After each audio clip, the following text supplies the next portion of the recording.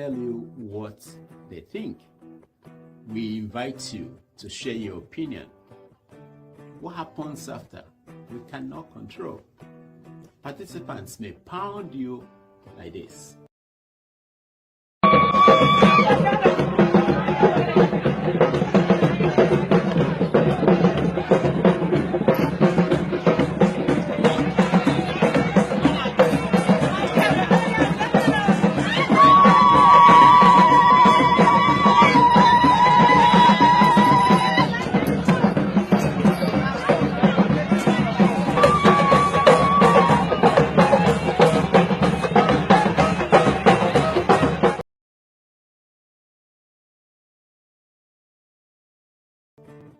And then you will join Bumi in saying, this platform is not for the weak. We do not start every conversation you hear, but we make every conversation you hear sizzle.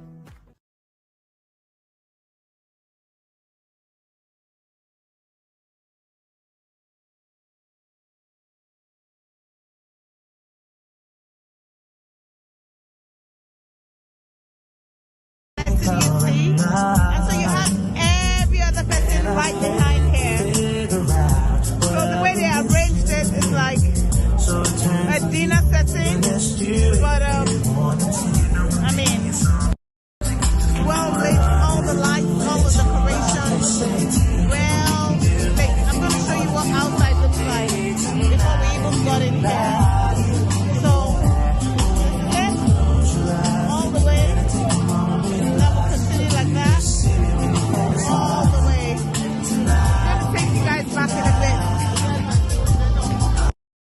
Eyes on. Walk all the way here, and then we do photography with her, with Aisha, and then we continue to walk through this beautiful, well lit, and then you see lights all over, everywhere, and this takes you all the way into the venue. So let's go. See all the lights. The whole place is well lit. Takes you into the venue, and of course A for Aisha. Exactly how she wanted it. That's a drone up there. So this is happening at the island, Calvini Island in Grenada. So there's the aisle. You can walk on the aisle, but on the side it's well lit. How you doing? Yeah, so this is you go in from here. Still have a lot of guests coming in.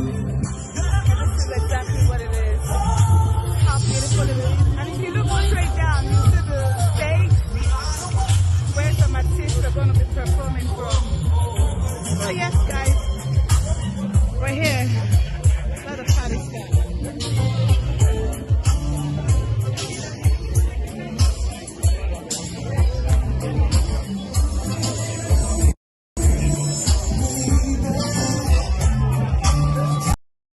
On TikTok for a while, you must have heard about a ton of Africans telling you that Europeans stole Africa's resources.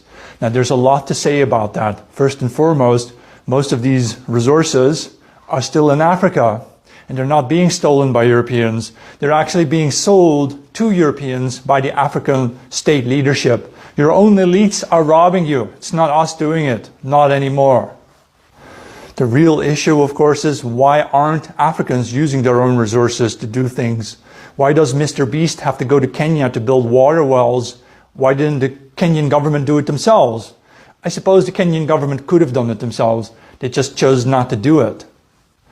Nigeria is now a country of almost 220 million people, the largest country in Africa. But they only produce about 10% of the electricity that a small country like Hungary. Hungary only has 10 million people, but they produce 10 times as much electricity as Nigeria does. I mean, I know you want to have your Wakanda, right? But do you expect white people to give it to you? No, you're supposed to build it yourself. Having said all this, it is of course obvious that we Europeans in the north need to prepare for a possible, potential African rise in terms of technology and therefore also in terms of military capacity. And that means we in Europe need to already start looking ahead and thinking ahead about how we are going to win the war against Africa, because there will be a future war between Europe and Africa.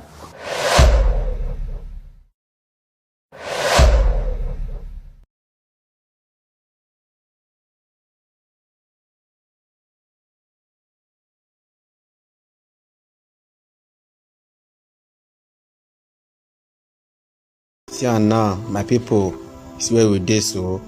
Now snow be this one, snow don't cover our house like this so. This year, we don't call this man and make all airports dig the snow.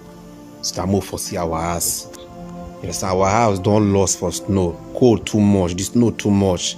Shebi they say you want to come Europe, you want to come Europe. We know you make you not come, but if you bear the cold, see now we define our house. See, I want to enter house now. Make now they pray for us so honestly. See now, okay, can't clear us. Now our pipe be this for our pipe. Water the rush, but as the rush come out, it dey block instantly. Not be saying it dey block. Make you know as we take the suffer cold for this side. See now. Now water they come out, but as they come out, as they touch air, it don't block.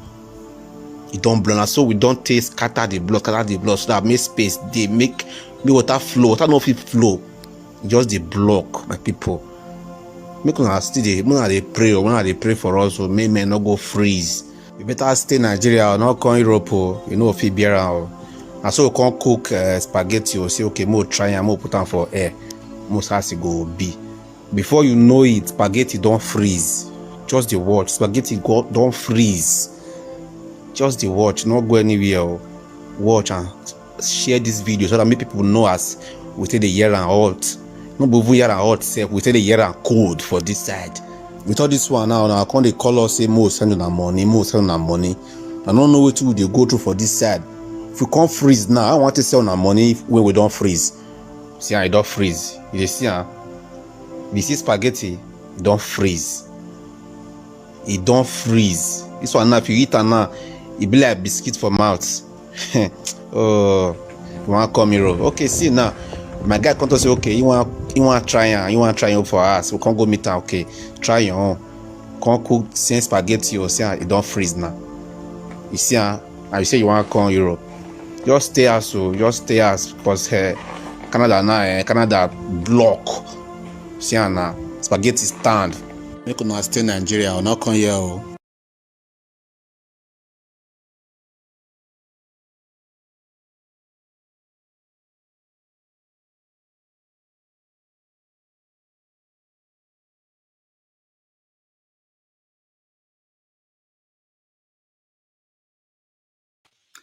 Ladies and gentlemen, you are looking at the before and after picture of the Honorable Minister for Humanitarian and Poverty Alleviation Ministry in Nigeria. Beta Edu. Yes, the before and after picture. Now, it's not her fault. I blame it on Jesus. Yes, I said it. This transformation would not have happened if Jesus had not allowed the Europeans to depict him with fake blue eyes and blonde hair. Our beautiful Beta Edu followed their bad example, and it has not stopped haunting her. From being a small, poor girl, too much money turned her into a big, poor woman. Yes. Kafune fune diotua. Fune fune. Ogadiaya. Think about it. Ogadiaya.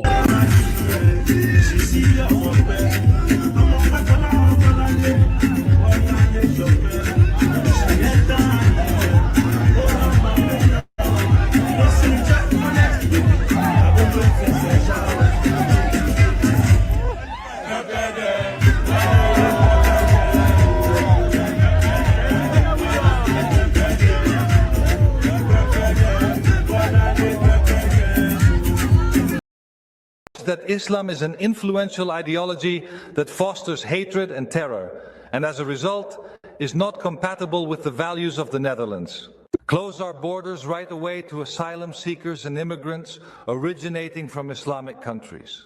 We should withdraw from the Schengen Agreement and reintroduce our own border controls. 3. Begin by dismantling Islamic institutions like mosques.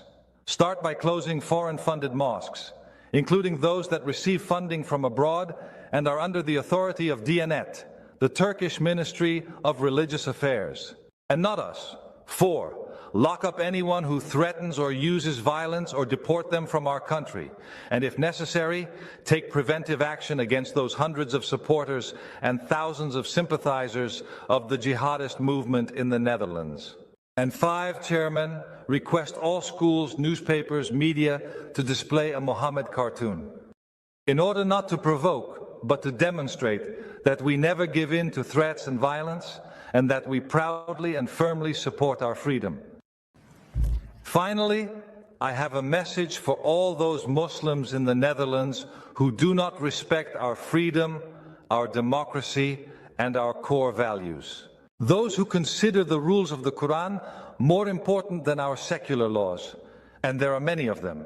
700,000 is revealed in the study by Professor Koopmans. And my message to them is get lost. Depart to an Islamic country. Then you can enjoy Islamic rules. Those are their rules, but not ours. This is our country. Not your country, but our country. To stay updated, you are more than welcome to follow me. Another buddy of mine came up to me the other day and said, Dixon, I don't understand something, man. Why do so many white people and white Christians support Donald Trump if he ain't no kind of man, if he ain't no good, ain't got no character and no soul? And I said, man, I think he's just the one that came up and he's showing white America's true character. White America has always been raping, colonizing, enslaving. Ain't that our background? Didn't we build this country on the backs of enslaved Africans and on the backs of genocide and indigenous people are stealing their resources and their land? Ain't that what we do? Is lie, cheat, and steal, just like Donald J. Trump. Greed is at the heart of white America. Called white advantage, white privilege, white supremacy, white nationalism. That is who we are. And that is a fact. And Donald J. Trump is just their new messiah. White supremacy's new messiah. White nationalism's new messiah. And that sick, dark, evil, greedy, white nationalist side of white America is who Donald Trump is. He's a reflection of who America is, of who white America is. And that's why so many white Christians run to him, knowing that he acts like what Jesus warned us about, the Antichrist. They run to him knowing he's an example of the Antichrist. Evil in every way. Greed, corruption, criminality, deceit, inhumanity, no respect for democracy, completely and utterly self-consumed. And this is what many white Christians and white Americans are supporting. Why? Because that is their culture. That is a large part of American culture. Do you think it was good, decent people that were colonizing? Do you think it was good, decent people that supported the colonizing, that supported white supremacy, and that continue to support white supremacy? Are they good, decent people? No, they are not. There is a large percentage of white people that have never given a damn about their fellow man and their brothers unless they were white. That is who we are, and Donald Trump is a direct reflection of that. And that disease is coming to front.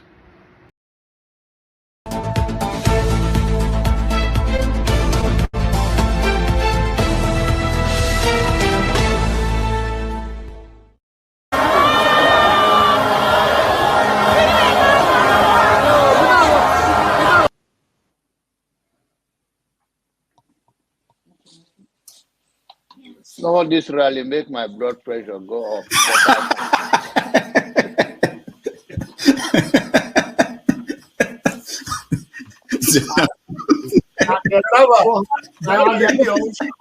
And the people are asking a platform for him who are supporting him. So you should get a filter sometimes. Filter your thoughts before you say. I'll continue to take blood pressure medication. Why are you getting high blood pressure, Jonathan? Now, I'm not taking medication for myself. I'm taking it for people like Paul and some of you guys that after the January, February something, and then people like Soludo, that is a good spoiler. I thank God for his life. He's working for my godfather.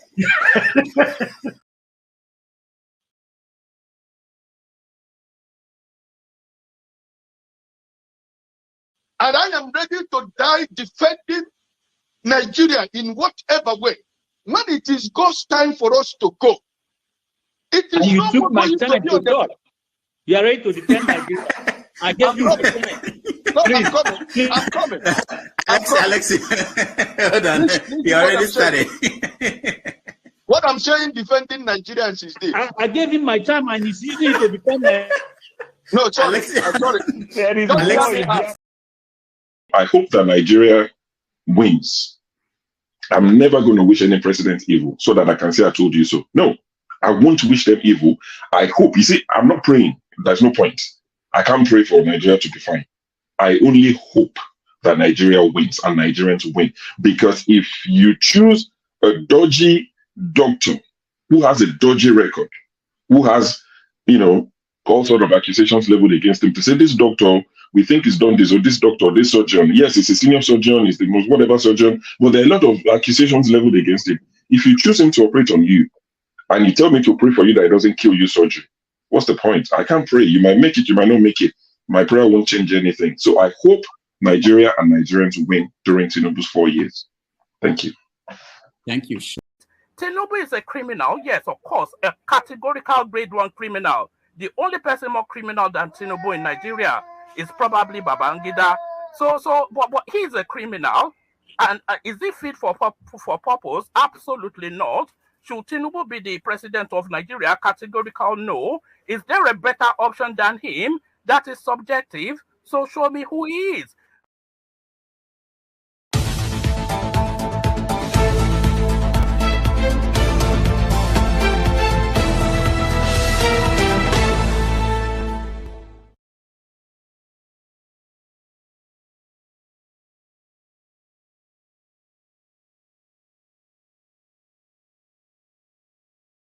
Hello everyone, welcome. My name is Rudolph Okonkwo. It's Saturday, January 27, 2024.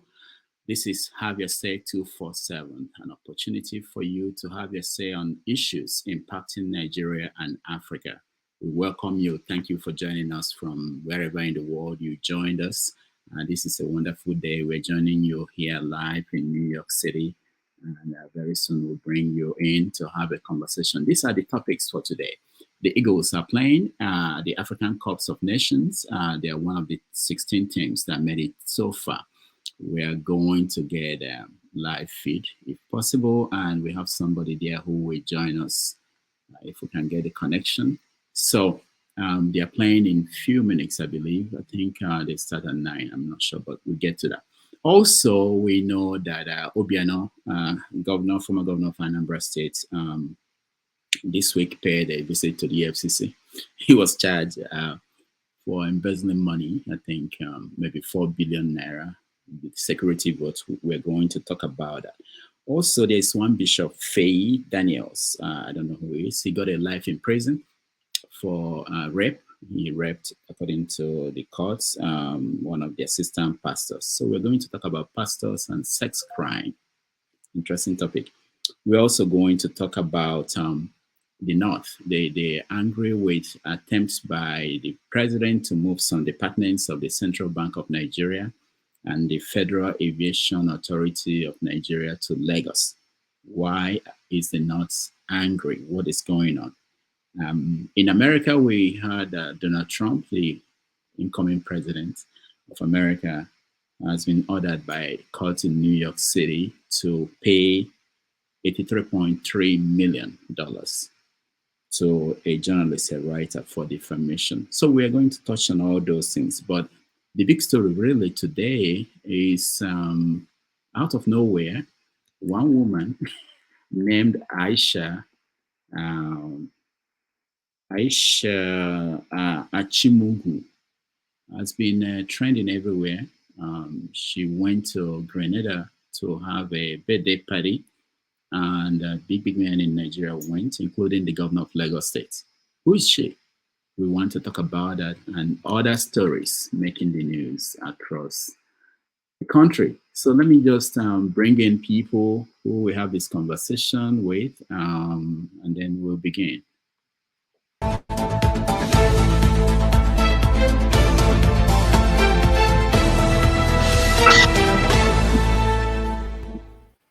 All right, welcome to the show, Chim. How are you? Good morning, Rudolph. Yeah. Good morning, everybody. It's a wonderful Saturday, I guess. The weather here is not very sunny. I thought it was snowing overnight because I was feeling very cold, but I woke up, it wasn't snowing. So what it means is one of those cold days. This is what we're going to have here. And I can see from the lineup, quite interesting topic. So hopefully we'll be able to do justice to it. Yeah. All right. Thank you. Do you have anything you think I'm missing that is important that we have to talk about? Yes, I don't know if, it depends on what anybody terms importance, but there was an ICJ judgment yesterday, and the court, I don't know if that thing really carries any weight. Yes, the International Court of Justice has ruled in favor of South Africa's request. So to what extent will that... Was it in favor of South Africa? I thought what they said was that Israel should try to avoid genocide, but that they did not call for a ceasefire. So that's not in favor of South Africa. Okay, so people have read it to mean it's in favor of South Africa. South Africa went to ask for something close to this, and then they got what they wanted. So I don't know. Because all I saw, I know, I hear you, I understand it, but what I was reading, I haven't read the report fully. But when I was reading follow-ups on Twitter, people sounded like, oh, it's Uhuru for South Africa. So no, they didn't win anything. But I guess while we're here, I'm going to go now and start looking for how to read it. But all the sides, they're spinning it to their own advantage, but they didn't win anything. Okay, yeah. All right, okay. All right. Ikena San Antonio, welcome to the show. You are relaxed. Are you on the bed? Are you sitting up? Are you lying? What is? Don't worry about how I was. Oga, which one though? How are you? The world is viewed. This is CNN watching. Yeah. CNN. Happy New Year. Actually, I haven't been involved this year. I was in Nigeria. Actually, I was in Nairobi for a little bit. Did you pay tax? Yeah, I went to Nigeria for Christmas. It was fantastic, but I go, but there's hunger in the land. Oh my God, there's hunger in the land. But anyway, I'm here to put 5 cents in what you're saying and what the topics are. I don't think 4 billion for Willie Obiano is a chicken change. I don't think that is really what he stole. So we will talk about what happened during his governorship in Anambra State and all that. But Happy New Year, everybody. Happy New Year. Thank you so much. X0, welcome to the show. Yeah, thank you, Dr. Damages. How are you today? Good afternoon from here, or good evening from here. It's 5:26 from here in Sweden. Very good. Very interesting topics. I see we have regulars, Chim and Tone. So, I mean, my own contribution will just be following from them, learning from them, and Mr. Ike here. Yeah, I'm going to be learning from you guys. Though I have something I wanted to chip in. When you talked about but when it gets to the discussion, I will chip that in. Before I forget, you're supposed to give me the contact of the man we had an interview with. How did you miss that? You send me a message. You got my number. Send me a WhatsApp message. No, I don't have your number. Okay, I don't have the number. Share it on the private chat. Okay, do that. Okay, do that. All right, Tone, how are you? Hi, hold on. Let me just unmute myself. Just 1 minute, please. Okay. Okay. Hello, people. Another day, another dollar.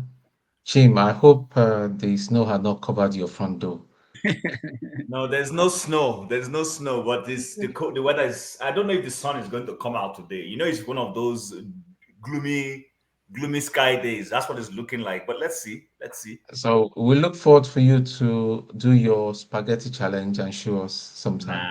Nah, no such thing is happening here this year. I can bet you on that. Right. Okay. All right. Okay. Pretty interesting topics. The pastor. I'm surprised you did not hear of him. He was trending really before the election. He was the one that came up with the controversial prophecy, and after a week, I found people will be arrested. I think I read. Yeah. I found that actually that prophecy did not come from him. I know the person that's actually gave that prophecy. I have his personal contact. So, I mean, a whole lot of things. Anyway, that is by the way. I mean, when it comes to religion, I don't like to delve too much, but I think there is a political undertone in the sentence. Whether he did it is another thing, because the world we live today is all about accusatory world, and I think the male species is a very endangered species. You take a lady out, you've got an issue with her, she could just say, listen, you touched her tie, and you'll be in trouble. So I think it's a time that we should, all men, married and unmarried, single ones and all that, we should just be very smart when we interact with these species. They're very, very dangerous species. Right. I think we should have touched on the kidnap kingpin that was paraded, saying that he's the police paraded him as a kingpin of kidnap, the Chinasa guy. I think it's something that was as worthwhile that we made. If we've got time, we'll touch, and yeah. So that's just about it. Let me allow other people so that I go around very quickly. Okay. All right, thank you. Yeah, that story came up last week. I wasn't sure where it ended. We didn't deal with it at all. We didn't touch it at all. Okay, all right, we can get back to that. One man, welcome to the show. Yeah, good to be here, Rudolph. So I just like to pop in. I see you've gathered the hoi polloi here again to do their usual, sanctimonious. You're one of them now. Self-righteous indignation, head nodding for endless hours. One man, that's not nice of you. I was going to say hello to you. No, you can say hello to me. You're already using very porous words on us. I was going to say Happy New Year. I haven't seen you this year. Happy New Year to you. With you. The man is a bush. Is from a bush in somewhere. I said happy. No, I am from a bush. I greeted him last week. He ignored me. He's a bushman, so I'm not surprised. Is it my turn to speak, or am I going to get heckled? I thought. All right. Don't let him tame the wildlings. Tame the wildlings. Apart from Tim, of course, but tame the wildlings. Please be careful. Yeah. Okay, one man, go ahead. So how are you? What story did I No, I'm good. I just like to pop in, say hello, especially to my good friend Chim, and yourself, of course, Rudolph, who is still under observation because we don't know where you stand. But no, you just really to pop in to say hello, catch up with you guys, just what about me? Around. Hold on. One man, how is the show going for you? How are you doing this year? Well, it's just it's of course, when the cutting edge of the back and forth of the political space has somewhat is spent now. So we're in that administrative space now. So it's essentially now holding the feet of the government to the coal, holding them to account. What we're looking for now is an effective opposition. No, hold on. Are you holding them to account? Are you well, but you probably don't follow my sessions then if you have to ask I've that not followed question. recently. Yeah. Are you doing that? Well, if you have to ask that question, then you're not following my sessions. We do that. We do that daily. We do that daily. So and that is the purpose. Nigeria is the project. I think if there's anything that we can all coalesce behind, is that Nigeria is the project. So how that project gets the best is really where we differ. But ultimately and hopefully, I think really what we all want is a better Nigeria. The pathway to that, though, is where we differ. Okay, thank you. Sim, welcome to the show. Hey, thank you, Rudolph. Let me start by saying I can never queue behind a criminal, no matter, even if the criminal is my father or a certificate forger, God forbid. I can never. I prefer to take poison. I prefer to take poison and die than to go and queue behind a creep. For what? Is that the best we can bring out? God forbid. Woe betide those that are praying for criminality. May their generation never know peace. May they all be full of criminals. It's impossible. All right, let me leave at this point. I think we're back to where we were.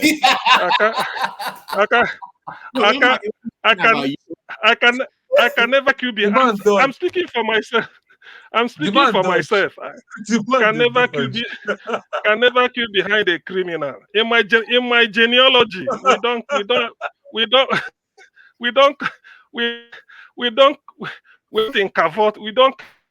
cavort with criminals, no matter what. Guys, if you why stole are you guys so anything, now you look for trouble. If you steal anything, for trouble. No mind now. Look for trouble now. We'll begin give your intro. Let's move on. Don't worry. Let's just move on. Anyway, thank you, Rudolph. Is there any news we missed this week? Probably somebody. Oh God, where is the echo? Is there? If I'm to hazard a guess of a news item we missed this week, although it was the criminal sneaked out to go and take his steroid in France, so it's quite it can be missed. It didn't make headline news because he sneaked out. Why the house was burning all over at Abuja, and what is happening at Abuja in Plateau, and then Fubara was confirmed as Fubara is now the elected governor of Rivers State for the next 4 years, unless they impeach him. So to my job brothers and sisters, let me greet you in your own language. Eyes on. Izoki memie emia asawana wana. So if you want to know the time, in Rivers State they say no SIM, no network. I rest my case. Thank you. All right. Thank you, CM. Awole, welcome to the show. Yeah, greetings to everyone. Happy weekend wherever you are, and all protocol. Yeah. Wale, do you speak Ijotu or you speak Ishekiri? I can only speak Yoruba and Pidgin. Okay. I wish I understand Igbo, but I love the Igbo accent, to be honest. Especially when I have to tell you that this container contains something that you have to pay very well. Oh, if you don't pay, you're not going to get everything. Sorry, my accent. I try. What has happened in the week? A lot of idiots, tribesperson, and very, very few citizens. So as we can see, it's just going to continue to happen, as everybody know. The gentleman that spoke now said, even if my father is a criminal, it takes me that discipline to deny myself and say, you know what, I have to do the right thing. And I think that is what many people lack. Because, one way or the other, I always say, this country that is full of, all the things that we complain about, who are these people? They are my brothers, my fathers, my uncle. And I keep wondering, like, if my brother is a senator and he's funding me, he's taking money that belongs to the old, state to just look after me and the family without even thinking of that granite seller that couldn't send that child to school. But I can go to Harvard, I can go to there, but I'm not seeing anything bad in it. Then I'm part of that problem. I'm part of those who are ruining that country. Although my name might not be in the limelight, I mean, in the media, but my father or my uncle or my auntie, who is doing that? I'm part of it. So, I always said I would do my own part. Like the gentleman said, even if my father is a criminal, I'm not supporting it. I would rather be a cleaner or do a menial job, live in one room and have my respect than being called a thief or a criminal. I rest my case. All right, thank you. Omore, welcome to the show. I'm glad to see you. Happy New Year. We're talking about what stories we probably might have missed. Rasak wrote on the comment section that we didn't mention the arrest of Meitiala leader who was arrested for setting up his security agency. So that's a very important story. Omoyere, welcome to the show. Yeah, thank you, Mr. Rudolph. Once again, it's always a pleasure to be here. Greetings to all the panelists and our viewers across the globe. It's always a delight to be around.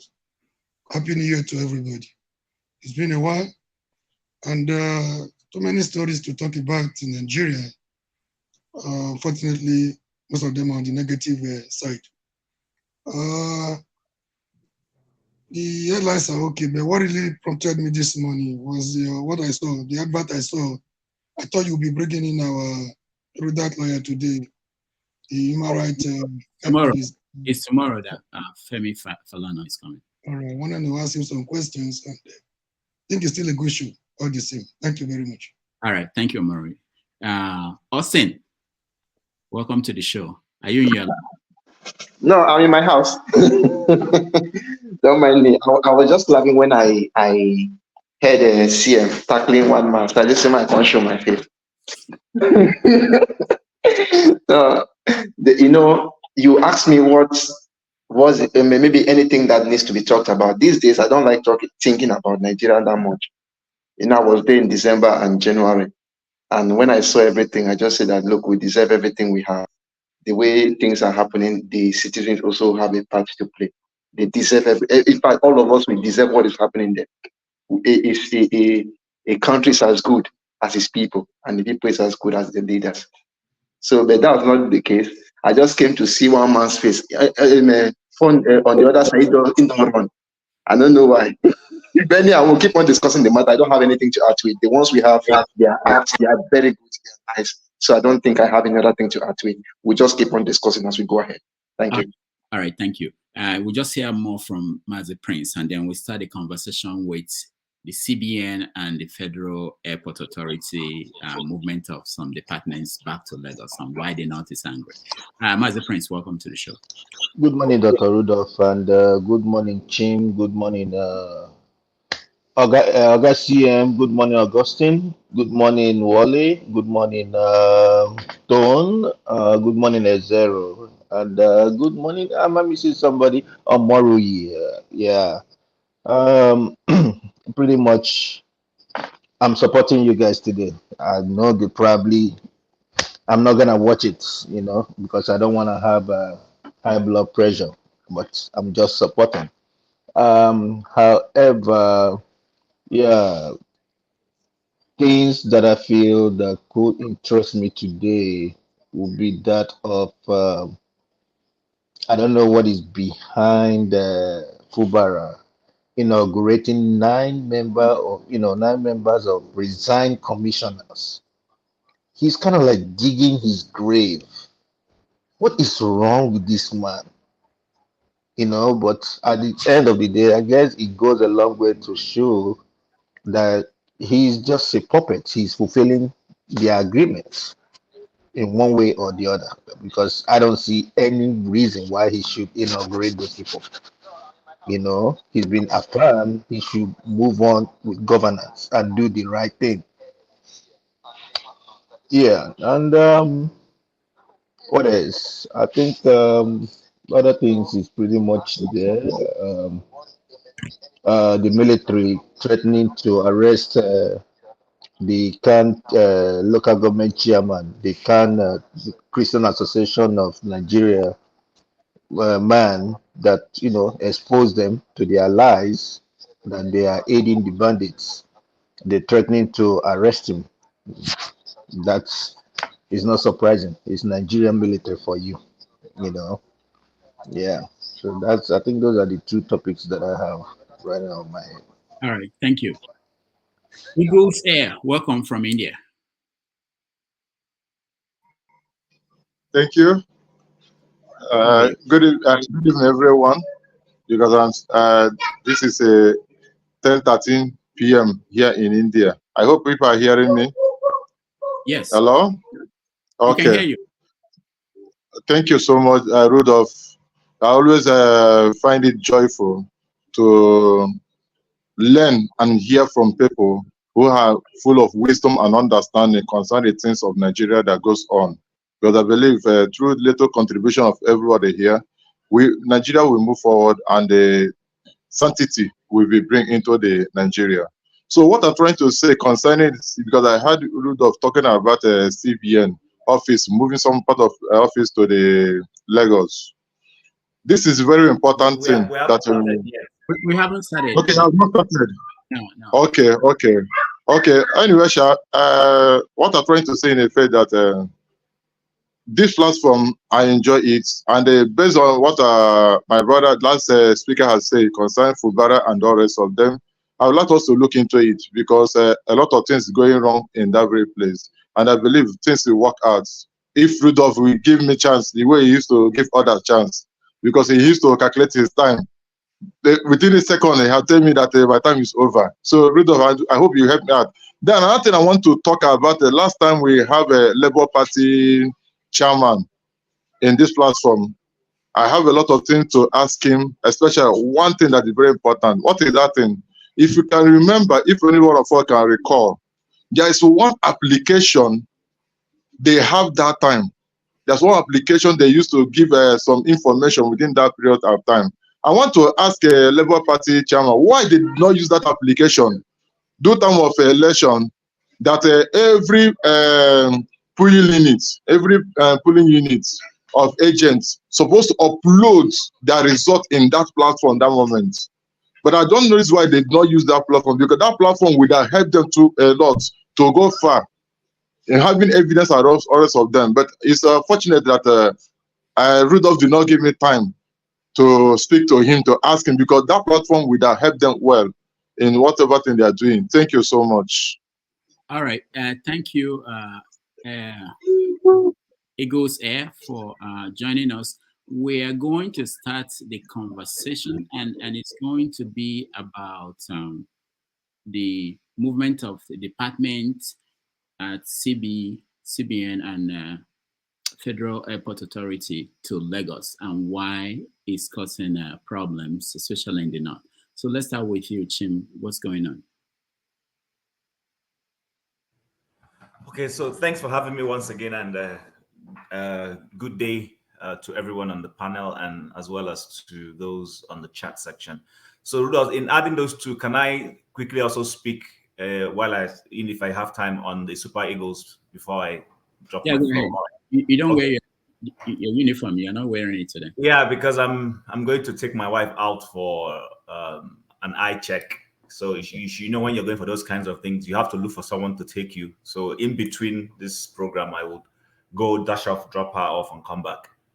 So anyway, so yes, the CBN, the movement of some department, or maybe a department of in CBN, and then the total movement of FAAN back to Lagos. So I was having a conversation with a few other people, I think yesterday, and I said, ordinarily, that shouldn't be a problem. I mean, those of us who live in the Western world, we know that even though if Washington, for instance, as an example, is the capital of the US, if an institution of government doesn't need to be in Washington, it won't be in Washington. You know, so if something like I think the CIA is in somewhere, where is Langley? What state is that? Langley is that Virginia? Yeah. So that's where it is. It doesn't have to, and CIA is like their, if I'm correct, it's like their DSS or something. So it's not even sitting in the capital. They may have a small office in the capital, but their main infrastructure where they work from is in Langley. And that's the way it's supposed to be. These are not supposed to be things that we should politicize. On a good day, if the president says, hey, this, and factually it's not even the president. I hear that it has been a decision on the desk of the CBN governor, and it transcends even from Sanusi, because Sanusi came on air recently to say that he had muted that idea. You know, perhaps Emefiele did not have the boldness and courage to do it in his time, and this one wants to do it now. But I do understand the hue and cry from our northern compatriots. Unfortunately, that is what happens when we refuse to do things appropriately. When we begin to do things in a clandestine way, even when that decision is good, we'll cry wolf. We know the story of the child who went into the street and was crying wolf, wolf. And there was no wolf. Every time he would come and cry wolf, there was no wolf. People will come out with their weapons to fight the wolf. And someone said, okay, you know what? The day the wolf will come, because you have you've been abusing this process, people will take it that, oh, we shouldn't listen to you. And so the day he cried wolf genuinely, everybody ignored him and the wolf ate him. So the point I'm trying to make is this. I don't think it's a wrong decision to move that particular department, because technically speaking, most of the headquarters of the bank, and banks are private institutions. You can't force any bank to go and set up his headquarters in Abuja. So they are working from an environment that they have, so to speak, defined as a commercial nerve center of the country, which is Lagos. It's like New York. New York is not the capital of the US, but the stock exchange is in New York, not in Washington. There are top institutions, you know, that influence global trade. They're all in New York. They're not in Washington. So ordinarily on a good day, it's not a bad decision. So unfortunately, because of Tinubu's unnecessary not being sensitive when it comes to appointments, I get it that you have to put your good men, your trusted allies. I understand it. But in his appointment, there was an unnecessary focus on his Lagos boys. And that singular behavior and act is making a decision that ordinarily the CBN governor would have been bold enough to come out to explain why he was taking that decision. Clandestine intentions are now being read. As for FAAN should be in Lagos. FAAN was in Lagos until Seriaki Hadi moved it to Abuja under Buhari. So moving it back to Lagos, also I don't find any problem with it. But again, like I have said on my foundation, because of the way the president has gone about a couple of things, people are reading wrong meanings. So that is to the extent I will speak to that. We all know this. I've told people, I live in Canada. When you talk about your tax, the tax, like what you call in the US, IRA, CRA, Canadian revenue, this thing, it doesn't sit in Ottawa. It sits in another location in a different province called Manitoba. That's where it is. So if you're doing anything, you're writing them, or you need to go there physically, you will not be flying to Ottawa. Those in Ottawa fly to Manitoba to go see them. And that's the same way there are other institutions of government in this country that are scattered across the different provinces of the country. And it's intentional. The whole idea is to give everybody a sense of belonging. I've also suggested, I see no reason why NNPC should not be in Warrior Port Harcourt. Perhaps we should start considering those kinds of things. Perhaps we should start considering why the whatever agricultural institution or head of agricultural decision making in Nigeria shouldn't go and sit in Makurdi. I don't have a problem with that, as long as they're doing their job and they're in a place where perhaps that is where the core of all their activities are generated from. Then it's fair enough to go sit there. If there is any institution that is predominantly, say, in Umuahia, for instance, why not? Why not go to that place and build that institution? So all this whole and again, I think another lesson to take from this is that we haven't learned any lesson from our movement of capital from Lagos to Abuja. Congestion was at the core of the decision to move the federal capital away from Lagos. We didn't learn anything. We almost are trying to repeat the same mistake, moved it to Abuja, and are now trying to over-concentrate everything in Abuja. There is no need for that. Abuja should be the capital of the country, but institutions of government that do not necessarily have to sit in Abuja should not be made to sit in Abuja. That's what I would say when it comes to that. And then to the Nations Cup. For those of us who've been following it, like I rightly said last week, football is a very interesting game. Ivory Coast and Cameroon qualified by the whiskers. They did not play very fantastic football, but they've qualified. So if tomorrow Ivory Coast wins the Nations Cup, having qualified because Morocco did them a favor, technically. If Morocco had played out a draw with Zambia, Ivory Coast will not be in this round of 16. But Morocco defeated Zambia, and that handed Ivory Coast a chance, to come in. So now this is the round of 16, is a knockout stage. There is nobody's going to be talking about 3 points or that. It is smash and grab, as you would say. Our coach came out yesterday, I think, to say that he's not so much interested in playing fancy game.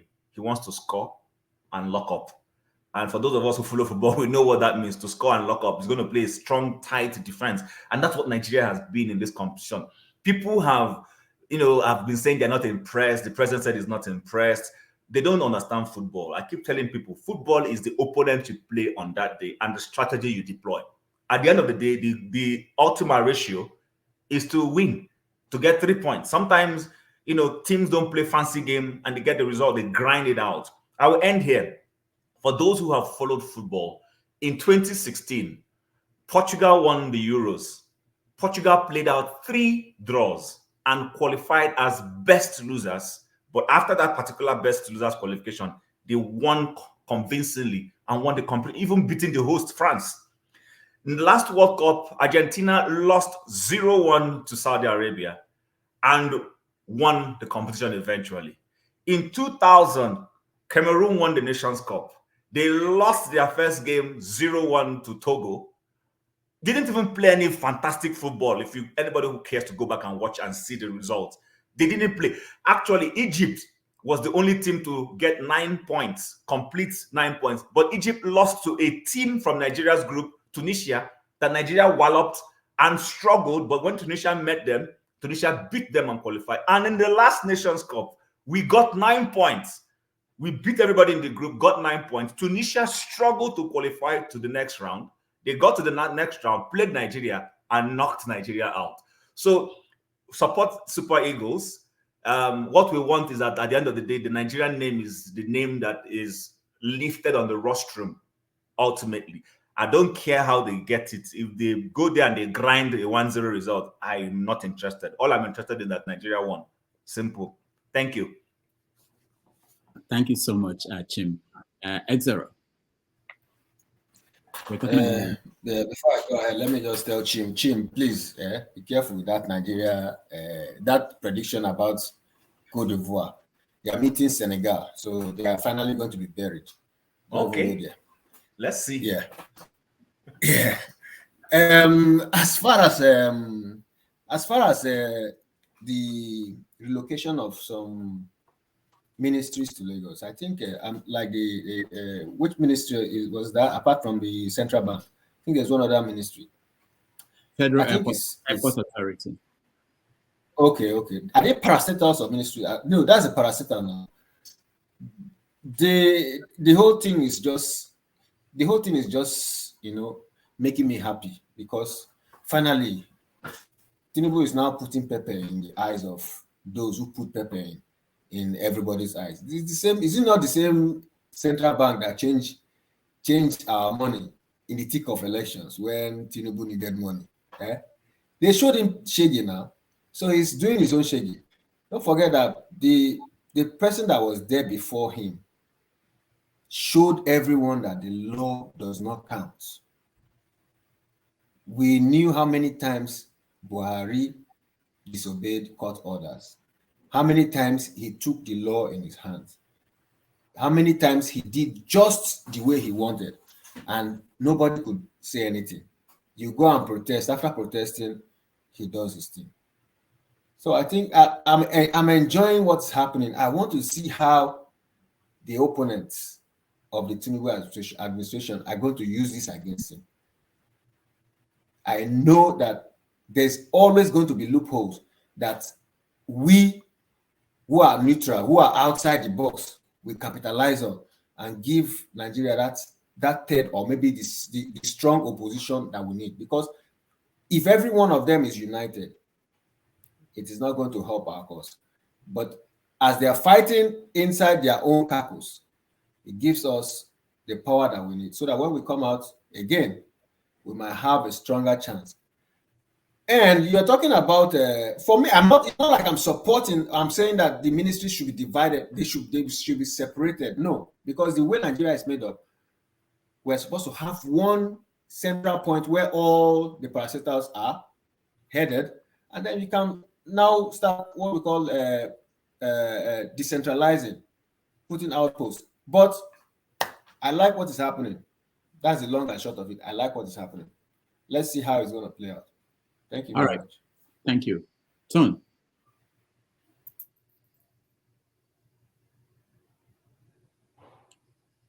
Tone, we can't hear you. You are muted. Yeah, sorry, I didn't realize I was muted. Okay, with the movement of Central Bank back to Lagos, I don't see any big deal. I just think they're just whooping. Not Central Bank, not Central Bank. A department of Central A Bank. department. Yeah, that's what I meant to do. Yeah, slip of tongue. Yeah, I don't see. It's just they're just trying to whip a storm. You know, he's not there. I don't see any big deal. It's if the people in charge feels that there's a need for it, because they've not told us. Nobody has come out and told us the reason why this is being done. But I mean, you know, like the climate that we are in Nigeria, everything, even when you sneeze, they want to see whether you sneeze in Yoruba or in Hausa Fulani or you know, there's always a political or tribal undertone to everything you do. So I'm not just surprised. I don't think that's the main issue. You know, the northern bigots can cry for what that's their while. I don't think Tinubu will even pay any attention to them. The decision has been made. Well, with the match tonight, I'm looking forward to it. I want to see because to be quite honest, I mean I know the coach did say that it's about locking up and about being very defensive. But again, being very defensive could have its setbacks, because in football we have many variables. You could have a red card, you could have a penalty. What do you do if you lock up and you're not coming out to play, and they say on the 85th minute you concede a penalty and then you're down? So what do you do? So if I was a coach, I would go out all offensive. I'll get my guys to express themselves, especially midfielders and the people that play the final third, you know, to put away the goal. Because when you score, when you're about 2 or 3-0 up and all that, then you can lock up, but you just don't lock up all through, because you'll be absorbing pressure on yourself. And what else? Yeah, that's it for now, really. Thank you. All right, CM, you're next, please.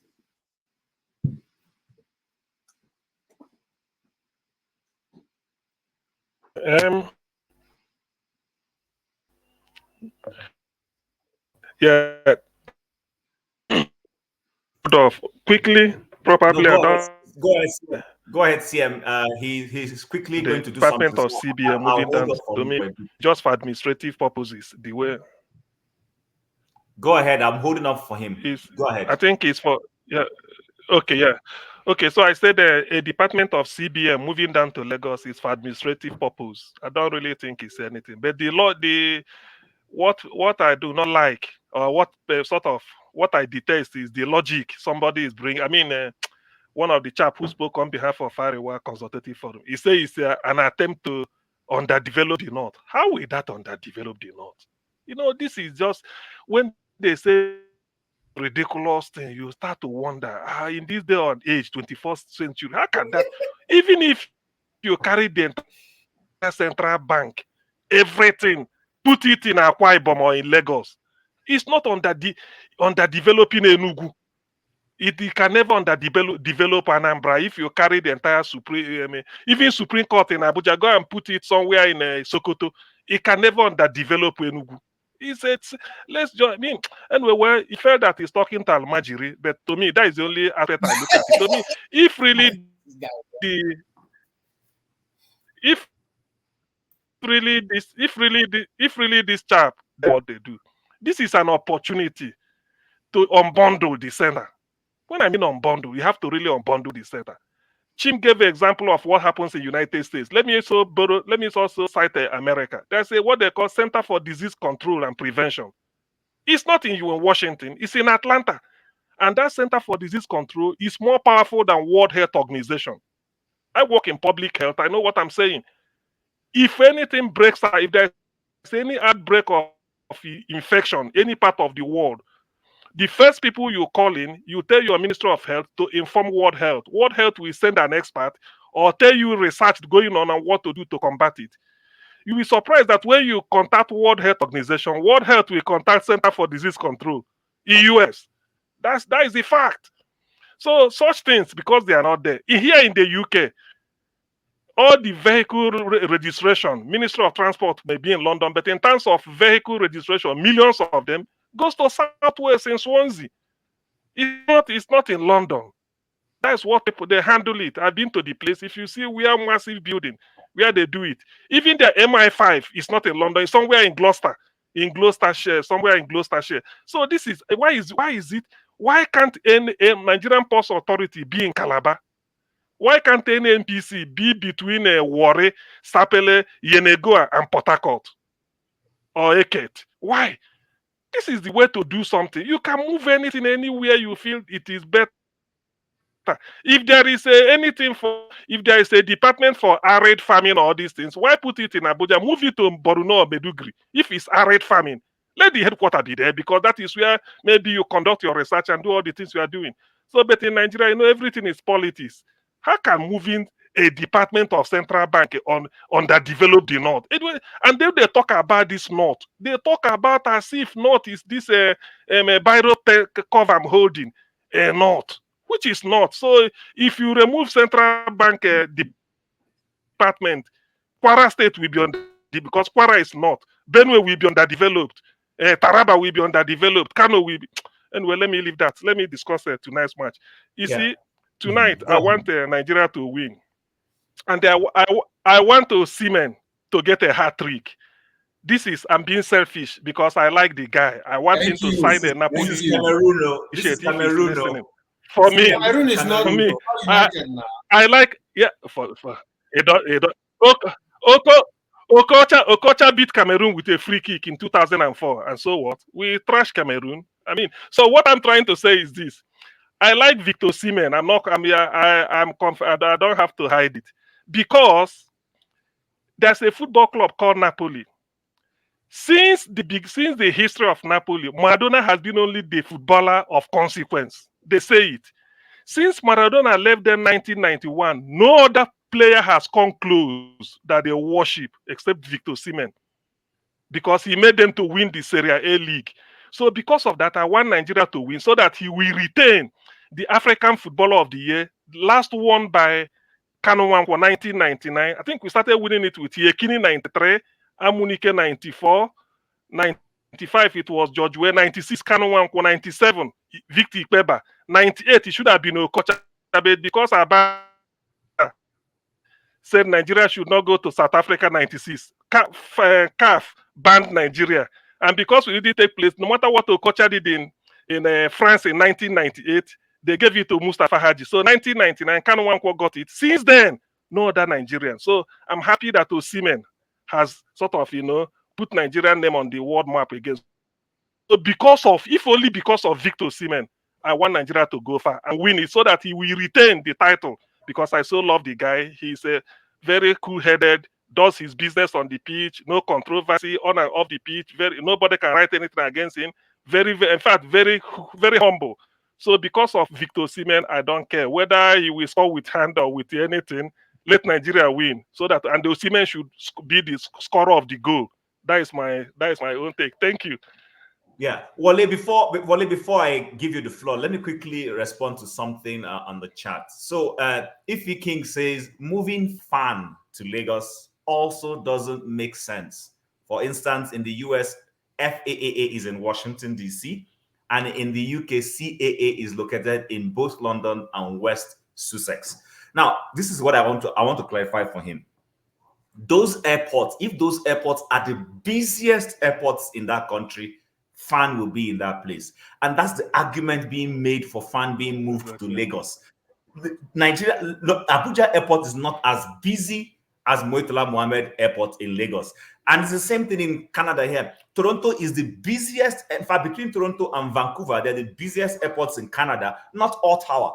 And you find out that this thing does not sit in Ottawa, it sits in either Vancouver or Toronto, most likely Toronto. So I think that's the point. Unfortunately, like I rightly said, because of the politics the president has been playing, people are reading bad meaning into some of those things. If he wasn't playing those kinds of politics, these things are no-brainers.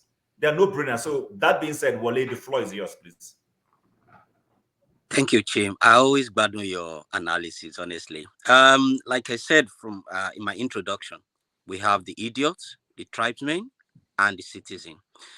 When you look at people who do things right, irrespective of, either is moved from this and moved from that, because they have a focus, they have vision, they know what they're really doing. But then when I look at the problem of all these departments moving from here to there, it's just at the end of the day, like, is it not just building? Imagine if there's electricity, there's information system working properly. Look at us here now. I've never seen any of you. I've never seen you physically. Look at how we are holding a meeting like we are in the same town, like we are in the same community talking. So, when you see all these analog brains, not even trying to move close to 2000, let's not to talk of 2024. They're still thinking of, I don't know, maybe to call it 1900 or something.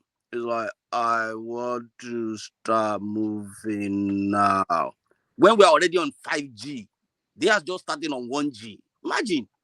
So the idiot wouldn't bother. I mean, they wouldn't really think of what benefit is it going to get to that woman who lives down south by the riverine area. What is the monetary policy? What is the central bank? What impact does it even have on a child that is about to start school? At the end of the day, if anybody stays in Ibadan or somewhere in Ilorin doing his work properly, move things, electricity is there, the system is working, we wouldn't even know who is moving where, because we'll see the effect. But we'll never see anything. It's all about names. And now when they start, you can see the idiocracy, and you can see the tribesmen coming out. And then you start asking yourself, where are the citizens? Who are the citizens here? But because the president who is here now, I'm not surprised if all this start coming up, because he will come to equity, have to come with a clean hand, or how they say it. If you don't come in with a clean hand, it's just a matter of time, like you rightly said, they will start crying wolf. So when the real wolf actually appear, because, in the first place, they've already lied about everything. So how are we meant to believe, even if it's the right thing? So moving FAAN to Blade, or moving Central Bank Department to Ibadan or Ilorin, or back to Lagos and Sri Lanka, or whatever you call that one, that paint the Ethiopia airline as a Nigeria, it's not full of, when you think about this country, you just feel like sometimes all these people, death is wicked, sha. Death will know the right people to kill. It won't kill them.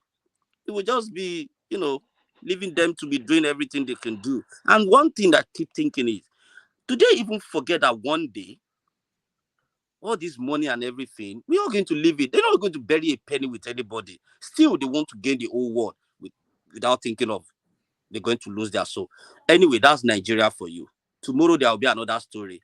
It's a propaganda. In as much we keep putting these worst people in power, we're not going to get anything better than all these shenanigans and analog thing we're going to continue to have. So that is them. Nigerian people, I don't know.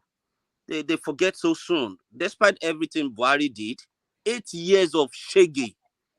Do they learn anything? No. So they will continue. They like to worship and hail their oppressors. Sometimes you want to rescue Nigeria and you feel like if you are not very careful, it's your own blood they will suck. So let me leave Nigeria in that situation. You've said it all, and that's how they are. Like rulers, like followers. With the Nigerian football, I kind of like it. I'm not a football person, but when it comes to Nigerian and the drama and the, Nigeria on the platform, it just makes me feel excited in a way.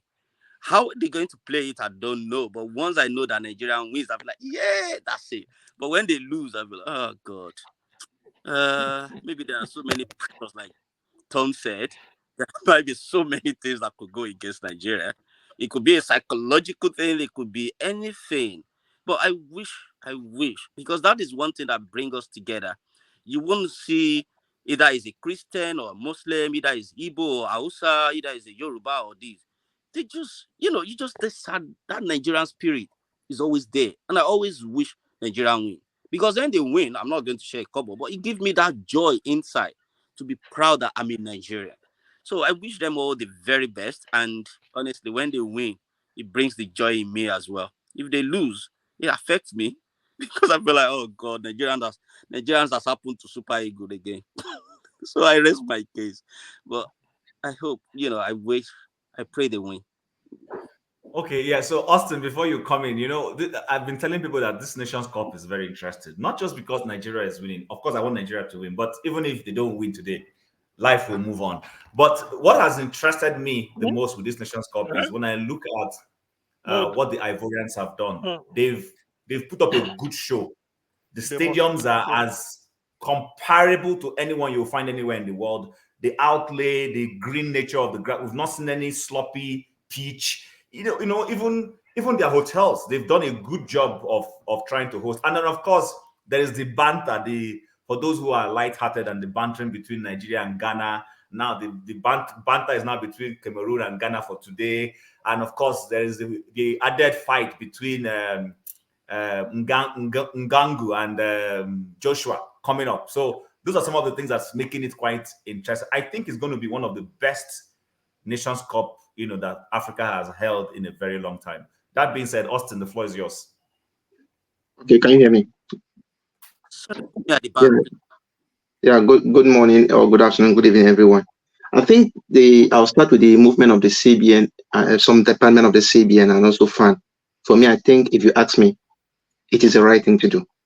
That's the right thing to do. Why? You have a whole building that is standing in Lagos that's renovated every year, and nobody's in the office. According to what, from what I read and from what I got from some people, the CBN office in Abuja can take about 2,700 people offices, but it's presently occupied by more than 5,000 people, and it's overstaffed. You and I know that building is stressed. If for example, let's say you have a bridge, if they want to test a bridge, you have the highest capacity that bridge can take. If it doesn't collapse, it is tested more. Then if it's found safe and worthy, it can then be put into use. The same with lifts in buildings. If this lift can carry 10 people, the 11th person should not enter. So if a building can take 2,700 people, you have 5,000 people, it's already a risk. So why do you want us to put them in that building and tomorrow they collapse, you say, hey, na Nigeria Kosa? Why there is another building that has been renovated in Lagos? I learned that it was renovated for up to about 40 billion as of last year, and it's empty. So they can go there and have good offices. And besides that, from what I also read, it seems as if there are some people who go to Lagos and work for 3 months, they return to Abuja. Why they say they risk traveling to Lagos and returning to Abuja, the kidnapping and everything we know today? Why don't you just tell them to go to Lagos, have offices there, have their homes there? So I don't see anything wrong with it. But as you said earlier, it's just this issue of he's doing it for Lagos State or this. And one thing I don't like about Nigeria is that we always want people to insulate. I like to be explicit. If there's something you need to do, state it explicitly that this is how I want to do it. The government could have said that I am moving this department to Lagos because of A, B, C, and D. Not wait for people to shout before you start giving excuses. That's one thing Nigerians we don't like. We do, which is very bad. You should try to educate your people that this is what I want to do, and this is the reason. Not that you make me to read meaning to it. When I read meaning to it, you now start telling me that. If I can just cut you short, remember I always say the Nigerian government is an enabler of conspiracy. You know, I keep saying it, that a big enabler of conspiracy. That's just the problem. They are supposed to bring out all these things. And we know, I pass through Abuja airport. I always see the airport and I cry because it's not busy and it doesn't bring money to the country the way it's supposed to be. If I've never passed through Lagos, but if Lagos is more busy, then let FAAN go there. So that if there are problems we have, they can easily settle it. You can have your other offices in order, like in Enugu, this and that. But the main position, that's where you should be. So I don't see anything wrong with it. But as we said, the nepotism which is practiced by even the government of the day, they want enabling this. Then besides that, I will heap on the super egos. Generally, if we want to go based on a toe-to-toe and the rest, to be honest, we have a better team than the Cameroonians. And we can do it. We have a better team. We have a good defense. Our midfield, when they come to work, when midfield come work, when they come to their work, they are better. And believe that Iwobi and Frank Onyeka can outstand and Wita and the other people. I know, because we have the skills that we can do it. And the strikers are also very good. All we need is that come to work. When you come work today and do your work, it will be okay. So if you ask me, I know that this match today, yes, it's always true that even the cases where you have underdogs can beat the Oga. It's very true. I'm not saying Cameroon is an underdog. That's not true. But what I'm trying to say here is that Nigerian can do it. And for me, I'm tipping Nigeria to win. It may be a slim margin of just 1-0 or 2-0. Or if it gets worse, 2-1 or 3-1. But I feel the Super Eagles can do it. I feel so. And for me, I just wish them well. And I wish that they can just make us proud. Just do something. At least this one way, Naira na 1,450 or 1,500. We'll just use that one whole body now. We'll use that whole body, I beg. Okay. Austin, thank you. Chim, thank you so much for helping to guide this. Mazi Prince, I like what Austin, I wanted to say that the figures I got was that the Abuja office could take about 2,300 people, but now it has 4,000 people going there. And you have a building in Lagos that is empty and we are paying for it. So why not move people? But that has not answered the question why people are unhappy in the north. Some people, not just the elite, even ordinary people. Rudolph, one thing I can add, and I hope that won't. So you know there is more, like Austin rightly said, people go travel, spend 3 months or whatever in Lagos, and then they head back. So there's ESTA code involved in all those things. So, I mean, if you tell them to finally move to Lagos, those set of department move, it means they will not be doing those movements anymore. They're now in their normal location. That money that they get from government, from the coffers of central bank is gone. You and I know that most workers who do travels, if make those kinds of money, nobody's going to be happy. And some of them are the children of all these senators and co in the north. That's how they make some of this money. They are not happy about it. What does any core northerner care about the interest of the average northerner? All this noise they make and come and say, oh, it's going to impoverish. The people, they are already impoverishing that by their actions.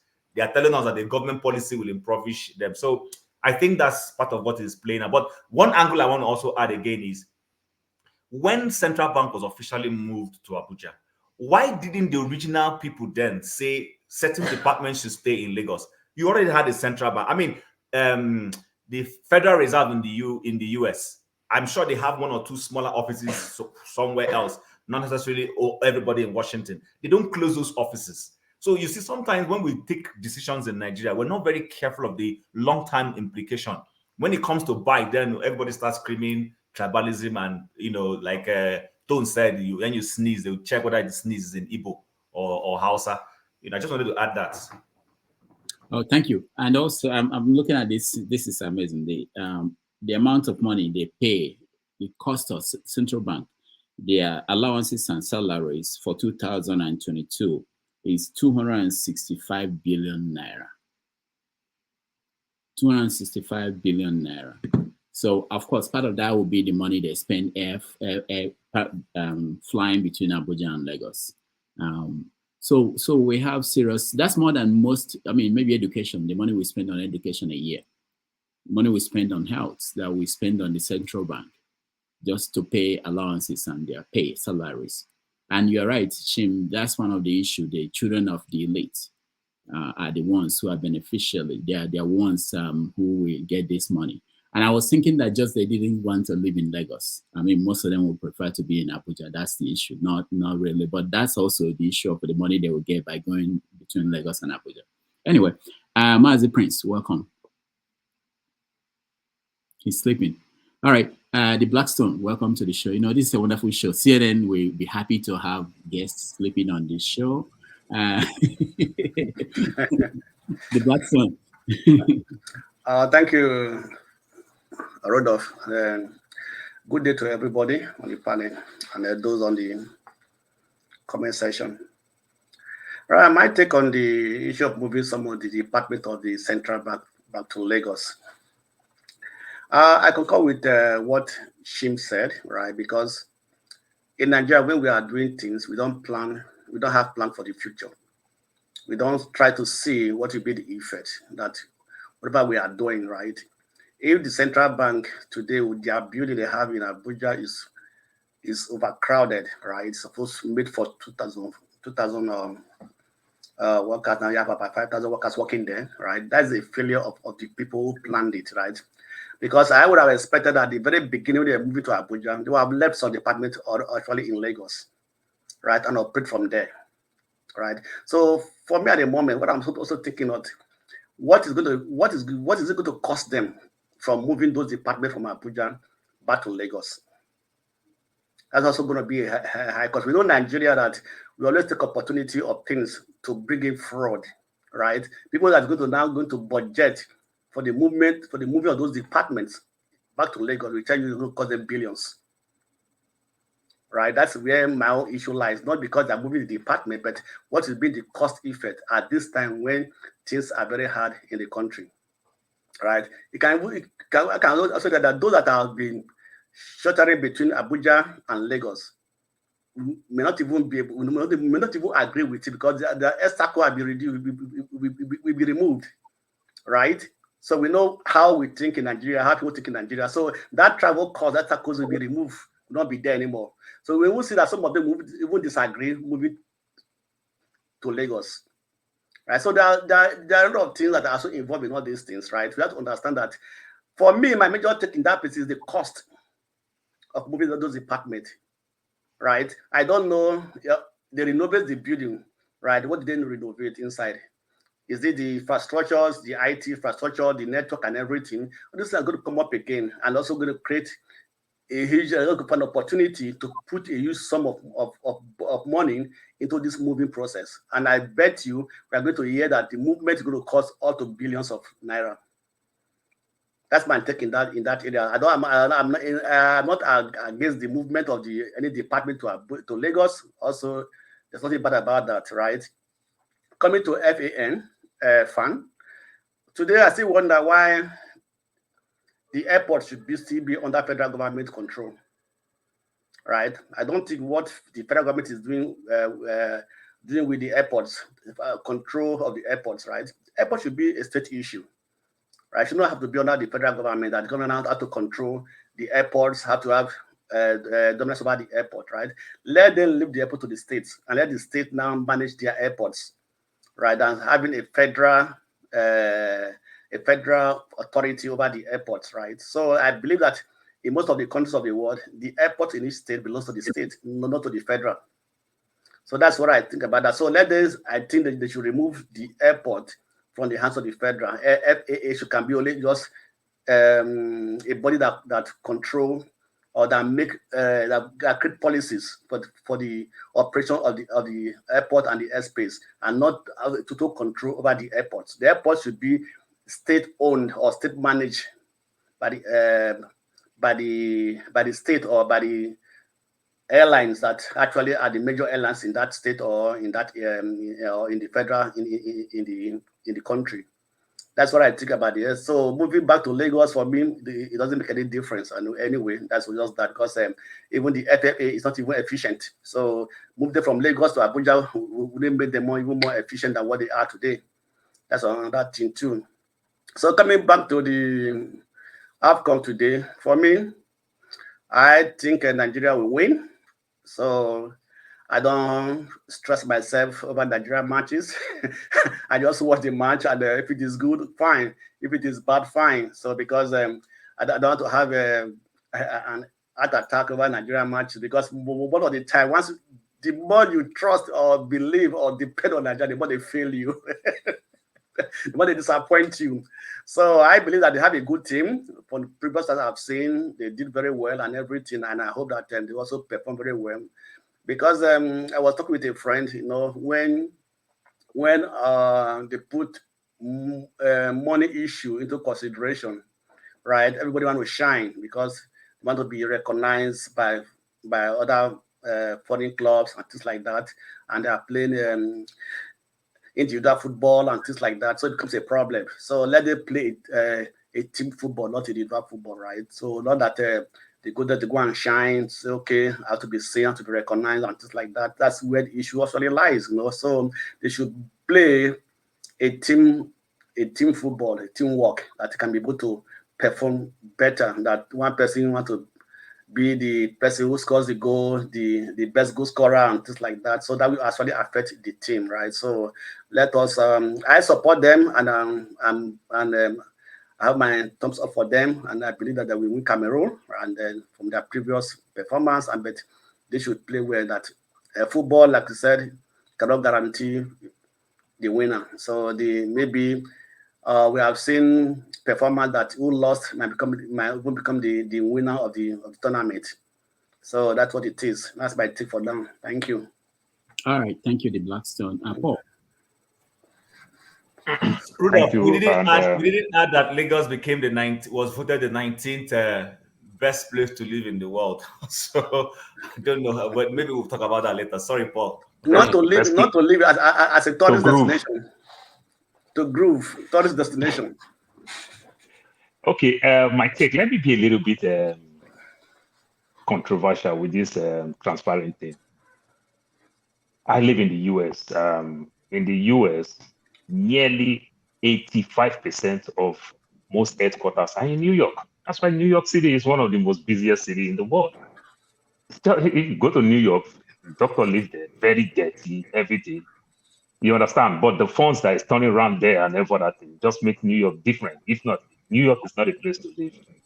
When doctor moved to America, I don't have nowhere to go. So that is his first bus stop. No family, no friend. He just stopped there.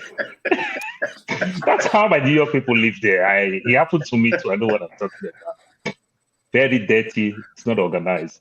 But almost 85% of headquarters, corporate business are in New York City.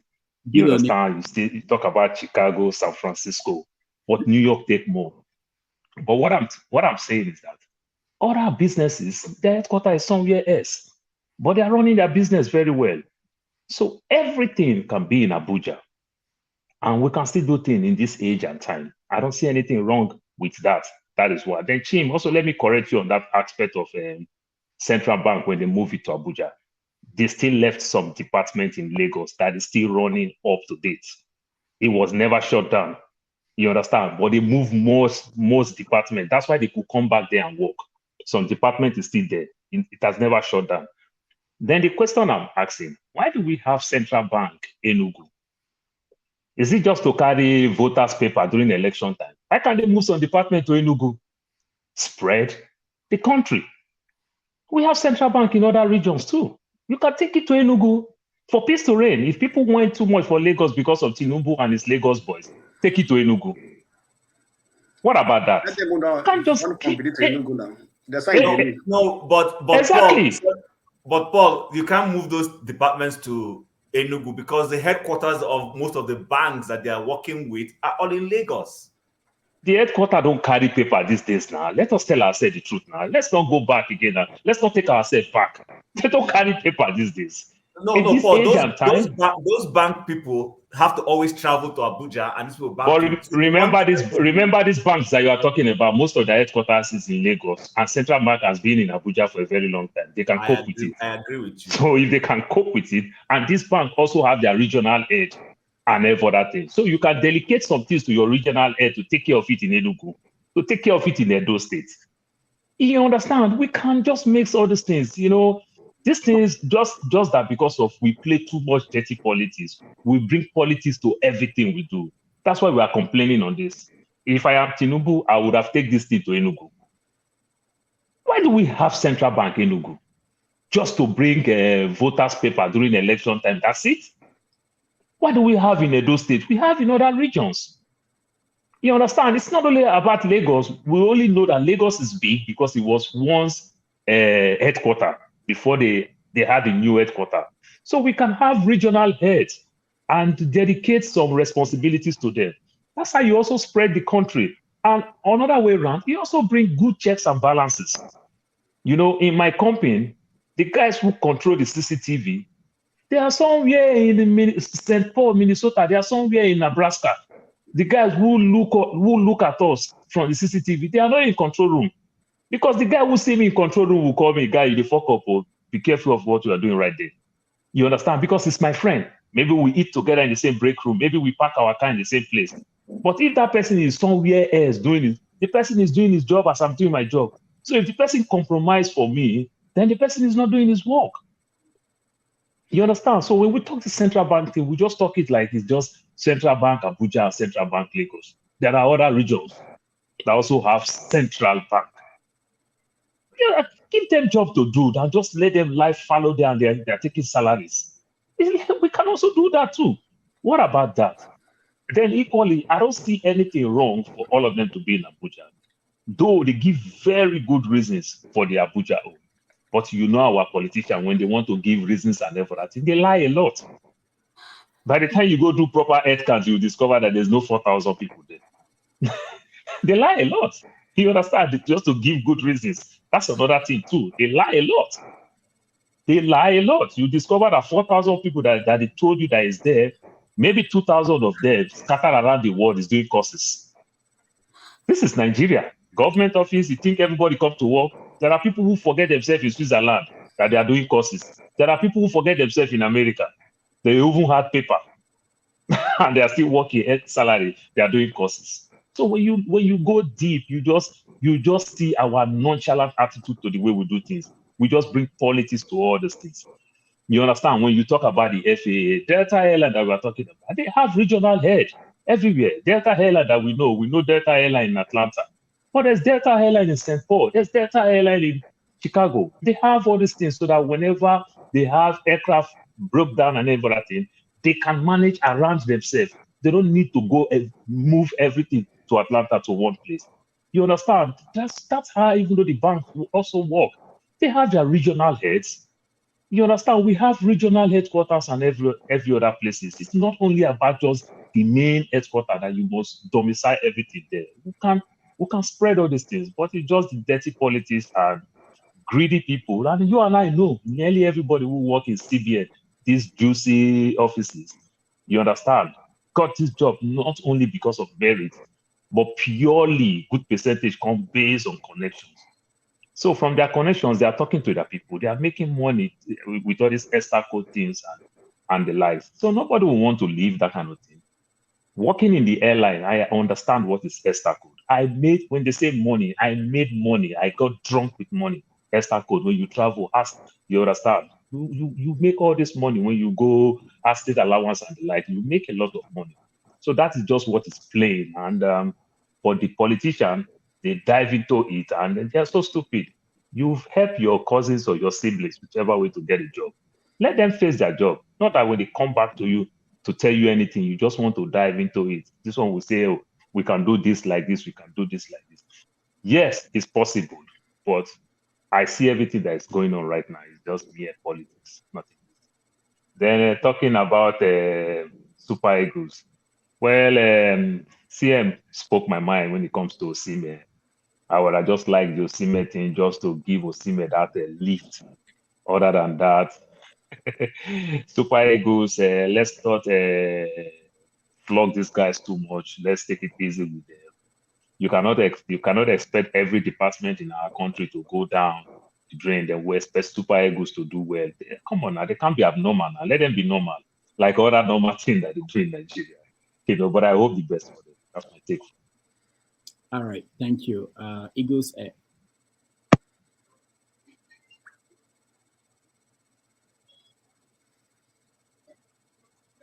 Can you hear me?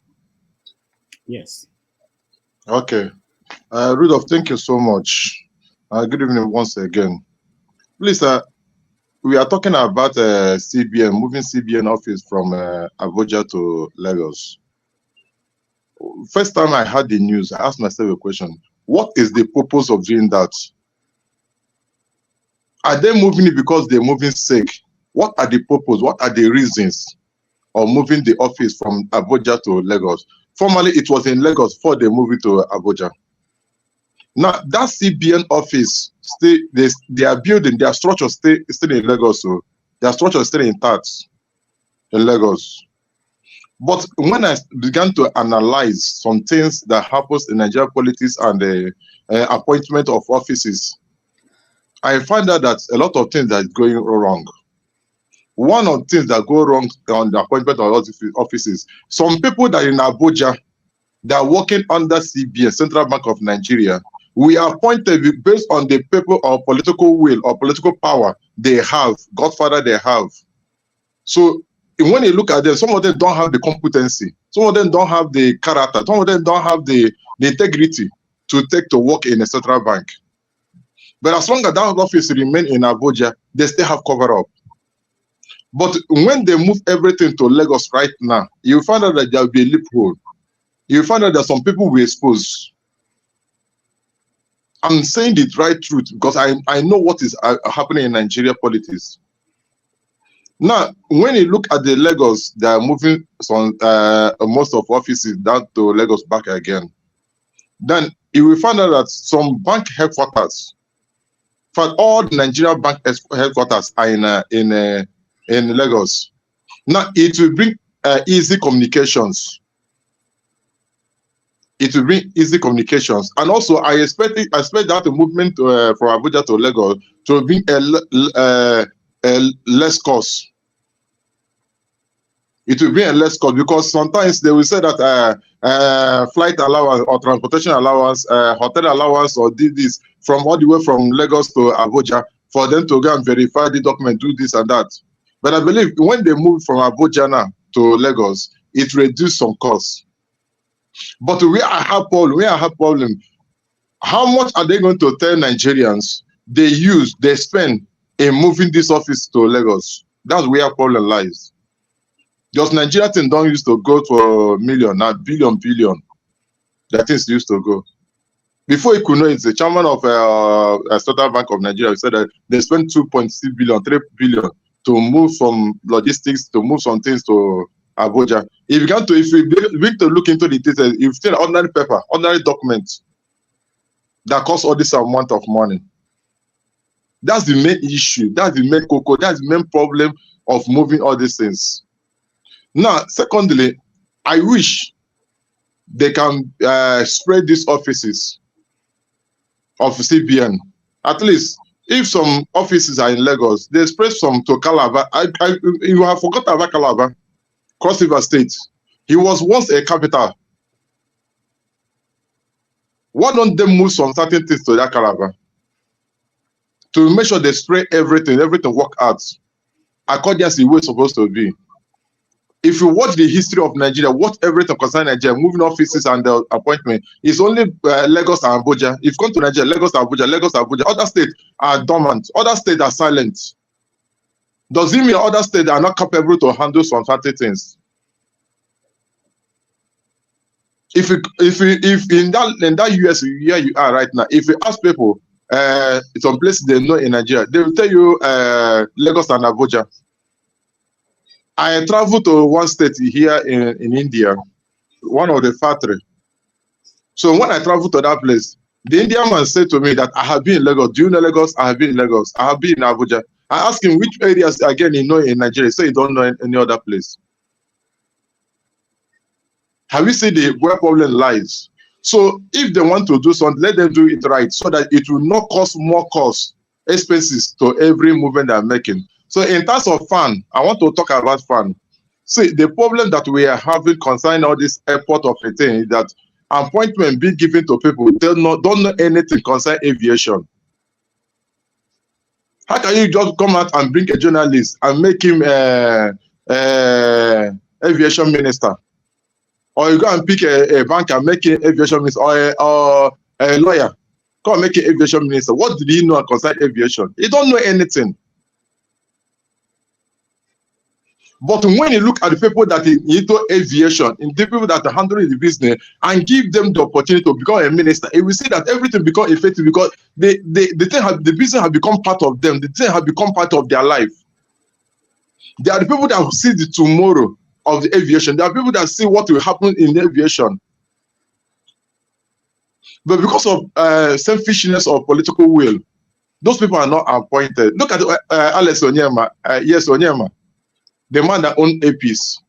If you watch some certain interview they used to do him, you find out that this man, everything concerning aviation is in him.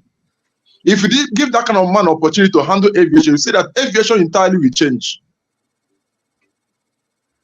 But because they fail to look at it, they say, they say it's an Igbo man, that is not qualified to do this thing. Let me say you one thing that's important. Even if it's an Igbo man that you want to do something good, do it. Obasanjo do it in 1999.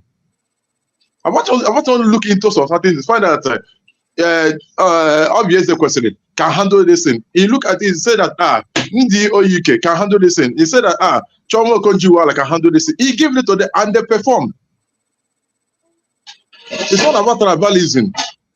It's not about this Melocon. It's not about this person philosophy. You know, it's about who will perform, who can handle this thing very well. So like aviation, look at what they call it.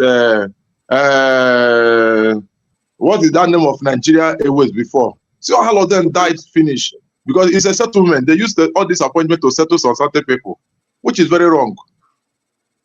So if they are moving far from Abuja to Lagos, not my own problem.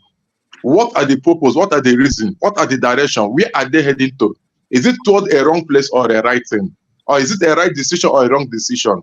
That's a FAAN. Then in terms of Super Eagles of Nigeria, what I'm trying to look at, whenever I look at Super Eagles of Nigeria, I look at Arsenal. What do I mean by look at Arsenal? Arsenal, when you have a faith in Arsenal, when you believe Arsenal will deliver, they disappoint you. That's the truth about Arsenal. But when he said that Arsenal will not deliver, they impress you. They delivered. So in terms of Super Eagles of Nigeria, the only thing I have to do is to give them support. I believe in that they will make magic and go far. But in terms of looking at them, I see them as Arsenal, which I believe that very soon the match will start. Very soon their match will start, and whatever they deliver, we take it. But I urge the coach, let the coach do the right thing supposed to do. He should play two strong strikers and a strong defensive, so that they will cover. Or Cameroon is not a state, it's not a country that you can play anyhow with.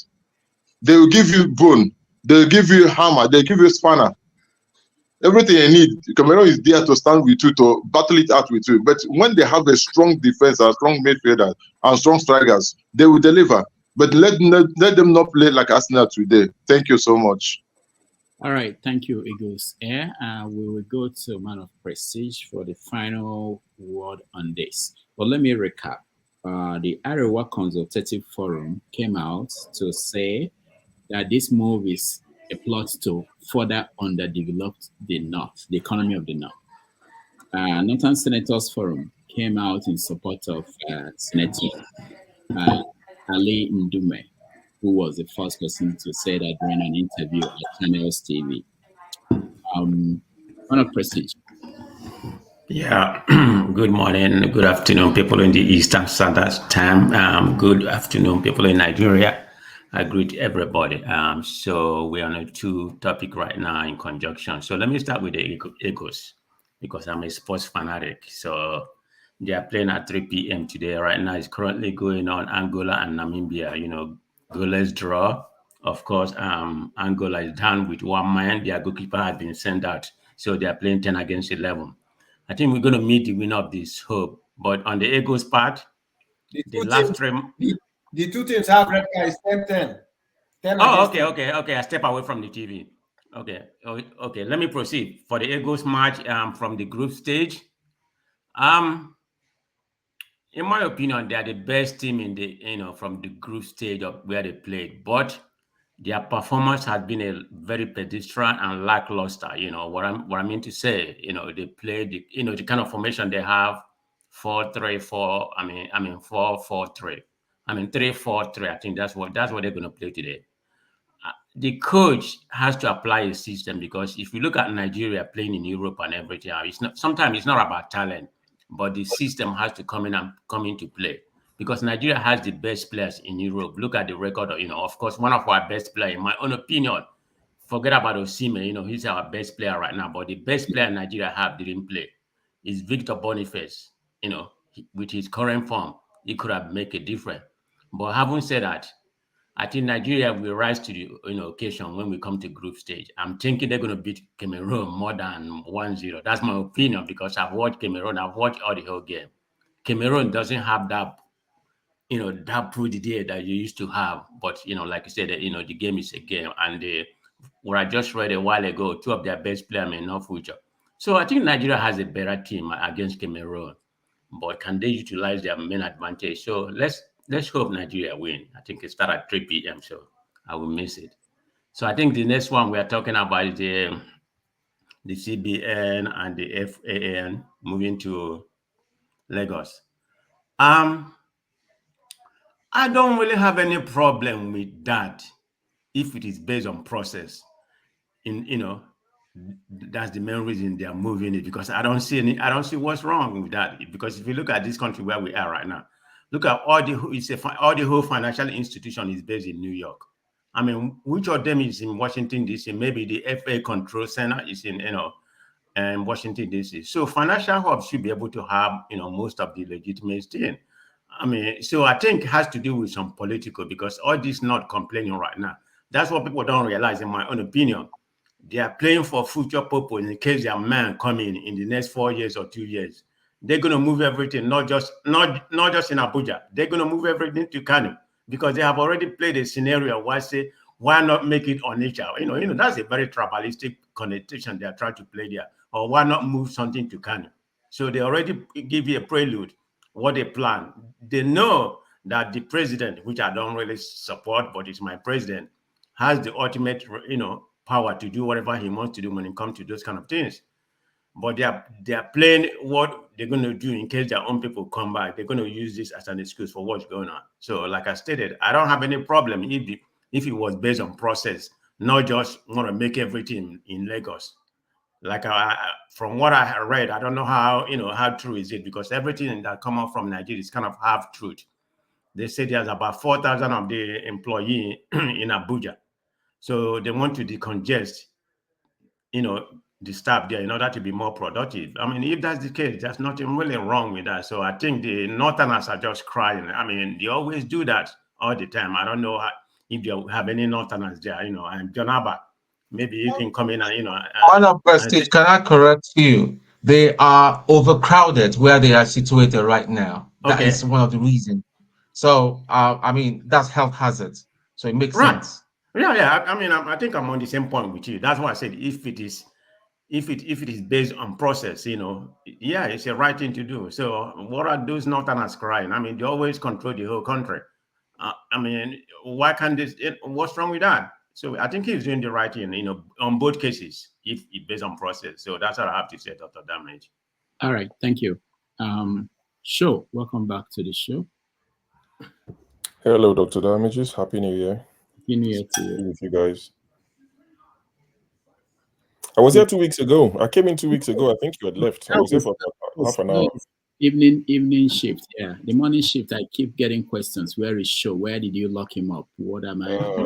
Life, work, everything. But yeah, it's good to be here. Welcome. So we're talking about the movement of some departments of CBN to Lagos. There were things like threats of lawsuits. Some northern groups are threatening to go to court. Some are saying there will be consequences to the president for such a move. I want you to, weigh in with the language, and everything else. Well, I've tried to keep up with the news coming out of Nigeria as much as I can. I've not been really up to date with it, but this one that you've mentioned, I've heard. I think I saw a snippet of one particular guy. I think the whip saying that it's very transactional, and people will tell you it's all politics. They know what they did for him in this last election. They took Buhari to court so that Tinubu could win. So, they played a pivotal role. So they are very entitled to what they are saying. And this is what they tell the southeastern Nigerians, that you don't play politics. You have not learned your lessons. Go and build Julius Berger Bridge. So the bridge that he built, he has to maintain it. It's the way it got up. It's the way it's going to stay up. Their threats are not empty. Even if they lose in court, their threats are not empty. We've all. But sure, did they really do anything for him? They did. The guy who bought INEC and bought police, you did something for him. They did. If they didn't want him, if they supported Atiku, if the whole of the North, like what we call the core North, if they supported Atiku like full chest. Sorry, where's the Oga of INEC from? Oh, they supported him. They supported him. But see, to the crux of the matter, as long as it's going to benefit Nigerians, most of us don't care where these things are situated. The people that are crying are the people who have vested interest. Some people have said some of their children work there. They don't even appear. They don't go to the office. They don't know where the office is, but they get paid. Some of these ghost workers and all these allegations are flying about. So if they move it to Lagos, it would expose them a little bit. So all these politics that they're playing is never for the benefit of the average Nigerian. That's why sometimes when they start their fight, I just turn deaf and blind eyes, and I'm not really interested, because if it was to the benefit of Nigerians, if they were saying things that would benefit the average guy, I would be interested. But these guys that are fighting, why are they fighting? They're saying they're worried it's going to move the capital back to Lagos. So capital being in Lagos, would that benefit the people of the Southwest? Really? The average guys? Those who don't know somebody that knows somebody. It won't benefit them. It is what it is. I've had a lot of stuff, Benue killing, this one burning church. As they say, elections have consequences. Nigerians have voted, INEC have done what they've done. They said it's 4 years, some people say it's 8 years. We're all going to be here. May the Lord preserve our souls. At least I don't live in Nigeria. Nobody's going to kidnap me. I don't go there. I don't go there often. Nigeria know they don't green me like that. I hardly go there. So those who full-chested supported Tinubu, they are the ones that should come here every Saturday and give us updates. What's going on? What's the plan? How much is the dollar? I mean, because I send money to Nigeria from time to time, so I keep an eye on it. And I saw today was 1,800 to £1 pound, 1,800. I saw it. It didn't bother me. I didn't complain. I just did what I needed to do. They said Tinubu has gone to France, a private visit, something visit. People said you should go to Benue, you should go and speak. This guy told you, we don't pay attention. Buhari said he was going to do top to bottom. He did top to bottom. Tinubu said he will continue from where Buhari stopped. You think he was joking? No, it's continued. The killing will continue. It's not going to affect them. The average senator in Nigeria, in Abuja, would fortify security. He would speak to somebody that knows somebody. They will speak to IG of police, and they will get more police officers to protect their homes. That's all they're going to do. So the senators will protect their home. They will fortify the security, the House of Rep guys, everybody, and their side chicks and their whatever. They will be protected. It's the average Nigerians that are the ones that would suffer. in 2027, we will be here. They will come and tell us again. A few of these guys will be repentant, by 2027, but not enough. Very few will be repentant. There'll be more. There'll be new ones that will have been indoctrinated. So by 2027, we will be here and they will tell us that the first 4 years was to clear the mess of Buhari. So this next 4 years is to really set Nigeria on the right track. They'll come and convince us again that Tinubu is the man to do it. The small energy I have now is to personal stuff. I'll come here and I'll gist. No anger, no shouting, no anything. Anything they want to do, they should carry on. But I think you should encourage a lot of Tinubu supporters to come on. And please, guys, don't heckle them or whatever. Because I saw one man, I was here earlier, and he said, oh, he's going to leave when Sam was talking. Give them time. Ask them questions. Don't chase them away. Don't make it hostile. It's 4 years minimum. If the Lord preserves Tinubu's life, it's 4 years. So there's no point. There are brothers and sisters. Ask them questions because they spend more time reading APC news, APC space, APC handles. So ask them questions. So this Naira dollar thing. But one man is not a Tinubu supporter. He will tell you he's not. But he's not. I mean, I've seen his comments. He's not. So what is he? So let me not cut into your time. Don't worry. We'll talk about that later. But okay. I don't think he is. Okay, maybe not him. Maybe not him. He's a mutant. So Tinubu support. Okay, let's say woman is not. So let's find Tinubu supporters. Let them give us updates. Let them, positive news. Because in fairness, bad news spreads like wildfire. It runs quicker. So they would know the positives coming out of Nigeria. Let them come and tell us the positives. We want to hear. We want to know. So these people should come and tell us that. There were guys who were asking me, why are you so fixated on the exchange rates? They wanted me to be explaining to them. This was like 2 months ago in the comment section. And I'm thinking, I won't engage you because you're being smart by half. I'll give you a typical example. My mom is old. She's almost 80. She's 80 practically. When you get to that age, things start to fall apart health-wise. It's natural. So she lives on, medications and all these things. And the medications that she used to buy for 6,000 naira, in the space of 6 months, she's buying them for 10K. Now, she can afford them, but think of the people that cannot afford them because a lot of these medications are imported. So when you ask me, why are you fixated on the current exchange rate? You want me to really go into that? Even the ransom people, the people asking for ransom, sorry, their weapons, their ammunition, do you think is bought in naira? If they catch you last year and they asked for 50 million, this year they will ask you for 200 million because they need more money to buy their guns and their bullets. You think it's play? No, it's not. So when we talk about foreign exchange and they say, why are you fixated? Why are you interested? Don't be daft. And if you are daft, don't try to make us daft. It affects everything that we do. So that's why I need APC people to come and tell us when Naira would at least drop or at least keep it stable. Or what? I don't know. They should come and tell us something because this one that is going on, me, I don't like it, but I won't stress over it. By God's grace, me and mine, we are doing okay. But that is not enough. I care about the man that I will never meet, the young lady, the young boy that I will never meet who is in Nigeria, who is almost hopeless. I care about them. Maybe that's the difference between us and a lot of people. As long as they are fine, they don't care. But for someone like me, I care about those guys. They voted this government. They shouted the Miloko for you. There's a picture of one particular guy, Kudus, surfacing online the last few days. Sat down looking dejected, But this guy was the champion of Akombi Miloko. But you see the guy now, they've abandoned him. What's his fate? You don't need to know somebody. I know Tim always talk about, I filed my tax return in Canada. I've never been to their office. That's what we're asking for.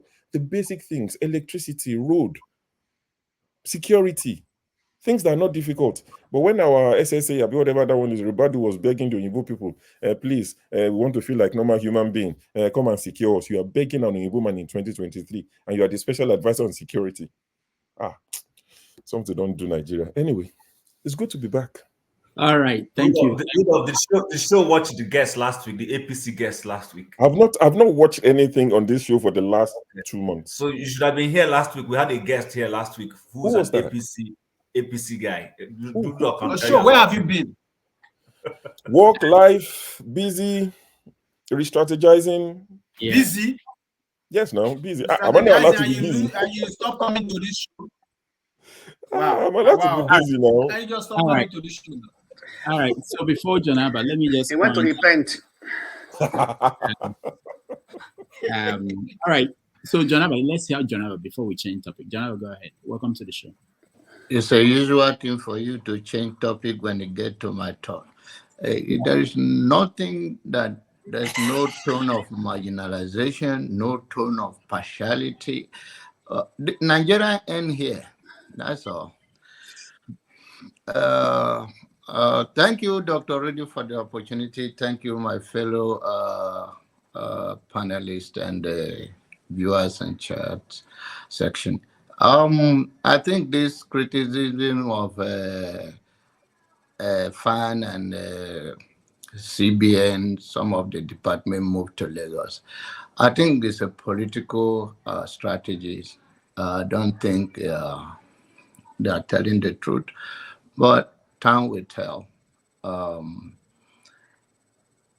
But then it's about anti-not. It's nothing more than that. Because all the excuses here, there is nobody that give any reason why the cry of the northern end, whether you call it the politicians or the elite, there's no excuse or no genuine explanation. But whatever it is, time will tell. But to me, it's hold on. You can't talk like this. You are the closest person to the North here, and you understand the North more than the rest of us. Why should anybody say that is an effort to underdevelop the Northern economy? Can you help us? From that perspective, it's about like it's about the employee. Some of them will lose their job. Maybe that's what they're speaking to, and most of them underdeveloped of the North is Abuja. Abuja, is it considered as a North? It's the middle of the whole thing. So if the Northern elite says that, but then if it's like we are saying, if you are saying that it's too congested, their office space based on the number of the employees, why can't they take it to any other state? To Lagos is not congested. Why can't they go and must it be in Lagos and Abuja? Is that how government runs? Why can't they take it to another place? Jonaba, hold on. They are going to Lagos because there's already a building. Yes. That's vacant. The building there have never been empty. There are staff working there, and we're talking about it. Majority of the building is vacant, and also remember the banks are going to be monitoring their base in Lagos. So that's another reason why they are going to Lagos.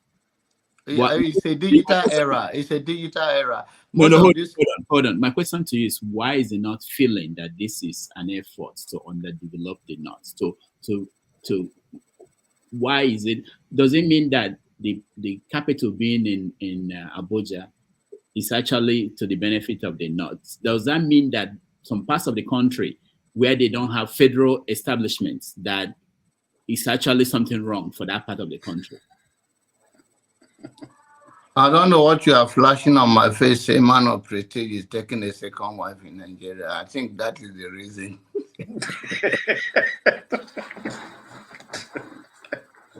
Janaba, all right, you can help us. I think you said something again. I think it's FAAN and CBN is the same thing. So I don't want to go. It's political, and we'll see in the next 4 years. All right. Thank you, Janaba. KJ, welcome to the show. Thank you, Dr. Damages. And I like the topic. I came in because, this is what we have been talking about when we speak, and they tell us, people who are not in agreement with Nigeria. Now, listen, and I'll go down the memory lane. The whole of the eastern states, all the military installations all the armories have been removed from there. There have been virtually nothing left in it. We didn't complain. Okay? Remember that the chief of army staff, the former chief of army staff is from the east. But the army installation in those places are just nothing but just, empty shells, empty barracks, with just some few army. Sorry, KJ, please, can you correct you? Sorry, KJ, you said the former chief of army staff is from the east, or you said there was one time chief of army staff from the east? That's what I mean. One time chief of army staff. You said the former chief of army staff means the guy before this guy was. No, that's not what I mean. I'm correcting myself now, so that you can be. Okay, please do. General HaveYourSay is from the east. In fact, to be precise, is from Isukwato, which is close to me. Okay, now we didn't complain when those things were removed. All right, let me go back a little bit. When IBB was in government, he decided to remove the Makurdi airport. Is the biggest airport, military airport in Nigeria, and if not the whole of West Africa. But he decided to remove every MiG, every fighting jet, everything that was in Makurdi was moved out. Okay, the people of Benue didn't see it as a anti-Benue. Okay, they didn't complain. Now, when he decided again in the second time of Buhari, when he moved everything that had to be like any powerful installations of the military were moved to the north. The south didn't complain that it was a move against the south. Okay, now just mere 2 ministries, not even all, just FAAN and some department of CBN that's already operating from Lagos. And if you read their statement, they said every week they send people to Lagos to go and work. Okay, so why spend so much when you can just simply relocate them and save some of the cost? Now, having said that, if we are thinking as a one country, why should a section of the country come and say this is against us? Okay, so when we speak and say there is this unwritten constitution that if what doesn't favor the north, then it's not Nigeria, and some people come up here to challenge. This is what some of us have seen in the past, and we are still saying it again. It has not changed. We are building 2 nations. One is the Nigeria that we know. The other one is the far north. I don't even want to say the north, because even in the north, there's northerners, the real northerners, and there's the fake northerners. That is my own thing. Please pardon my word, fake northerners. I don't mean that they are fake. I simply mean there's a 2-tier kind of northern elements. Now, having said that also, let us, just cycle a little bit backwards. All right? These people who are making this statement were the same people who came out and told us that Boko Haram, they are northern people. They are northern youths that are being destroyed. The South didn't rise up that time to say, why would you say that? Because these people are destroying our nation, and you are saying they are people. Nobody complained when Buhari was selected to lead this team to negotiate on behalf of Boko Haram. But if it was the Southerner that was in that position, even till tomorrow, they wouldn't have stopped talking about it. So what am I trying to say in essence is that it only comes to become political. It only comes to become, when they were moving the federal capital from Lagos to the middle of Nigeria, which is Abuja now, the South didn't complain. The Yorubas would have been saying, no, this is taking chop from our mouth. They didn't complain. They said, so be it, because we're looking at it as one Nigeria. Now, if you circle back a little bit, there was a time that the agitation for IPB was going on so much. There is a professor I respect so much, Professor Jerry Ghana. He came out and said, okay, people are struggling for division. Just remember that Abuja is the north. So if people finish going, you leave everything for us and go back. So in other words, this is the mentality that the north has always had. And Professor Jerry Ghana is somebody I know very well. I respect him. I'm not quoting him here because I don't respect him. In fact, his first son is my good friend. We all went to the same university. So I'm not quoting him because I want to tarnish his image. I'm saying that this has been the mentality of some of these individuals. So it is not surprising now, okay? If you notice, even in the man's explanation, he couldn't find a good word to explain what he meant by what he's saying, because it didn't make sense to anybody. Okay? And that's my take. That why is that whenever this is done outside of the north, Listen, Kaduna alone has almost 5 different military installations with senior army officers in it. Okay. Now let's come back to the US. You all know that most of the ministries that handle things in the US are not in Washington DC. Okay. If you are dealing with IRS, it goes all the way to Texas. All right. If you are dealing with, it depends on which ministry you are dealing with. There are different locations. Which was the original plan of Abuja? The original plan of Abuja was it was not going to be in one place. It was going to be like immigration will be in Gwagwalada, prisons will be in Kuje, and other places divided. But because of the central nature of the military, Babangida decided to build a federal secretariat and brought everybody back into one place. If you still notice, if you go now to Abuja, you still find out that some ministries, some of these parastatals, their headquarters or their major base is outside of Abuja. And I'll talk specifically about immigration services. Okay? Customs and immigration still domicile, majority of what they do is in Gwagwalada. So what am I saying here? We create a good policy, but our people, the people who implement it wrongly to suit their own region or suit their own thinking or to their own advantage. I'm not pointing finger now because you see, one thing we like doing here is that we want to, sometimes move it to become regional discussion. No, we're talking about national interest right now.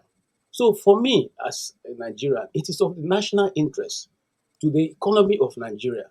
By the way, more people come into Nigeria through Lagos than Abuja. So is it where will FAAN operate the best, if not in that area where you have more traffic, more care should be taken?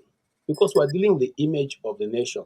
2 days ago, a particular magazine gave Lagos as the 19th in terms of 1 to 100 city to go and visit, where you can have a good life, good culture, good food, and all that. So if that be the case, it means that many people will be looking at Lagos in the coming year or years to, So that means that everything has to be done in excellence. So I do not see why it become a problem that FAAN is moving and then central bank is moving. Majority of the banks are in Lagos. They make their money in Lagos. So don't you think that if you need total control or absolute or even a minimal control, those people should be closed? And somebody here, Jonaba, my dear brother, you're talking about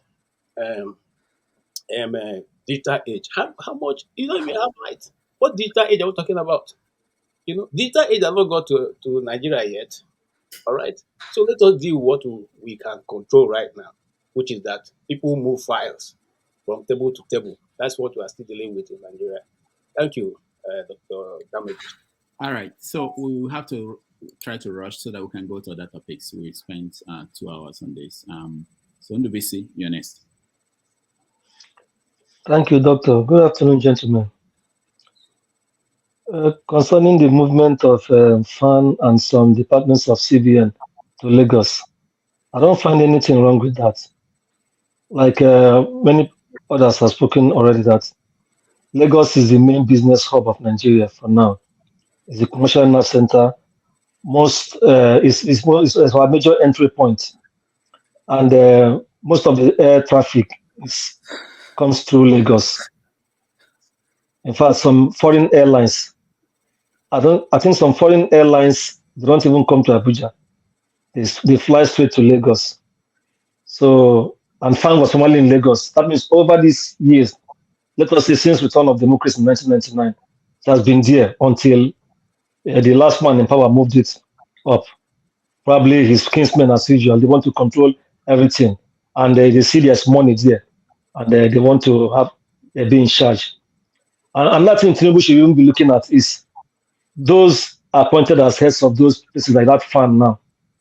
You should appoint a proper person who is experienced in that, in the airspace or airport management business, not necessarily a politically inclined human being. So that one is fine. I don't know why they are making that move. Then the CBN, if like they said, the one in Abuja is already congested, they should move some departments to not just Lagos, to other parts of the country as well, even some parts of the north. Because CBN, they should have some, I think the way it is structured, they have sub headquarters across the country. They should have some offices across, not just, let Abuja remain. Abuja will remain there. The CBN governor will remain in Abuja, but let them move some division. Particularly those that has to deal with a point-to-point contact with big business companies that are domiciled in Lagos. That particular department should be in Lagos. Like I don't know why Corporate Affairs Commission should be in Abuja. There's no point in it being in Abuja. It should be in a place like Lagos. So these are where things should be done, so that everybody will have sense of belonging. But they should not do it from a political angle and let the impression not be created that it's because the man in charge now is from Lagos. That is one point people may be thinking. And these Northerners, we've known them over the years. They feel they own the country. Even when their man is not in power, they put subtle threats to keep the man in power who is not from their place in check. And the threat is always, we have the numbers. If you do this, come next election, we'll know what to do. That was what Alun Dube was saying that day on Chinese. And imagine that the man doesn't even know the implication of what he was saying. So that mentality has always been there for them. And it's because the South is not one, it's not united. We're always fighting ourselves.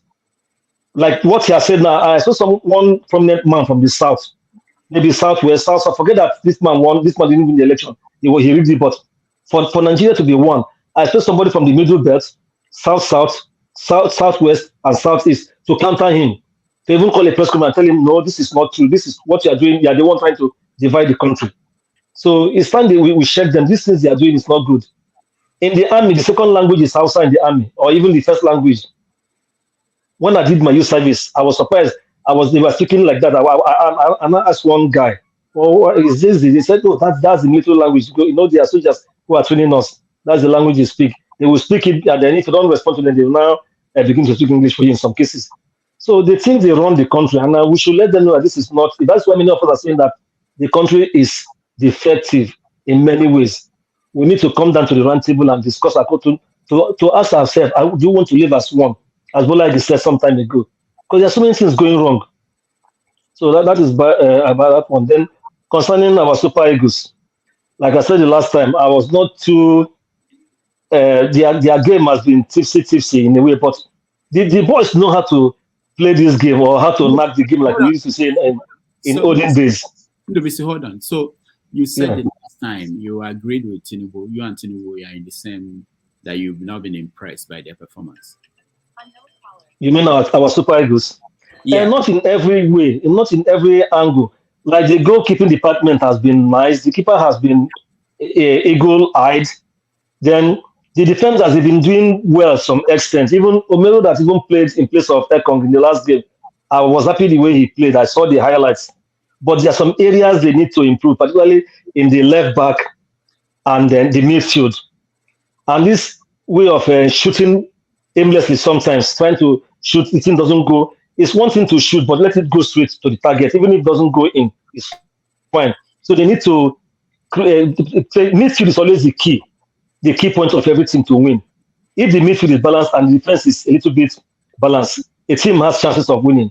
They may not concede goal, but if a midfielder can create, though we don't have such guys like Okosha again, or people like Etimes in their days who can mesmerize and make chances. But the way they play, I think if they improve, if they watch the tapes of their previous game in a room, look at the areas they made errors and try to improve on those areas in training. And then, like we know in football, you never can tell. It might come to penalties. I hope they have practiced penalties, because that is another way where our team, whenever it comes to penalty, I just leave the screen, because it's 50-50. Nobody knows. A team can play very well, they will not win. When it comes to penalty, they will just collapse. So that's another area they should play. But I believe, having watched the Cameroonian team struggle with some other teams, just like we struggle, but I know we are better than them a little.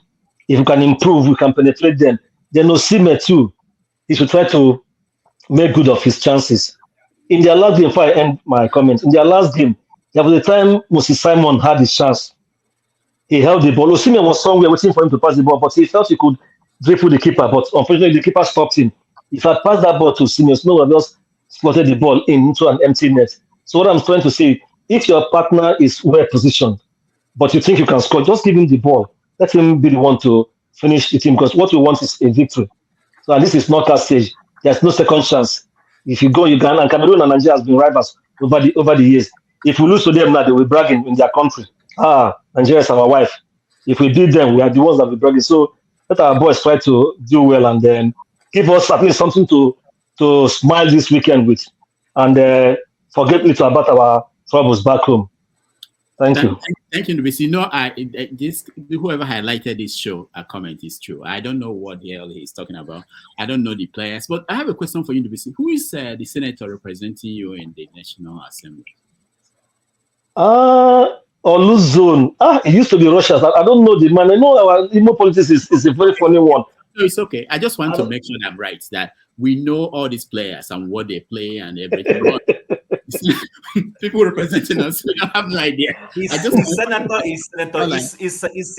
He doesn't know that he's the senator. Osita is Unozo. Okay, he won his APC. Yes, I know him. I know him from. Yes, I know him. I know him not personally, but I've gone to his house a couple of times. Yeah, he's the man. Thank you, Bello. Welcome. He's the person. Yes. Good day, everybody. Well, I mean, everybody, I applaud everybody for their wonderful speeches and their contributions, and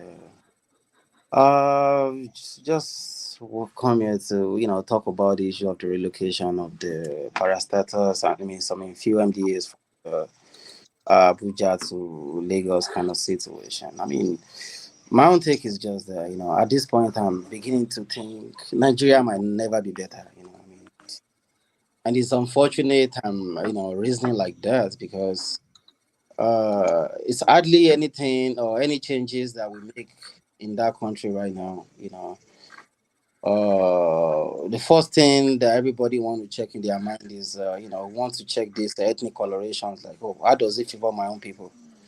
Is it that they are taking something away from my people?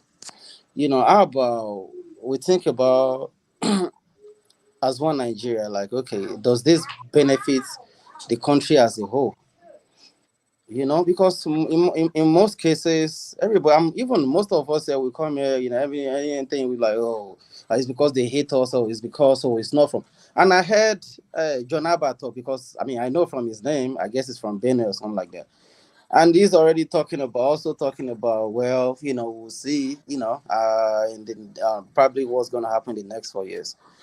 If you look at this policy holistically, CBN, they're talking about moving up the CBN operation service to Lagos. Look at it. Most of our financial activities in Nigeria, where is it happening in the first place? Lagos. So, and even I heard something, I don't know if it's a rumor, that I heard about Emefiele, that, even during his own tenure, he usually probably spend from Monday to Wednesday in Abuja, then he fly to Lagos probably from, on Thursday, and, you stay in Thursday, you stay in Lagos from Thursday, throughout the weekend. And I know he's probably not going to be the only one. And that is how important the Lagos office is. If it's not important, there won't be this back and forth. And I'm sure some other CBN staff will be doing that back and forth also. And and we've heard from, some explanations from the CBN, that, okay, this, reason for this movement, part of it is saving of some costs. Right now we're talking about, okay, the nation, we don't have money, we keep borrowing. The president is doing his own, cutting off, his entourages, outside and even in the country. Everybody has a role to play. And the CBN is not excluded, in this situation. They are part of this administration. So, and also we've heard about, this uproar from the northern people, or is going to have its consequences, we'll wait for him in the next 4 years. Is it the Lagos boys that voted him in? I mean, all this kind of ethnic coloration is really, really, not sitting. It smells. It's very, very, unfortunate for a nation like Nigeria. Then about the FAAN. I mean, where would the FAAN headquarters rather be? Where would the FAAN headquarters rather be? Anybody out of probably 10 international flights flying into Nigeria today, I bet it's like 6 or 7 are flying into Lagos first. Probably they will be connecting Abuja, probably for other people that are going to Abuja. How many international flights are actually going to Abuja? And let me bust your bubble a little bit. In June last year, I traveled to Lagos. And you know what? I mean, that airport, I mean, now I believe, they moved them to the new wing now, since the inception of this new minister, Keyamo. But as at that June, when we were still using that old wing, my brothers, that place was a shadow of itself. You're coming into a country. The first thing I first saw in my country, that green roof that always greet us welcome. Unfortunately, that day it was raining. The roof was leaking. The whole of the floor of that corridor was wet. Imagine you are coming into a country, you are seeing something like that. Let's assume like as a first timer you are coming into a country. What would be your first impression to that kind of country? What would be your first impression? You call it what the former president of America call it. It's a shithole. I'm sorry to say, but it is what it is. The whole place was leaking, and the moment we got to the place where all these immigration people custom check our passports and stuff like that, they started telling us, oh, new thing, you need to do one health something like that. And I'm like, I'm a Nigerian. Where do I get this from? It's not even a requirement on the website that we have to do this. From there, and if you don't, they'll delay you. You have to start, asking you, okay, waiting you bring come from us. Where are you coming from? That's what they will ask you.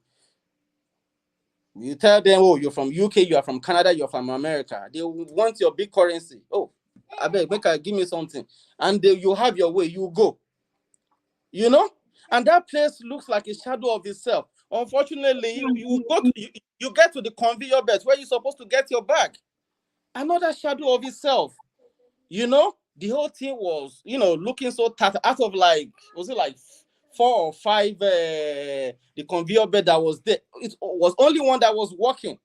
Even that one, check under it. You see a pet bottle, plastic bag, dust and everything. Littered under that thing. What kind of country? Are we trying to build? And now look at it. Are they being like the headquarters of FAAN is in Lagos? Do you think? The Oga Kwatas, they'll look. They'll leave that place in a rotten state like that. So, I don't mean to talk too much, but where would the FAAN headquarters rather be if not Lagos? All right. And about the Super Eagles, they have not been impressive all along, because these days I don't even feel impressed watching them. But today I wish them luck, and I think the Cameroonian team, they are not. I've been following AFCON a little bit. They are not as good. They are not also good. I think they are not really as good as we are, but it's just going to be a game of 2, unperforming team. But I wish, I wish us the best, and I hope our midfielders can do better, because Osimhen himself cannot do the whole thing, because it just seems like he's just the only player on the field. Then I should still have to give kudos to our defense, because so far, they have been really, really doing a good job. Thank you. All right, thank you. We just have to round up on this, but let me point out a few things that came out during this conversation. Not here, in other places, you hear people say that we have only one capital, that we should leave everything at that place, that things should not be spread across the country. But they forget that a country like South Africa, they actually have 3 capitals, formal capitals. So it's very important that we remember that sometimes we think the parts of the world, they function the same way we want to function. Also, John Abbas said something about the North. He was asking a question. I never had that said. Is Abuja part of the North? I know he's from Benue, and Benue State is considered part of the North when it's convenient for them. So, but he asked that question, which was strange to me: is Abuja part of the North? One other thing, the person, Ali Ndume, the senator, said that actually that he did this. He raised this question out of the sense of patriotism, that he's been a patriotic person by raising this question about why are we moving this to Lagos. And I hope that when people in other parts of the country raise issues like this, we should also be able to say they are doing it out of patriotism, not that they don't like Nigeria or they are making troubles. Ikolola, you're next. Good evening, everyone. Thank you, Dr. Rudolph. Sorry I came in just a few minutes ago, and I overheard this conversation. I think it's about FAAN and the CBN and football. I write codes. I write computer codes. And there's one thing we always do.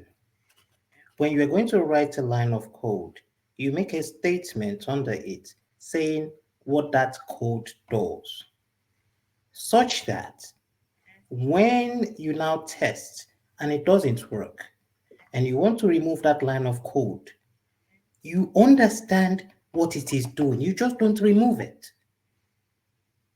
Why was FAN moved to Abuja in the first place? It is to keep everyone together, to give everyone a sense of belonging.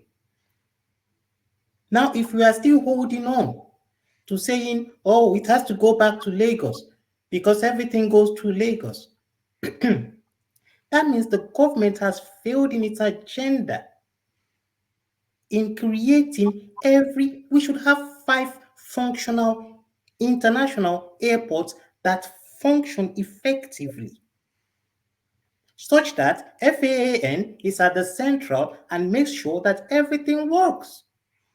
So we are just going back to what we've seen never worked. And then someone is going to say, oh, I am now being marginalized. And someone is going to say, oh, is it because it is coming back to me? This was the initial problem we were trying to solve. So we're going back to that same problem. What a mentality, you know? And the same thing with CBN.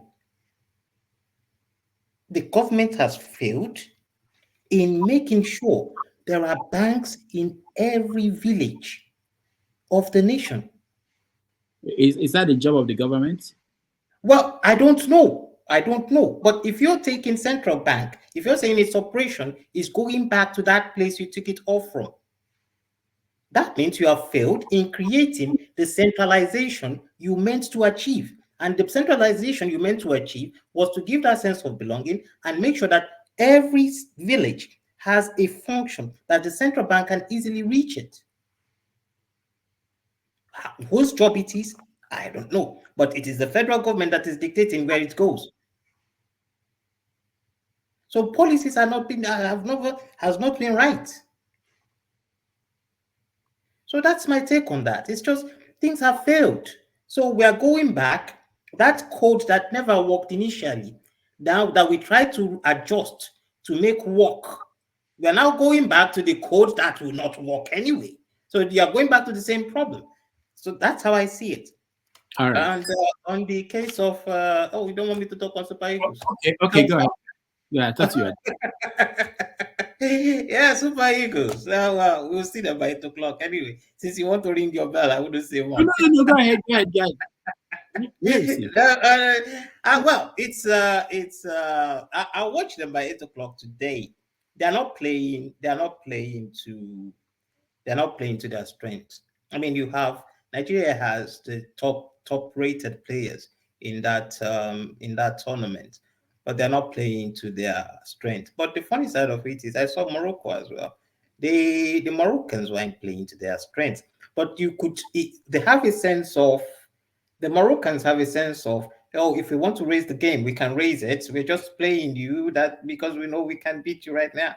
So, but in the case of Nigerians, they're struggling. They're just struggling. They can't put on a show, you know. So, but hopefully we'll see what they do against Cameroon. Okay, before CJ ends this topic for us, let's hear Chim. Chim, go ahead. Okay, so I just wanted to say something on this movement. Sometimes we get a few things wrong. That Abuja, or that a place has been designated as administrative capital, what we Nigerians refer to as federal capital, doesn't mean every institution of government has to reside there.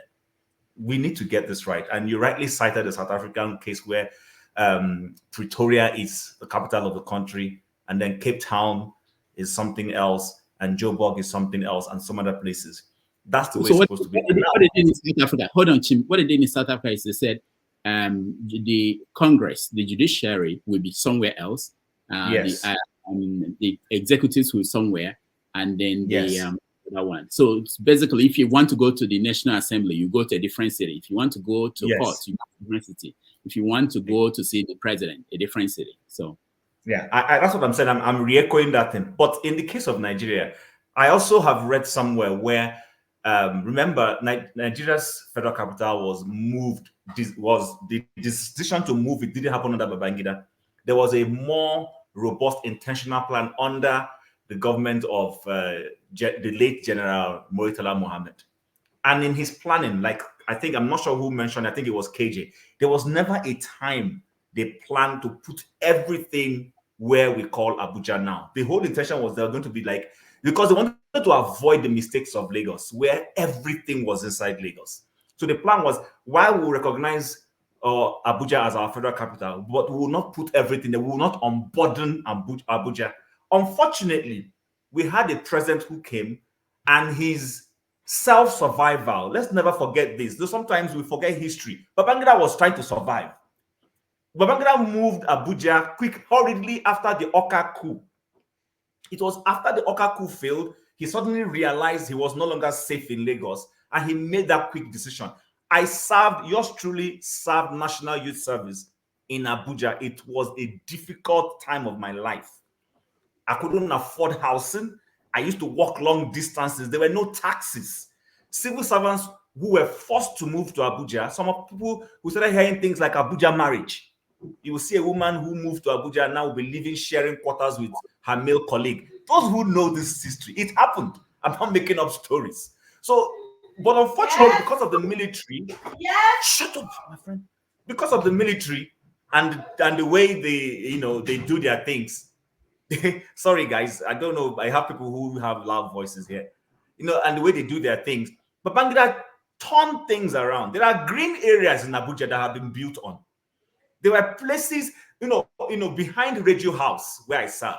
I served in Radio House. There is a structure that the military don't have. Those things were not meant for the armed forces. Shippers Council in Abuja, that now is defense headquarters, was not meant to be defense headquarters. What are we talking about? You understand? The military just took decisions, did things the way they liked. But unfortunately, like, if anybody heard me, there could be good decisions, but the optics and the way you go about it creates problem. It is not a bad decision to move whatever department they are moving in CBN back to Lagos. But again, when a president has appointed a Lagos boy as central bank governor, appointed another Lagos boy as minister of finance, people will read meanings. People will read meaning to look as if he sat down in his plan, brought his Lagos boys, because his two of his Lagos boys are running our financial system. So people will be apprehensive. Let's not always forget this. So when you play certain bad policy or decision, and then you now want to do a good one, people will be reading all manner of meaning. Ali Ndume is just talking Barbadash. All those things he's talking is Barbadash. Telling us that, and then our good friends telling us that Abuja is not, well, Abuja is upper of Benue. If you look at the map, Abuja is upper of Benue. So if he says Benue is the north, then Abuja is not north. So I think, maybe it's a lesson for us. when you're making decisions, if you come with clean hands, like someone already said, and you're doing things right, then it becomes difficult for people to read unnecessary meanings. I want to see a federal government that will say that there is something that should not be in Abuja, that should be in Benin. Move it to Benin, I don't care.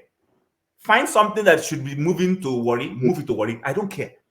At the end of it, let's optimize our nation, optimize the strengths we have, optimize the benefits we have for the benefit of the nation.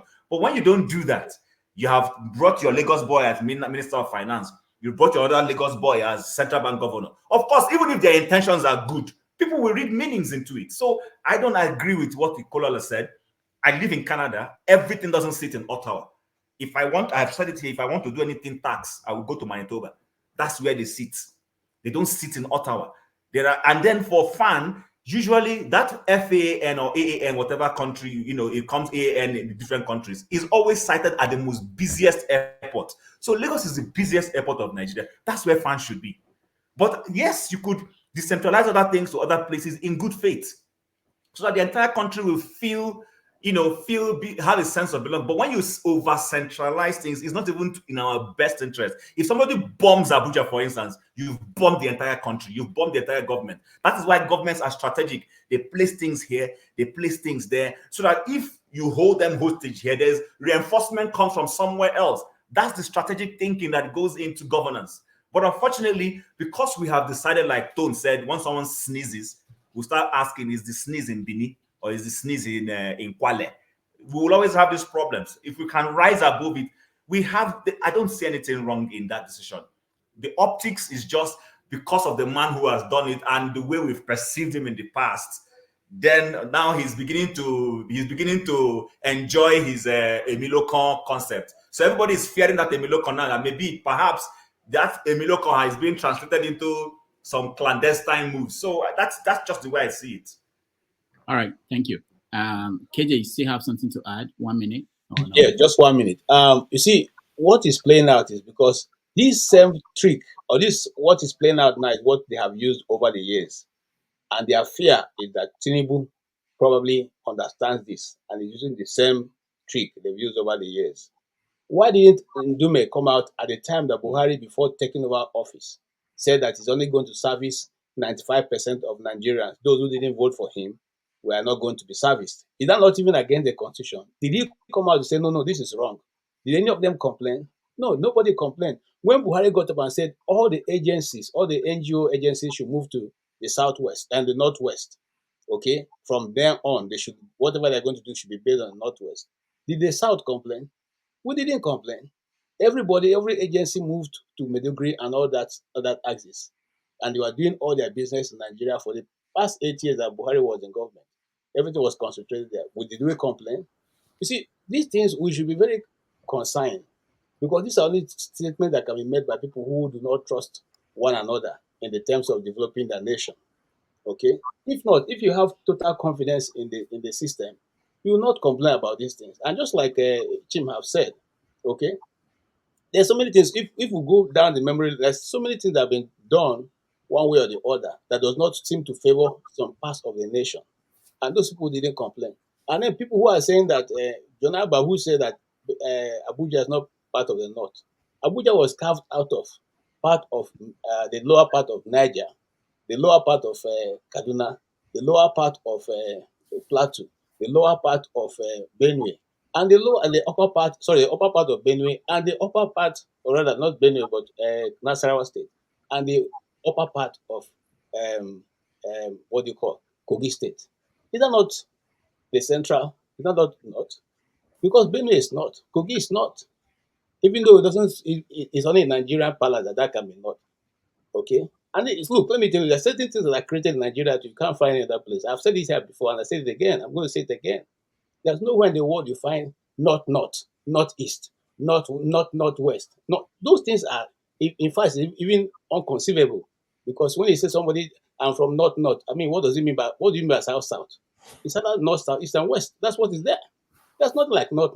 These are conjections that are brought in to try to use to hold down the country and hold power to a particular section and keep dividing the people, so that each time this is done, it keeps the people divided and they can have total control of the cow, because once you hold the horn of the cow, anybody can milk it.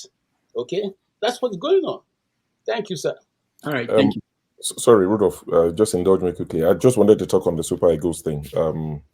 I don't know how I forgot to talk about it because I live and breathe football. Someone is already saying, what am I looking at that I'm looking up? I'm watching a football game. Rudolph is my time. You will talk, don't worry, CJ, you will talk, don't worry.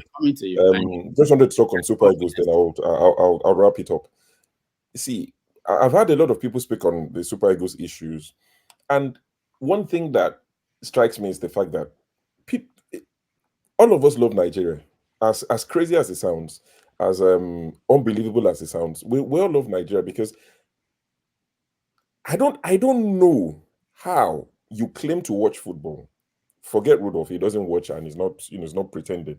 But for those who have spoken about football and they watch it and they're expecting some miracle, something will come up when you don't expect. Super Eagles. Sorry, when was the last time you watched them and you were happy and you were impressed? See, the current crop of players you have, you're saying they are star players. Star players where? Where are they starting? Osimhen did something in Napoli. Yes, but please let me finish. What a goal. Sorry, 2-0 Villarreal, trashing Barcelona. So these boys that you're talking about, look at them. Okay, Osimhen did something with Napoli once in 30 years. The rest of them, who are they? Where do they play? The coach that they have, Presero, whatever his name is, that guy is a fruit seller from Portugal. If he gets sacked, or when he gets sacked by Nigeria, who is going to employ that guy? Who is he? What's his pedigree? And the biggest issue is these current half-baked players that we have, they think they are it. They think they are the guys. They are nobodies. They don't count in world football. They are irrelevant. But in their minds, they are kings. They are big boys. When we had the likes of the last crop that ended in 1998, or maybe 2002 Korea-Japan World Cup, those guys were individually good. So even if the coach wasn't that good, their individual brilliance could drag you over the line. These ones are useless. I've not watched them in such a long time, but I keep up with their results. I made the mistake of watching their last game. Oh God, I won the 90 minutes back. Useless. Absolute stinker. It's like, who are you? It's like they're doing Nigerians a favor by playing for us. Get local boys from our local league. They have something at stake. They want professional contracts in Europe. Take them. That's similar to what happened in 92, Senegal 92. A lot of the boys were unknown. From Senegal 92, they did well. They went out to Tunisia and they won. And they went to the World Cup 1994, and they were the second most entertaining team after Brazil. We could have won that World Cup if that nonsense against Italy didn't happen, where Baresi dragged Yekini to the floor. Scored that goal, we are going to play Romania and play Bulgaria, who we beat in the group stage, onto the finals. That was a team you could get behind. Who are these ones? And people talk about them and they will be that one riding on his own.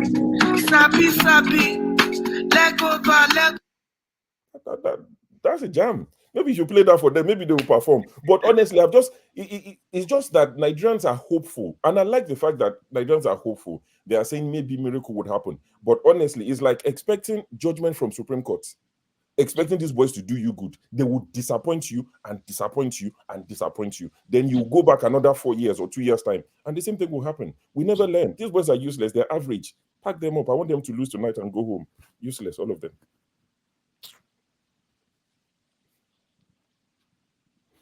When was the last time I watched local league? Let me quickly tell you. I follow a local league. The games are not on Show is an Arsenal fan. He's speaking like an Arsenal fan. God forbid. I rebuke it in Jesus' name. I rebuke it with everything I have. No vex, but I rebuke it. I'm just going to say this just 20 seconds so that CJ can speak.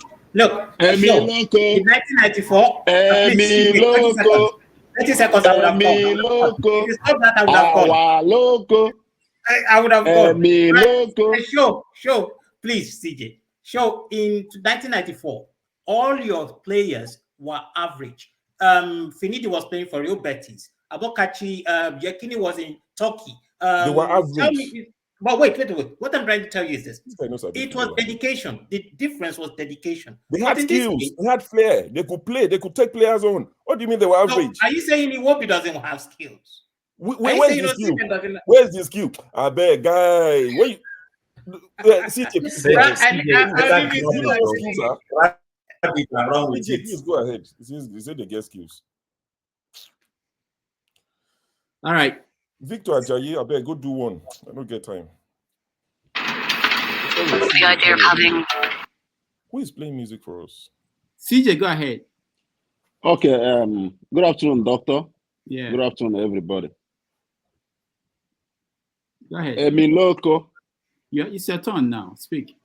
It's my turn. Yeah. So, what I will say about moving the FAAN to Lagos and some part of CBN. Well, I will not blame anybody raising voice or complaining about it, because if you can see how Nigeria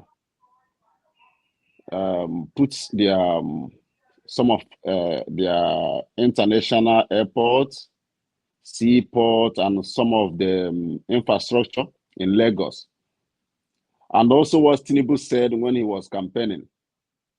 So that is why they're not as scared, because Buhari did the same thing. So they are scared now because of what Tinubu doing. And if you can check, the whole important position in this administration is from the Southwest. Both the CBN, Inland Revenue, everything. So a lot of people are scared. So my question I keep asking most times is, why they can't put something like another international airport, standard like the one in Lagos in Port Harcourt, then put another one in Southeast, something like Enugu, so that if somebody is flying all the way from anywhere around the world, you can go to East, you can go to maybe Niger Delta, then you can go to one in Abuja. Instead of putting everything in Lagos, it's not good for me. So that is the only thing I can suggest for now. Okay, what about the Super Eagles? You don't care about The Super Eagle, I watched their last match. The defense are good. The midfielders they're not doing well. And also the person playing 11 is not doing well too. So all those people need to be changed, or they need to look for somebody that is more faster than any other person. But the defense are good. So that's the only thing I can contribute for now. All right. Thank you. Thank you so much. Let's go to Fathers. Thank you for having me. I don't know, what are we watching? Are we supposed to? No. Okay, these are the Super Eagles. So they were living, when they're living in Nigeria. But go ahead. We're talking about, you are the final person now on this topic about movement of CBN. I think I'm close. Greetings, Dr. Rudolph, for having me, and greetings to everyone on the panel, and to the ones in the chat and the viewers. I think I am of the school of thought where Okolala is coming from, because I'm not sure. I think for once somebody tried to see it from a more holistic point of view, and there is also the aspect of strategic positioning. In the age of a nuclear tsunami, people putting things in Lagos is not always a very good idea. North Korea just tested a submarine that can deliver nuclear tsunami to any coast, and we are busy packing all our access to the coast. I don't think that's always a very good thing to think to do. And also, if you are moving stuff, what will give this a kind of to raise suspicions is because Lagos and Abuja they are not the only capitals in Nigeria. Why? What is wrong with the north? What is wrong with the southeast? What's wrong with the south? What is wrong with other regions? I don't hear anybody saying they should put the petroleum in the headquarters in the south. This is south. You know, there's this air of entitlement that some people tend to have in the country, and that is not nice. And when we come here, you hear some people pretend as if they care about justice. All they care about is their own interest, and they don't even realize it. And that is the problem. If people cannot think and try to put themselves in other people's shoes, maybe you shouldn't always be the best person to listen to. There's a reason why a doctor is removed from operating on their own family members because they know their objectivity will be lost. That is the problem. And I hear, when I heard some of the Northerners, when they were talking about the issues that were reason, that's their concerns, he sounded quite reasonable. And in terms of Abuja, it's a political knot. It's not a knot. Nigeria, Abuja is the center of Nigeria. Strategically, it makes sense to have some of the administrative stuff in that region because if you want to get to it, you have to travel through Nigerians to get to it. Most capitals around the world, from what my observation is that they are close to the shore, but they are away from the shore. Even London is not it's in the shore of the UK. It's just away from the shore. So you can argue that, okay, why is capital not in Enugu or not in Ogun State or stuff like that? So the entire way of reasoning is that if the North is feeling concerned, you should be concerned because those type of stuff can lead to cohesion issues. Nigeria has been, for better or for worse, we managed to hang on to its democratic system for more than 20 years. That's something that has never happened in the entire history of the country. There's a reason why that is. Maybe if you bring it back to the South, coups and all that craziness will start happening again. We don't know. So when he's moving stuff, he needs to be careful because he's triggering lines of fault lines that could widen, maybe not through his own fault. This is how the coup in 1960 went out of control. You think Aguiyi Ironsi planned all those things? He didn't plan it himself. Some other person planned the coup. Another thing led to another thing. Before you know, the whole thing spin out of control.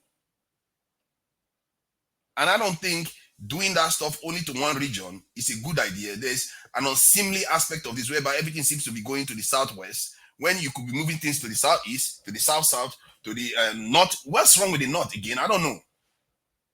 Why is it that it's almost as if the northern life doesn't even matter in Nigeria?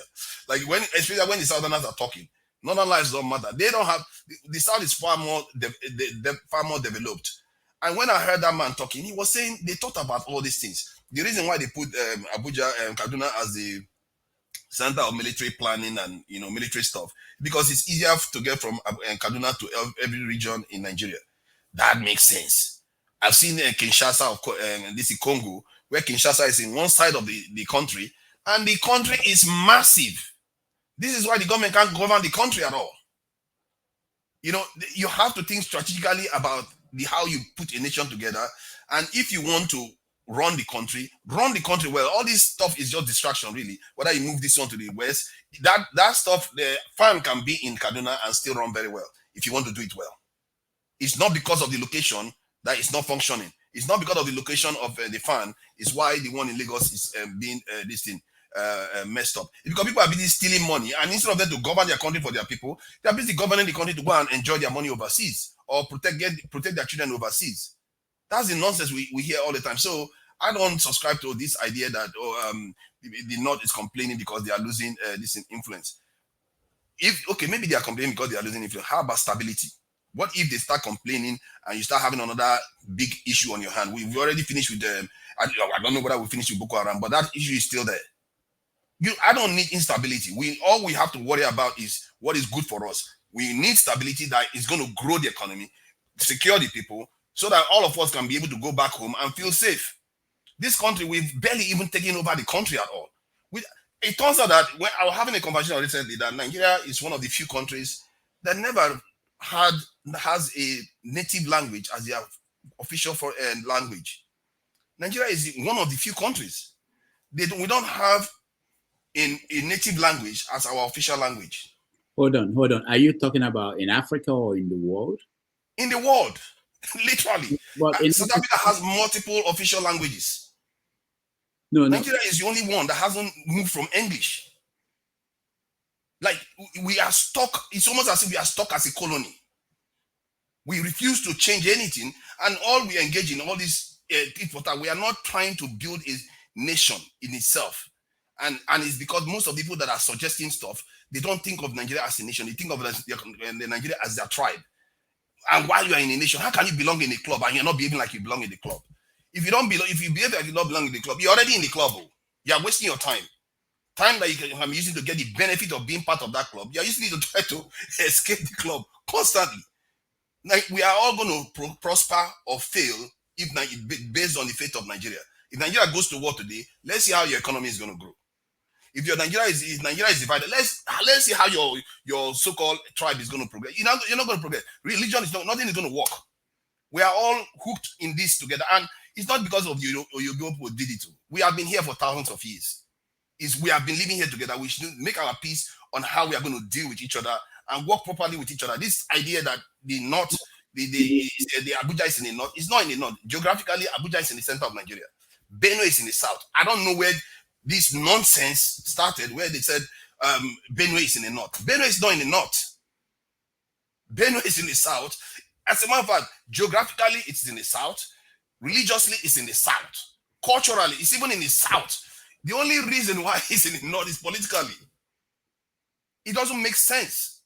The entirety doesn't make sense. And we should not kind of lend credibility to the idea that Benue is in the north. Benue is not in the north. Abuja is more in the center. Strategically, I don't think it's a very good idea for us to put our most valuable institutions in the coastal region. If you want to do that, spread them out. Like some other person said earlier on, that there are some countries with multiple capitals. You want to make your nation resilient so that if one part is hit, the another part, it could be natural disaster. It doesn't have to be enemies. Natural disaster can hit Lagos any moment, and because there's an earthquake in somewhere in the world, tsunami comes to Lagos and wipes it out. So what happens? Nigeria starts licking its wound all over the place. You want the country to still function, because in the end, the parts that are not hit still need administration.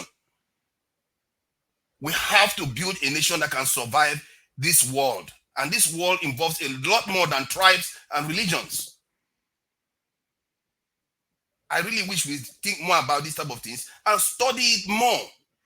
We should study more about these things. Because when I watch our country and you look at, the moment you start studying other nations, you see how they operate, you start seeing how far back we are. Even South Africa, look at what South Africa did in the world recently. Is South Africa better than us? Look at what they did. They took Israel to court and they literally won the case. Nigeria will never dare anything like that. We'll never dare it because we don't even exist as a people. We don't have a voice in this world. And this is what I've been arguing about. Our president is busy thinking about how he's going to sell us to Igbo people, without considering that his name, the Tinubu name, is the same associated with slavery. And I'm going to share a video where an African American was talking about this Madam Tinubu, that was saying she was willing to drown her slaves instead of giving a discount for them. You are willing to drown 20 people instead of giving them discount. But that is the attitude of our people. She will sell a slave, and they took her to court. She said, because I have a large household, I have to feed them. You sell human beings. This is a time when they outlawed slavery. She was fighting to sell slaves. All right. Thank you. My main submission is that we need to start thinking more holistically and think about what actually works. And this is why I support what Ikolala is saying. If we've had the previous arrangement, we keep having instability. Since we got to Abuja, the instability has reduced. If you go back to that again, how is that logical? Thank you. All right, thank you. Let's change topics. There's somebody that is very important in the news today in Nigeria. So Rudolph, what father just said Israel won.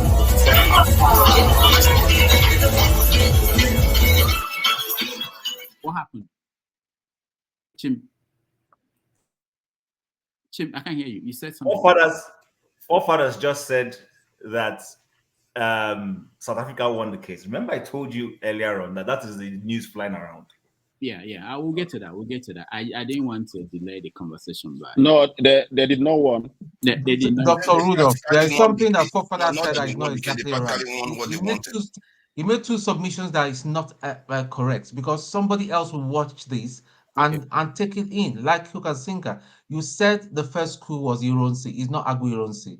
No, I said Agui Ironsi didn't plan the first school, but the whole thing spun out of his control of his hands. It wasn't him that caused it, but yet he got caught in the web. And that's why when Tinubu is doing something, he has to be careful. He doesn't know what is going to happen next. And before you know it, another next is going to happen, and your country is going to be completely polarized. Wait, let me just say something here, because you people talk about the military as if you have. Listen, That's the reorganization of the military installation was merely to they were merely a control mechanism so that no coup d'etat will happen again. Let's just understand that there's nothing political about it, and I think it was a good thing.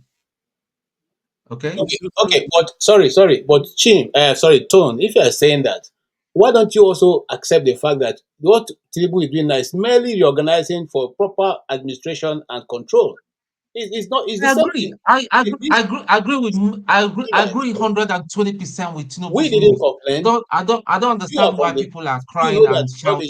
eastern. In fact, a friend of mine who is in that one of the barracks, I won't call the name, said even if you wanted even just one cartridge, that or whatever, one bullet, it's not there. Everything was moved. Only what you have there now is on the east, all books.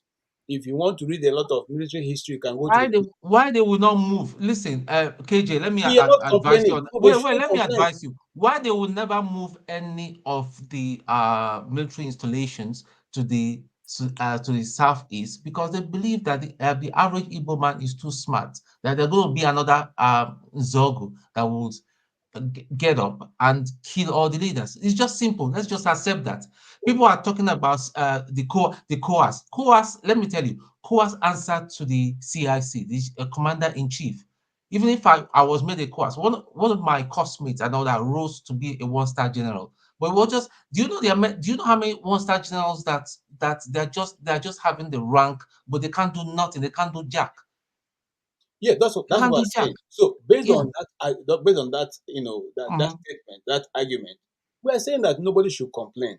Lagos is big enough to handle everything that is being thrown to it right now. Exactly. If you want to be fair to all, what's the reason for NNPC being Abuja? That's the truth. What's the reason for NNPC being Abuja? So the thing is that like Forefather said something which is very remarkable. I agree with him. Thank you, Forefathers. Everybody, when it comes to your own region, you support your own region. We're so tribalistic. That is our problem, and that was why I said that. I Dr. reject Rudolph, that. That's not true. That's absolutely that's not true. I refuse to accept that. Yes, absolutely. No, Tone. Sorry, Tone. I refuse to accept that. I spoke for Lagos. Out of Lagos is not my constituency. I think he meant just in Maybe general. for him, that's the way he thinks. I don't think he's talking individuals on the panel. I think he's just talking like in general. I'm talking general. I'm not talking about. I also do not agree with you, Show. He was not talking in general. I've been on this platform to listen to this character speak, and I can code when he's talking. So don't make excuses for him. Okay. When I spoke here, I balanced things to say, not because I'm looking for balance. Nigeria was moved. I'm just saying, I will push back. Speak for yourself. I am not speaking for Southeast.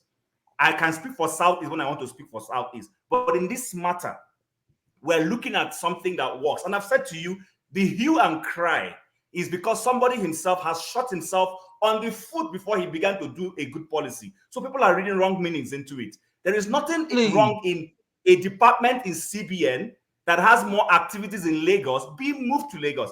Absolutely nothing wrong. 120%. We're on the same page. I'm not.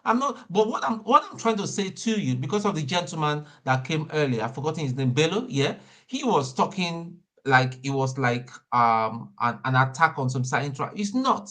It's just purely. We shouldn't waste time talking about this and all that. I mean, if Tinubu, I've always said this on this panel, and I'm consistent about it. If Tinubu does the right thing, I'll be the first person here to hail him and say, "Well done, sir. You've done the right thing," So that's it. All right. Thank you. If you want to do that, it has to apply to all. The question is this.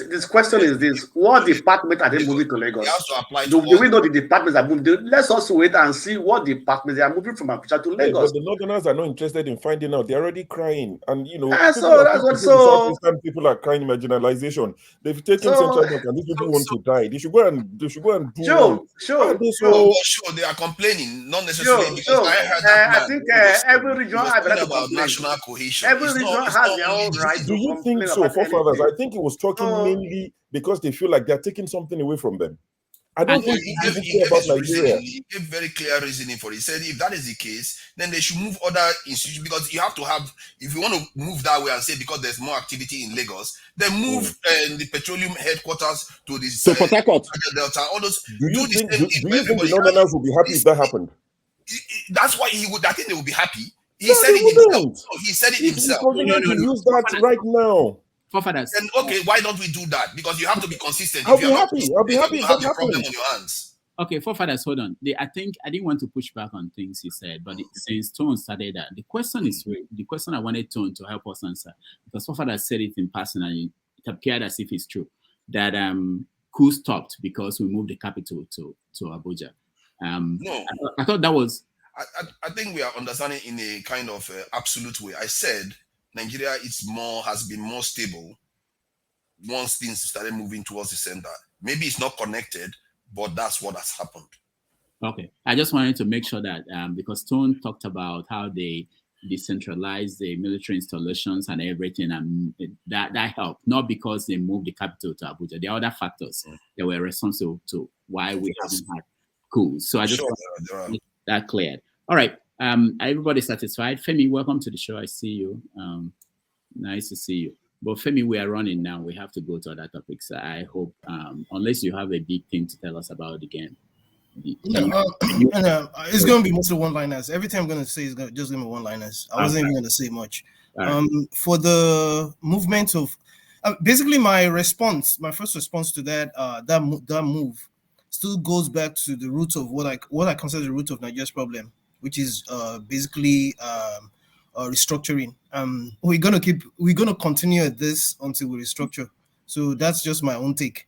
And with respect to the Super Eagles, we're in such a situation where if one has followed the competition from the onset, it's been really interesting. Anybody can beat anybody. The way this thing has been panning out. And if there's any team that's been outstanding so far, it's been Senegal. But I can only wish them well. And but one thing I just also wanted to highlight that because I heard something and I just thought to use ND as an example. I only got to know that there was a reason why, and I think you can replicate it with other things as well. But I only got to know that NDA wasn't even supposed to be cited in Kaduna at the time that I keep going back to when I tried to get into NDA. So I read about the history and all that.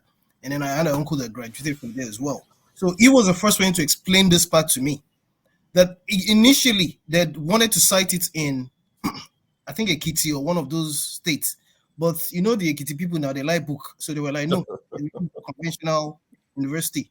So the next thing ended up in, what's it called? Kaduna. But again, if you ask for my holistic opinion, really, just to round up now, I just feel restructuring will help in so many ways to the point where if you just transplant Nigeria, since we're doing a hybrid, we're following a hybrid of the American system on one hand and the British system on the other hand, I think it would help if we just follow it holistically and without sentiments to copy. Let's copy it in a way that it would make sense to the point where, just as you have NIFO, if it still exists in, I don't know if it's in Owerri or in the East, you have the Cocoa Research Institute somewhere in Ibadan or so. I don't remember a lot of this. But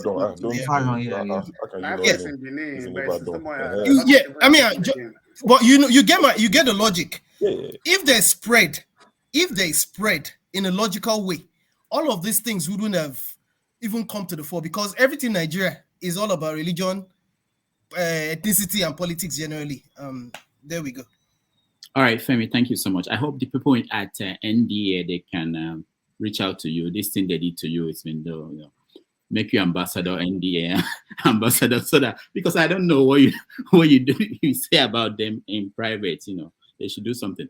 That to round up, I think it was Chim that said something about transparency. I think part of the problem is actually at the core. I wish Nigerians or government officials we know that transparency is not really for them. It will help them. Sometimes they think that by covering things up, that is helpful to them, but it doesn't. Because if they had explained these things about the thinking behind reason behind their moves, people will understand it more.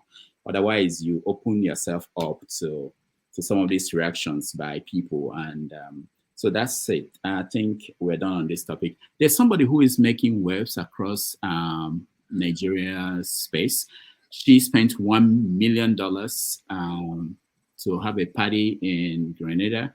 I never had her name before, but now everybody knows her name. And she's actually kicking back. You know, she granted an interview to Premium Times saying that she's happy that she's trending all over the world, that after Gaza is Aisha. So let's watch her a little bit. Maybe you guys know. And then you have a governor who went to the party and is lying, trying to avoid, you know. And this may define between her or the side chick.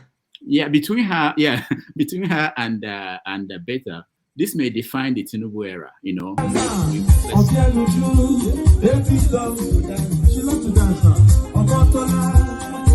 loves to dance. Aisha, baby loves to dance. Ibaleti, baby loves to dance. When she starts to dance, she becomes to wahala. When she starts to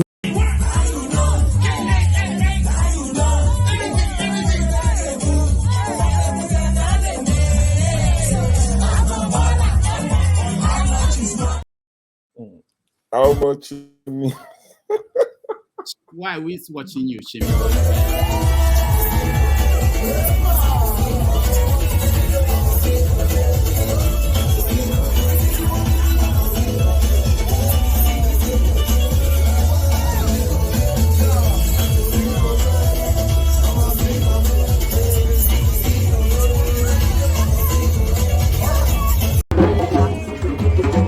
She herself is in Make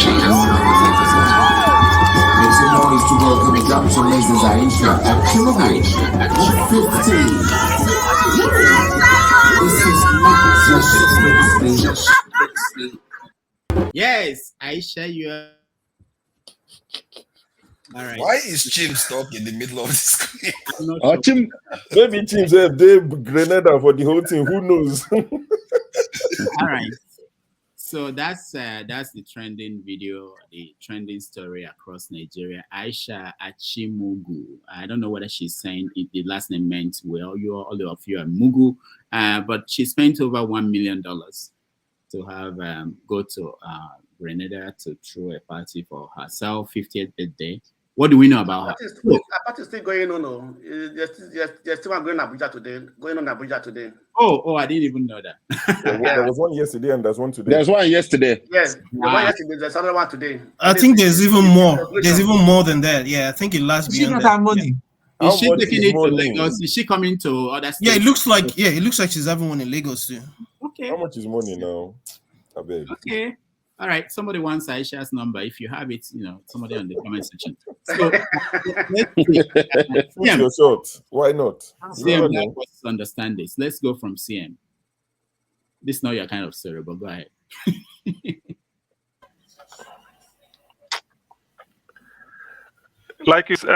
Rudolph, you've seen the private chat. Let's discuss important issue like the Dutch Prime Minister's speech about Islam. That is what people will. Okay. What are we looking at? A woman who wants to enjoy herself for what use? I don't have an opinion on issues like that. People are discussing it because of the link or the alleged link to Lagos State Governor. The info. I think that's the only reason why people would discuss it. Otherwise, it's something for Instablog or Gist Lover. If it's not linked to yes. And also, this is also important. I think there's an issue. Sanwo-Olu, from what Ambode said, I don't know. Is that an issue? Ambode, while attacking Sanwo-Olu, they said Sanwo-Olu paid is it a prostitute somewhere in Florida with a check? I don't know. So he wrote $1 check. All those things, I'm not interested in all those. It's not worth my time. Let's discuss important. No. It should. Nigeria has a history of people taking money out of the country, government officials, and this money is taken through some of these people. You hear their names.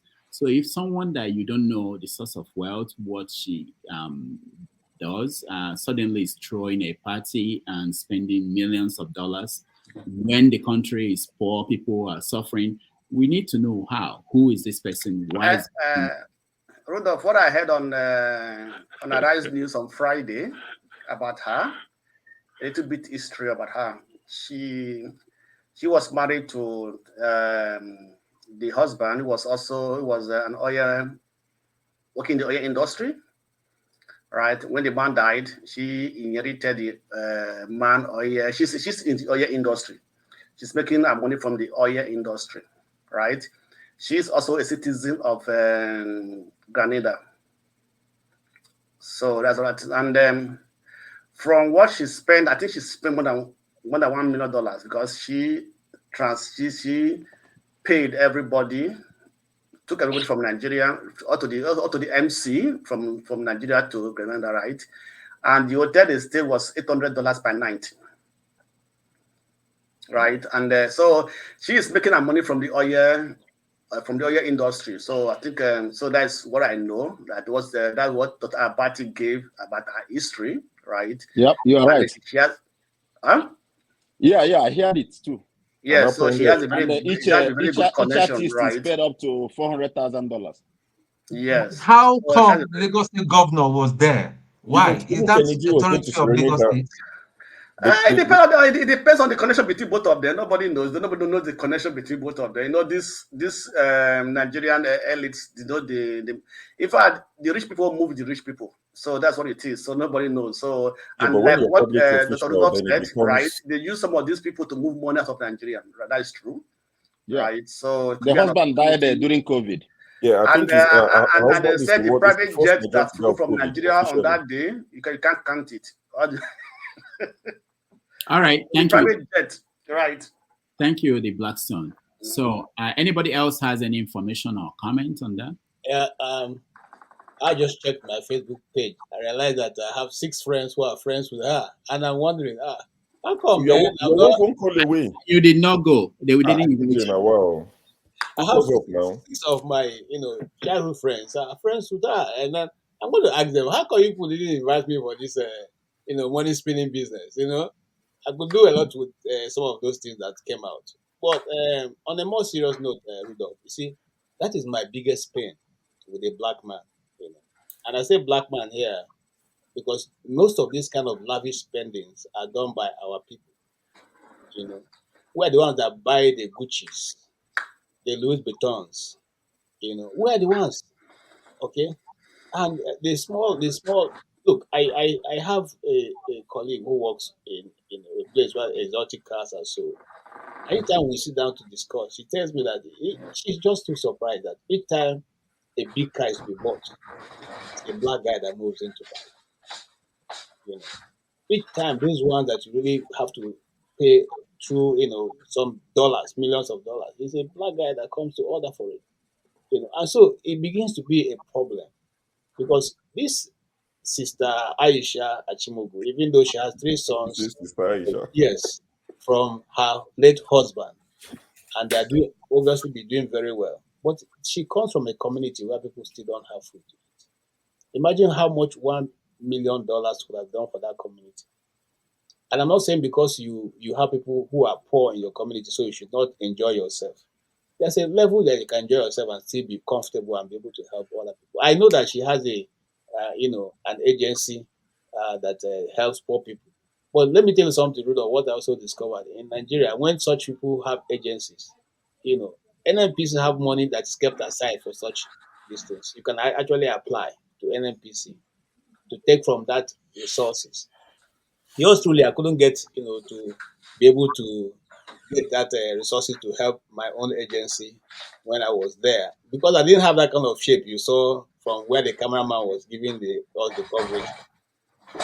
So, and it behoves on us to try to educate our people to see that there's more use money can do than just spending it on a one day, one night. I'm not saying don't celebrate yourself, but you can do it decently, Again, I agree totally what people have said. Majority of the, capital flight in Nigeria are done through this kind of people. They are done through the churches. So I'm not exempting the church. They are done through the churches. They are done through all these fake LPOs that come up from here and there, So we should check it as a people. You know, if you remove $1 million from Nigeria, you know, as it is over $1 million, that's a lot. And I don't think apart from look, Rudolph, crazy things happen in Nigeria. I've gone to a party in Transcorp Hilton where we left with laptops. You know, everybody who came had a laptop, and we had the money. You collected it, Pastor KG. Is it Apple or Apple laptop? You collected it in good faith, Pastor KG. Hold on, bros. You know, I didn't contribute anyway. I wasn't even invited. I was just a hand. Why didn't you reject it? Just as you're telling LP legislators to reject those cards, you should have rejected it now. You see what we're talking now? Listen, sure. Before you find something to tag on me now, I didn't even have the. I'm just telling you now. I wasn't given an invitation card. My friend just ran into me and said, "Oh, you must follow us. You must follow us." So they took me in, but to my own surprise, since I'm not even a guest in the listing, still provisions were made for those who crashed in, like people like us. You understand what I'm saying? And so when I sat down, I couldn't think about it because there are more than 200 people. So yes. Go on, Shane. So what if they have given you if they had given you invitation? What will happen if they had given you invitation? Now, maybe they would have given. You're coming to my point. I'm not. You know, they didn't know that I okay. Whoever did the party, doesn't know me, but his good people who are coordinating knew me, and they insisted that, oh boy, you must have to go. Now, this is what I'm saying. And I sat down with them, who are the organizers and the plan, and I said, this money we just spent, we could have used it to do a lot of things for young people. Okay? And the one who invited me, some of the ideas we shared, I'm happy that she became a commissioner in one of the states and she was able to expand on those ideas that we shared and use it to train young people on IT and all the rest. So, but what I'm saying that kind of money in Abuja, we can use it to set up for where young people can go, train under IT, and be useful to among your colleagues. I mean, it doesn't give you any. You know, for me, I get joy in helping. I'm not in being really extravagant. Thank you. Okay, just to touch up on this lady's case quickly. I read something on X, Twitter, where a certain guy, popular guy, I think it's Brother Bernard or something, he was saying that, Sanwo-Olu said he went to Grenada at the same time this party was happening. Coincidentally, he was there to discuss some bilateral trade with Lagos. So Lagos as a state was establishing bilateral arrangements with Grenada, a country that has no embassy in Nigeria. Nigeria has no embassy in Grenada. There are no direct flights. We don't trade with them. We don't do anything. But Sanwo-Olu was coincidentally there. He was doing bilateral arrangements between Lagos and Grenada. It's just coincidence. It happened. He had a picture with the prime minister now. He took a picture with the prime minister. He took a picture with the miniature train, with the Lagos Blue miniature train. That's what I'm saying. Yes, because give us a gift to prove that he was prime minister will be happy because the amount of money they went to spend in that country. He will be happy. If you were the prime minister, wouldn't you be happy to welcome them? So, it is what it is. If it's Lagos people's money, they're not complaining. It's their governor. So why are we crying more than the bereaved? Sorry, if I could just quickly say something on that and leave because I have to go for an appointment. So this last name, Achimogo, does not ring a bell outside of everything we've said during the political elections. Does this Achimogo name not ring a bell? The Achimogo who was talking about SPV, is he part of the? Is he related to this one? The Atiku guy. Yeah. Is he related to this? Is he related to this family? Is it possible? Okay, so all right, and then sure, you rightly made mention of. Most of the Caribbean nations are. I'm looking for the right word. These are places people go to. You buy citizenship, $200,000. Buy citizenship now, straight up. It's for sale. And then there are a lot of tax. There are tax havens also. Yeah. Exactly. So when you come and invest, like you rightly said, they will, of course, their top officer will see you and all those things. They give you access to a lot of things. So, it's just unfortunate. Like someone has rightly also said, perhaps also people use people like this to hide money. Do you understand? All the, capital flights we're having and money that is being stolen out of our nations necessarily will go through some of these people. And I don't look what we're seeing. Emilio Khan's concept is going to really work. Like you rightly said, sure, good luck to us. You know, we had an opportunity. We've brought in this Lagos group of people, and we know what their antecedents are. This is not They said they were uncommon. going to teach us a lesson. This lesson, we're learning it fast and hard. Yeah, don't worry. Lessons will be learned. You know, remember, they were threatening us. Lessons will be learned. May, February, It's a you renewed learn hope. lesson. Why are we worried? It's a renewed hope. Now, so all of us will learn. And Yeah, that's we the worry. that's The the only hope is consolation for coming. me. But I just I'm wanted to learning from make afar. that comment and remind us about the guy during the election, the Achimogo guy who was helping them to pull down Atiku. So I'm sure if we do more digging, they might be related. They might be related. Achimugu is a common name in Igala land. I mean, sorry, not a common name. It's a family name in Igala land. That was the husband name anyway. That's the late husband name. Yeah, what I'm saying is the Achimogo might be related to the husband. That's what I'm just saying. So Yeah, the might be. Achimogo I clan don't know. might be playing a role in this whole trying to help SPV people. But let me play the devil's advocate for him. Let's leave the dead to bury the dead. Let's discuss something important. What are we? Who's interested in? You know, there's a Ghanaian proverb. Let me finish here before you go to. There's a based on the picture. Wait. I know you're going to save the world tonight, but let me add something to it. CM, that's your proverb of monkey. You never talk about here. Everybody, they think they trend everywhere. That's your monkey proverb. No, this one different. You know, Rufo. That's what Rudolph showed. Rudolph showed the picture of a lady dancing.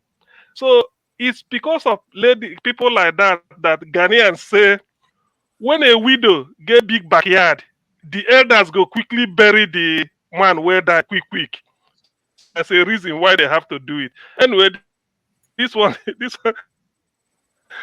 to me, it's not a news to me. Let's just discuss something important. Let the dead bury the dead. All right. I mean, they've been spending Nigerian money recklessly. Grenada is still a British colony technically. The head of state of Grenada is the UK, and it's very interesting that that's the one they run to constantly. And it doesn't matter if he earn the money like the way, let's say Dangote is providing value for the services she provide. Yes, 1 million, I know what I could do with 1 million, but you cannot account for the taste of some Nigerians. And we keep making it look like it's only her that is doing it. Many of us, I don't know, would probably do similar stuff. This culture that we have in Nigeria where we have to kind of show off, is that not what Akpabio was doing the other day, where people not cheering at him? So some of the things we see in Nigeria is very, very unseemly. Nigeria, I don't know, man. Papadas, if you take $1 million out of Nigerian economy at this time, whereby there's no dollars in the market, what effect is going to have on the Nigerian economy? Yeah, but it's a terrible thing. If she did the party in Nigeria, so that's where the concern comes from. You can use the money more productively, but if you use the money in Nigeria, because what will happen is that most of that money will go to Nigerians. That is how economies work.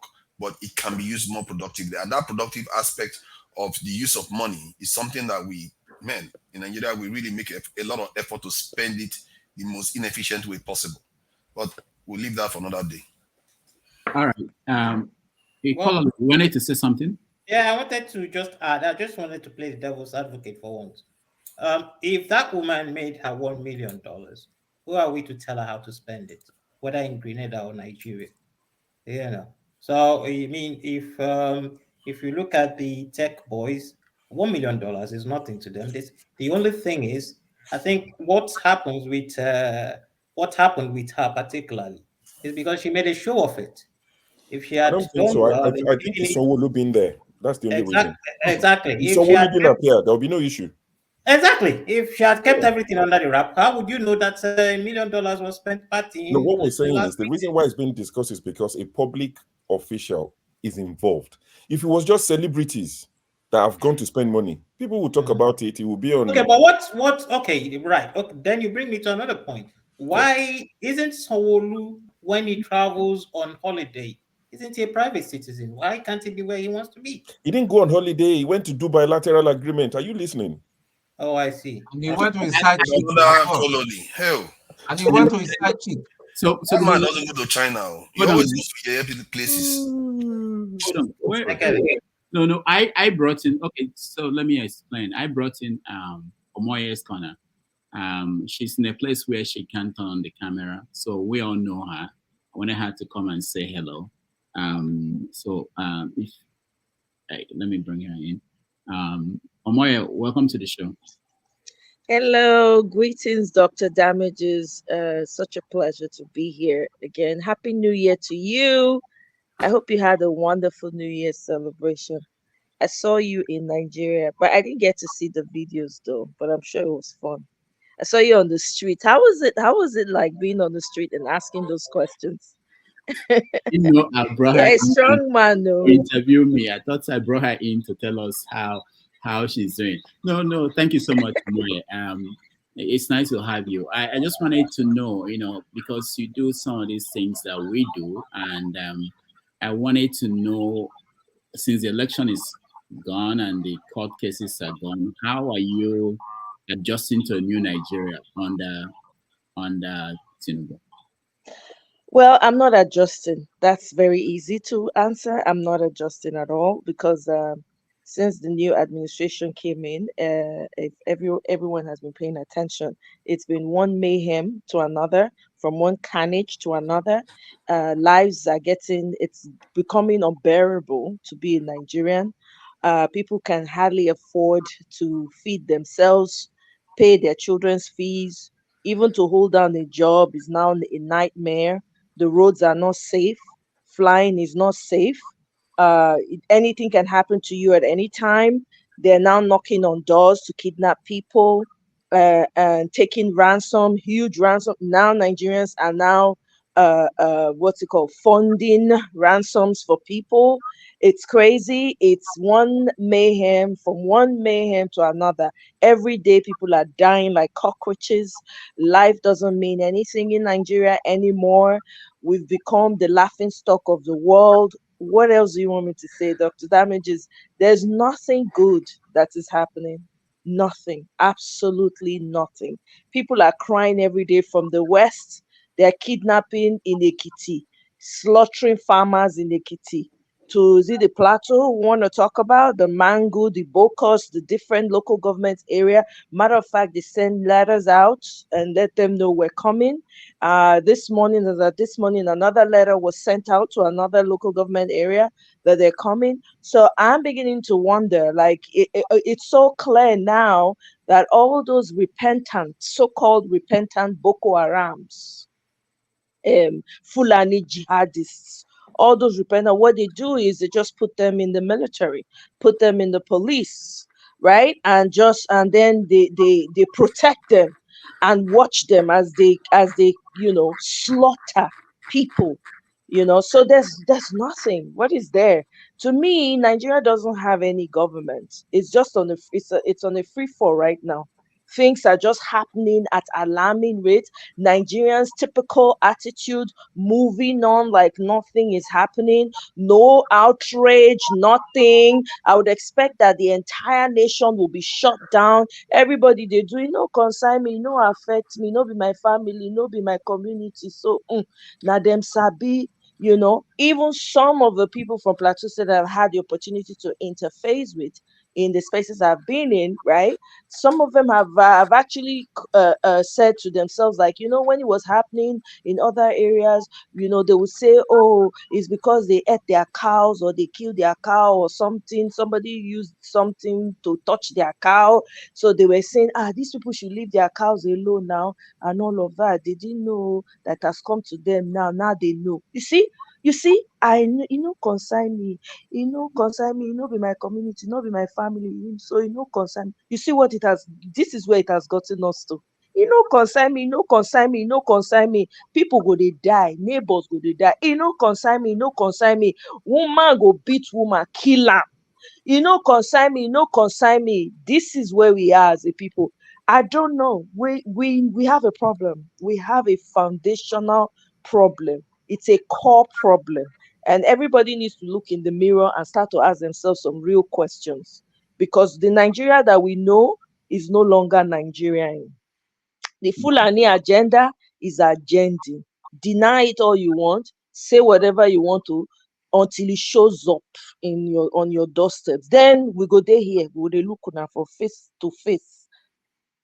That's it all for now. Omoye, one more question. When you see someone like Betta Edu, there were videos of her giving out $1,000 to a hairstylist, giving out, living the good life, billions of naira missing in 6 months. This is a government official. This is a woman. This is a young lady. What does that say to you with this new idea that we want younger people to get into governance, government? We want young women involvement in politics. What's your reaction to that? Yeah, Dr. Damages. These people groom them early. You think that lady is a spokesperson for the young people? She ain't. She's been part of a system. It's someone that was made a chairman. How did she become chairman? How did she become chairman of the local government, or what area is it Calabar or Akwa Ibom or wherever she comes from? How? There's been stories about her. That's not a good yardstick.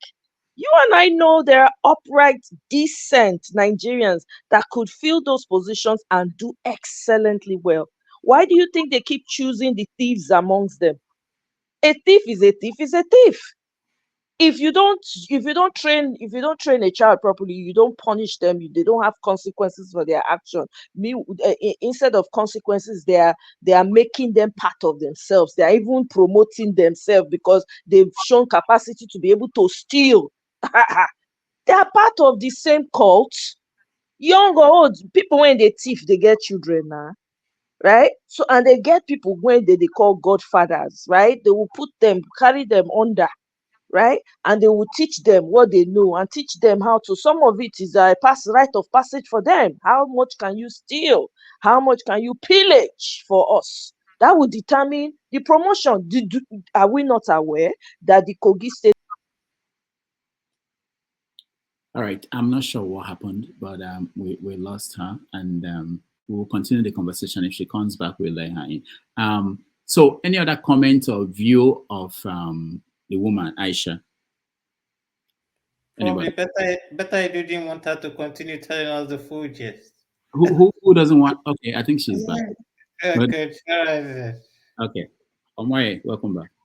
Sorry about that. So, the Kogi State governor, the nephew, not be nephew when they arraign, which day? February. Not be February last year for you, when they say thief money, I be waiting they talk for you, fraud. Now be security chief now for Kogi State. Bikono. Is that not a father? Is the papa not be thief? The uncle not thief. The fruit does not fall far from the tree now. What we they talk? That made you say, ask me like say you don't know as Nigeria be. All those people they all have godfathers that have trained them to be thieves from small pikin. The grandfather, the CEO, the chairman of courtism for Nigeria. Wetin happen? He creates the courtism for Nigeria. Finish. Wetin dey happen? The children are eating the sour grape. Their teeth is set on edge. Every corner where you go now, courtism. Matter of fact, they do advertisement now. They say if you want to join, come and join this court. They even, guess what? Those courts even they send out notices. When the mayhem and carnage was going on in the north, they say, it's too much. The government should come. Cut people. They call out God. Hey, God. Now where we don't reach for Nigeria with this. Evil has been enthroned. Then there will be people who will still come and defend this evil. Hey, Egbami. Hey, God forbid. That's it for now. So better I do or not shock me. I'm not shockalized by it at all. In no way, shape, or form. The papa when born now the work when they give her they do. So she does not speak for the young people that I know. I know Dr. Damages that you know. So she's nothing to me. Forget it. All right. Thank you so much, Omoye. Nice to see you. Just visit us whenever you have the time. I know you are busy too. All right. Thank you very much, Dr. Damages. I appreciate it. Okay. So let's go back Okay, somebody is taking control. I don't know who that is. But I wanted us to round up this conversation and then move on to the next. If anybody else has something to say about Aisha, otherwise we'll move on to the next conversation. Anybody? Yeah, let me just, someone want to say something. Let me just say this. When, there were stories of Nigerians, especially in Houston, but all over America, sometimes they do this kind of parties. You know what happens there? The FBI also attends. And what happens is that after such parties, they try to look into these people. What do they do? How do they make their money? And they follow the money. And in some weeks, months, some people are rounded up for certain things.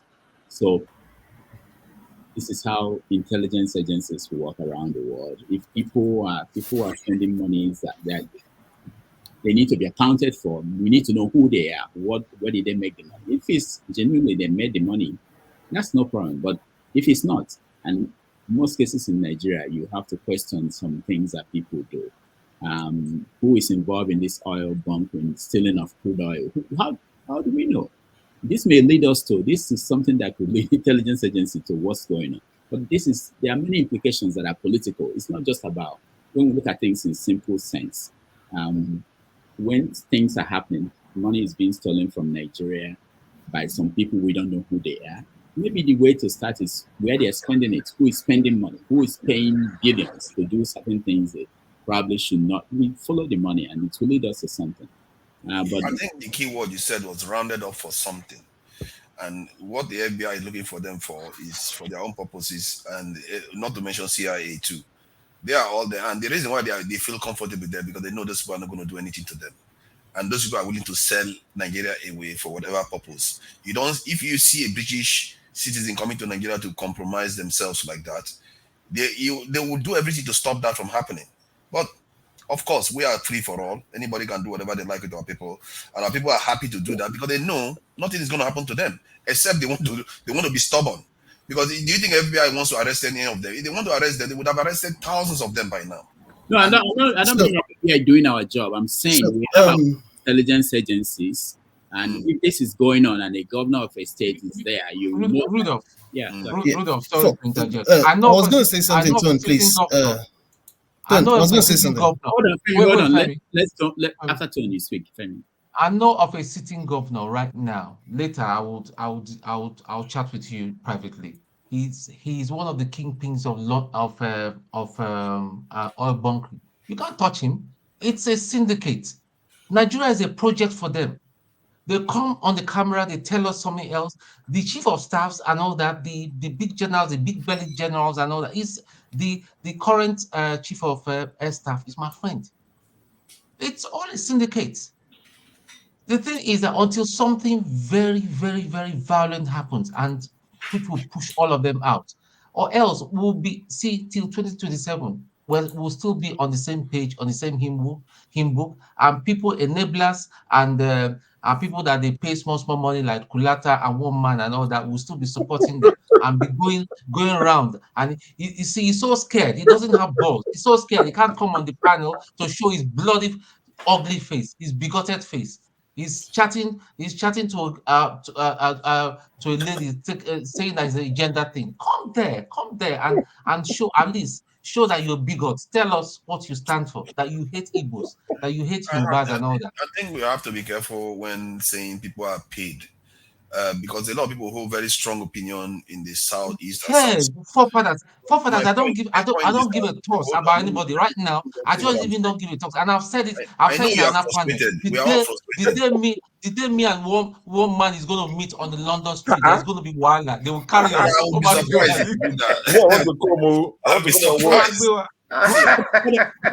on, guys.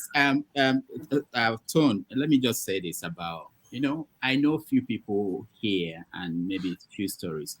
There are people who do not really want to show their faces for reasons other than what we may think about. Like Omoye. Omoye, I know that she's somewhere, we've seen her before, she's somewhere she can't just show her face. It's not like she's afraid of showing her face. So people might have different reasons. Maybe the job they do, and I've heard from so many people, maybe the job they do, they don't want to be connected. because of how sensitive it is. So I'm not, and I don't assume things about reasons why people. I've had some reasons that from people that I know that I understood. So let's be careful. Let's try to make sure that we. But we are losing now too, because technically those people that could have come and shared information, but because they are required to show their face now, they will not be able to come. So we are losing out from this the breadth of information that is out there because of they are required to show their face here. Yeah, I know, but also I think we gain more because people show their face. At least they say something with their face out there. When people don't show their faces, they tend to not everybody. Some people, that might be damaging. So if you don't know who I am, I can come out here and be talking something I don't even believe in, and I won't stand by it if you put my face to what I'm saying. So there are the other reasons. You mean like every other politician out there? Yeah, it could be. Shamelessly. People can. I think people do those things. Maybe there is room for other sets of programs that will allow people to cover their face. Maybe, yeah. That's why there are some other shows that will allow you to talk without you putting up your camera. That's okay. They go there and talk. People can. I do go and listen to people in other places too. But you're so well behaved. I saw you on one man's channel. You were so well behaved. I was like, one man come here, act like a rascal, and you are here sitting quietly. Oh God, I was like, why are you not doing the same thing to him? Yeah. So. Yeah, so we allow I think we stick with this plan unless there's any need to change it, and we will do it together. It won't be something I will wake up one day and say, okay, we are changing the rules. The team will have to meet and say, okay, maybe this is why we need to do that. All right, so let's move on. Unless KJ, you have anything to add? Anybody else has anything to add about? So I almost lost my train of thought, Doctor. So I forgot that you were speaking. Yeah, you always do that to me, but it's okay. It's okay. If you watch, I don't know if it's in Vanguard or Punch. It's just interesting that sometimes when you're still discussing certain things about Nigeria, the same exact thing you're discussing is popping up again. There's already allegations out there about the chief of naval staff in connection with oil bunkering. Now, why would you surprise you that the issue with Boko Haram, banditry, and kidnappings, for example, has been continuing unabated for years now, probably more than a decade by the time you make your calculations. Same with oil bunkering, same with a lot of things that, quote unquote, may or may not have to do with policies of the various governments in power. I mean, I think, see, you spoke about the issue with FBI visiting, being in the midst of Nigerians when we have parties. When I was in New York, when I lived in New York City, Dr. Rudolph, I knew of at least 3 situations, more of which you are better aware of because you're in the media, where they'd been tracking Nigerians, especially, not just Nigerians, but usually Nigerians, because Nigerians are very loud. I mean, it's ridiculous. So, and this tracking usually starts from things like parties, and then 5 years down the line, you just hear the big headline about how it started with one person and it led to a web. Of course, we know how this operates. The reason why I'm very suspicious but not surprised by what happened in Grenada, where it featured not just Fashola, because it's alleged that there was a couple of other politicians there, seen and unseen, known and unknown, and the ones that also help them carry bags, that are doing the footwork for the ones that you don't see as well. We know the way these things work. The reason why I'm not surprised is because perhaps, and it's just a conjecture, I'm not saying it's what happened, perhaps it just happened that, just like Biamila did during COVID when he appeared in Harvard, remember that issue during COVID?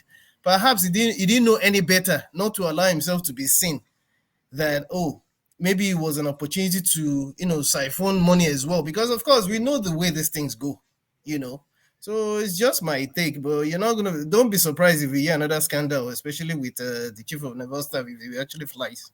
Yeah, so the one you talked about, the chief of naval staff, I saw the report as well on Sahara Reporters, where it's alleged that in the last 6 months he's been paid bribe worth up to $170 million. They've come out to to deny it, to say it's not true, that's not happened. But I mean, the sort of money they're talking in 6 months, $170 million bribe. I don't know where they're taking us to with this mandate. Or whoever survived this mandate will do Thanksgiving at the end of it, because these guys are literally they are just wiping things out. I mean, better doing how many months? 3 billion. The 3 billion, what was it for? To investigate? Sorry, on to the next topic. Don't let me take us back. All right. Look, I just to add to what Show have said. Yesterday, I spoke to a friend of mine who is in Abuja right now, and she works with some of those top hierarchy individuals. And she was telling Sorry, me, KJ, all of you know high ranking somebody big. What am I doing with my? I don't know anybody. no, I you don't know, even know listen, somebody big on this platform. some of us went to school with these people who are in power right now. So it's a question of some of them are old boys.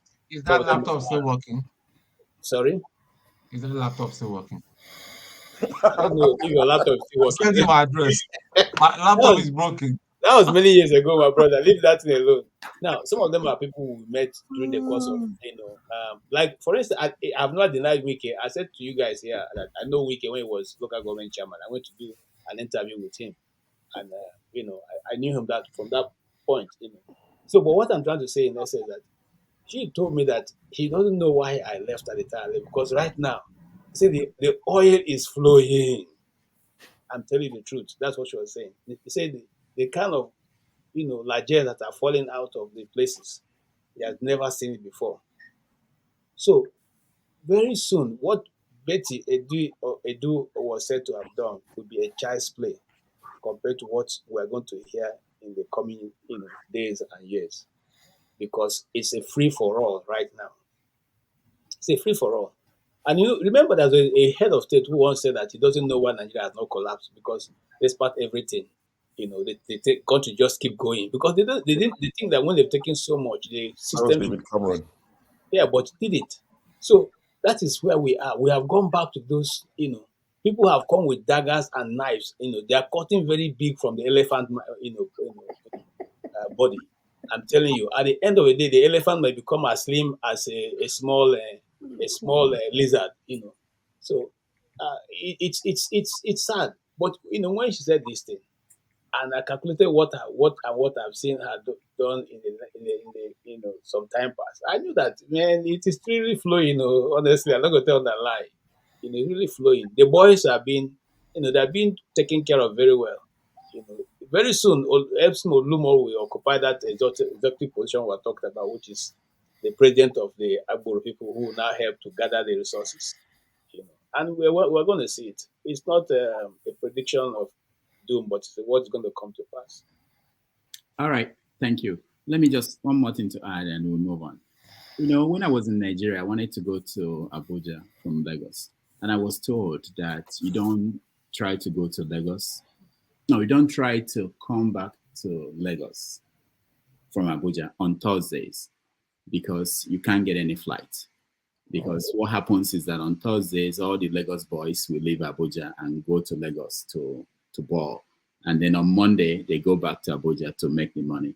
So there's this concept of Lagos boys and where the traffic is going, where money is coming from Abuja and going to Lagos. And whoever is in charge, just like when Jonathan was in power, he was moving the other direction to Port Harcourt. And, so these are things that are common in Nigeria, and people read a lot into it. We'll be hearing more about that as we go on in this new administration. And let's move on a little bit. I wanted us to go outside Nigeria to calm down temperature. The IC, International Court of Justice, they're ruling on Gaza and Israel. So, like I said, a lot of people are interpreting it, but the headlines, if you look at the newspapers, credible papers, the headlines were simply saying that they told Israel to avoid genocide in Gaza, but they failed to order Israel to stop the fighting, order a ceasefire. So each side is claiming that they won. South Africa is claiming that, the International Court of Justice acknowledged that there was genocide happening. But what they said was to avoid it, not that it was happening. And of course, the Israel is saying that, okay, they didn't order them to go on a ceasefire. That means they acknowledge that they have the right to defend themselves. So I want us to look at it in terms of, people have said here that South Africa is doing something that Nigeria is not doing, or any other country in Africa, which they did something which is unique, which is true. But did they achieve anything out of this? In my class, we talked about the need, that was before this judgment came down, the need for Africa to have a permanent seat at the UN Security Council. And that if that happens, if they actually decide one day, okay, we're giving one to Africa, it's most likely that they'll give it to South Africa. And of course, Nigerians will protest, we're the largest country in Africa, but you have to play a role to be taken seriously in the international arena. Maybe South Africa is actually preparing themselves for that role. Anyway, so let's have a conversation. If you have anything to add to that, and if you don't, maybe you can talk on this topic.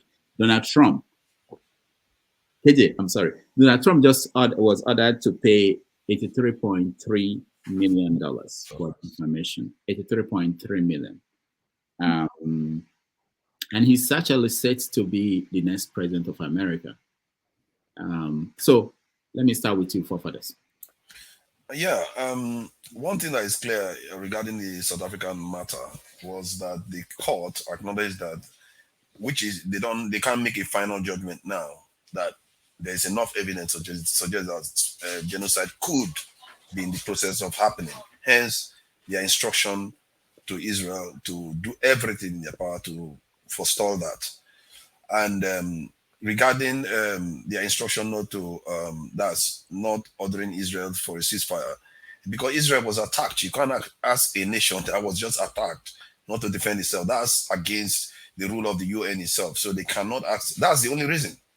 Everything else was on the side that there's enough evidence to suggest that genocide is happening. And this is goes to the crux of the matter.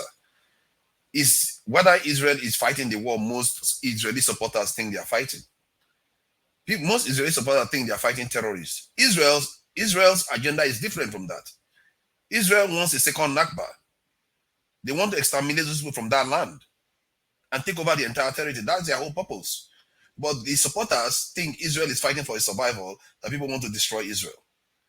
Israel doesn't want those people there. They said it in so many ways. They compiled more than how many pages of genocidal statement that Israelis have made.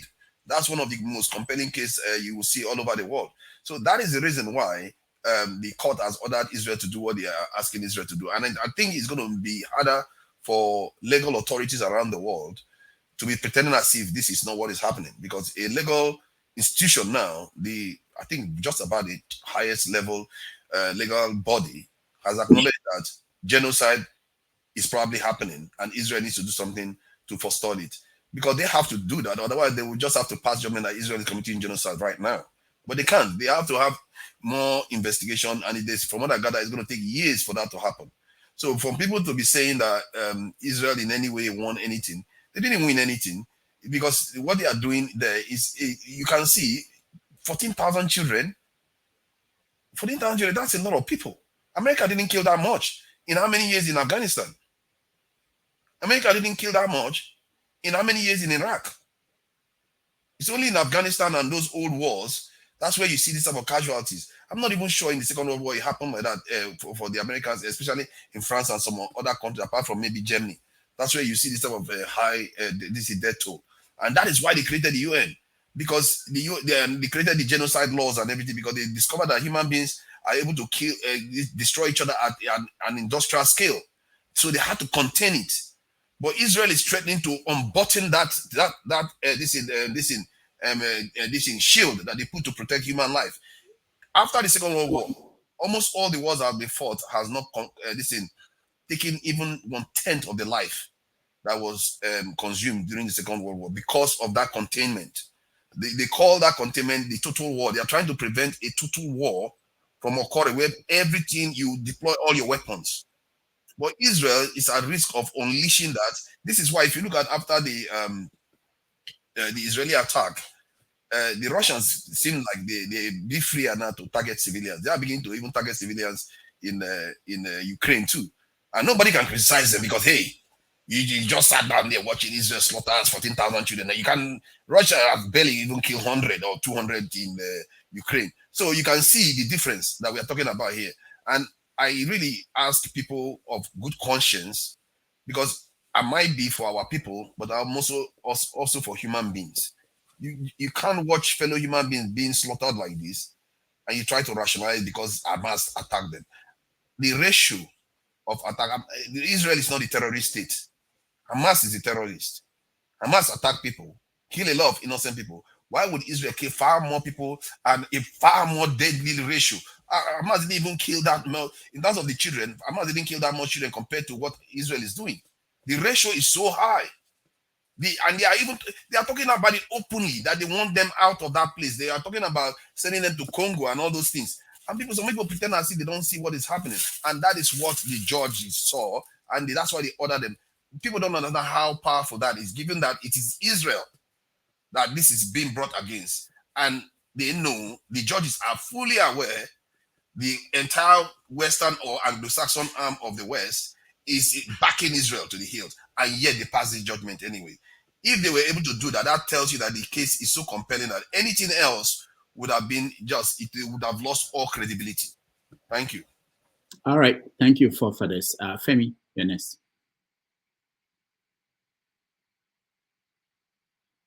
Okay, yeah.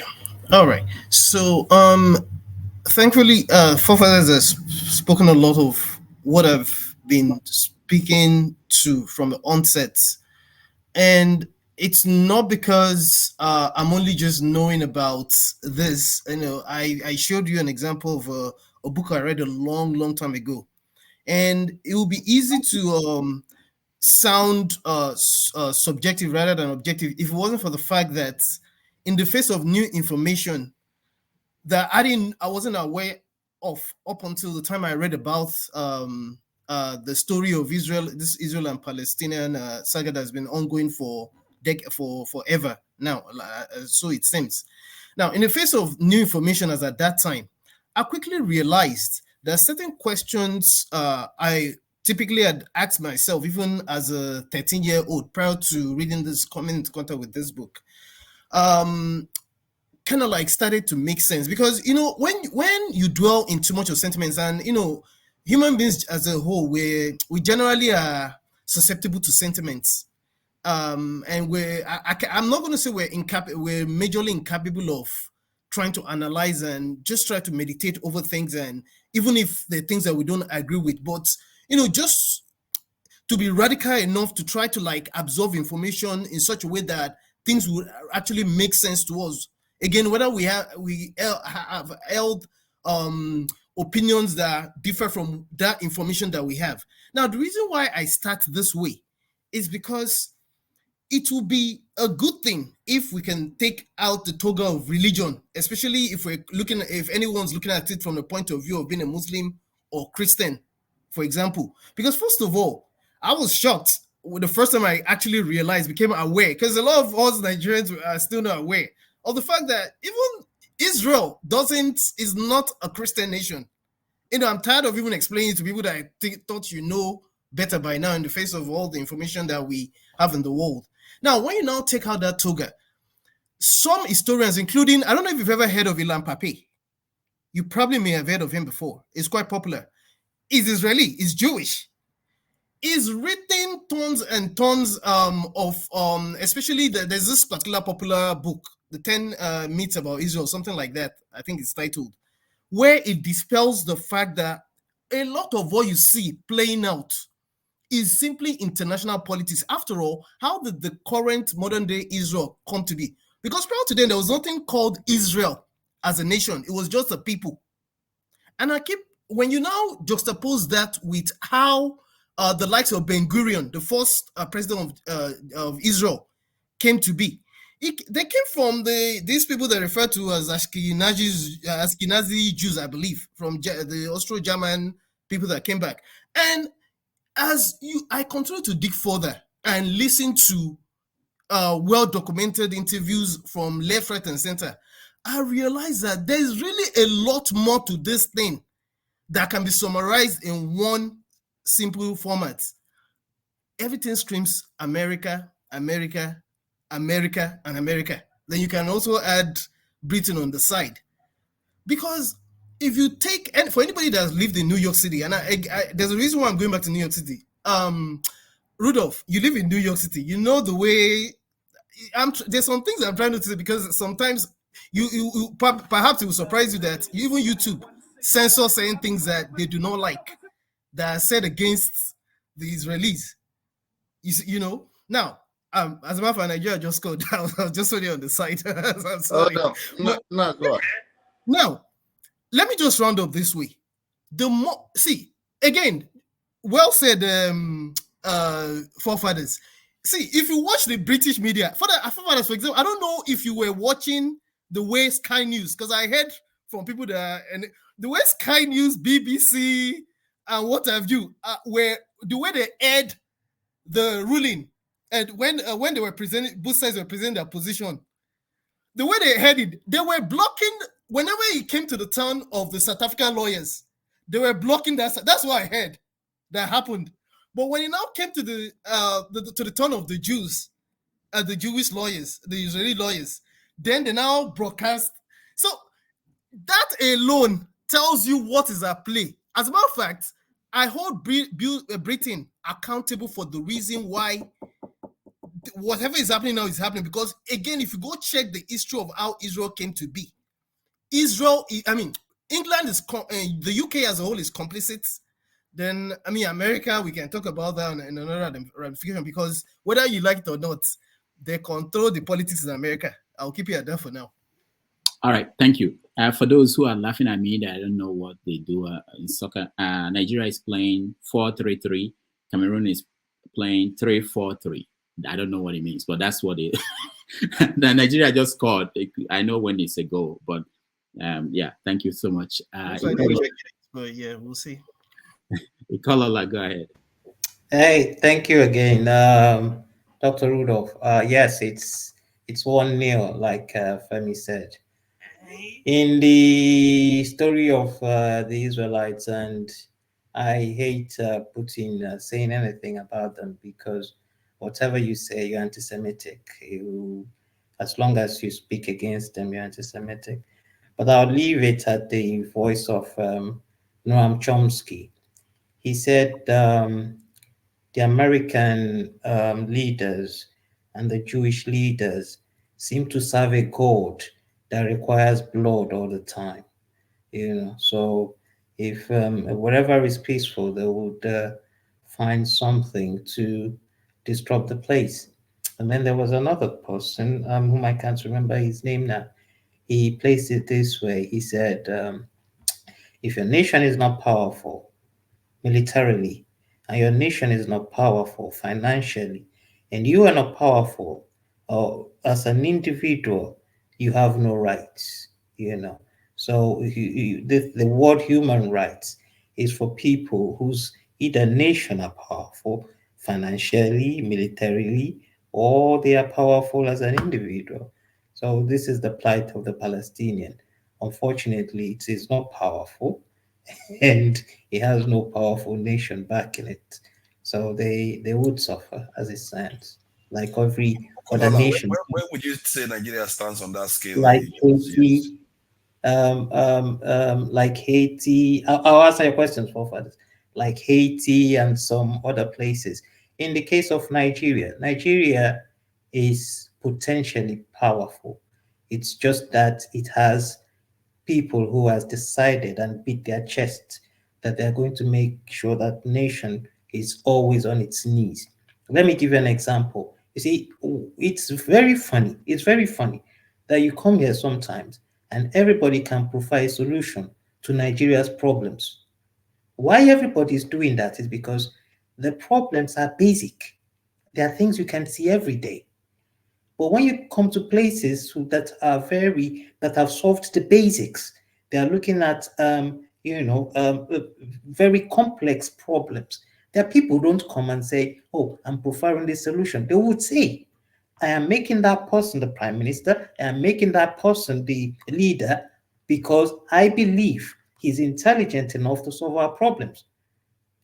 They put their hands off. I don't know it. I cannot understand it. But I'm giving it to that person because I think he's intelligent enough to solve it. But because Nigeria's problem is so basic, everybody thinks he has a solution.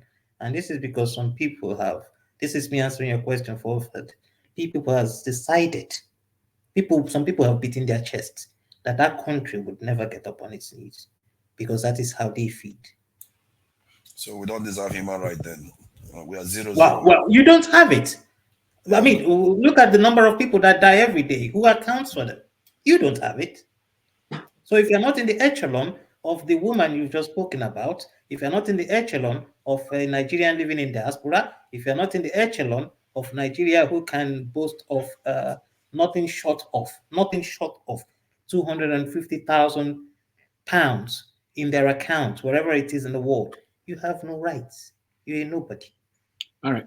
Thank you, Kolola. Let's go to KJ. I just heard that the goal was disallowed because something happened. The referee went and watched a TV and came back.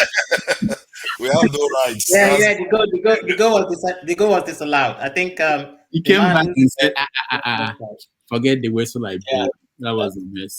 For me, I stopped watching Nigerian, Super Eagles or rather Chicken Eagles because I was too heartbroken many times. So I couldn't stand the pressure any longer. So I said to just let them be, so I can have my peace.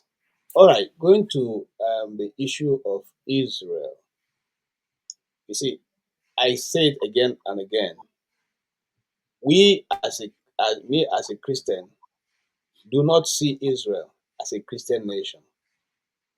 And that is what most people who are at the level, at least, who have known God small, or who seem to know God, believe. We don't believe that Israel is a Christian nation. And our support for Israel not because it's a Christian nation. Israel was not a Christian nation when Christ went to visit there. And even when Christ was walking the earth in Israel, Israel didn't even believe in his message. So it's not a question of whether Israel is a Christian nation, why Christians are supporting or seem to be supporting it or not. It's totally a different thing. And I will not want to bedevil the issue because already people have discussed so many and people have taken stronghold. Those who have refused to accept what's going on and those who have said to accept it. So there are two camps, the other for or against. And the American Center for Law and Justice did a lot of research on that and it's online. You can check it out. Also, the Christian Broadcasting Network did a history and the follow-up of the land of Israel and how it came to be. You can equally look it up. Now, on my own, and I said this the other time we talked about this issue, we seem to be quick to say Israel do not have a place there.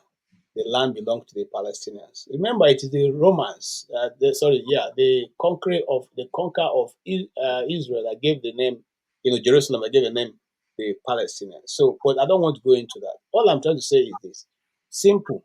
There were two nations. There were two people that had that land. If the Palestinians have a right to that land, the next cousin or brother or sister or the relative of the Palestinians is the Israelis. Okay, which is there was an Isaac, there was an Ishmael. So if Ishmael has the right to be in that place, then there's somewhere within that place Isaac also has an inheritance. Because if Isaac is the younger brother of Ishmael, just like me and my elder brother, are you going to say my elder brother belongs to my community and I don't belong there? Okay, so that is a question for us to go and think about. However, here is the catch. Because if we go back to the times of a history, the colors of the people living on that piece of land now was not necessarily the people who were living there at that time. We understand that mechanism. And anybody who is a true, who follows biblical stories and history and books written outside, historians who have written accounts different from the one that the Bible has given, seem to collaborate on this. The colors of people living there are not the people here now. However, that piece of land still remains what it is, whether we accept that or not. So the question now be, and last time we spoke about this issue, I said something. Hillary Clinton is not, I will not say something I can call a Christian, but she described how many offers were done, including her own government, was the true in many offers that was rejected. It's also on video. It's also online. You can check it out. So what I'm saying in essence is this: you don't wake up and you come to my house and decide to do violence and expect that me, when I want to do the violence back, I will do as you will say, okay, I only do one, like I just did small, you two do small. No, I will decide at what pace, at what time, to what degree I want to do back. No, you can't. What are you talking about? Are you living Hey, in the hey, real? hey, If you hey, do that, you're going to have the whole world come at you. calm And down, besides, my brother, calm Netanyahu down. admit that he's the one that torpedoed the peace process. He Calm down, literally said it. my brother. You see, you like to jump in this. Why? You see, You are trying to make. calm down, You are going to commit genocide. You can't calm commit down. genocide. Come on, calm Even down, if you want to. forefather. When I come to this platform, I don't come with all intelligence because I don't know everything. So you two don't come with that because you're not the only one who read. Oh, no, I know. I You're the agree only with one who you. have monopoly of knowing You are things. saying Calm down, you are willing to commit calm genocide. down. Let me talk. Time. Let Come me on. talk. Calm down. You are describing it as genocide, but the event of October 7, you don't see it as genocide. You don't see it as genocide, right? It was a It's terrorist genocide. attack. Okay, now let's before you throw me off my trend of thought. Simply what I'm saying is this, and we the Igbos have a proverb: if you are biting me on the head and you're not afraid of my hair, you didn't decide that my hair is too rough for you to do that. If I want to bite you on your buttocks, I will not be afraid of the poo-poo that is in your anus. Okay, I will decide at what level I want to come at you. You don't tell me how I should come at you, and I will decide when I'm enough, when I've had enough. Yeah, go after Hamas. Don't go Now, after children. I don't know why this Buffalo is distracting me. Please, I reclaim my time you have wasted. Okay, now here is what I will say, and I will say this with all sense of humility. If what I said here before, last about 2 weeks ago was that I was listening to General Flint, and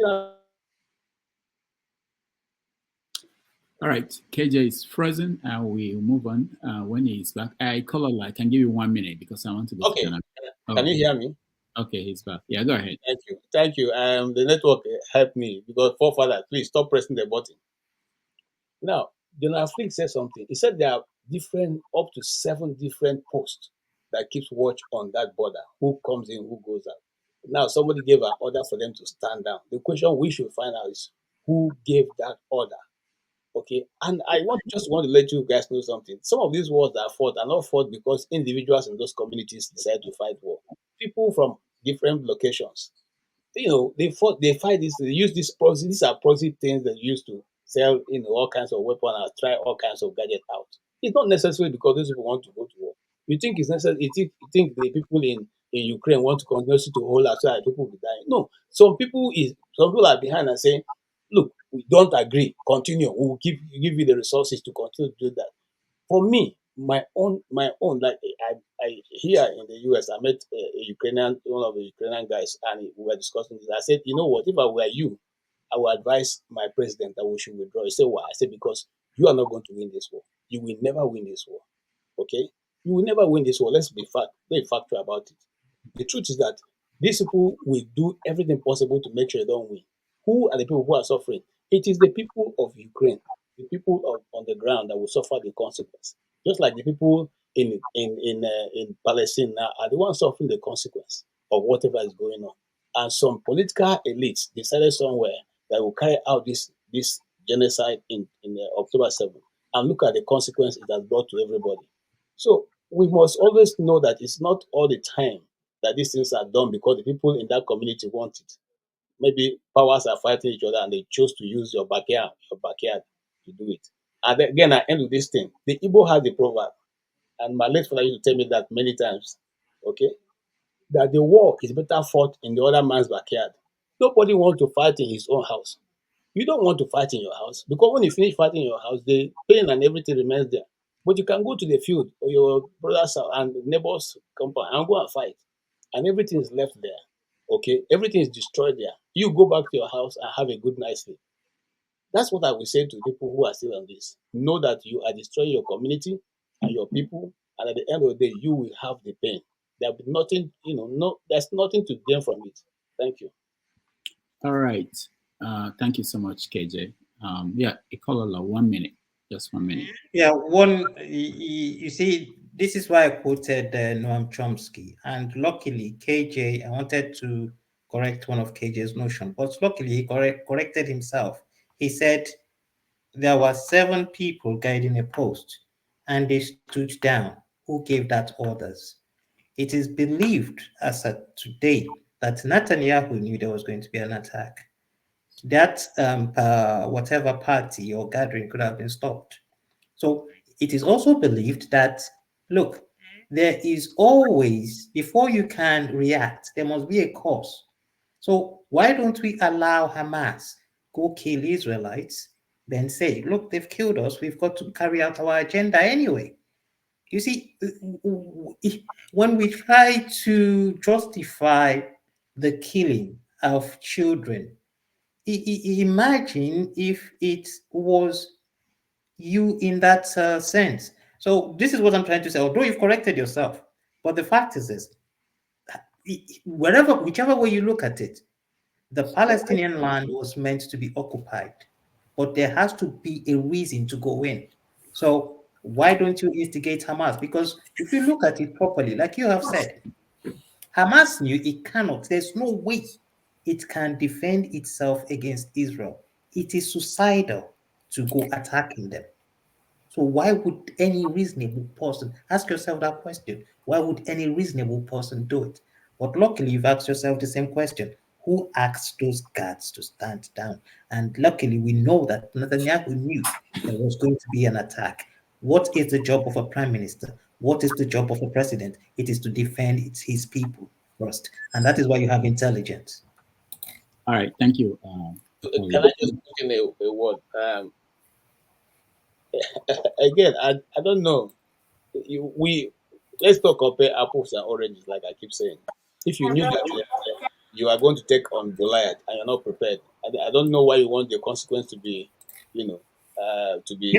KJ, you've said this again and again, and I know I asked you questions along that line. Okay. Will you say that what the Nigerian military did in Biafra was right because the Biafrans declared the Republic of Biafra without being ready to deal with Goliath or whoever will come and support the Nigerian government?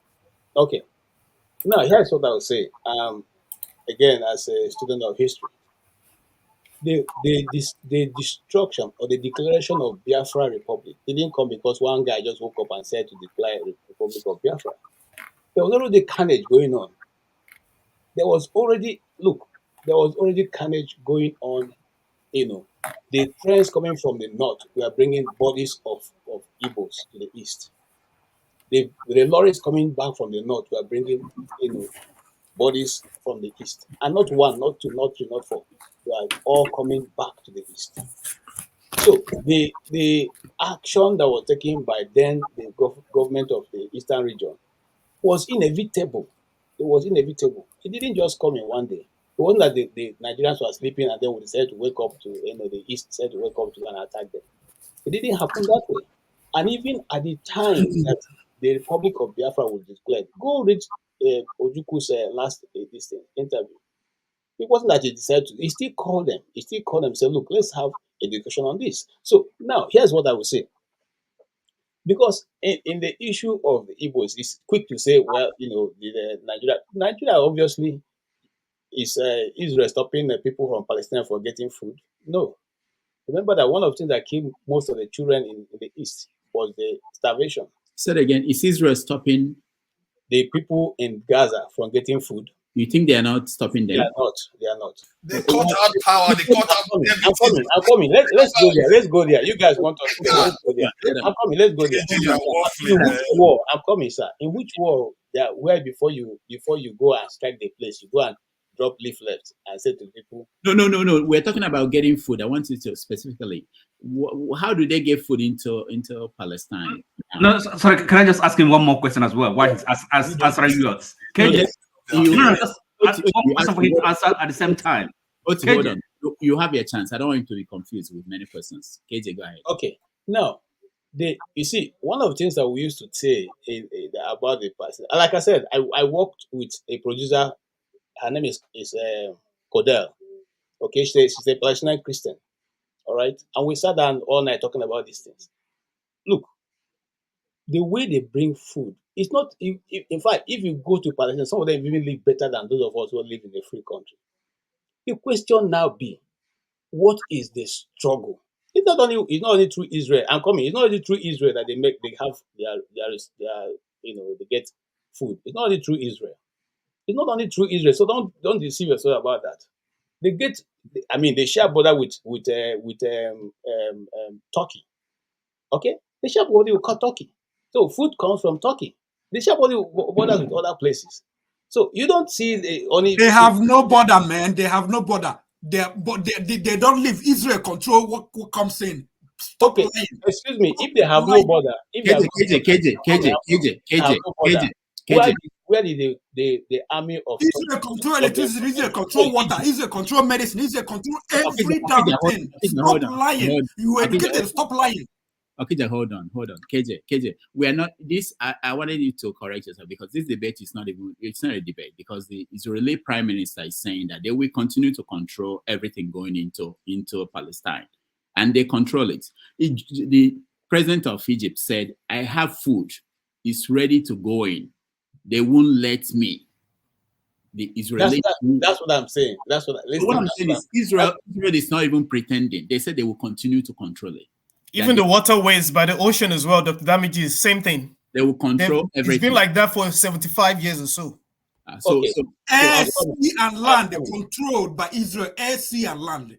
Internet, everything controlled. If they're controlled by air, sea, and land, how come they fire 6,000 rockets into Israel? Okay, so that's a good question. So just like attack war in Biafra, people smuggle things. Just like attack war in Biafra. Hold on now. Hold on, bro. Okija.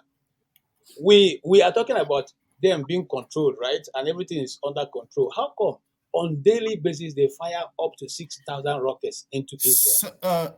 Some of it is coming from Lebanon. Some of it is, and remember they also have underground tunnels that the Israelis are finding difficult to find. Okay, Femi, if that be the truth of what you just said now, do you think that Israel, for their own self-preservation, should be relaxed and watch things? No, but then here's the thing.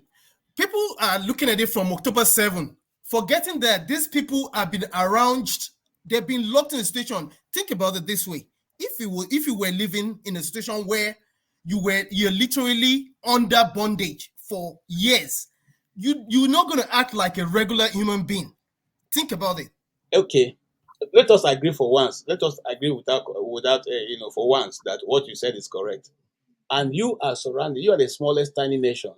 Okay, you are a small tiny nation with I don't know. I cannot remember the population figure right now, but Israel is the only small nation among all the Arab nations there. And constantly you hear your neighbor chanting to their children that you should be killed, get to your country. They will not rest. It's even in the charter of Hamas that they must they are one of their listings is to destroy, make sure there's no Israeli on the face of the earth. And you will go to sleep and fold your hands. No, say, you're correct. But let me answer you. No. Okay. We're taking this conversation far away from what we're talking about. Hold on. Oti, you have a question for KJ. KJ, go ahead, Oti. Unmute yourself, Oti. It could just be kind of a couple of quick questions. First of all, KJ, do you accept that Palestinians live under occupation, colonial occupation? Simple yes or no answer. No, I don't accept that. They are not under occupation, so they are free. No. They are sovereign nation, so they have their own nation. Is that? Listen. No. It's either yes or no. Now, if you say they are not under occupation, then all your argument is flawed. I mean, if you say all your argument is flawed. Your own is biased to a point. So okay, let me ask you another question. Not a biased question. To damage, I beg to be protected by these people. Now, don't answer that one. Before I started this argument, Dr. Damage, I said, you see, there are two biases here. It's either you're on this side. No, it's not. It's not. And I have the right to choose whichever side I want to be. No. Sorry, yeah. KJ. Don't let me. Okay, let me protect. I really pity you. I mean, coming here and making this kind of. I I don't understand it. I don't understand where it's coming from. Hold on. It's not no two sides to this argument, okay? Now another question for you, a simple question. Do Palestinians, are they human beings entitled to the same rights and dignity as Israelis? Nothing to do with religion, just a simple question of humanity. No. Are they human beings? The question you're asking me doesn't seem to arise here. Is there anybody, not any of them, that's not a human being? Okay, let's stop this. Let's stop there because this is an inquiry. This is not like inquisition.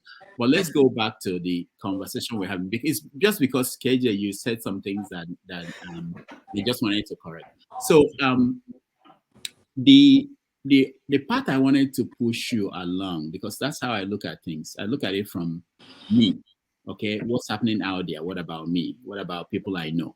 Okay, when the naira is 1,400 to $1, I don't think about me personally. I think about the people I have at home, my grandparents, people like that. How are they living? That's what my measure. It's not about. So whenever I think about the Palestinians, and I use the Biafrans as an example, I wasn't there, but I heard what happened, which is similar, almost similar.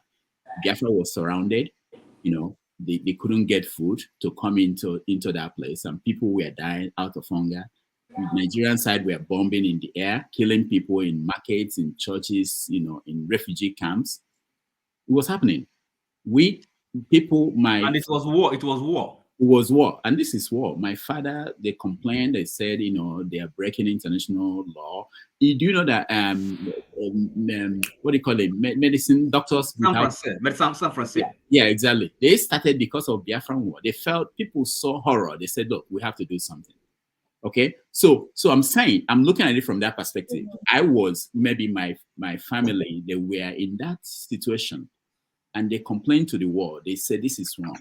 And for me, looking at what's going on there, you said something, and I brought this up to you and I think CM or somebody, Chim, the other time. People say that Hamas did this. Okay, that's true. Hamas did that. That's Hamas, not the children that are dying. Okay, so if you say one of the issues that the Igbo people have or the Biafrans have against Nigeria was that they were killing children. The Ojukwu and the people running the place, the children did not declare war. They were dying of hunger. If people in Biafra raise this issue and it's a concern, and they are looking at another country where a similar thing is happening, and they are making the argument, ignoring that they have been victim of the same situation, why would I? Because it can happen again. And I've said this, if the new Biafra movement, if they do certain things today, and the government of Nigeria send in troops and start shooting, killing people, we will complain that, these people you are killing, they are not part of the Biafra movement. Why are you killing them? So if I'm going to make that argument, and I will, I'm going to make the same argument for the Palestinian children. Why are they being killed? They are not Hamas. You say, Hamas is using them as covering up, using them. That's exactly what Nigeria said. Why they bombed refugee camps, why they were killing people in markets. They are saying, that's where the soldiers are hiding. In fact, every military that once they break the law, international law, they say the same thing. They're using them for cover. So why will I make the argument for the Israelis? Mansat said that Biafra 1, Cameroon 0. All right, but that's the argument I'm trying. That's what I want you to look at. And okay.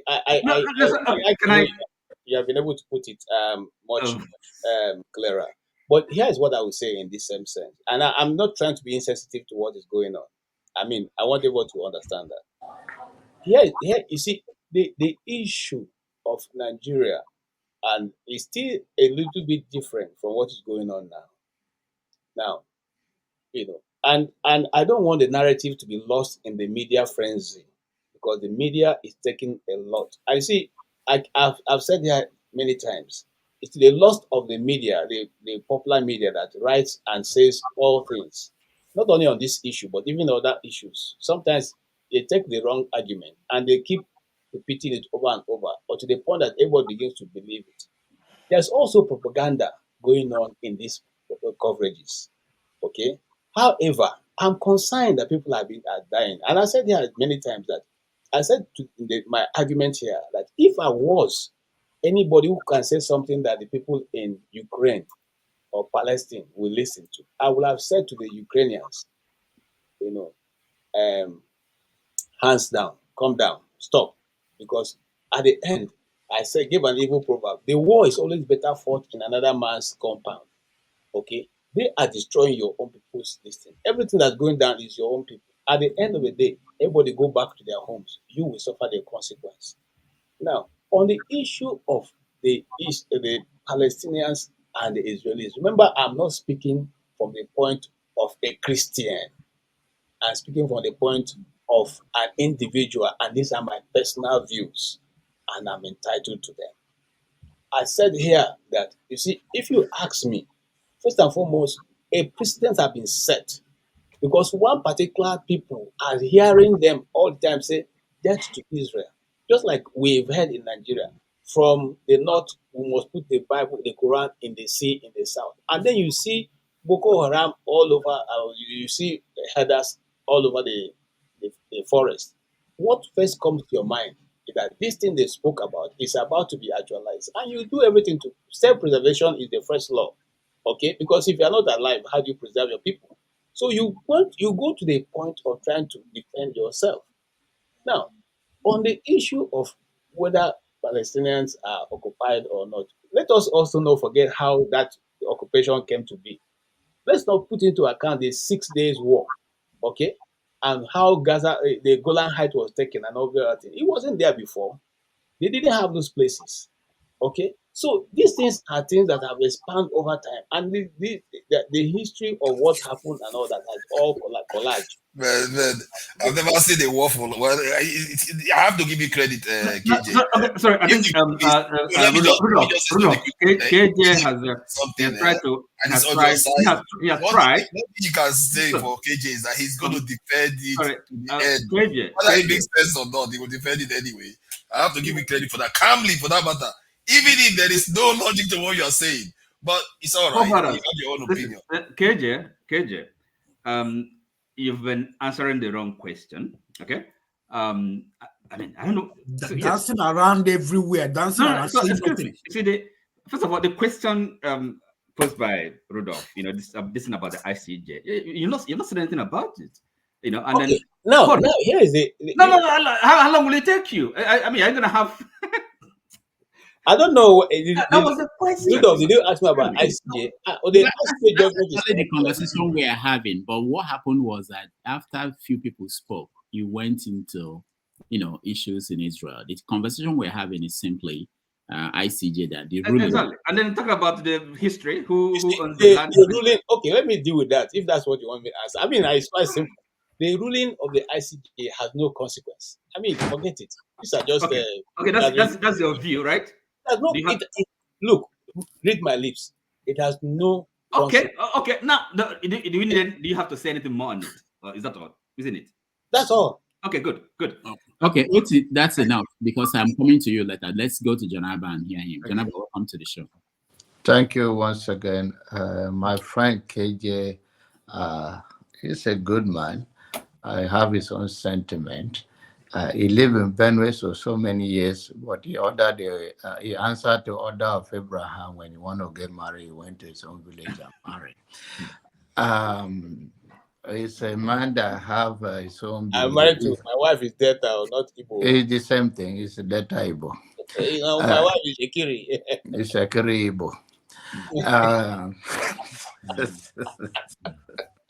The point is that today you came and swing your jab at even the fake Northerner, crying that CBN part of it will move and fine, and when they move the military from Benue, nobody complained.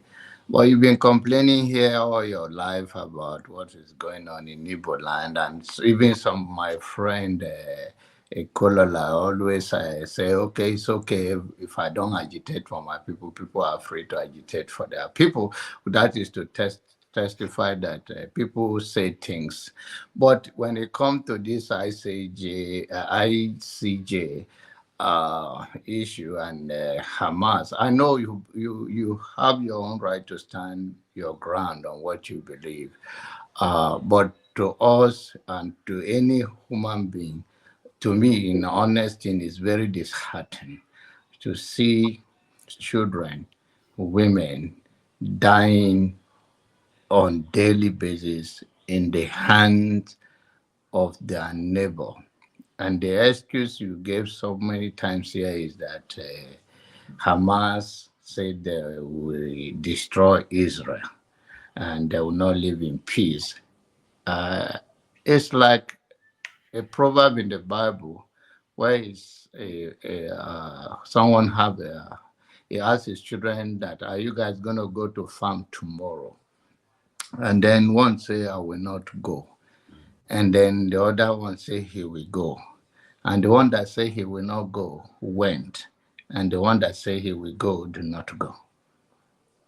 So it's like Hamas have never successfully destroyed Israel, and they cannot. And if what happened in October 7 is the justification and is proportional to what is happening right now in your judgment, that if it's 1,400 people were killed and few hundred were adopted, is the reason why tens of thousands of Palestinians should die under this blood testing man called Nazi. It's a blood testing guy. And then we, the whole world, watching. Nobody that understands history do not understand the position, who is supporting Israel. And even in America here, coming year, or this year election, it's going to have a consequence, because it's about somebody saying one thing and doing completely different.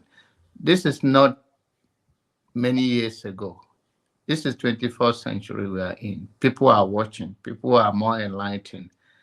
This media control by the Western and so-called interested people or the elite to control the narrative or to spin the subject or to put a talking point there. It's not working with so many people again, not even in my own remote village. Those lies is not going to live forever. And history is watching all of us. My own saying to you is that your brother Rudolph is keeping the record of what you are saying here. I don't want your children. I don't want your children to hear you in 20 years to come, that this thing that happened going on today, that my father said that Israel have the right to defend themselves, therefore thousands of Palestinian children and women should die. Whether for your religious belief, you can take side, whichever side. But my point is that history is watching you. And then after you and I are long gone, they will say what they have to apologize on behalf of their father. Because if, like Rudolph asks you, today, forget the Biafran war that have taken place and gone. If this repeat today, if Nigerians go to Biafran land and do what Israel is doing to Palestinians, will you still have such justification that it's okay to kill children and women and find that unbelievable, ridiculous excuse that there is tunnel? Those people are hiding in the tunnel, and those people are in the hospital against even international law. Even if it's a Hamas leader, not even Abbas, run to hospital, they don't have supposed to bomb it. And that is sit right with you. It scares me. It's not because you and I on this platform. I see the larger part of it, that is that the mindset. We, the Africans, the most hated race on earth, yet we have such view instead of condemn what is going on. By the way, what people are saying that South African have some victories that they are allowed to be heard. That the ICJ said that that what they brought before the court, Israel said they should throw it out, and they said no. Whatever come out of it, whether it sit or it doesn't sit, whether they win or not, at least there will be a hearing. The hearing will continue as far as they don't stop bombing Palestinian people. But to me, on my other side, apart from that, I don't want any human being. I mean, you're entitled to your own view in life. That is freedom of speech and freedom of expression of yourself.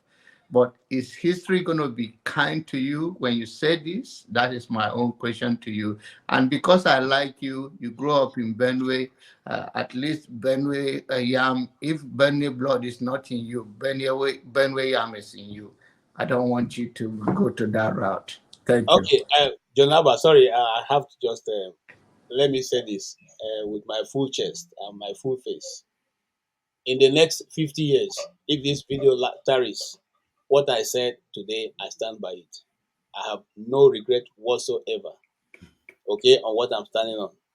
And do not put words into my mouth. I didn't say that the killing of children was acceptable to me. I did not say the killing of women was acceptable to me. But there's consequence. Every action has consequence. And that's why you need to think well before you go into that action. Just like the queue that happened and they started killing Igbo, it has consequences. So it was right, justified that they went killing Igbo people in You have allowed me to finish. I'm not. You see, if you notice, I'm just including the Holocaust. I'm just very quiet. All justified. I've not gotten out of hand with any of this. So calm down, gentlemen. Let's. It's not about me. You're not talking about my existence. You're talking about issues that is happening on the world stage. Okay. Well, if Israel is not paying you, or another is a Palestinian paying me for this. So let's calm down. Now, you see, when you throw these things in, you make me lose my train of thought. So I'm not able to follow, exactly what he has said. But here's what I want to say. There have not been any time that anybody who has argued on the side of Israel have said that it is good for women and children to be killed. Now, Rudolph, and this is my biggest challenge with when arguments are put on the social media. Everyone seems to accept one side as the truth, but when the other people give their own side of the issue, you don't accept that one. Everyone just say, "Oh, what the Palestinians say, it must be the correct thing that they're saying." You don't bother. So somehow we are not thinking more, isn't it? To think about the other person's defense on the issue and even think about it. You just continuously to mount one side of it. And look, if I have any problem with what is going Rudolph, I tell you, why not get what he said? He's repeating what he said before. We're just wasting time. Jonaba talked to him nicely. He can't change his mind. He just repeating, going back again. Stop wasting our time. Oti, please speak. All right. No, this is what we're going to do. I want to hear KJ, since you guys are throwing questions at KJ. But this is what we're going to do. I want Oti to speak and maybe ask a question, and Okija, so that KJ will respond to all of you. So that we will be back to back. Yeah, Oti, go ahead. Okay. Well, I think Lekolola is asking to say something, right? No, he's been saying something. Let's go to other people. I just wanted one question. Just one. Not now. Let's hear new people first. Then you go ahead. Right. Well, yeah, I think the question, about the ICJ.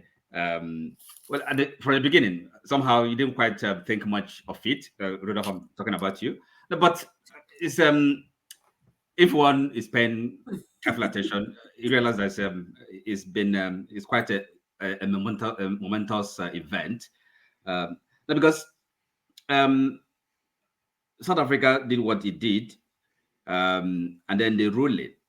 We understand, of course, the nature of the proceedings. It was kind of provisional, it was not meant for the merits of the case, the genocide charge, but essentially for some interim measures to put in place.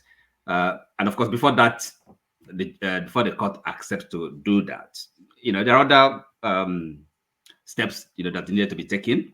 First of all, to decide whether South Africa has a standing, and of course, whether the case is plausible, the genocide accusation, the acts, and so on all this, South Africa succeeded. So it was a success. And of course, we have to look at it from, a broader context. It's not just South Africa doing this against Israel. It's important, whether and how you look at it. It isn't perfect. We know that. We accept that. The international so-called rule-based system, international law, international morality, international legality. So all these things were kind of on the table. And then you look at the judges, the decision they reached. 17 of them, 15 to 2 in most of the findings. I think in one finding it was actually 16 to 1. So that was almost an unanimous decision. And these judges, and some of them, of course, they come from very different backgrounds. Some religious believers or non-believers. So this is not about religion, any religion. I don't see why anybody should come here to look at this from the point of view of a religion. Now, the judges, they consider the issues that are relevant, and they came to the decision.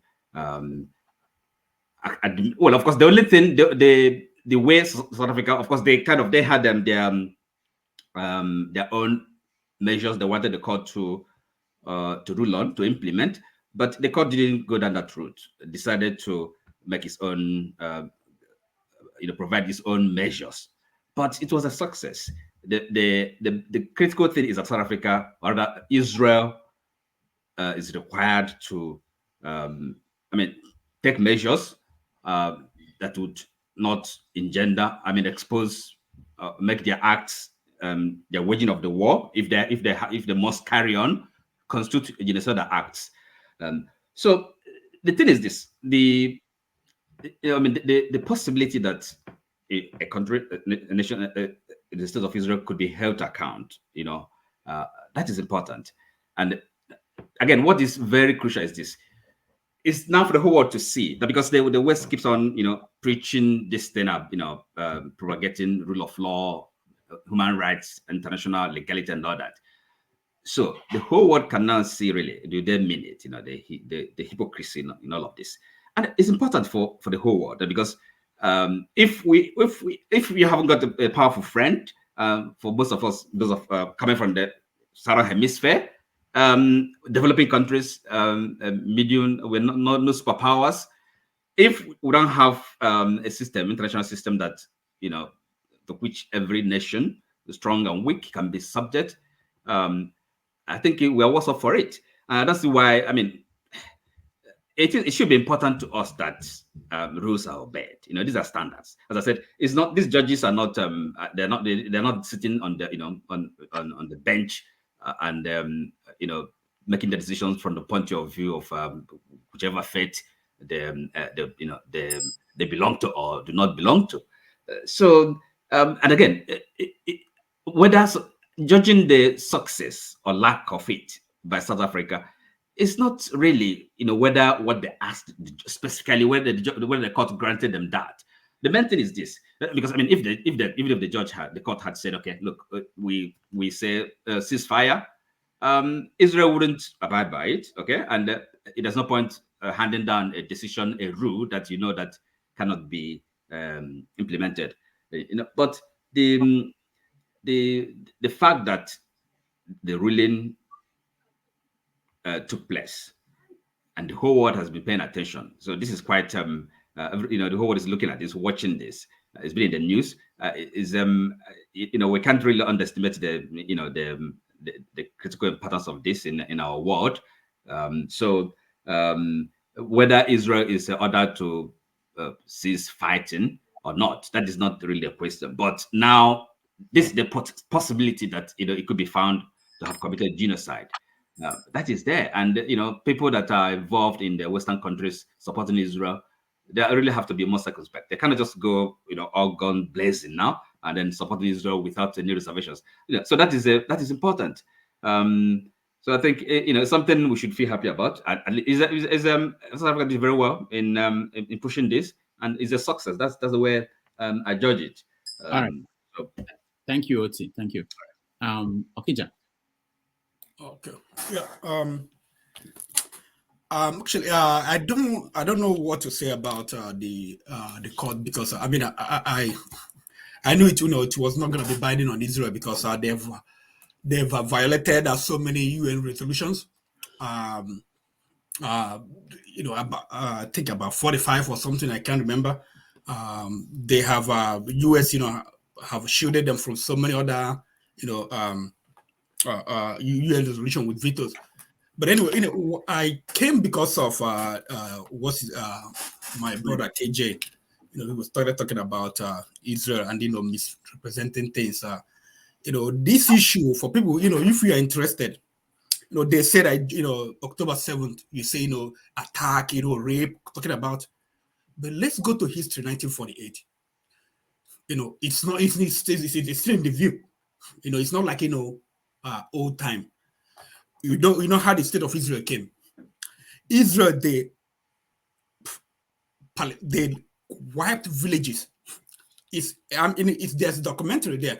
If you have if you are in the North America, just download tubitv.com and watch 1948. Watch 5 broken cameras. You see what is still happening. 5 broken cameras. This guy, like he's a documentarian. He had 5 cameras. Israel soldiers shot all the cameras. So that was the title of the movie, 5 broken cameras. You would just be videoing them, documenting what's going on. They shot. You see what's happening to Palestinian children. You see how they will come in the night, arresting children and taking them to prison. Children. The people, they throwing rock, they're shooting at them. It's live documentary. It's not like something that people acted. You see what is happening. You watch 1948. You see what Israel did. They wiped villages. They threw people into the fire. The Palestinians put them in the fire. They come to people's houses and put them in the fire. The women, it's 1948. Go there and watch it. It's there.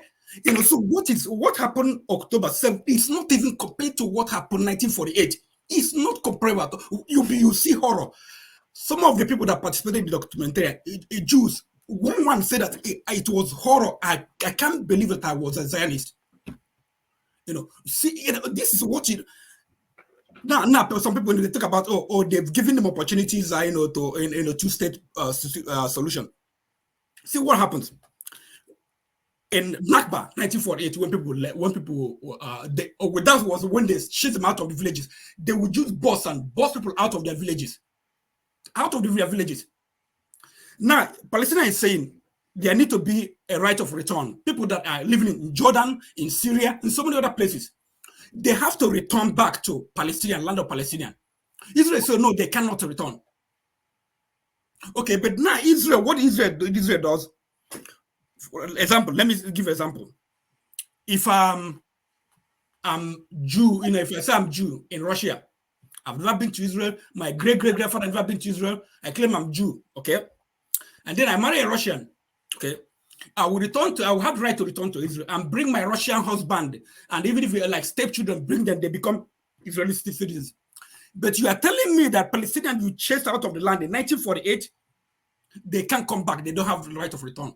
So that's one of the pressing issues why the peace plan didn't work. Even when Palestinians agreed, right of return, they will not pursue right of return. But the Oslo Peace Accord, Clinton, Ishaq Rabin, he went back. Israel said no, they will not obey this thing. It was Netanyahu that instigated people, and they killed was Ishaq Rabin. It's there in history. Go read. There are so many documentaries out there. You just see you just you are cocoon. You think that you know all the answer. I listen to both sides, and then I make my judgment. It's not because I believe I'm a Christian. I believe in the Bible or whatever. That God is real estate agent who gave the land to Israel. That they have to. No. I don't. If you have God, if that God you said you worship, okay, is looking at Palestinian and say that I like what is happening to Palestinian. That their God is evil. That their God is a brute. It's not God at all. It's not God at all. So the issue is this, Brother KJ. Are you going to, like what John Abba told you, are you going to be proud that your children, you're looking at this, what is happening, and you're condemning, you don't condemn what is happening, and then, but when we talk about Biafra, you just, turn on the other around and be speaking against, what happened to Igbos. Right now in Nigeria, I mean, last year, maybe last 2 years, we were talking about they have planes flying all over Biafra, all over, Southeast, because some IPOP were killing people, and they were condemning it. Just plane flying over. But you have a people, you occupy their land. You have, you occupy their land, they don't go anywhere. You build fences around them. A journey that would take them like 3 minutes, they have to wait for you to open gates for them so that they will cross, go and buy, thing in the grocery store. It's that kind of life. It's that life. Children, you arrest children and put them in prison. All villages, you see people that come from New York, New Jersey, Jews, they come back, they go to villages, Palestinian villages. They take over the land that has been allotted to Palestinians already. And they build, they bring containers. Just watch the 5 broken cameras. They take, like Israel, the law, they have a law that if you drop your container, you own the land. So these Jews, from the US, will come and drop container there, they own the land. And then Palestinians will say, okay, let's get our own container. They can't drop container. Israel said, no, they can't drop their container. You see, when they are dropping their container, you see Palestinians, they go under the container so that they won't drop it. They will play in this game. What kind of life is that? You see your father, your checkpoint, he's been harassed, he's been intimidated as a child. And then you grow up, and what kind of love do you have for Israel?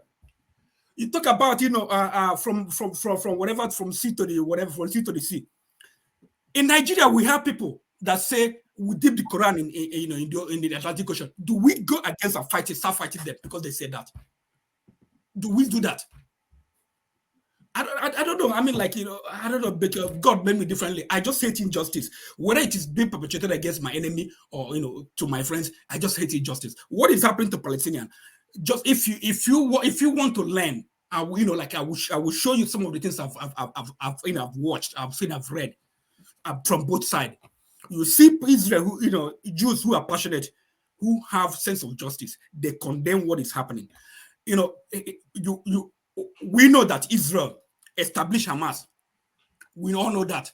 They funded Hamas because they didn't want Arafat to succeed. And now it's against the news is there. I will send you the link. They gave them money. They funded them so well. And then, Hamas is fighting against them now. They're killing all other Palestinians. I don't know, bro. I mean, go and check your conscience if it works. All right, Ikolola, before you speak, let me say this in context, just to put it in context also. If you have not watched the Danger of a Single Story, it's very important that everybody should watch it. That's how I start all my classes. There's something that Adichie said there, that the outcome, how you perceive a story, depends on where you started. So and when you listen to the American news, because of the lobby here, they always force them to start from October 7th. That's not the beginning of the story. But if you study from October 7th, you have a different text of that story.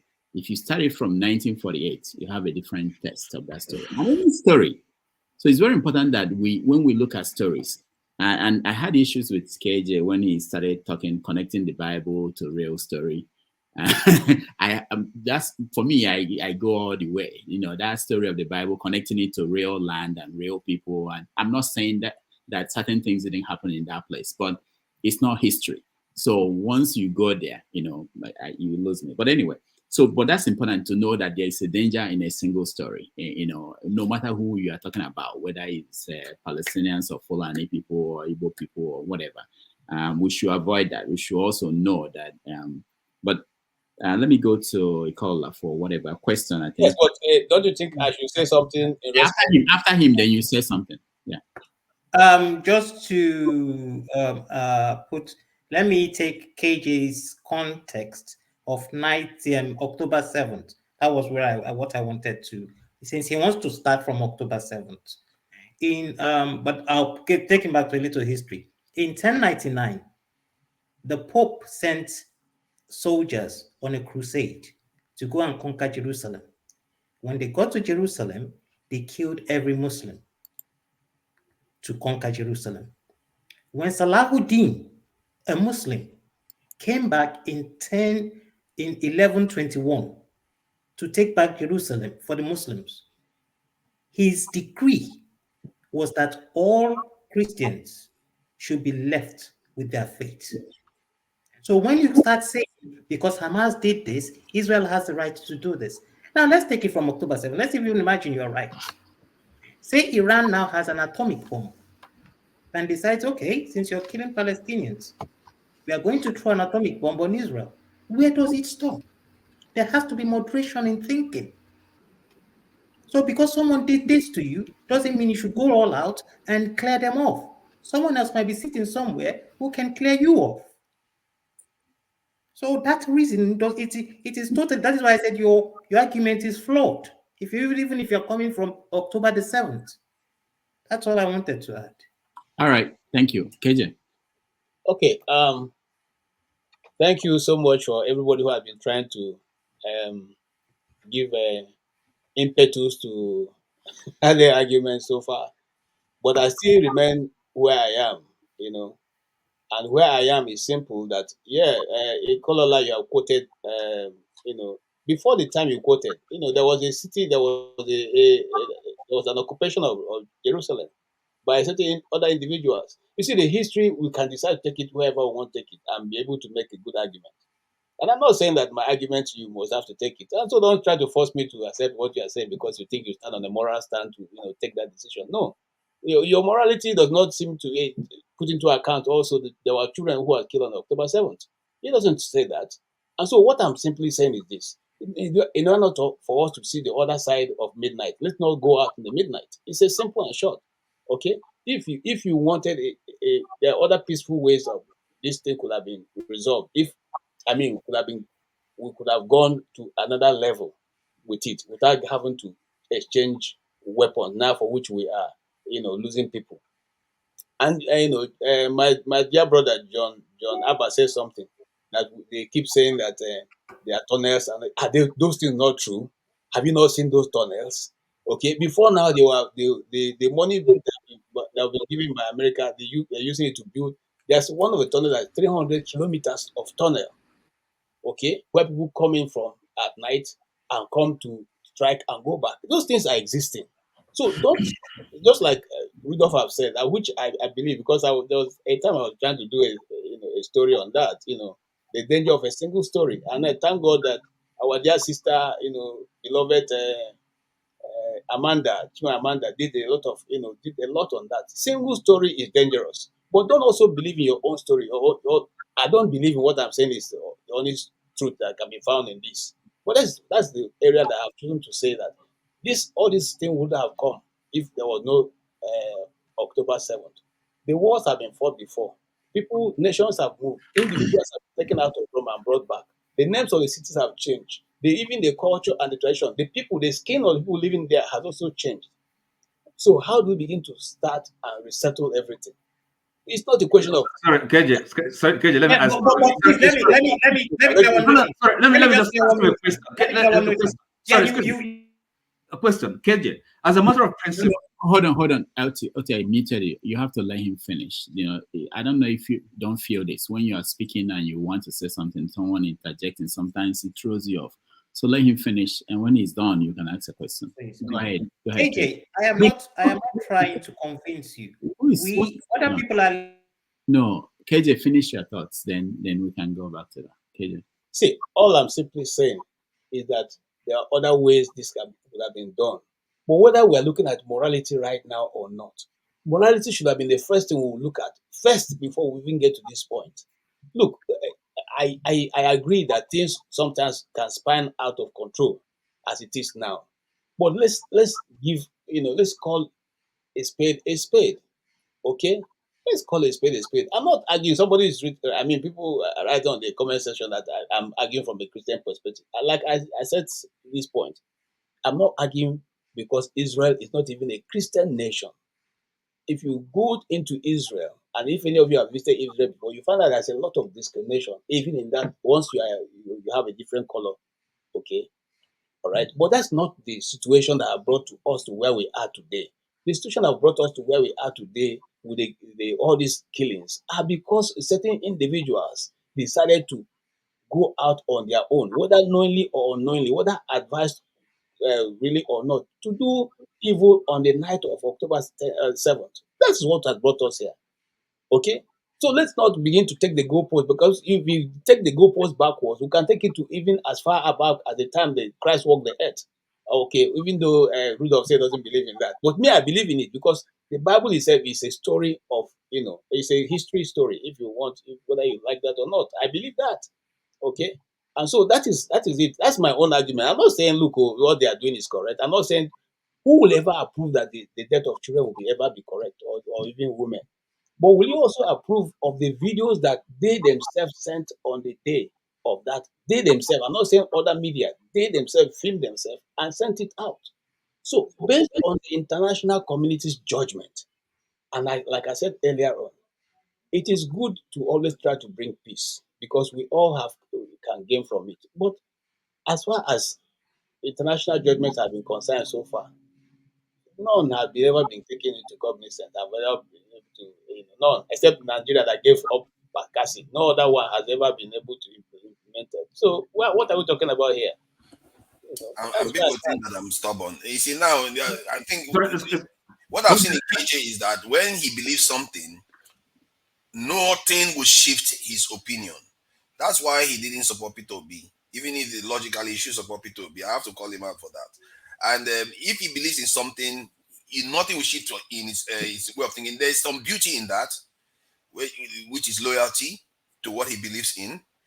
A great follower, but a dangerous leader. If someone like him gets into a position and he believes in something, if he believes in genocide, he will go and genocide you. I think he's not genociding anybody. So you literally said you are not supporting killing of people. Then you want them to justify it within the same breath. No, okay, sorry, excuse me. Yeah, Sorry. I think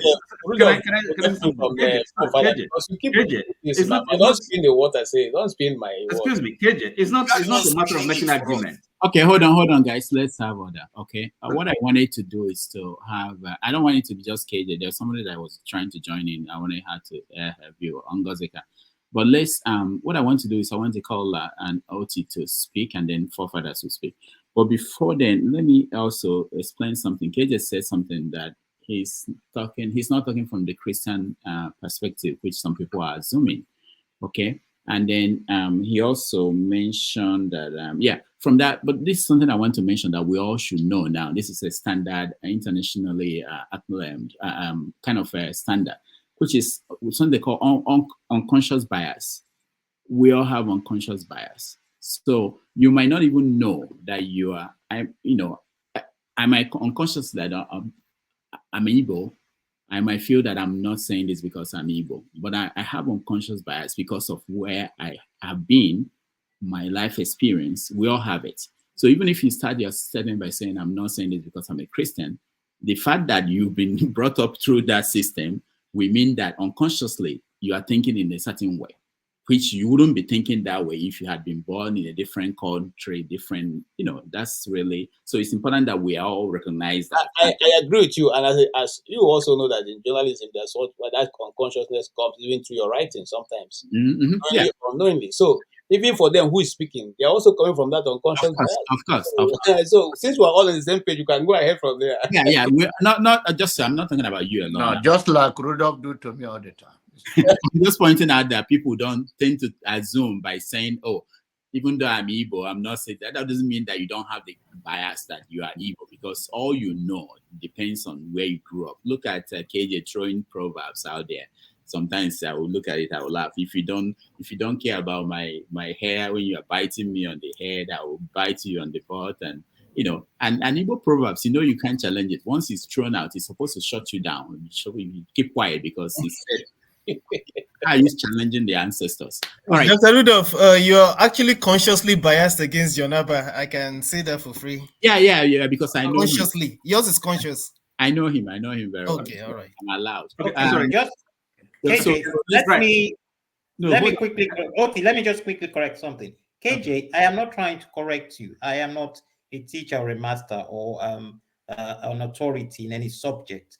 But what you must understand is we're in a public space. So when you make your views known, some people might go away thinking it to be a matter of fact. So some of us just sit here to say, look, it might be your personal opinion, which you're totally entitled to, but it should not be bought and it should not be seen and it should not be taken by anyone as a matter of fact. So what we have successfully done is to make you say it, that it is your personal opinion, which doesn't, nobody's trying to correct you at all, please. All right, thank you. Oti.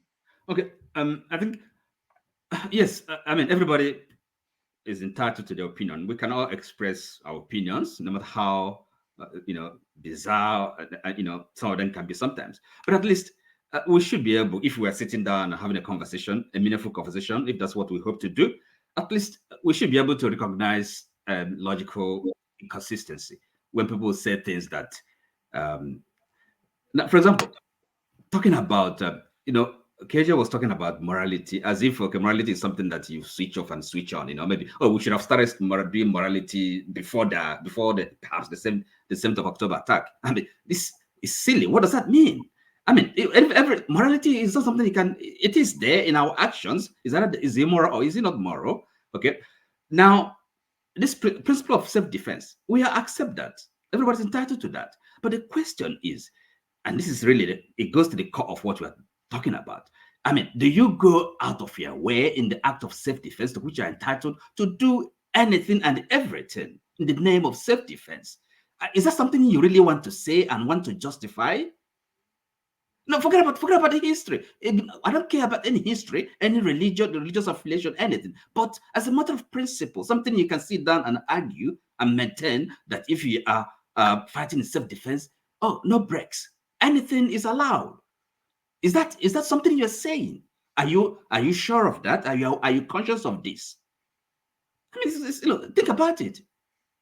That's the argument you're making. Unless you don't understand what you're saying, you're just making a speech for the sake of making a speech. All right, thank you. That's all I can say. Let me. I'll come to Ngozeka, and then we have to move on. I want to talk about Trump, but let me just say this. This is general, not targeted to anybody. So remember that Israel, their mission this time was to finish Hamas. And they've told Netanyahu that you cannot finish Hamas.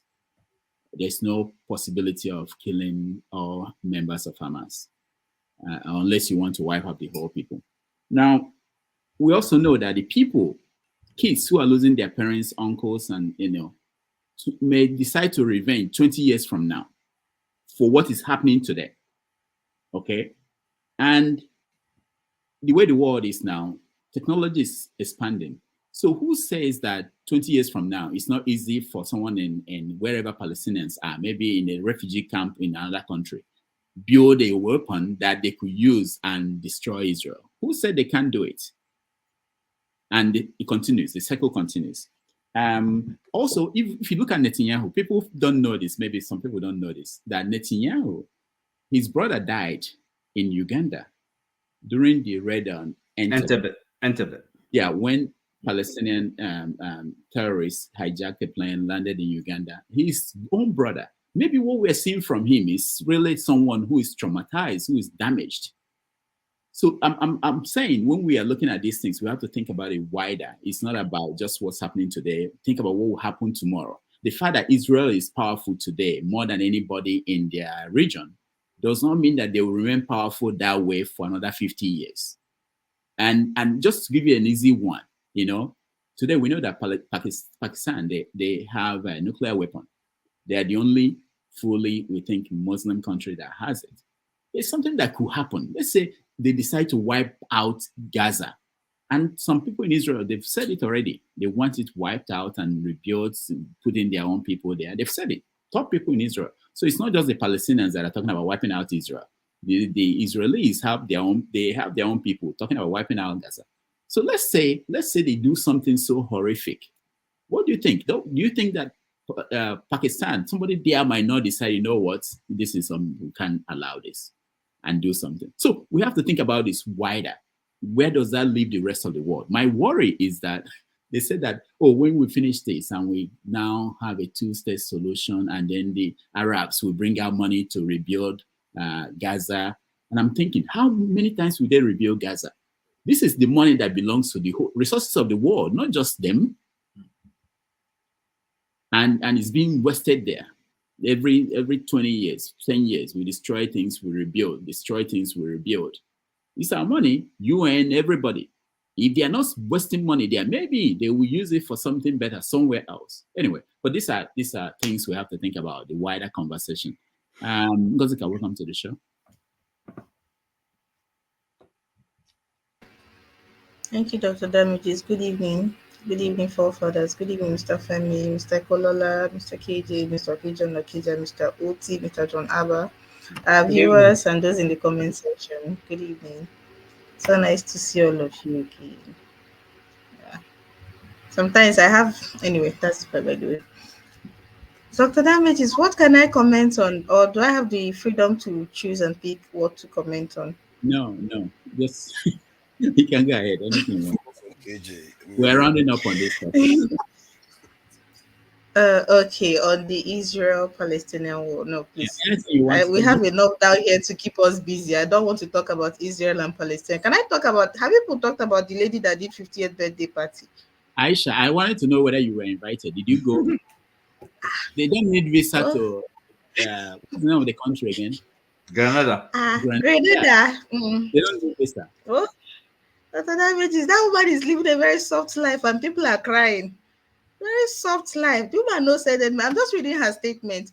She says I want to congratulate myself for being the most popular person in the entire world, apart from Gaza and Israel fight. I get something that's more popular on the news globally. I give God the glory and I thank God for my life. And someone is chopping life. Hold on. And people are telling me that it's not connected to what we're discussing today. She brought the connection. She's more popular than Gaza. Like, say I don't really give a hoot. I am doing me. I have always done me, a happy soul, doing what makes me happy. This woman says she's doing what makes her happy. Why people do keep Panadol on top her headache? My only concern with the birthday party is that Baba of Lagos, he left his state and went to party. Well, I don't know. Before they will say is this, me, I said I'll concern myself with Southeast. Before somebody will remind me that place is not Southeast, I just want to say good evening, our neighbors. How are you doing? Is your governor back from partying? Did he bring souvenir? Did he bring leftover food? Greetings, I'll leave it at that. I'll leave it at that for now. Let me continue listening. I'll talk in the next topic, but I just wanted to mention Auntie Aisha. God bless her. All right, thank you, Ngozika. For those who do not know, there is a website. If there might be some good things you can get from the website, if you visit the website for the parties continuing from the 16th of January. Okay. There are different. Wow. Yeah, that was meant specifically for the Grenada. It's not a climax. That's specifically for Grenada. There's the other ones coming up, probably somewhere near Enugu where Ngozika is. Wow. All right. No, I'd rather hike. Thank you. I'd rather hike and go to waterfalls and caves. Interesting. All right. So we have Ovie. Ovie was writing on the comment section. I ignored it. He was basically saying that we're all stupid, talking about things that the only thing important in this world is what? Ovie, welcome to the show. Okay, his connection is all right, but all these things are connected, I think. Yeah, Ovie, welcome to the show. Assalamu alaikum. Yeah. So when the show started, we were writing comments that we are wasting time, talking nonsense, distractions. I was thinking, Ovie now determines what's a distraction and what is not, and everybody must line up and follow what Ovie thinks is one thing we should discuss. It's like It's like telling Ikebe Super, you can't be publishing this thing you're publishing. You have to talk like Guardian newspaper, you know, because that's what you are distraction. So my aim must be achieved. Praise the Lord. It's just to get your attention, and I think I did. Yes. KJ, no fear. I don't come on because of you. No fear. You are good. You are good. And you want to be somebody who's afraid? You are good. You are good. That means where are we? So we are moving. We are moving. Why will they talk about? I don't know why we like. I don't know why we so much. Which kind of love we get for Gaza and Palestine? From day one, we say, man, this thing no fit happen without the knowledge of Big Brother. And we know who Big Brother is. Last week, to Nigeria, after I don't travel all around the world, only himself come admit say yes, America they and in this. So if we all agree, say, man, Big Brother they, what do they argue for again? They don't sanction them. They agree say it should continue. Nothing. Nobody will do anything. Once they ready, tired, they go stop them. So we can argue against all four. It will continue until Big Brother say we don't do, which is America.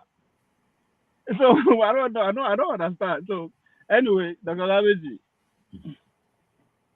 where are we? All right. So hold on. Tinubu went on a private visit to France before he became president. When he was elected, and he went to France.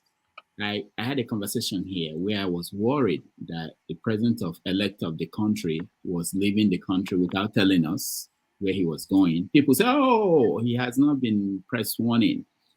I was worried that there's no media following him. They said that when he takes over, everything will be taken care of. Now, it's still the same story. Nobody's following him. Nobody knows what he's doing there. He said it's a private visit. How many people went with him? I think he travels at night. Nobody, no, I don't think the media. That's not allowed.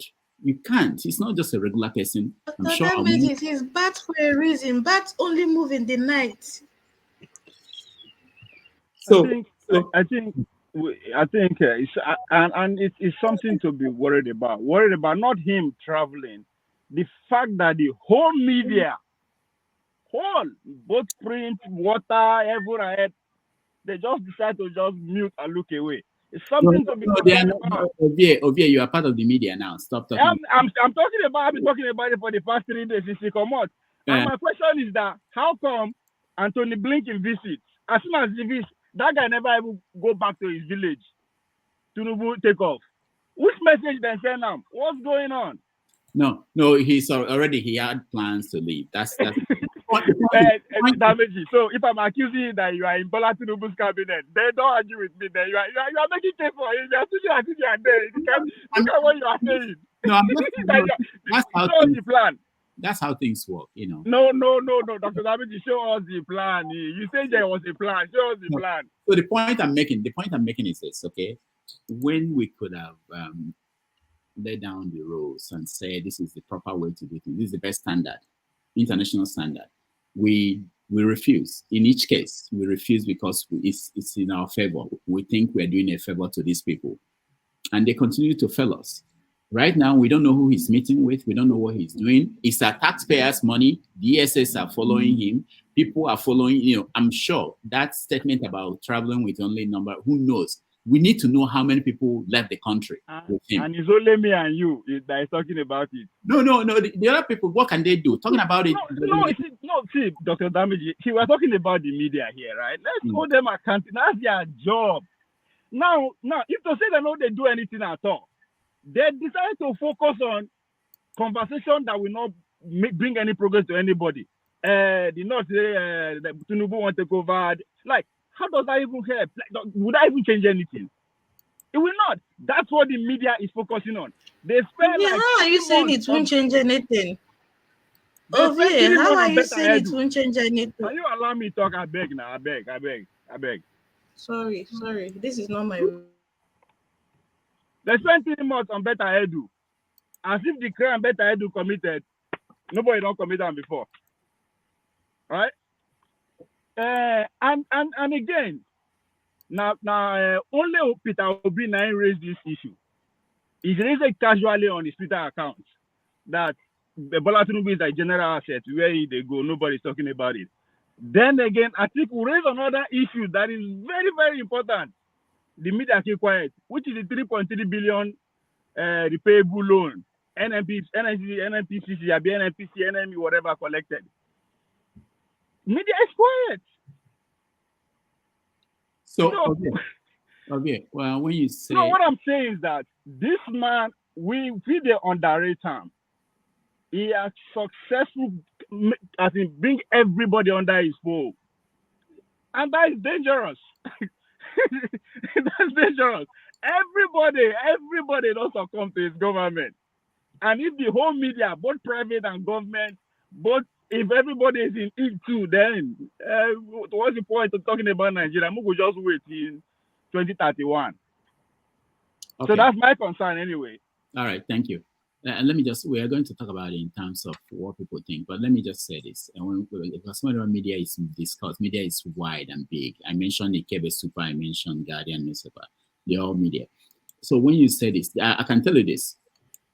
Most likely, and I've talked to some people, editors, they don't know where the president is. They don't know what he's going to do. It's not like here where the president will put out statements or where Biden is, unless it's something confidential. Eventually you find out. They will but these things are not done in Nigeria. So what happens is that the president disappears or decides to live at night or in a vehicle that is unmarked. Okay, if you don't have a source inside the presidency, you don't know. So until he's gone.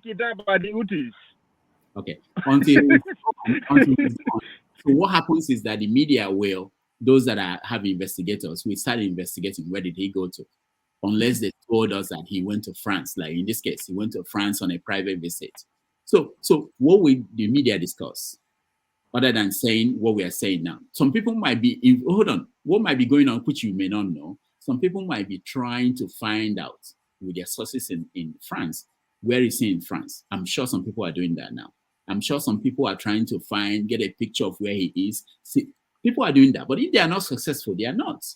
And they are not going to tell you what they don't know. So don't easily say that the media is not doing anything. So what you are saying is that the whole Nigerian media, all of overnight, they have become incapable and not able. They've always been incapable of so many things. Yeah. Because you don't have the resources. They are incapable. Dr. Dameji, I understand you are making a general case. This is very specific. This is simple. Where's our president? What I'm saying is that they are not acting.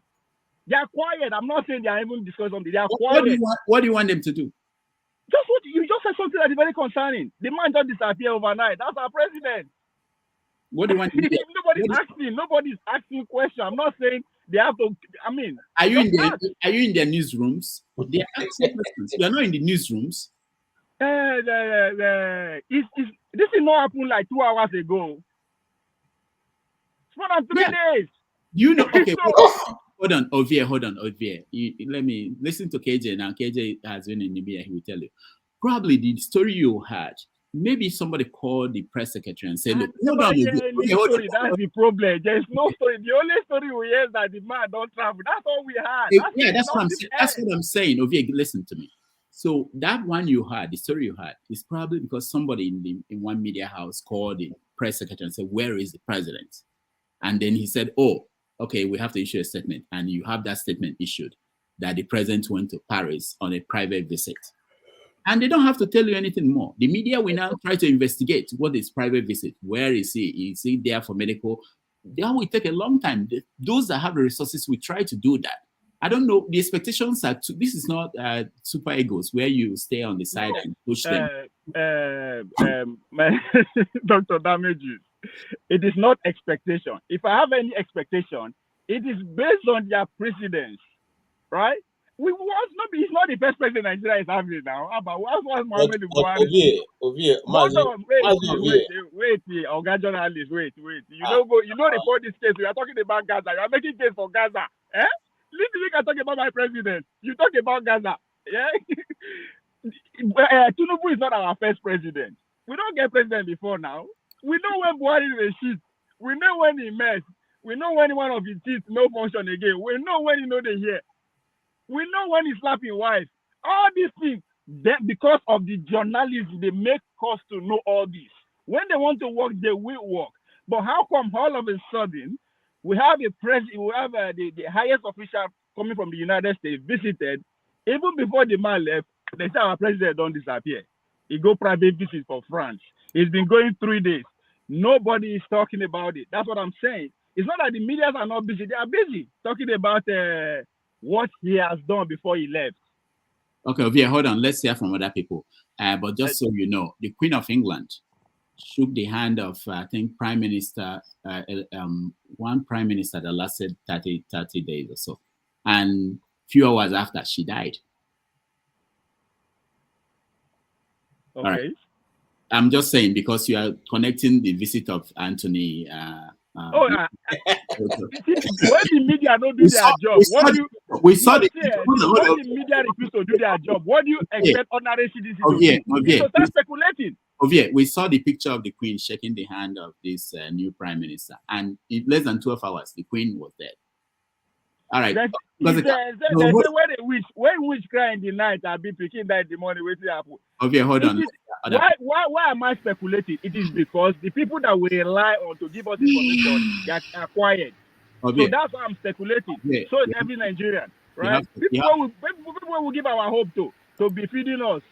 They keep quiet too. Okay, you have to listen to me, please. We know that when Irador was president and disappeared for many days, nobody knew anything. The media was struggling to find out what was going on. So it's not the first time the media has been in this position. The media is as good as I should not be worried. The media is as good as the source they have within any organization, like the presidency. So if they remove, let's say now, the source of the news you're getting from the presidency is removed, the media is blind until they get another source. And it's not easy to develop a source that will give you information. So, Dr. Ameji, so are you condoning what is happening? Or I'm not condoning. I want to know where the president is, but I'm telling you that they don't say the media is not doing their job. It's a difficult Who are going to accuse? Who should I accuse? I don't know, but that's not exactly the media now. They're the only people I can accuse. It's not the only people. Like they have the monopoly of information when it comes to that. Hold on. Electricity used to say that the people should what was the word that the people should recall their ministers and do things like this. The point is that the people have something else to do with this. The media cannot do it alone. When a presidency or your government is not doing what they should do, like the debate, the media wanted us to have a debate, the candidates to have a debate, but somebody is refusing. What did the people do? The media cannot force candidates to debate. But I am doing what the people are doing now. You are complaining. No, this is me. Now maybe the people. I am complaining. I don't know where my president is. Talk to your president. I am the people. I am complaining. I only complain. Ovia told everybody else to keep quiet, that we are talking nonsense. But since he came here, I haven't made head or tail of what he was saying. All right, let's hear KJ educate. Now, Hotel, you want to make your own. Go ahead and make it Hotel. I'm calling your attention to Arise News discussed this thing extensively. They even ran down the memory lane concerning the first time that this issue was raised concerning Bola Tinubu when he first went. Okay? And they asked the question, and then people shut them down by saying, no, why are you talking about it? They talked about it. And this second time, Arise News still talked about it extensively.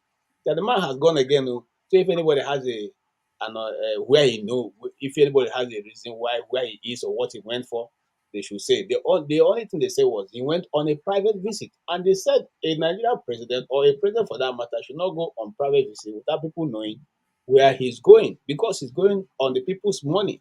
It was extensively discussed. But now, you see, how much do you think the media house in Nigeria is operating with for them to be able to maybe contact a foreign counterpart, say, look, do us an investigation, find out where this man is? How much do you think they're going to pay the person? It probably be the whole of the salary that they're going to use to pay all their staff, in that month. Are they ready to go and expand that? Nobody will do that. So we will depend on somebody who probably if he has come to New York, they can ask goodwill men like Rudolph to go and find out, nose around and find out what is going on. They'll probably give them a picture.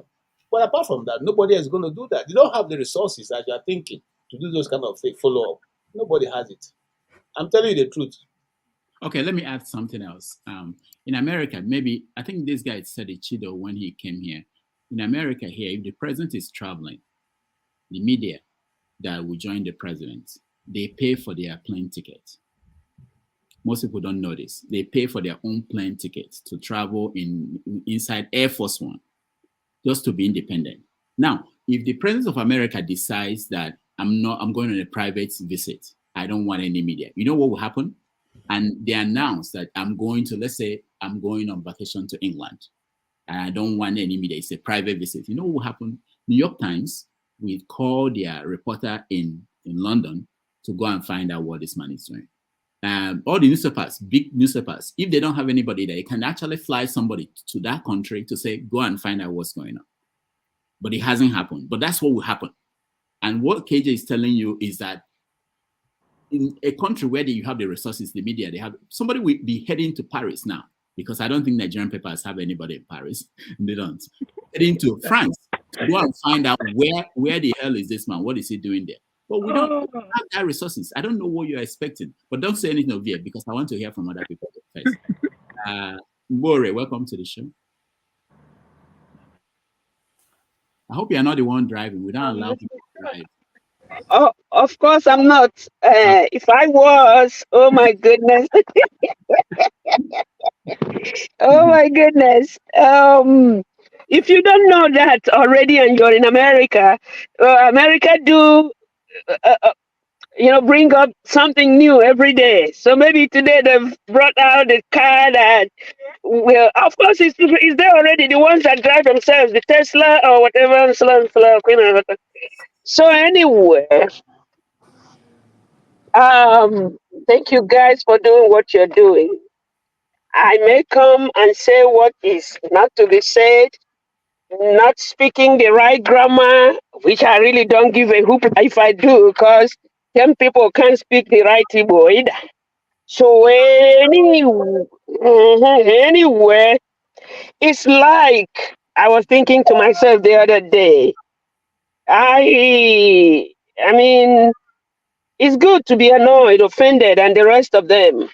So whoever I nudge the wrong way, I just wish you'd use the annoyance or the offense, you think the feeling of being offended, to be positively productive. Yeah, if Tinubu left and he leaves at night, I guess when you want to be functional the way Nigeria wants you to be functional, you have to do your deed at night. Just that I call whoever comes at night to kill people when they are sleeping. That is when they come. And Tinubu that does everything that he does at night, they're all cowards. Big old time cowards. Otherwise, if anybody, whether it's Fulani Igbo that is killing everybody, wants to really show me they are strong, let them come in the daytime. So Tinubu, where is Tinubu? Nigeria is paid. The cabals and caliphates, or who the hell they are paid to not function. And if they ever function, it must be a malfunctioning. So that is where my, whatever inference I draw from everything Nigeria does, that is where it borders. Nigeria, whatever you see in Nigeria, even if the media have a way to venture into what is happening, they will not tell you what is happening because they are paid to misinform. So it doesn't make sense at all. But either ways, I am honored to come in your midst. In fact, being that I don't know nothing made me not to say hello to everybody first. So you just knock it up to the fact that I know little or nothing. So hello, Dr. Damages. Hello, the panelists. Nigeria is paid not to function. Hey! All right. Thank you. Thank you so much. We appreciate you. I've just been informed that Tinubu left during the day. Oh, did he? There were people who were there to shake his hand and, the normal thing, and say goodbye to him. When are we going to celebrate Dr. Dameji as a special advisor on media? We have to give Dr. Dameji credit. You are doing a good job. I'm just getting information. I didn't see the video, but he left during the day, and of course, I don't know the story behind whether they issued a statement why he was leaving, or they were forced to issue a statement, when people started questioning where is he going to. The point is this: a president can decide to leave the White House or leave Aso Rock and go somewhere without telling anybody. And there's nothing you can do. You try to find the answer where he's going to. And whatever they tell you, you believe it. Maybe he's not in France. How do you know? It's a private visit. If they say he's going to France, he might end up in Grenada for the party. And unless he appears where you can see him, you never don't know. But the one thing they do now is that some reporters track the plane taking off, where it landed.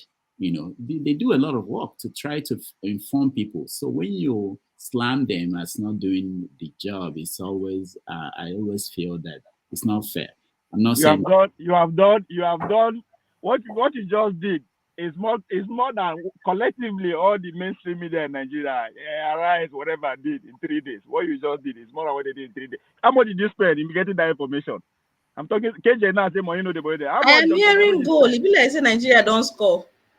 How much of the damage you My spend? neighbors are shouting goal. Yeah, it looks like Nigeria scored a second goal. I see 2-0 here. No second goal. No? Tinubu might appear in that stadium today. Why are Who they knows? shouting goal? Tinubu might appear in their hotel room after the game. Who knows? Yeah. All right. So You better not. You will give them bad luck. Can you No want to people worry now. Let's go to KJ. Forefathers.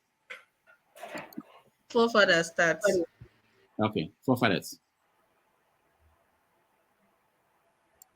I think he's muted. Forefathers, can you hear? Yeah, Okay. yeah, I can hear you. It's gone to Gaza. No, I get see, I get where OVA is coming from, and I also get where Nigeria scored anyway. I think Dr. Rudolph is correct that it's not only on the press. There are other means to put pressure on the states to behave themselves, and the government, they understand this because according to what Tinubu wife was saying, that they are going to try to avoid traveling overseas for medical treatment because they are going to provide all the facilities in Aso Rock, because they know people don't like what they are doing. This is something that North and South, nobody likes their leaders traveling overseas at any chance they get and disappear without any questions asked. It's a terrible security risk, and it's something that Nigerians have gotten used to as if it's normal. If you go into a normal country, real normal nations, that doesn't happen. You can't just disappear into countries that are more powerful than your country, and you think that leader is going to serve you. He's not going to serve you. He's going to serve them. And that is what is going to happen. If you send your leader into the hands of people that are more powerful than that leader, and your nation doesn't have accountability of what that leader is up to there, then you are asking for trouble. No wonder he was very happy to say he's willing to train Nigerians and supply the West more people. That is how they sound, because they are not governing for us. And do you blame them? If you go and elect a leader today, now one of us on this panel will go and make that person a leader, and none of us are catering for their leader's need, what do you think the leader is going to do? The people that are catering for that leader is the one the leader is going to serve. People that are preserving the leader's life is the ones the leader is going to serve. Jonathan, I was just watching a video of Jonathan, President Goodluck Jonathan, saying that Americans interfered with the Nigerian state so much, that's why he lost the election, that they were hands into the whole thing. Then when Buhari came into office, who do you think he's going to serve? If they are the ones that tilted the fulcrum for him to become leader? These are the kind of problems you have in a democratic state. If people, even Trump was being accused of being influenced by Russians, because the Russians tilted this thing for him to win the last time, and he played his government throughout. But in Nigeria, that is normal. We just they interfered. It's okay. They tried to interfere in Israeli election. They didn't want Netanyahu to be the leader of Israel, but they failed because the nation is tough. You can't mess with them. Israel might be a poodle or a pawn of the Americans, but they don't take it easy. They don't. They hold their ground. They defend their own interests. Nigeria is one of the few countries that really doesn't Does Nigeria have any interest in anything? Is it only the press that can do that?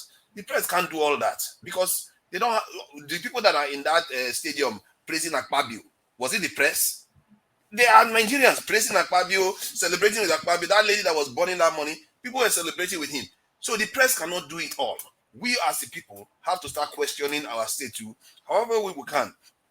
If I interact with military officers today, I will be asking them this question. If I interact with Asoro workers, what is going on here? Ask pertinent questions that these things are not proper. Even the amount of our people traveling overseas is not proper. They can easily compromise our state and do whatever they like with us, and we are none the wiser. While we are talking here, I'm watching other channels where even Ugandans are talking about some of the things that go on in the country. It's so similar to us. That's why when we talk about our Nigerian problem, we don't see that it's a bigger problem that we face. And we as Africans, we don't even want to wake up to it. Why is it that in Africa, you still require a visa to travel from one country to another? Why is it that trade within Africa is not even... Nigeria's trade with Africa, I think they say it's about 5%. While with the world is 40-something%. Why? While other parts of the world, even America right now, the trade with America and Mexico is one of the highest in the world that they have. Even if Mexico is not English-speaking nation and not technically Anglo-Saxon in any way. Because they know that if you trade with your neighbors, it's cheaper, it's more efficient way to make money. But we don't even do that. Everything we do is not to serve our interest. And this is why him traveling overseas like this is concerning. If things were improving, when, let's say he travels overseas, Nigeria's currency gains value, he travels overseas, Nigeria's security problem is solved. That would be good, isn't it? But it's the opposite. And we still allow it to keep going on. Is it only the press that can call that kind of person out? The press cannot do it all. The people have to also be accountable to what is going on. If it's through the security forces, through election processes, however way we can put pressure on these people to change their attitude, we have to do it. If it comes to the worst, I believe when that time comes, when things hit the fan, our people will know that okay, this is beyond talk now. These leaders that are behaving like this, they have to go. Anybody that sounds like this have to go because other nations have been pushed to that extreme. And you see them attacking professors, burning books. What drives a nation to that mad state is what is happening in Nigeria right now. Someday, our people will be pushed to the wall whereby any elite that they will see them as enemies. Anybody that speaks grammar will be a problem in that country. When we get to that point, you know our people are ready for a change for the better. Because right now, we are still as if we think somehow we are going to play this game, things are going to be better. Believe you me, I've never seen it happen anywhere. If you have seen it, let me know. You can't play dead and expect to prosper. Thank you.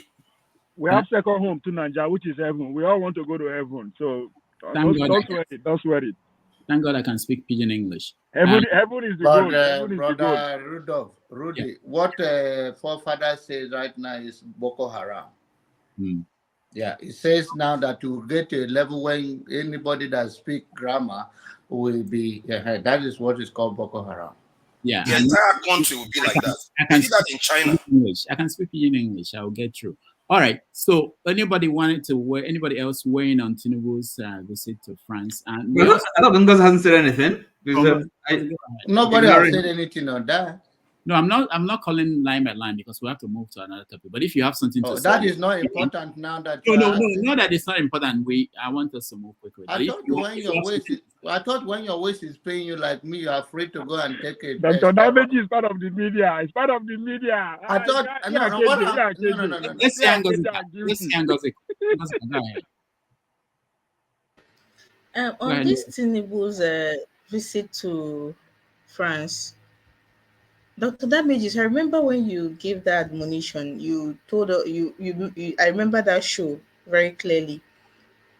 And it boils down to what I always say on this show. We should stop this habit of only saying things when it suits us or when our interests are served. Because you'll find yourself speaking from both sides of the mouth when it does not favor you. And it makes you look silly. It does not cost so much to stand on the truth. It might be inconvenient. You might take a few stray bullets here and there, but it really doesn't cost a thing.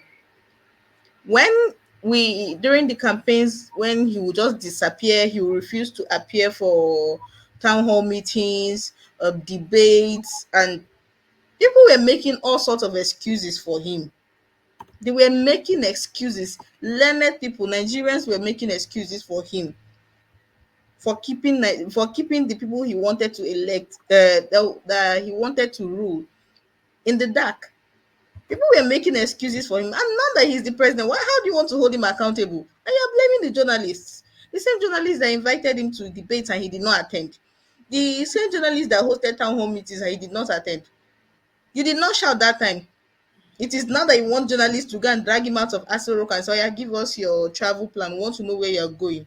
Make it make sense. It doesn't make sense. Let's stop this habit of, if it doesn't, if it is serving our purpose, we'll say the way it will favor us and not the way it should be. And you, Mr. Forefather, said something. I don't know if I heard wrong or it is just the way I interpreted it in my head. Forefathers, did you say something about Nigerians traveling being a constitution and being a security risk?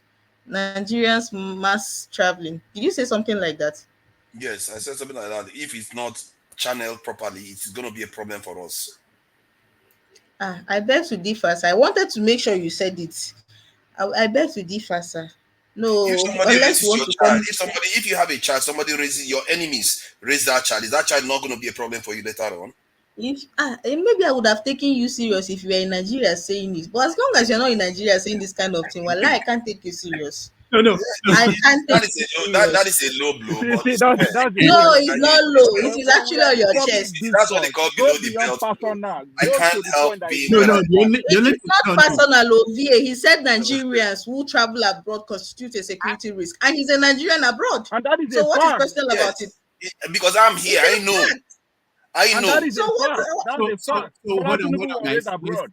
Let's have I want Ngozika, because Ngozika might end up proposing to the Senate to stop people like forefathers from coming home because they are security. Exactly. You could do that. You see, if it's going to help Nigeria be safe, I'm fine. That's how committed I am to it. So you what you're basically saying, forefathers, is that you being where you are outside Nigeria, you're a security risk to me. If I'm analyzed to be a security risk, I'm fine with that. As long as you do it on behalf of keeping No, Nigeria sir, safe, no, you that is don't get fine. to, no, sir, you I'm cannot do happy. that. I just told you I'm happy. You cannot do Ngozika, that, you are sir. right. You He is a said, risk. Ngozika, you you are did right. not go into Seeing all us these as a risk, details you when are you right, said what you Ngozika. said. No, I made No, it you are simple. right. I made it simple. You have made your point. I said I'm happy to be banned from returning to Nigeria if Nigeria is actually securing itself. No. See, that is not what I'm asking you. What I'm asking you is that, sir, you are a Nigerian and you're outside the country. Shebi, you know that the way we are in this platform now, I'm in Nigeria, you are outside Nigeria. Shebi, you know you're a security risk to me. Yes, you are right. I'm not saying. Not general. It's not general. You know there are always exceptions when you are talking about. I am a Nigerian in Nigeria. You're Nigerian outside Nigeria. How is it exception and general? What is No. not this I fancy English? I don't know why I'm you're waiting It's not for this fancy English that have of where we are. I've already that magic Forefathers, move you're a to security risk. move I to just want it to Donald sink Trump. in that you're a accept security that. risk. I just told you I accept that. If you say I'm a security risk and I'm evaluated that way, That's if they why ban me, I'm fine by KJ, you're it. a good man. All right. Fine by it. All right. Thank you, I'm Ngozika. okay with that. Now that you've accepted it, I'm okay. John Abba will speak, and then we go to Donald Trump. John Abba. Oh, no. I say it's nothing wrong if I have a back pain to go to France to take a steroid. That's what I said. Oh, okay. So does that mean you're okay now? Okay. All right. So let's go to what's going on here in America, which has implications for the rest of the world. Donald Trump is said to be elected president unless something happens. And a lot of people are on different sides. But, what happened yesterday was that he was asked to pay $83.3 million to a writer who he was found guilty of harassing the writer, and then he continued to lie about that. But none of these things are of any consequence because he continues to be doing well in his Republican Party, and chances are that he could defeat Joe Biden and win the presidency on November the 5th. So I know that Nigerians are in different camps for whatever reasons. People in the East mostly, they tend to think that Trump is really their man. I want to play a video from an American, and then we will take that conversation from there. People have finished watching the game. They are joining us. Unfortunately, we have to give priority to those who are with us while the game was going on. All right, let's see. You can take him off now. So I'll be listening. Mine came up the other day and said, Dixon, I don't understand something, man. Why do so many white people and white Christians support Donald Trump if he ain't no kind of man? If he ain't no good, ain't got no character and no soul. And I said, man, I think he's just the one that came up and he's showing white America's true character. White America has always been raping, colonizing, enslaving. Ain't that our background? Didn't we build this country on the backs of enslaved Africans and on the backs of genocide and indigenous people are stealing their resources and their land? Ain't that what we do? Is lie, cheat, and steal, just like Donald J. Trump. Greed is at the heart of white America. It's called white advantage, white privilege, white supremacy, white nationalism. That is who we are. And that is a fact. And Donald J. Trump is just their new messiah. White supremacy's new messiah. White nationalism's new messiah. And that sick, dark, evil, greedy, white nationalist side of white America is who Donald Trump is. He's a reflection of who America is, of who white America is. And that's why so many white Christians run to him, knowing that he acts like what Jesus warned us about, the Antichrist. They run to him knowing he's an example of the Antichrist. Evil in every way. Greed, corruption, criminality, deceit, inhumanity, no respect for democracy, completely and utterly self-consumed. And this is what many white Christians and white Americans are supporting. Why? Because that is their culture. That is a large part of American culture. Do you think it was good, decent people that were colonizing?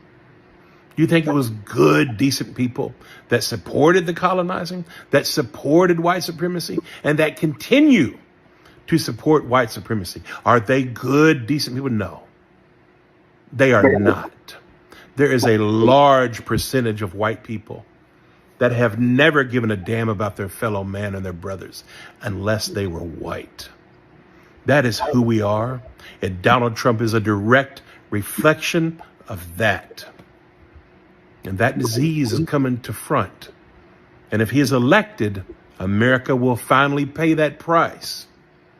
This anti-democratic, sick, twisted, maniacal, narcissist motherfucker will destroy this country in any way possible as long. All right. I didn't know he used this language there. We have to stop him. But you got the point.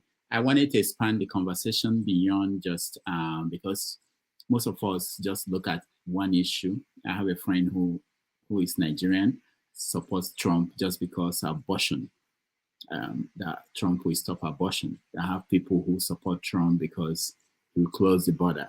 So I want to expand the conversation about sometimes, which we don't do. We tend to think about just today and the minor points. Let me start with you. Welcome back, Chim. I hope you enjoyed the game. How would you reward him? He just came back from the Sorry, Rudolph, my wife has medical issues. She had an eye, this and that. Yeah, I know that. It's a laser, this thing. You're not allowed to drive back. I wasn't happy having to go, but I had to go. Yeah, so he for told me. He said nobody's wanting me over anything. He said it on the show too. I think Get your mind off what I don't know. I thought it was football. No, why would I? I've missed all the games. I only follow it on YouTube or Facebook. I haven't. But I'm happy they won. I'm actually back because of show. I would like to talk to Sean what we just finished watching. But we won't change the topic. Go ahead. Yeah, we'll talk about this and then we go so that people have time to catch up on the game. And Austin, welcome back to the show. And Obia, welcome. KJ and Jonava. Ikolola, are you there? Are you sleeping? Are you with us? And Ngozika, welcome. I think there's... I'm very much here. All right. I think there's a moderator that is trying to come in and the studio is filled. If you're a moderator, just hang in. We will get you in. So let's have this conversation on Donald Trump. Let me start from KJ, who is a pro-Trump. KJ, you again. Yeah. Let's start from him because I want to hear from... I don't know why. You see, like you, I stand on the path of truth. Yeah. That's all I'm concerned. Okay. And I do not try to dive beyond that point. Now, like the video you played, I totally disagree with his narrative, And listen, we sometimes forget that the party of slavery was actually the Republican, the Democratic Party. They were the ones who perpetuated slavery, okay, and even fought against it. All right. Oh, so now, having said that, what is the? I don't know where you want me to start because there's several things that have been expanded in this short time with him. I'll just take maybe two. The issue of the lady who who is going to pay.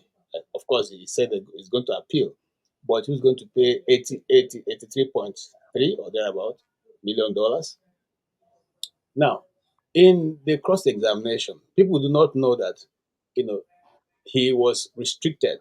Okay, there was a lot of restriction put on that judgment. All right, he was not even allowed to deny that he didn't do it. That's the reason why it didn't even go up. He went up to say, if you say I didn't do it. So since when have you stopped? Since when it is law in America not to refuse defend yourself? Okay, the reason for them taking him to court was what he said. I did not know this woman, and I didn't do what she's saying. But having said that, yes, I will take KJ, I don't like to stop people because I know the problem with that. But you said something that I want to make sure you clear with our viewers and people here. Are you saying that you don't know why the judge stopped him from saying those things? Is that what you're saying? Or that you don't agree with the judge? First and foremost, I don't agree with the judge. Okay. Now, if somebody is saying, if you accuse me of something and you say I don't have the right to say I didn't do it, that becomes no. It's not the reason. It's not the reason. I want to make sure you understand that because sometimes you might watch maybe Fox and it tells you a different story. No, this issue. He has been tried and convicted. Yes, in that trial. Yeah, hold on. KJ, hold on. You agree that he was tried and convicted? It's not really a conviction. No, this is not a story now. Did you agree that he has been tried and convicted? Yes? Well, yes. Okay, so the point is this. Hold on. So if I'm a convicted criminal, okay, I stole something, I was tried and I was convicted, and I appear in court, and I'm saying for different something connected to that, and I'm saying that I didn't steal. I've been convicted. The judge is saying that we are trying you for another thing connected to that. Rudolph, that is where I'm going to. And like I said, I didn't want to discuss this issue. That's where I'm going to. Okay. I don't know where it has become this thing that I bring you are accusing me. Okay, let us go back to the trial in the first place. He was accusing him of raping her 30 years ago. All right. You do not know the place, the date of that. You do not know the year of that. The dress you wore, the makers of the dress said they didn't, that at the time you are quoting, that dress has not been made. The dress has not been made. The date you are quoting that you wore that dress for which you were used for these incidents happening, the makers of the dress say the dress has not been made at that time. KJ, you know I like you. No. I'm just telling you the reason why I'm No. But look at this. Hold on, KJ. O.J. Simpson, The only reason why he was freed was that the gloves did not fit. Everything pointed that he did it. Most people believe that he did it. Okay? But you cannot say that OJ was convicted of killing the girlfriend. We have to accept the judgment, even if we don't like it. Okay, so what I'm saying is I'm looking beyond what is going on. Yeah. What is going on is simply the power play that we will see, and I don't want to discuss in a public forum. I don't want to discuss some of these things, but we will see as the time go on some of these things that are being played out now. Some of the power tussle that is going on within the establishments may not necessarily be what we are looking at, but the outcome of it, we will all feel it in the near future. And I discuss this because, I'm just trying not to, say, a lot. But what I'm saying is simply this: there's a lot of power play in America right now, and the establishment and those who are small-minded people or small people are being played. All of us are being played. So the question is, on which side which of the side of you want to belong? I mean, it's simple. I'm not a Republican. I'm not a Democrat. I'm an Igbo man. So I have nothing to do with all that. But the politics itself that I play is a lot. It's a lot. I don't want to go there. All right. Thank you, KJ. Let's go the other direction. Mazi Ovie, you seem to be interested in American politics. So let's hear what you have to say. I live for it. So where do we start from? We start from the beginning, or with the middle, or the end? I think the end is more important. I think the end is more. I think the end is more important, which is can he become the president? Is he going to the big house or is he going to the White House? I think that's the overwhelming question. Let's say he gets convicted, and because of the way the American system is practiced, which is dual sovereignty, state has its own power, federal has its own power.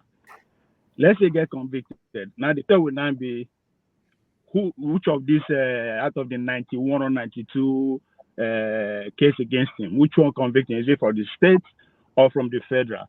If it's from the federal, and because it's obvious that he's going to get a Republican ticket, it's obvious he's going to get it. So if he gets it and he wins the election, and let's say he got convicted by the federal offense and he actually sent to jail, as soon as they swear him, he will pardon himself. It will govern. Now, if it's a state case that convicts him, that's a different case. We're not left for the state to say, I want to pardon him or not. But of course, now the bigger picture will come to play. The nation will come to play. He has to be gone. So they will find a way to make sure he pardon himself from that and the government. Because that was the point I was trying to make from the beginning. If we remember, I think it was about 2 years when he declared. People say, it's going to go to jail, it's going to go to jail. I said, okay, so what? The Constitution allow him to contest. And if he wins, he will govern. So what is the big deal if it's not distraction again, even though you don't want to be using that word, Dr. Dameji. So what distraction beginning? And it's clearly the Republican Party said, this is the man we want, which is crazy. And if you go into deep into the Republican Party, they will those that don't agree with him, they will tell you that the first day the FBI raided his house in Morago was the final day, was the day they decided that is the guy. Because it's becoming more political now. So out of the 92 cases, whatever that happened to him, that is still going to become president if he wins, which is ridiculous, which is where people are. And then again, another thing people are curious about, the state of Colorado said they are not going to have him on the ballots. State of Maine and about 14 other states, they are not going to have him on the ballot. And I know we'll be curious, how come it's a national election and all that? Election in America is predominantly controlled by the states. Of course, they will have their national conventions and all that. But now, let's go back to, will he be able to win? Let's assume that the Supreme Court, because the case of the Supreme Court now, the Supreme Court says, okay, yes, you cannot be on those states if those states doesn't want him. Can he win? Let's go back to history. The 1860 election that brought Abraham Lincoln in.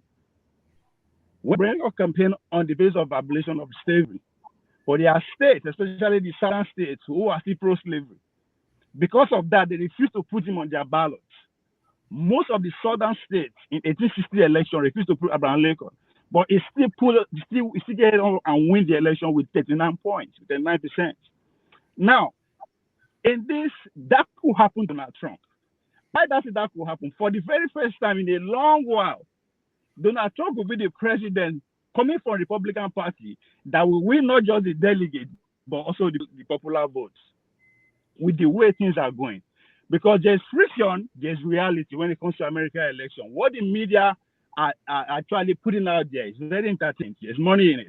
They are calling Donald Trump all sorts of names. But the truth is that comparing to Hitler. But the truth is that Donald Trump is not Hitler. America is not Germany. This is 2024. It's not in the head. So yes, I'm running through all this so that most of us right from Nigeria will get our view for what we see on TV and all that.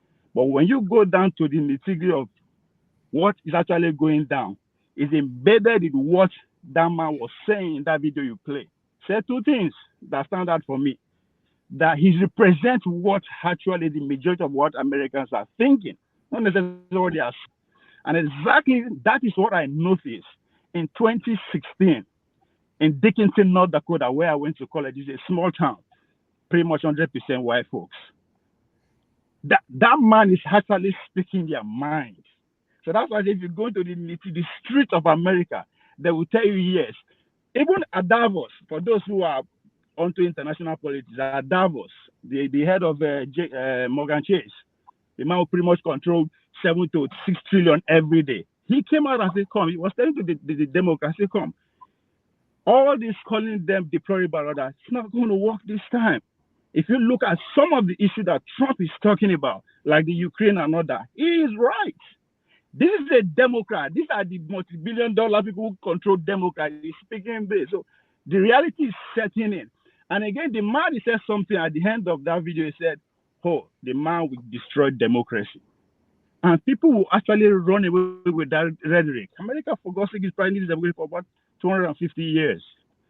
And if it cannot destroy it in 2020, when the most powerful institution in America, which is the People's House of Representatives, took to action, if we remember, I think about 1 or 2 a.m. in the morning, they were able to put their together and stop what they think is going to happen.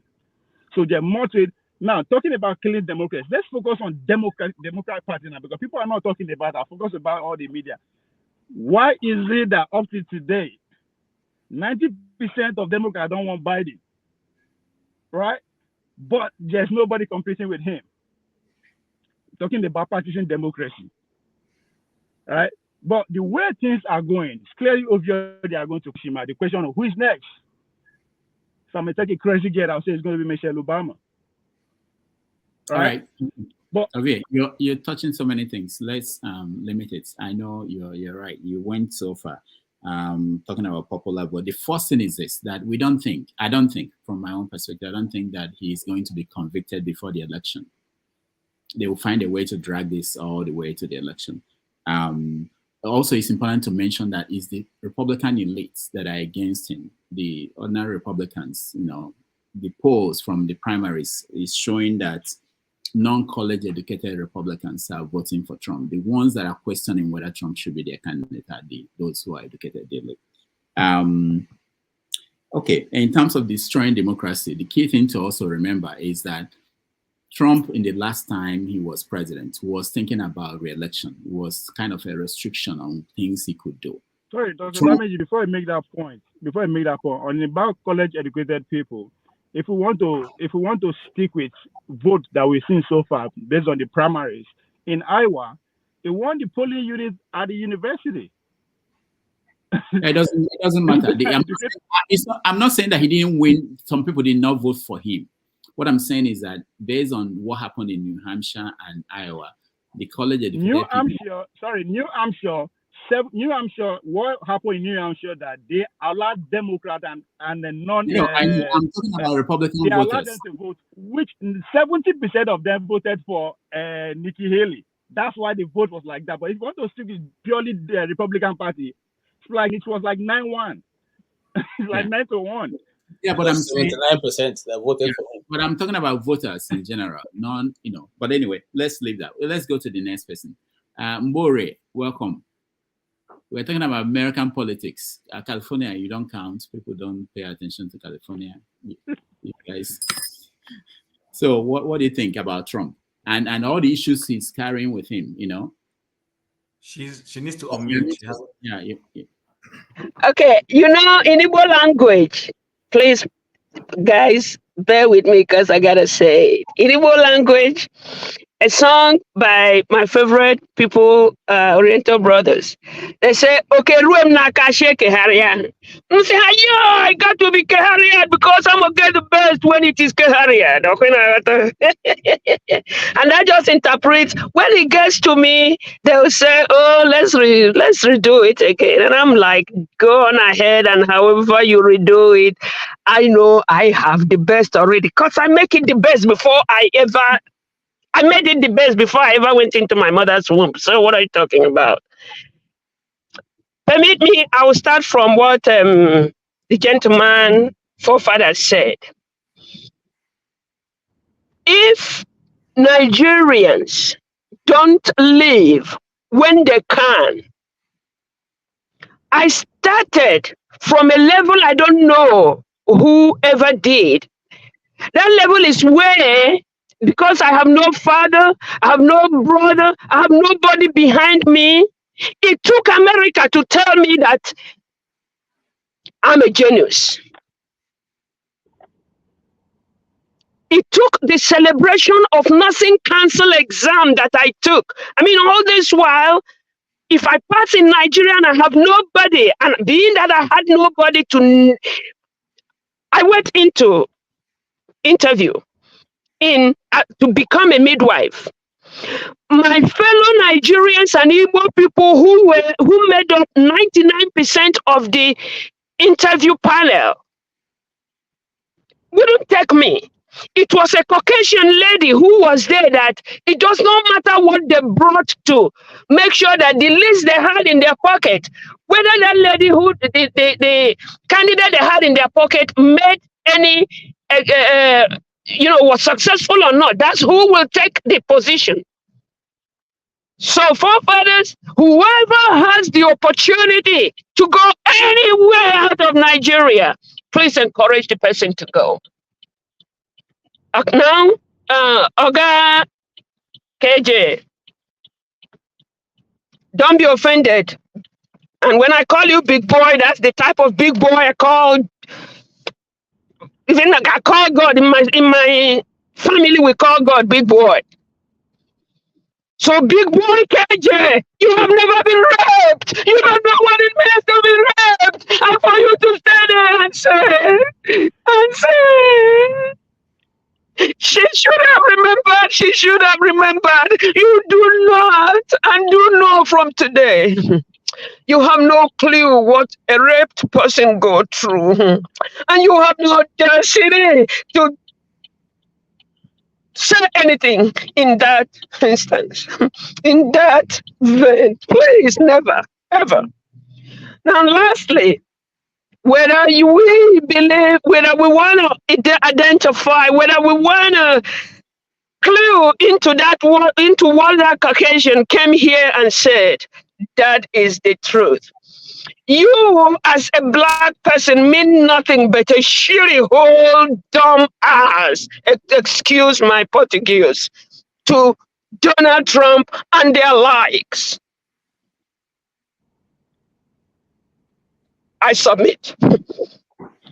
All right, Mbori, thank you so much. I'm sorry. And she argued that we should send our people to those people that see us as sheep. And I just thought she would be on my side on this one, but it's okay.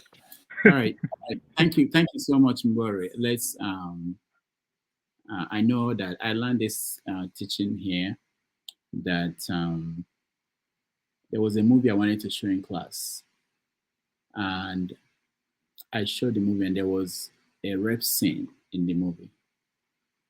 And some students were really very upset that I did not warn them before I showed that movie, so that they would decide whether they wanted to be there to watch it, because it's a trigger.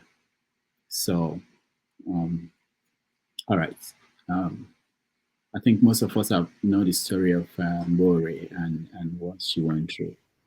Can you share the name of the movie? Is it a full movie that It's I a can yeah, find? it's a Nigerian movie actually. It's called, but Okay. made in America. It's called Soul Sisters. Soul Sisters. Okay. Yeah, Okay. I'm actually in the movie, but by the way, but I show it in class. Go ahead. Yeah. The movie that was the one that Kate Henshaw took part in. The what? Kate Henshaw took part in. Who? I didn't hear you very well. Who? What name did you mention? Dr. Damage, you should bring the Kate producer. Henshaw. You remember you I brought the producer here. Yeah. I brought the bring him director. because you remember I was asking him the implication of that. Now today as we speak, pretty much all the Ivy Leaguers have been sacked. From Harvard to Yale. Oh yeah, that's actually true. That's actually. I'm Yeah. encouraging him to write an essay. I'll maybe it's a good time So to bring bring him back. That would be a very nice conversation to have with him. Yeah. Okay, here is what I want to say. Again to Bore, I apologize that you are, I don't know your story, and I don't think I was being insensitive in what I discussed, because these are issues that were discussed in the law open court. Sorry, Okay? sir. You were Shaming. victim not- blaming. It has a name. Listen, sweetheart, listen to me. You see, that's the danger of going to court. That's why most times people say to you, don't take your issue because if you go to court and you present your story, you'll be cross-examined. It does not matter how you feel about it. Okay. However, I don't, like I said, in this instance, I don't know her story. And now, again, I want to draw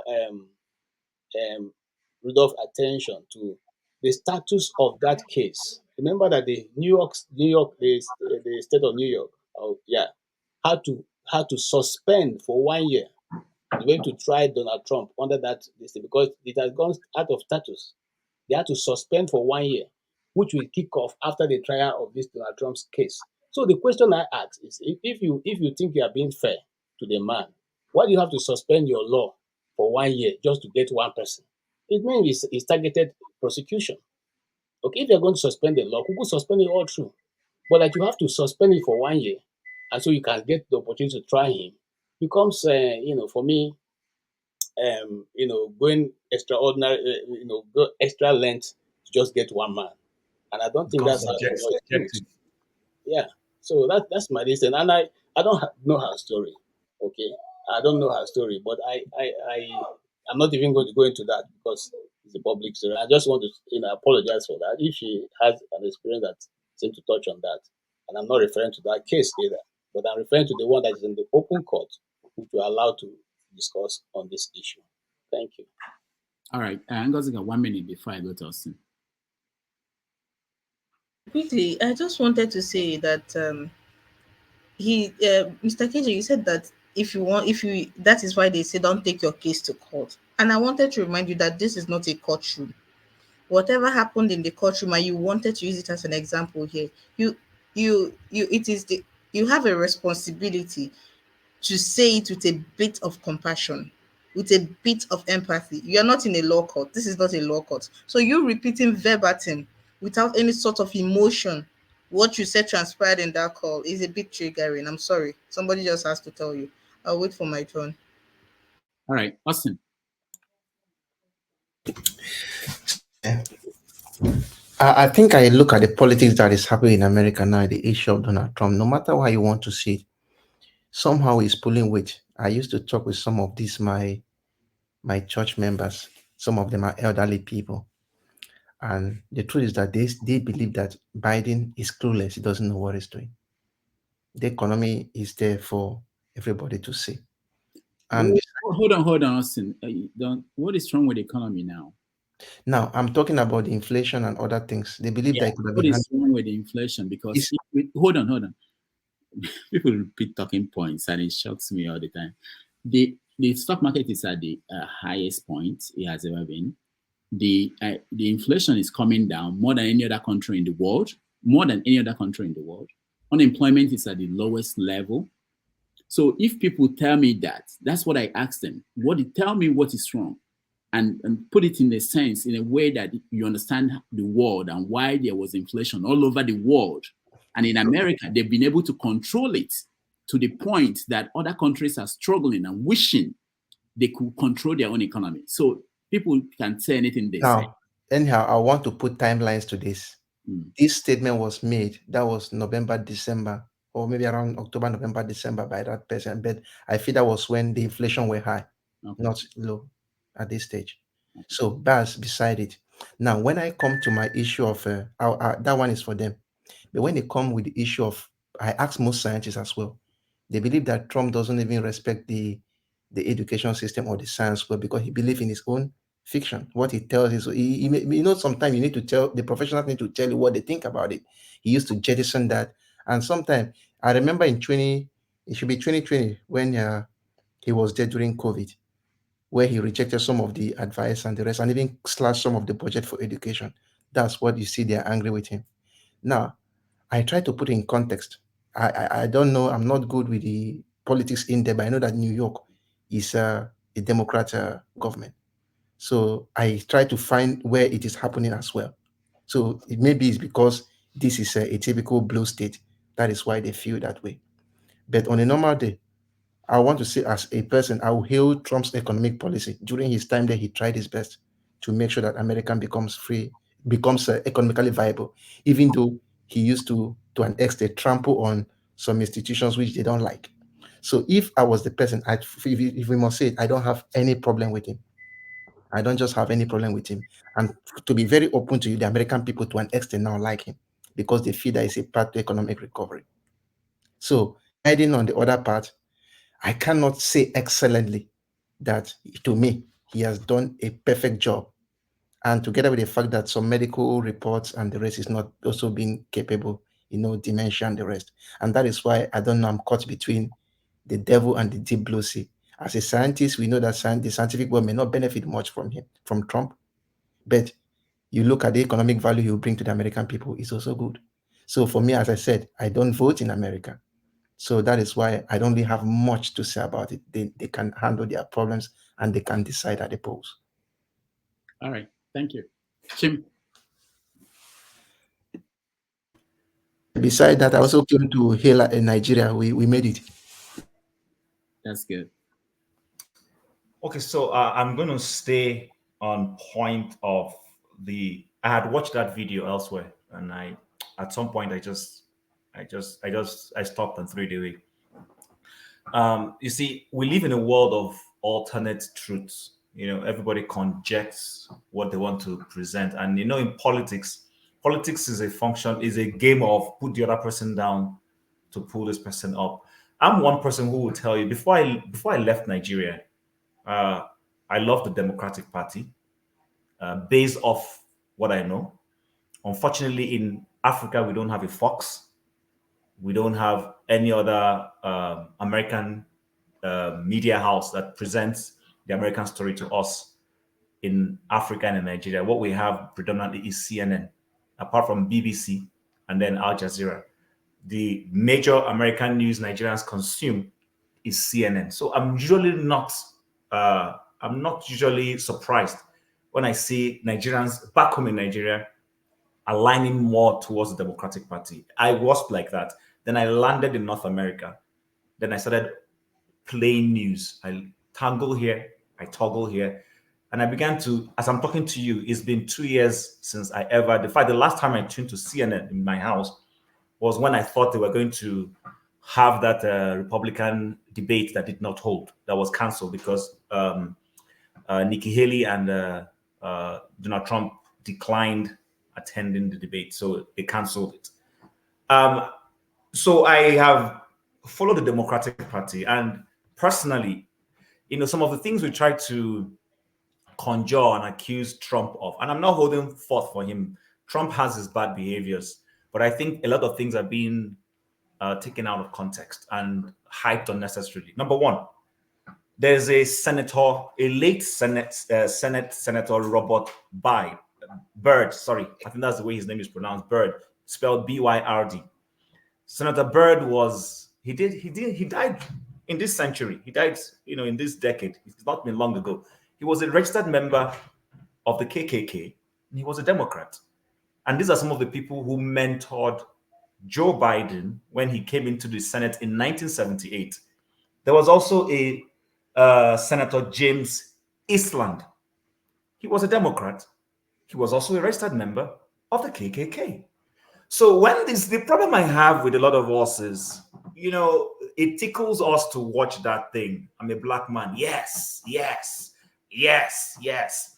I have a video that a friend sent me of a black voter, a woman who was crying that she has, because when we talk about the American, border crisis, a lot of people make it think it's only the white Americans that are screaming. Black Americans who have their heads correct are also screaming that there is a crisis on their border. And some of them it may not be politically correct for a black person to associate with the Republican Party. It may not be politically correct for a black person to speak about immigration that is broken in America. Why? Because we are blacks. Because we're blacks. It's easier to, as a talking point, if a white person is the one complaining about, border crisis in America, it's easier. And then it's easier for the parties who want to milk it and turn it and say, oh, can you see them? They just want this America to be only white people, not have any other group of people. It's always easier. Once you see a black person doing it, it's not very politically correct to use. And I know what I'm saying. So just the same way I was listening to Al Sharpton the other day say he was ashamed of, what's the name of the senator from South Carolina who ran for president and dropped off? Tim Scott. Oh. Tim Scott. It was, why? Because Tim Scott is black. So it's a taboo for a black person to be in a Republican Party. But I tell people who are newcomers to American politics, who haven't gone back, and Katie just mentioned it, the party of racism, the party of slavery was a Democratic Party. Some of the changes that have happened are just recent changes that happened under LBJ, Lyndon Johnson, when they took out, and they were the ones who blocked the civil rights when the busing issue, when they were trying to allow black children to join. I mean, if we watch the Democratic debate, the last time when Kamala Harris sparred with what's his name, Joe Biden. What was the talking? Why was she against Joe Biden? She said Joe Biden voted against busing for black children. Nobody remembers these things. So I'm not here to defend Trump. Trump has his bad behaviors that I can't condone. But when it comes to this person is racist, this one is not racist. Joe Biden, last time I checked, is a white man. Donald Trump is also a white man, Caucasian. So this is Caucasian issue to an extent. They are all looking for who will outdo the other. I tell people, I don't get, in fact, I tell white people when they patronize me in public, I'm bold to say, stop patronizing me. You know why? Because when they go to your kitchen table, I don't know what you guys discuss there. You come to the opener, oh, hi, this black guy, this policy that they are doing that is unfavorable to you. You are saying that because you're in front of me right now. What do you say behind me? You understand? So we need to be very careful when we listen to someone like this who comes on air and is, just ranting and saying things that some of them are not scientifically proven. These are his opinions. You understand? These are his opinions. That doesn't go to say that maybe Trump does not have racist tendencies. I'm not here, like I said, I'm not here to hold forth for him. But I'll be honest with you, if we look at Joe Biden's record, you will find racist tendencies. You will find rape-related issues. This is a man who hugs women and sniffs their hair. We've seen it.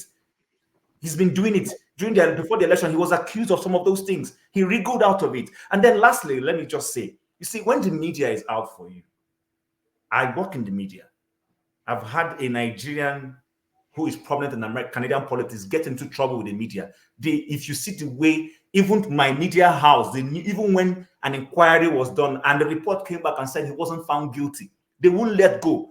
There's always this pride. CNN sometimes will twist stories. I mean, Nikki Haley lost New Hampshire. But guess how they turned the story? They said she won. And I'm like, excuse me, won what? And they said it was because she's a woman. It's all a racist thing. It's all this. See, I'm not saying that. I'm not here to deny there's no racism. I'm not here to deny that, there's no privilege for certain white people. But I'm also sensible enough to sieve through news, to sieve through people's comment, to see the underbelly when somebody is talking and know, forget this person, even if what he's saying has some, elements of possible truth, to know that there's sometimes they're trying to patronize me because I'm black. be on his side because we need his votes, be on his side because we need him to be on our side. It's a taboo for a black person to be in the Republican Party. It is a big taboo. When I mean taboo, not because it's wrong, it's a taboo for liberals. They just can't understand why you're black and you're not voting Democrat. So to that extent, I don't think Trump is more terrible than Biden. I will stay away from the economic issues because the conversation is squarely on the video you shared, and I'm addressing only that video. If we're talking about the economic policies, then I can air other things. The conversation is on that video, and I don't think that guy is accurate in some of his analysis to say that white people, that's wrong. Not all white people. Just like that's the same way you say all Nigerians are this. That's also not right. So I think alternative racism, like Vivek will say, is racism. Reverse racism, sorry, is racism. You understand? Don't label a group of people and say they're all like this. It's not right. There are people who genuinely are trying to push America's progress. And they might see that Trump is the person they can use to accomplish that. I mean, day one of Joe Biden, what did he do? He canceled a lot of oil-related, a contract. It affected the Canadian economy, where I live, because my province is predominantly oil-related. So I'm not sure anybody who was impacted by that policy, you were expecting the person to vote a Biden, right? No way. The person is going to vote a Trump. And so when the person votes a Trump, you will say his vote is racist. No, it might be economic. It might be economic because it's affected his business. I'm in Canada. I want Justin Trudeau to get off. All the money I earn goes into tax, unnecessary tax, carbon tax I don't understand. So if I vote against him tomorrow, if I was white and I vote against him, you say, oh, this white guy that doesn't like immigration policy, he doesn't want. No, I don't think that's correct. So that's the point I want to make right now, and just leave it at that level. All right, thank you so much. The only thing I want to add is that you said you don't watch CNN. I watch Fox News. I don't watch CNN for a reason, but go ahead. Yeah, no, I think that especially if you are connected to the media, you watch as much as possible anything you can watch, to hear opposing views. Even if there are other medias, but CNN in particular, I will not watch them anymore. Nobody will confuse me for them. All right, thank you. Man of Prestige, go ahead. Okay, please. Okay, it's my turn. Please, can everybody, have their turn? I didn't intervene, but while a lot of you was talking, my head was spinning, and I'm gonna call name one by one. Forefather, you are neutral in this. Ngozi, you are from Nigeria. You are neutral in this. I didn't hear from Jonaba. I didn't hear from Ikola. I've not heard from Paul. I don't know Femi perspective, but I'm going to say this. Him, KJ, and Ovie, who's not here anymore. I'm shaking my head like something wrong with you. You have just come to America and brought your Nigeria orientation. I mean, all those impunity. It kind of baffles me that you're come to here and supporting this crook. I mean, everything that Nigeria is going through right now is what Trump is an epitome of. There's no difference between what Nigeria is going right now than, what are you going to talk about? Corruption? I mean, he's number one in all ways. Impunity? I mean, he wants to rule forever like a dictator. I mean, this is exactly, institutional coup. This is exactly what Trump is all about. And because you come from Nigeria, you're used to that kind of mentality. You're trying to bring it here. Supporting a human being, what I consider to be inhuman. He's not even a human being, by no means. I mean, look at everything you said is just life. Let me go with KJ first. KJ is in America, and you, Chin, you don't even have any authority to talk because you are just going by what you hear. Let me start with Chin first. So man of Prestige, are you here to talk about other people, or are you here to express your views? What are you I'm not No, but you studied my name. I didn't call anybody's name when I was speaking. No, I'm going to call your name. I'm going to call your name because I'm here. So then if you are calling my name, then I'll be interjecting. You are calling me. But that may just be his own view. Why don't you let him speak? No, that may just be his own view. Paul, if you call my name, I will interject. You have a which means you don't want him to talk. That is up to you. That is up to you. You have right. You have right. You have right now. After you finish, don't call my name. Stay on facts. Say on what you Hello. want to say. Man of prestige. Okay, just call Chimeze. Call Chimeze. Chim, since when have you been like this now? Allow man of Father, prophet to be. sorry. You are very, very If you calm. call my name, I will interject. Okay. And no apologies. No apologies. You didn't mute Chim once. You're muting me. Forefathers, yeah, because I start with you. Chim, you remember you have a responsibility here as a moderator. So this is what we're going to do. I'm going to give you No moderator hat right now. I know you don't have it, but you're already inducted. But what I'm saying is, this is what we're going to do. Man of Prestige will have his say. After that, I will give people he mentioned their names opportunity to respond to him. So let's If Mr. Chim is saying he will interject, remember he mentions forefathers' name, he mentioned their name. If all of us start interjecting, we are going to sleep here. Nobody will interject. He will have his say. He will have his say, and then everybody will reply. I'm sorry. I won't be civil in that. That's up to them. If you mention my name, I will interject. You are a moderator now. Welcome to the club. You have to be quiet. We are going to obey the rule, right? Yeah. So I'm gonna call name. It's not going to be an insult. It's going to be parallel with respect, because my narrative is going to tell out each of their statements. For example, Jim came here and said he doesn't watch any other channel but CNN. That CNN is the worst. Does anybody in here know about O'Reilly? The disgrace O'Reilly that raped people in the force. I mean, the way he spins something like the world has fallen apart. Laura Ingram, Sean Hannity, what's his name? Tucker Carlson. The disgrace Tucker Carlson. And you talking about CNN? You may talk about MSNBC. That's good, because MSNBC is to the left. Fox is to the right, extreme right. CNN is the only one that maybe the people that anchor the news, they may have their view, but if you listen to their news, they are right in the middle. Maybe they may be middle left, they may be in the middle, but they tend to pivot towards left. Let's be realistic on that. But for you, which are found to be educated, come here and said you don't watch CNN, you watch Fox, and you are in Canada. You don't even know what's happening in America. So you're just going by what you hear or whatever. So let's leave your own case. Let me go to KJ. This KJ is a man, which supposed to be a journalist in Nigeria. And he came here and professed to the whole people that whatever happened on the January 6th was a conspiracy theory. That Trump never asked people to go to the Capitol. Can people just believe this? This is like a fallacy. People here watch the whole thing, see what Trump did. And he's been accused of insurrection right now. He has been indicted, but he has not been convicted. But for you to come here with that conspiracy theory, that he never did that, it was the police people that, concord everything. I lost respect from you that day, but that's my opinion. You can lose your respect for me. It doesn't matter to me, but this is my opinion, because it seems like everything you've been, because I'm not used to Nigerian politics before. But what you've been journalizing here, it seems like everything is false. Because if you can come up, if you're a person of your own intellect, can come up with that kind of mind and say this is conspiracy, it doesn't even make sense. So let's go to the Trump issue you're talking about. You're talking about racism. Yeah, it was a lot of Democrats has racism.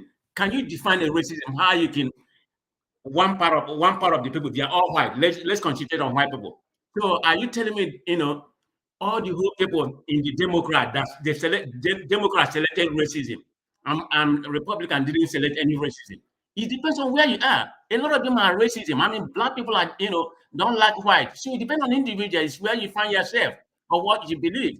I mean, there's conservative and there's there's conservative and progressive. But in Nigeria, we don't have any kind of party. Everything is pretty much general. So I don't know what you're talking about. It kind of baffles me, because the person of Trump and you're supporting him, and you make a claim earlier that Nigeria, Nigeria Democrat, they support Democrat. That's not true. Maybe the people in power, whatever. Ordinary Nigerians. Look at what happened during Trump era. People in Enugu or Onitsha, women are dancing for Trump. Most night, if you go survey Nigeria right now, they like Trump because he perpetuates the same thing. What keep you to be a hard slave in Nigeria? That's what Trump perpetuates, and you're like him.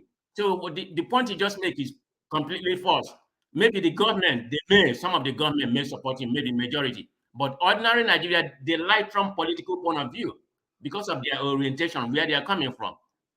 So Trump is, I don't even know, Trump is, you're going to see what's going to happen because Trump is going to win. And somebody was talking about Democrat here, they didn't allow, I think it was Ovia, said they didn't allow any other people to contest. That's just what happened. Look at during Trump era of 4 years. Did they allow any Republican to contest? You're telling me about their primary. Did anybody challenge him? Nobody. But you're focusing on Democrat one that nobody wants to challenge, Biden. And this is Biden. I mean, this is Trump who said 2 days ago that anybody that support or donate money to nuke Haley should be dumb. What kind of dictatorship is that? Anyway, I'm lost of mind. Okay, I'm just.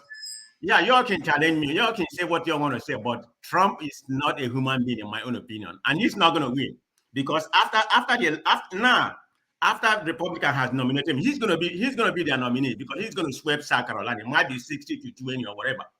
Then we're going to Democrat, the progressive. We're going to try to re-image him. We're going to redefine him. You're going to see when it comes to election, forget about what the polls say now or whatever people in your church and everybody say. Because it's going to be between Biden, which is not necessarily my first choice, but it's going to be the choice of person like Trump, like Biden. People are complaining that he's too old. That's the only fault. What is the unemployment rate right now? The unemployment right now, is 3.4. Go and look at the inflation rate. The inflation rate is 3.something2 right now. Look at the whole world: British, France, Japan, everybody, the whole developed country. Look at what their inflation rate is.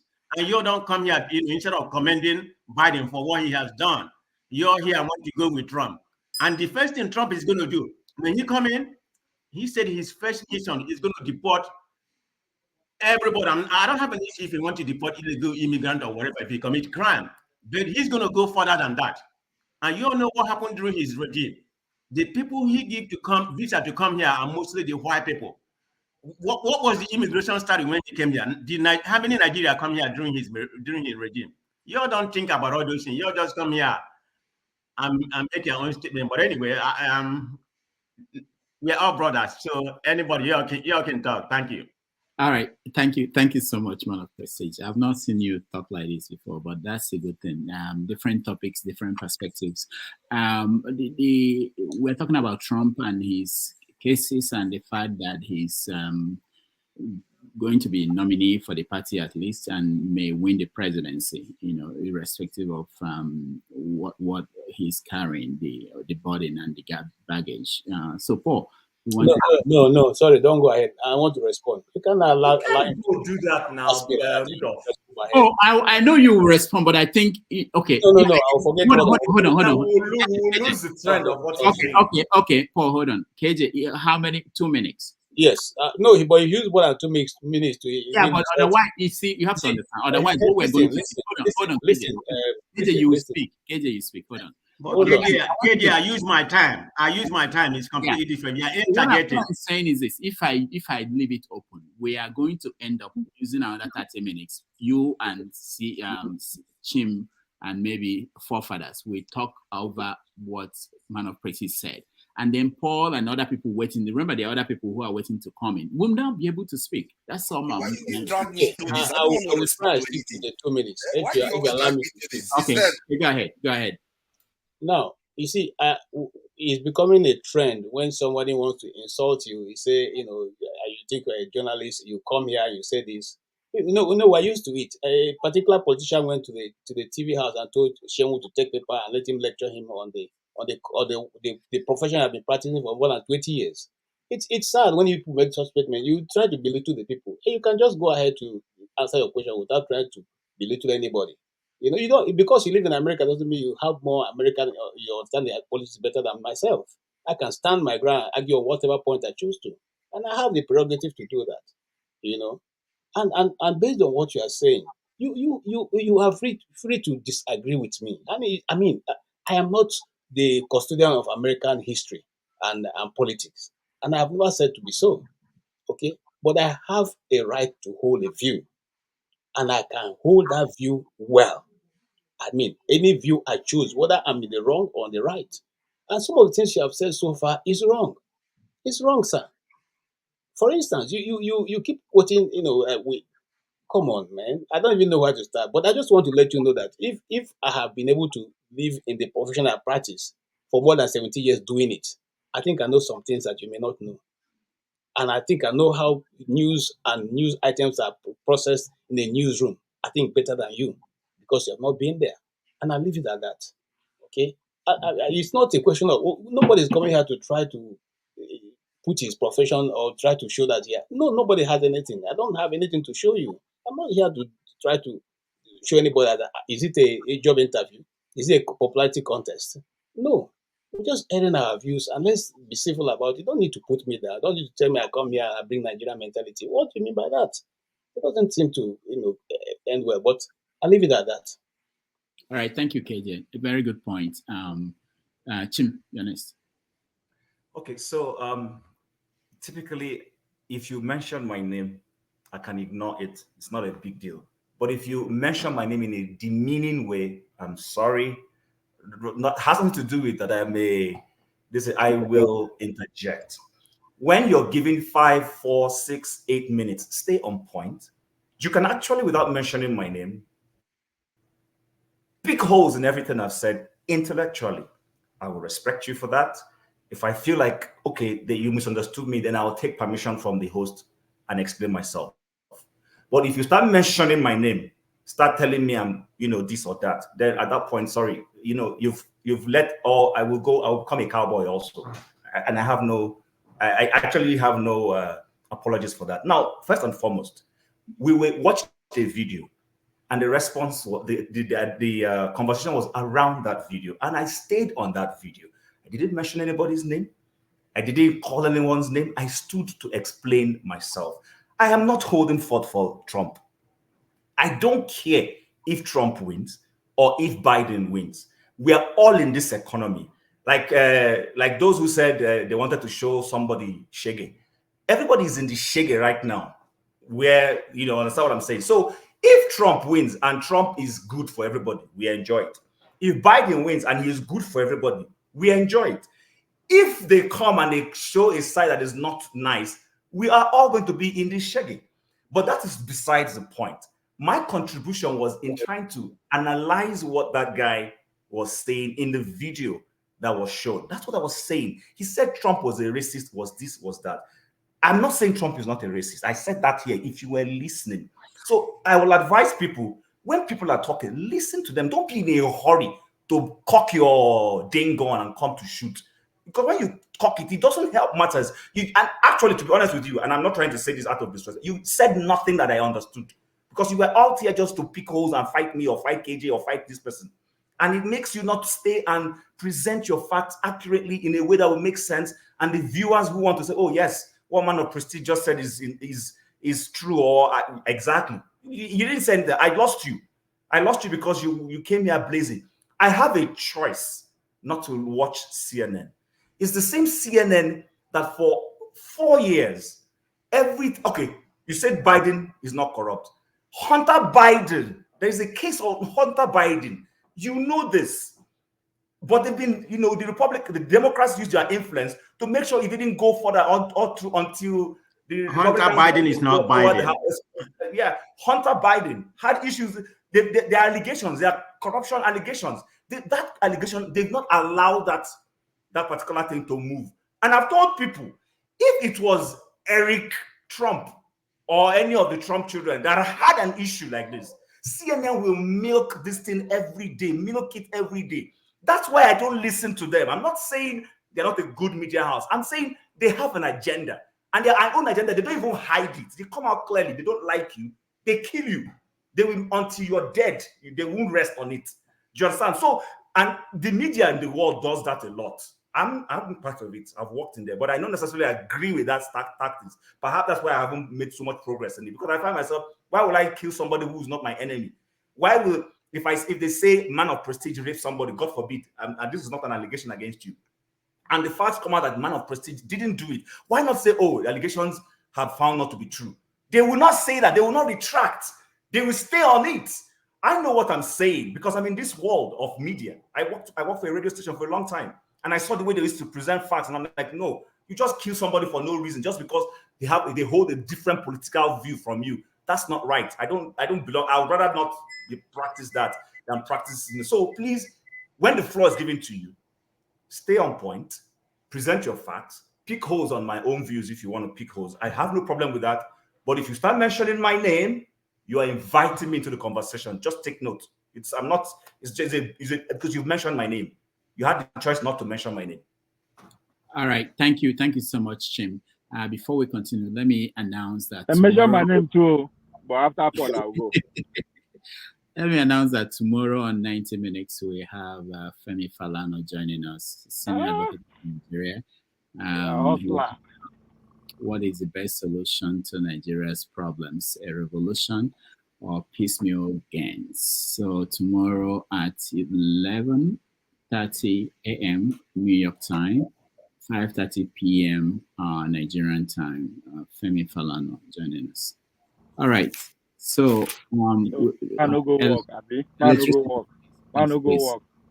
help me, not you. Femi, you are next. I'll come to you after Femi. Let's just say sorry. Otherwise, people will be unhappy about this. Go ahead, Femi. Oh, okay. So, can you hear me? Yeah. All right. So, in November 2020, that was the first ever time I voted in the U.S. elections, only because I was just, and this is where partly that unconscious bias you spoke about, you alluded to earlier, comes into play. Because I was just tired of the Twitter in chief at that time. I was just tired. We just needed some sanity, especially in light of what happened. Now, I just thought to bring that hope. But you see, something I keep going back to, especially when we talk about American politics generally, not because I claim any superior knowledge of American politics in any shape or form. After all, not be our country with this anyway. They don't send us. Now, is the fact that in taking 2 semesters of the social history of America, just as a side, what's it called? We call it extra in Nigeria, elective, sorry. I came to realize that, and of course, this is still depending on who wrote it, but of course, this was the textbook we used at the time. I came to realize that in bringing up the narrative of what used to be the Republican Party and the Democratic Party, there are some things that are missing. There's a side note to these things as well. Now, the Republican Party of that time, there was a reason why they switched sides and maintained the same parties. One of which was the fact that a lot of those that were, and it goes for the other party too, a lot of those that were the Democrats of the time, they grew old. It's a generational thing. They grew old. They either grew old or retired, and some of them defected to the Republican parties. Likewise, a lot of the Republicans of the time defected to the Democratic Party. And it was at the time of Lincoln that you had a lot more blacks because of, not because Lincoln himself wasn't a slave owner as well, but because he seemed more, there was this shift that seemed to be led by him, for example, among others, towards freeing the slaves. However, when that change happened, what we kind of forget is that it's not the same. Again, it's not the same Republican Party or Democratic Party of that time that you have today, and they've gone through eras to the point that you have to go as far back as even 1800 to realize, to know that the changes that we started to see up until the point of Abraham Lincoln. The Republican Party and Democratic Party that exists within 1800 and even the 1850s, I think, all the way down to when you had Abraham Lincoln, they went through all kinds of revisions. And then from 1852 all the way down to when Ronald Reagan defeated the incumbent at the time as well, they went through another revision. So I guess the moral of the story is that they're always going through revisions. And even Donald Trump, let's not forget that he's always been a donor to both parties. But he's always been anywhere bare face. That is, even if you're not also taking into cognizance the fact that he has always had his baggages from, it's a generational thing. Anybody that's had a chance to read books that have been written about this guy, you know that, see, some things, if they follow person come, it's time from his grandfather, great-grandfather. So whatever he's doing now is not new. Now, coming to the coming election, it's almost, in my opinion, looking at the way American politics rolls, it's almost likely the guy is going to win the next election. I will not be surprised. And right now, at this point, it doesn't even bother me per se, because even seeing old videos of, because me, I have my bias too. Yes, I voted for Biden, and I'm not even bothered about American politics anymore, because we have our own Nigerian problem too that I need to bother myself about. Seeing older videos of certain things that are important to me, I'm talking about just me, with respect to what Biden has said, on top of just this Gaza issue alone, I have had a big problem. And whether you like it or not, he has been in politics, Biden in particular now, he's been in politics long enough that the kind of things that I have now come to read about him as well, as a matter of fact, doesn't make him any better than Trump. It's just that Trump in his own doesn't hide it. Not that they send any of us. So that's the way I even stand now. It doesn't really bother me. So I'll just keep it at that for now. All right, thank you, Femi. I know Paul should be the next, but because he left, I don't know what happened to him. He always Doctor, you see, I got freeze with that fight was too much. The too much punch on my face, so the thing just froze me.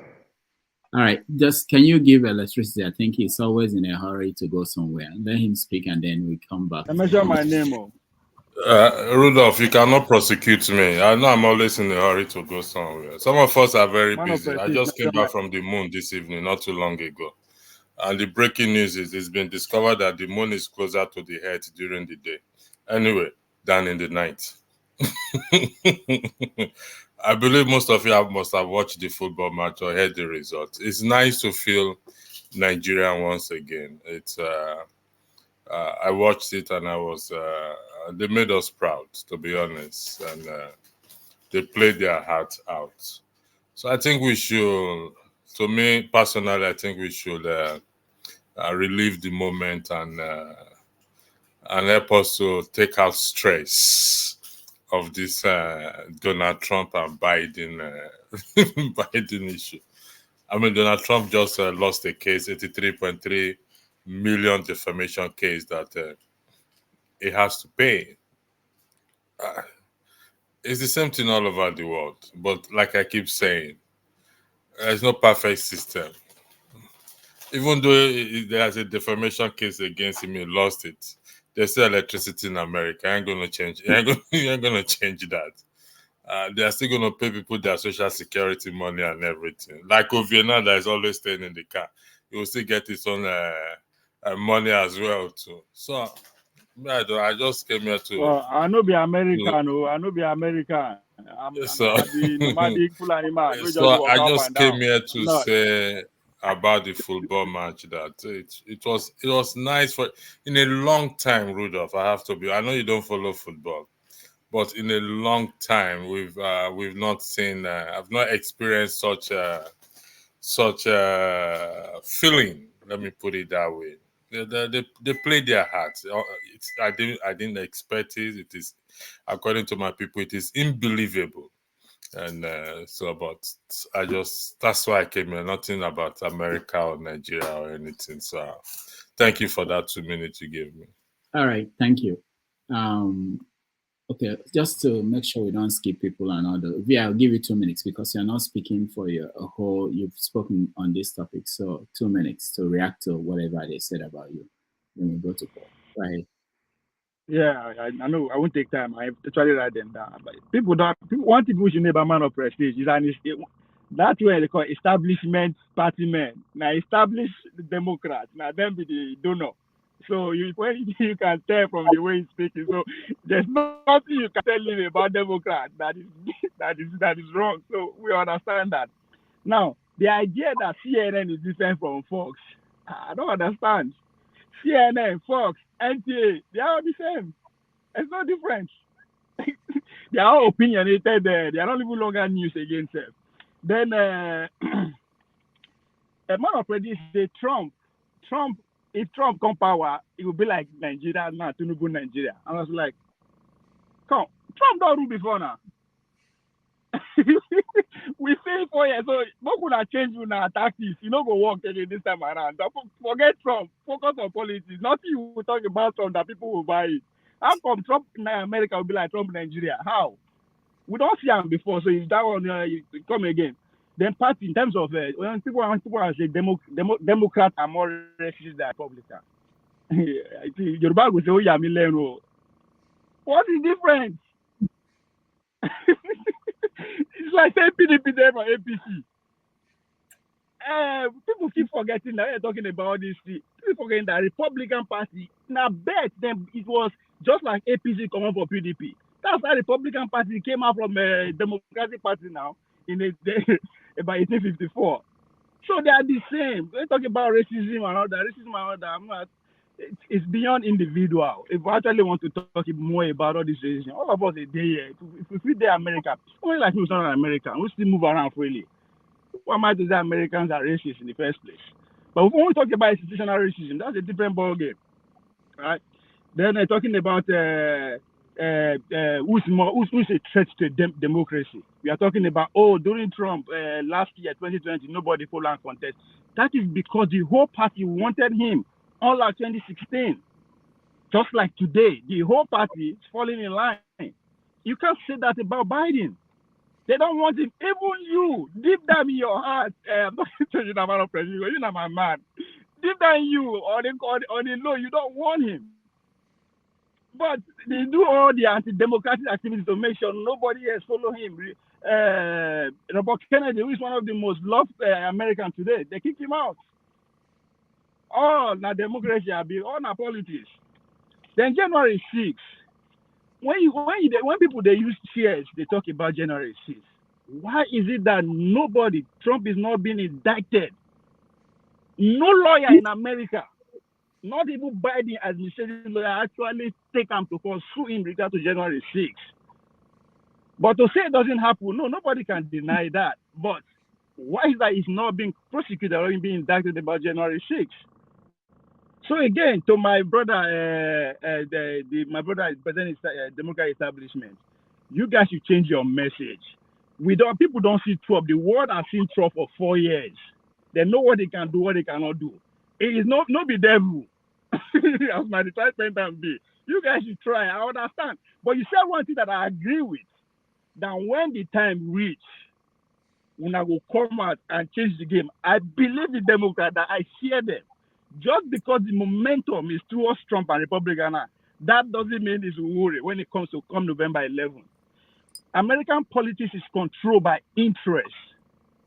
And if you want to segment the interest, the Democrat Party are holding and in control of some of the most strategic interests in terms of media.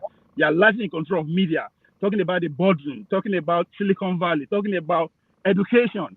These are strategic interests that yield power when it comes to turning out votes and donor. The Republicans control that, and Democrats control that. While Republicans are in charge of, in terms of uniform, like in terms of military men, uniform, oils, and all that. So if you said when the time reaches, we now will change, we now will redefine Trump. I believe you guys have what it takes to do it. It happened in 2020. It can happen again. So it's not all over for Trump just because he's getting the nomination. Now, only that I agree with you, but accusing Nigerians for seeing Trump for what it is and decide to support him, I say we are calling them, that's ridiculous. We know he's a devil. Nobody's agreed. Whatever you are accusing him of course, he has 96, 92 cases. But they will get down for one. So whatever you guys are accusing of, you guys are right. But the reality on ground, the America, that means they move around. People always they move around. I'm the village man from here to here. What I am seeing on ground, brother, is not what both the Fox News or the CNN are telling the world. The reality is different. It is real this time around. Well, I mean, it's real. People are ready. They are ready for anything. That's one thing. Anything, they are ready. Thank you. All right. Thank you. Thank you, Ovie. I just wanted to point out that there's one group that we're forgetting in this conversation about Trump, which is the Republicans who have worked with Trump. The Republican elite who Trump knocked out of the scene. They are more interested in seeing the end to Trump. They understand what it means more than all of us. When you read the book written by, not by the one that, no, the one that ran for president, the Republican from Utah. This guy, the former governor of Maryland, Mitt Romney. from Utah. Mitt Romney. The behind the, okay. Yeah, behind the scenes story written by a journalist, but based on entirely on interviews with Mitt Romney of what Republicans think about Trump when he was president. If you read what people who work with Trump, I don't know why we think that we know more than them. There was an interview. There was an interview. But what is their biases, though? What is their biases, though? I don't know. These are the established. You have to factor into the confusion because there are other books too that are written about this administration too. The point is this: so you're talking about military men. You're talking about different. It's not just about civilians. It's just not about politicians. You're talking about civil servants, because American civil servants are not like Nigerian civil servants. They know their job. They know what they are doing. Nigerian civil servants, recent memories, they are basically doing whatever government in power. So you're talking about established people in the diplomatic service, the military, intelligence, what they are saying about this man. I'm not going to dismiss it from my small. Yeah, but Rudolph, but people are speaking from their biases. That's the point Mazi Ovie is saying. So sometimes we make it look as if because this guy Mitt Romney ran and wanted to be Secretary of State, he had a grudge to bear. So a lot of people have, even the New Jersey guy who ran against him. Romney did not want to be Secretary of State. So he wanted to be Secretary of State. He was invited. I have the video, and he was dropped. America. He had issue from day one with Trump. Jim, you need to stick with Canada politics because you are wrong, Jim. Hold on, guys. You understand? It doesn't matter if you are the president. There's a limit you can do. Forget all those things they are talking about. Now, one person, there's nothing you can do. Thank you very much. It's a system. You can't do nothing more than you can do. No, listen. Forget all those people that they talk. Can I say something? Can I say something to this? Yeah, who is speaking? Hold on, everybody, please. It's Xero. Please, I just want to make a point. No, don't, please. Let's hear from Paul. Paul, go ahead. Thank you, Doctor. So, Doctor, when people talk about this Trump, it kind of makes me laugh because the difference between Trump and Biden. Let me use Barack Obama and Trump. Everybody hates Trump. Trump is the black sheep when it comes to immigration. But Barack Obama deports more people than Trump. You understand? But everybody hates Trump. Why would they hate Trump? Because of the way Trump also portrays himself. Today, the same thing now, Trump, Biden. The economy is way better now compared to the time of Trump. People will not understand it because somebody will tell you 4 years ago, my rent was 1,200. Today, my rent is 1,900. But I stand to be corrected. I will ask Jim, what was your rent in Canada? That's in 4 years ago. What was the man's rent in Germany? What was the man's rent in Switzerland? You understand? The COVID thing affects the whole world. Germany, right now, as we are talking, they are in recession to some extent, 2 times.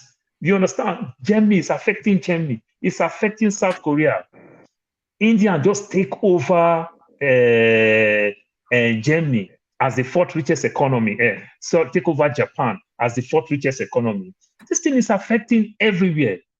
America is doing way better compared to after the COVID. America is doing better. So you will give it to Biden. But is Biden selling himself very well? I guess no. And we all understand why Biden couldn't sell himself very well, because the difference between Biden and a man called Bola Tinubu, it's just the same. They can't put themselves out there and talk. You know, probably maybe health issues, their age, everything. They just don't have anything to offer. Then the things you challenge them. Then Biden didn't make himself very well with these 2 words that is going on. The way he's carrying himself. And the thing with politics, nobody forgets easily. some of the things Biden have done all the way from 1979 to date. We can easily remember what Biden did, the contribution that Biden contributed in terms of apartheid in South Africa and everything. So some of these things make some of these youth now, with this age of social media, where CNN and Fox will not determine our narrative. You understand? Now we can dig deep and see things ourselves. So it just makes it hard for all the politicians. But is Trump any good person? Is Trump economy better than Biden? The answer is no. As an individual, the both of them, they are not a good person. You understand? Then when you talk about Trump and these MAGA people, they look like Kotik, they look like the Mammon people. They look like, even Trump even keep threatening his own base. What kind of nonsense Christian that makes some of my Nigerian people want to join them? Nonsense Christian that don't want to go to heaven and understand that if you kill, you will not make heaven, but want people to go kill. What kind of nonsense people? So you get the whole thing twisted from one corner to another corner. My Christian people from the so-called Democrat side and my Christian people from the so-called Republican side. I just get tired. I just get fed up with the nonsense thing that is going on around this politics. I can tell you they carry Sanwo-Olu, or they carry what is this former governor of Abia State to come become president. They'll do better than these people because America, to some extent, is almost autopilot. That's why what Trump would have done with his 4 years, he couldn't achieve it because there is a system in place. What Biden will also do with this is 4 years, Biden will not achieve everything because of the system. Democrat is fighting Biden, like Republican is fighting. Look at what Trump is doing. This is the Trump that Trump is telling Republican to kill anything about immigration right now, so that Biden will lose, so that he will take the glory. And the same Trump knows that if he comes back again, all those old Republicans, he's going to take all of them out of power. The so-called Mitch McConnell and the likes, he's going to kick all of them out. So Trump, they know all these things. You understand? Mitt Romney is not even coming back again. You know, they know all these things. They know once Trump wins, so Trump is not coming there to make things easy. And guess what? Trump will fight. But remember, the system will fight him back. And it's also not good for the politics. So the way they call Republican, they say the party of Lincoln. And they say Trump now has brought new type of party into Republican. And this Trump is not good at all. Both parties, they are not good at all. Democrat is not playing real democracy. Republican is not playing real democracy. But when people want to support Trump for just the sentiment of supporting Trump, nearly everything they accuse Trump that Trump did. Trump did these things in his own mouth. Somebody come here and talking about, oh, Trump in court and everything. The judge will shut you down. They ask you to wait for your turn. You will talk. You will do everything. The information that they press for 10 million end up becoming 83 million. And they quote him by his own word. And they bring audio facts, audio videos. When Trump keeps saying, I'm a billionaire. I make billions. Then the jury said, well, if you are a billionaire, then 83 million is not too much for you. From 10 to 83. I like my Americans, and I like the way system work. I like the way they are bringing this big elephant down. I like the way they are fighting this big elephant. I think it is good. Our president in Tinubu today, where is he? Are we talking anything? We are not talking anything. Then, doctor, before I leave, please, let me just change my topic a little bit. Everybody keep talking about FAAN, the FAAN thing. FAAN come to Lagos, or FAAN don't come to Lagos. People don't understand that FAAN is just a parastatal in Ministry of Aviation. And FAAN only play one major role in that aspect. It's just only security. It's just security. So they don't do anything. If we are talking about a big sector in that aviation industry, it's NCA, Nigerian Civil Aviation Authority. You understand? Investigation and Accident and Investigation Bureau. These are sensitive parts where they can report you, they can investigate when things is going wrong. NCA, Accident and Investigation Bureau, these are important. So FAAN is just mere security. So when people keep talking about, oh, Lagos is busy, that, this and that, it don't mean anything. So that's just my little take for now. All right, thank you. Let's go to Janaba. Janaba, go ahead. Thank you for having me once again. The politics of Joe Biden and Donald Trump, I think that Nigerians during the past election, they say two evil or all are evil but lesser evil. I think what we heard Joe Biden with the youth will be the war in Gaza. They are paying attention to it. They don't like it. My children don't like it.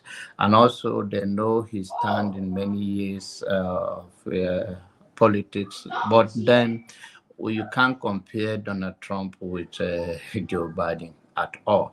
And if we're going to compare Donald Trump with Joe Biden, then we should not even talk about Tinubu did anything wrong. Then we should just we should not even mention anything about our politics in Nigeria, because Donald Trump represent what you cannot put anything. We all understand that Donald Trump can just say it. No human being can just say anything. The people that work with Donald Trump, from Secretary of State to anyone that work with him in the higher sensitive issue, none is backing him. And moreover, most of the senators and all the lawmakers backing him, most of them from Republicans, are out of fear of his bully. Some of them, they don't have a spine. And some of them, they speak for their constituency who are purely who they are. So they are not speaking from out of any deep insight of American interest, rather a personal interest to win the next election in their constituency. So that is the basic thing. But it will be mind-boggling for Donald Trump that stage January 6th, and I think my boy Obe said that there is no case brought against him about it. And that is not true. That is not true. Yeah, that's not true. So I don't understand that even if case was not brought against him on that regard of January 6th, what the whole world see and how they are spinning it, it was the FBI have agent among the people that are stoning the police, attacking the Capitol Police. All of them have been debunked. It's not true. That's not. This man is a terror to democracy around the world, and it's going to. And if Trump wins, we're going to see the next war. The good thing about American system is that it's not going to get it the way he wanted it, even in the past one, that they press on him. It's Attorney General. Today, he's claiming he won the election that he lost. This is how dangerous is Trump. And then if we all say that that is okay, then we should not be talking about what is going on in Nigeria then. Because this is playing on it doesn't matter whether you watch CNN, Fox News, NBC News, it doesn't matter. This is playing raw. So we should at least, there are people, a lot of people in this community that they're saying that they are going to be having a second thought of embarking their project back in Nigeria. Those who never want to go back, that if this guy may come overnight and the wing of this politics is going this way, that this guy can turn anything upside down if he have people working with him the way he wanted it. This is the man that on the interview said day one he will become a dictator. He said it from blank. The world is watching. And this is the person who say, it's okay. And then we will go against what is happening in Nigeria, election, this and that. This man represents the worst of it. The good thing is that because of this system work, that's why we are still talking like this. If not, we don't have the American that people work for so hard and die for anymore. And anyone that doubt that both of them have element of racism, but then Donald Trump is unbelievable in 21st century. And people are entitled to their own opinion. But for what we all have seen with our own eyes and heard with our own ears, and we are trying to justify it one way or the other, then we should not even blame whatever is going on in Nigeria. Because what is going on in Nigeria is it's a fraction to what Donald Trump represents. Thank you. All right, thank you, John. John Abba, it deserves a mega art. I'll bring one for you. I'll bring one for you. It deserves mega art. Let me point out something. I want to respond to a few things, comments that people made already. I was expecting KJ and Chim to say something about the deep state. They didn't talk about that because it's that they are all part of it. Deep state is against Donald Trump. But I know that Chim, for instance, talked about the biases of the people who are against Trump. So look at this story that only 4 out of the 44 former cabinet members who were appointed by Trump are against him, are in support of him. Only 4 out of 44. If this is bias, I would like that bias to be, it's actually a good one. If 44 of the people I picked are screaming that this person, me, that picks them. What date is that? Sorry. Date of what? The story? Yeah. Okay, let me check. July 30th, 2023. So, Rudolph. The man that said taking of you. Hold on, let me finish. There's the one I could get. I knew when the story came out. I don't know the current position. I'm not talking about senators. I think the last person that spoke, Paul, or whoever, somebody said something that was important about the reason why elected officials are afraid of Trump. Okay, we know that. I just wanted to make sure it's part of this conversation. So, Rudolph. Well, let me finish now, Chim. Okay. I thought you had finished. Sorry. I'm not finished. Yeah. So there's this defense talking about deep state against Trump. And then, of course, Chim threw in their biases. Maybe they were fired by Trump, they were angry, or they wanted something from Trump, which they didn't get. So, which is something that is new. But what is, I haven't had a lot about, Ovie touched on it, but Ovie was basically saying that, and also the last person that spoke, who was that? I lost my Paul. Okay. So the last person was John Abba. John Abba, yeah. People talked about that the American structure is strong, that it will withstand whatever Trump brings in. But when people talk about that, they forget that Trump didn't go to pro-max the last time because he wanted to win the election. Now that there's no need for him to run again. He won't be able to run again. He can continue to rule if he decides and gets the support. But it may not happen. But what I'm saying is this. He has no reason now. Restrictions are removed if he comes back. In terms of what the people, not me, the people who work with him, the people who know him, CIA, FBI, civil servants, ministers are saying about him, you find out that he's been able to prove to us the American system that we thought was strong was not really very strong. Okay? If he had wanted to send in the military to the streets during the protest, what he would have done was to fire the person who said, hold on. No. Everybody, hold on. He wanted to do that. He was advised not to do that. Okay? He fired his attorney generals. He got the one he liked. Even that one he liked resigned towards the end. If Trump had continued, if there was no time running out for him, he would have fired that one also and bring whoever will do his job. Now, if you study countries that became dictatorships, they didn't start overnight one day. We found out from Trump that what we call norms, we thought they were laws. They were laws. There was no reason why any president should show us their tax return. Because it's been going on, we thought it was the rule. Trump came and proved that, no, I can decide not to do that. Now, look at what's happening now. He's not debating. He didn't debate his people. His Republican competitors. If the next election comes up and Trump sees that he's leading Biden by 10 points, Trump will not debate. And everybody will say, it's okay. It's okay. Yeah. And America is gradually becoming like Nigeria, and we're okay with that. Americans, the people who are supporting Trump, majority of them, they are uneducated. Half of them have not traveled. Uneducated. Thank you very much.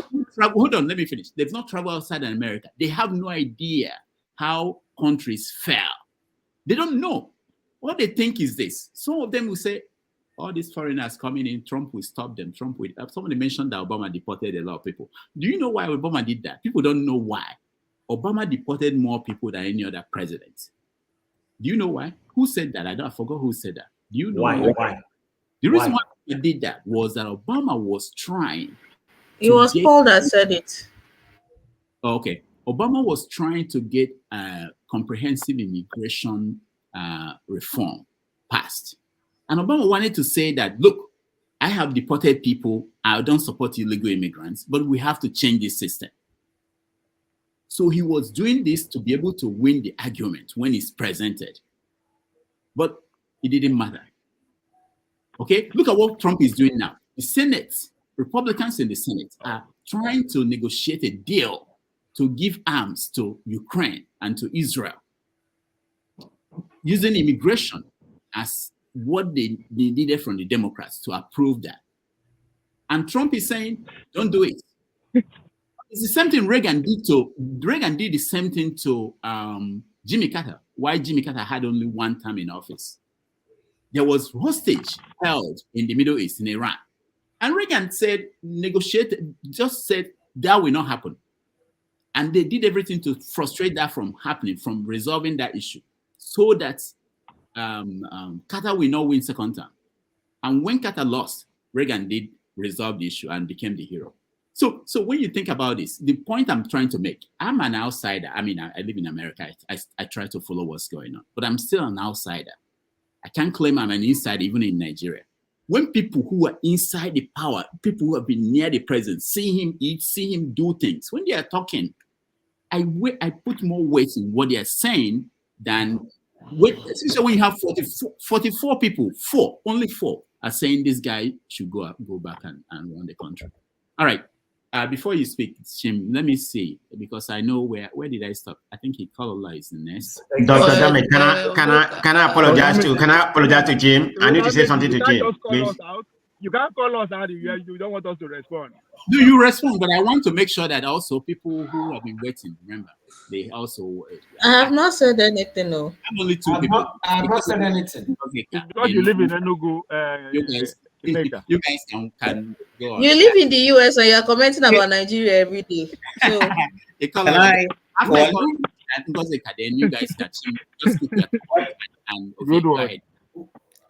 I think it's I think I've passed my bedtime, but this is my take on it. I read a book by Noam Chomsky. He's called one of the greatest thinkers of America, and it is called Hegemony or Supremacy. And in an analysis, he said, it doesn't matter who comes in as American president. There's always one agenda. You have to have hegemony or supremacy. Now, the only thing you are allowed is how you go about it. So you talk Biden, you talk Trump, you talk anybody, it's the same agenda. We must rule the world.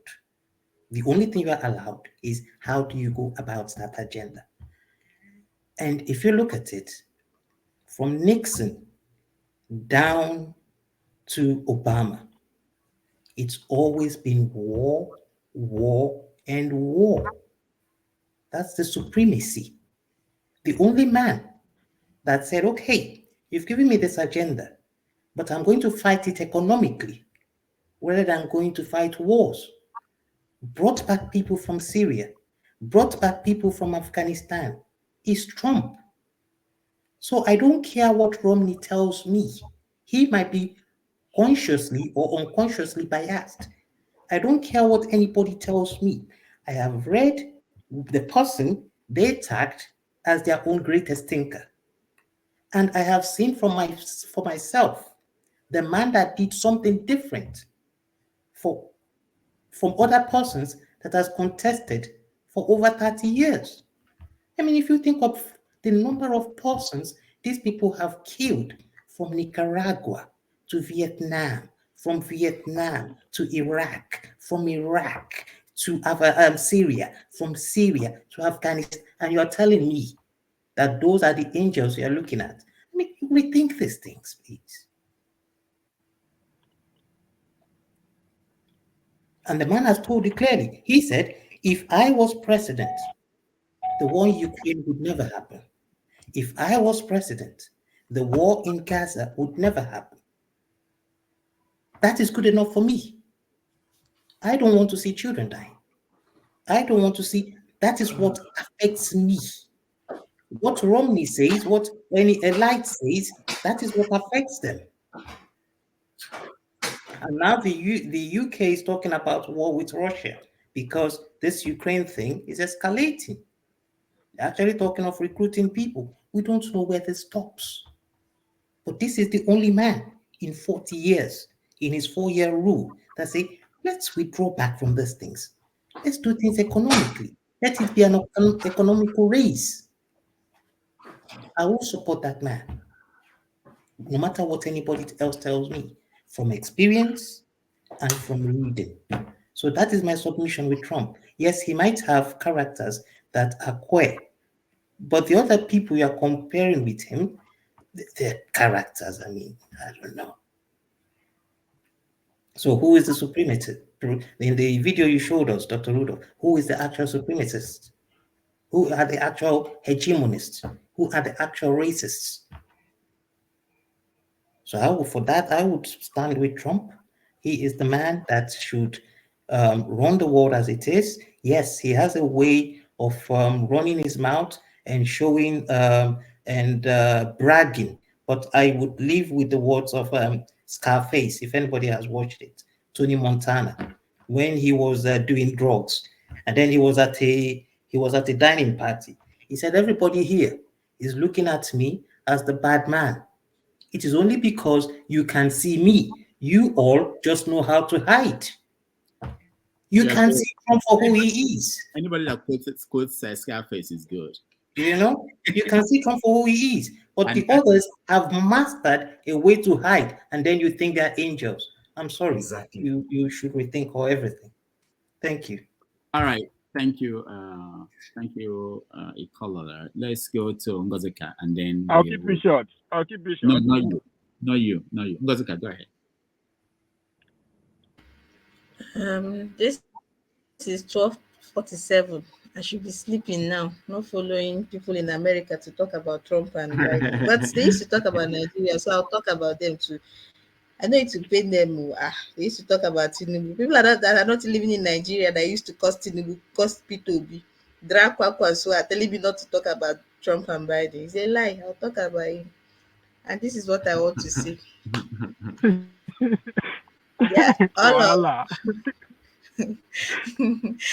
of I just wanted to backtrack a bit to some of the points that have been made already, because everybody was like, some people would just say somebody would just say something. I'm like, oh, I wanted to say that. Another person, I agree with everybody and I agree with nobody, and here is why.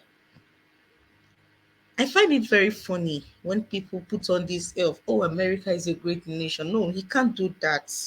No, it can't happen in America. What? America will humble you. You can't do that here. We are not Nigeria. Do you know? To clear for you people, to clear that small for clap, they take enter dance. By the time people realize people are dancing suru get there, and who is beating the drum for you will be on top of the capital E, beating it on top of the roof. To clear on top for you people, pride goeth before a fall. I just wanted to say that we should stop this whole attitude of it can't happen here. This is the greatest democracy in the world. It can happen. It can happen. I just wanted us to just note that it can happen. It can just needs the right touches here and there, and it can happen. Human beings are unpredictable, even the so-called Americans. And is it not the same Americans that we'll see in all these TikTok videos? They'll be asking the names of countries and they'll be mentioning states within their country. Those are the ones you are telling me that have sense. These ones, they will ask them, name 5 countries in the world. They'll say, New York, with a straight face. They'll be mentioning states in their own country. They don't even know anywhere outside their border. Most of them, Maybe their videos are littered all over the internet. I used to think it was a skit, though. I used to think it was a skit. They will ask them 2+2 and they'll be talking another thing. And I'm like, are these people, are these the ones they are telling us that America is this, they have sense, they will do the right thing. Well, even the institutions that are strong are still being manned by human beings. Yes, they have strong institutions. I think all I'm trying to say is that yes, they have strong institutions, but these institutions are controlled by human beings, and human beings are unpredictable. And at any turn, it could go the other way. And another thing I did want to say was that I used to view people that support one particular person, one of these contenders, in a very funny way because of the people they support back home. So if you look at the kind of people that are supporting, I don't want to call his name before some people will come for my head, that man that is inside DSS custody, the people that support him, that Igbo man that the court said he is free to go, and Buhari refused to let him go, and now Tinubu is also refusing to let him go. That Igbo man, the people that are supporting him, You they have mean this one. man? You're talking about this man, Abi? That man, Nnamdi Kanu. the people supporting him, oh my God, you should have a conversation with some of his supporters. Trump is their godfather. If you say anything against Trump, you are in trouble where they are. And there's a switch in my head that goes off whenever I see a group of people who do not think critically. I'm sorry, I'm going to paint them with a single brush. Because the way they are painting all of us that we are on the other side, they paint all of us with a single brush. So I'm going to do them the favor. I'm going to return the favor. These people, what they have is head mentality. So anytime there's a switch, it's like unconscious. Anytime I see them heading in a particular direction, instinctively I'm going the other way. Anytime I see them supporting somebody en masse like this, and whenever you ask them, why are you supporting this person, they always revert back to the man that Ovie showed his picture now. That is why that is the only reason, aside from my personal bias against Trump, I knew Trump from the days I used to watch The Apprentice. Personally, I don't like him. I think he's a bigot.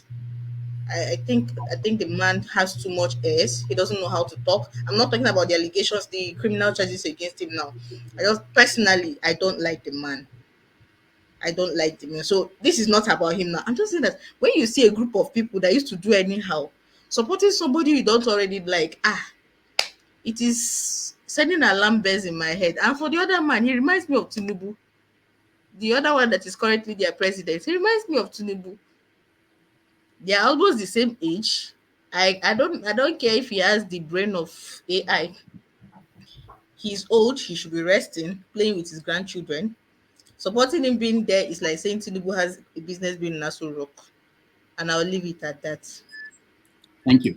I noticed that Exora didn't say anything, and I wanted to go to reactions from Chim and Ovie and whoever. Well, Exora, go ahead. I'm sorry, I didn't forget you. I just had to go to. Thank you very much. Yeah. Thank you very much. I know I'm in the minority.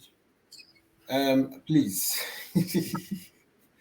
please, you guys that are in America, anytime you are discussing Trump, please just pity us who are in Europe, please.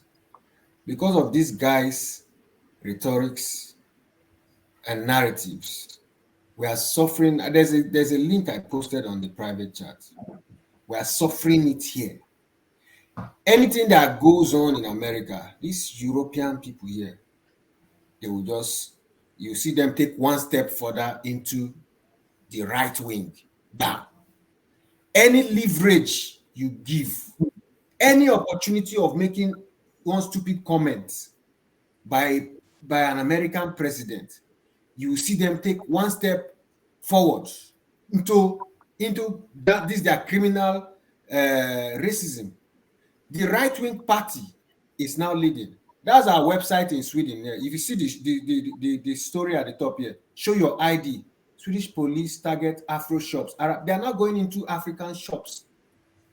Once they get into those places, they just say, hey, let everybody in the shop show your ID. picking people who are not who they suspect to be illegal or something. They are now bolder because of all these things started from that Trump when he said he made a comment and he made mention of Sweden. He said even Sweden, that thing emboldened the right-wing politician and they won the election by a tiny margin. But the way they rose, the way they shut up their supporter base shut up from that Trump comment. So please, guys, whenever you are arguing this thing, I know some of you want to argue academically to be sound and say, yeah, this guy is not killing people. I know that within you don't like somebody to treat you badly. You don't like somebody to just walk up to you and say, show me your ID card. After living in a country, having children, one stupid person that doesn't know you just looks at you and just profiles you as a black person. Maybe let me just ask this one, where's his ID? This kind of things will be happening at they say there are some specific areas, airports, train terminals, and those anytime you find yourself there, one stupid person that doesn't know you will come and ask you, where's your ID? Even when you have been living it. So please, when you guys, anything that happens in America affects Europe. When you guys want to vote, please, anything that resembles Trump, anything that resembles somebody that can just talk out of nowhere, you just say, I've seen so many things, like when the racists were attacking the people who were protesting. He said there are good people on both sides. Who says that? Who says that? Good people on which side? Are you a mafia don? The guy is not presidential. And it's going to, since this guy started, look at what's happening. We are going towards world wars.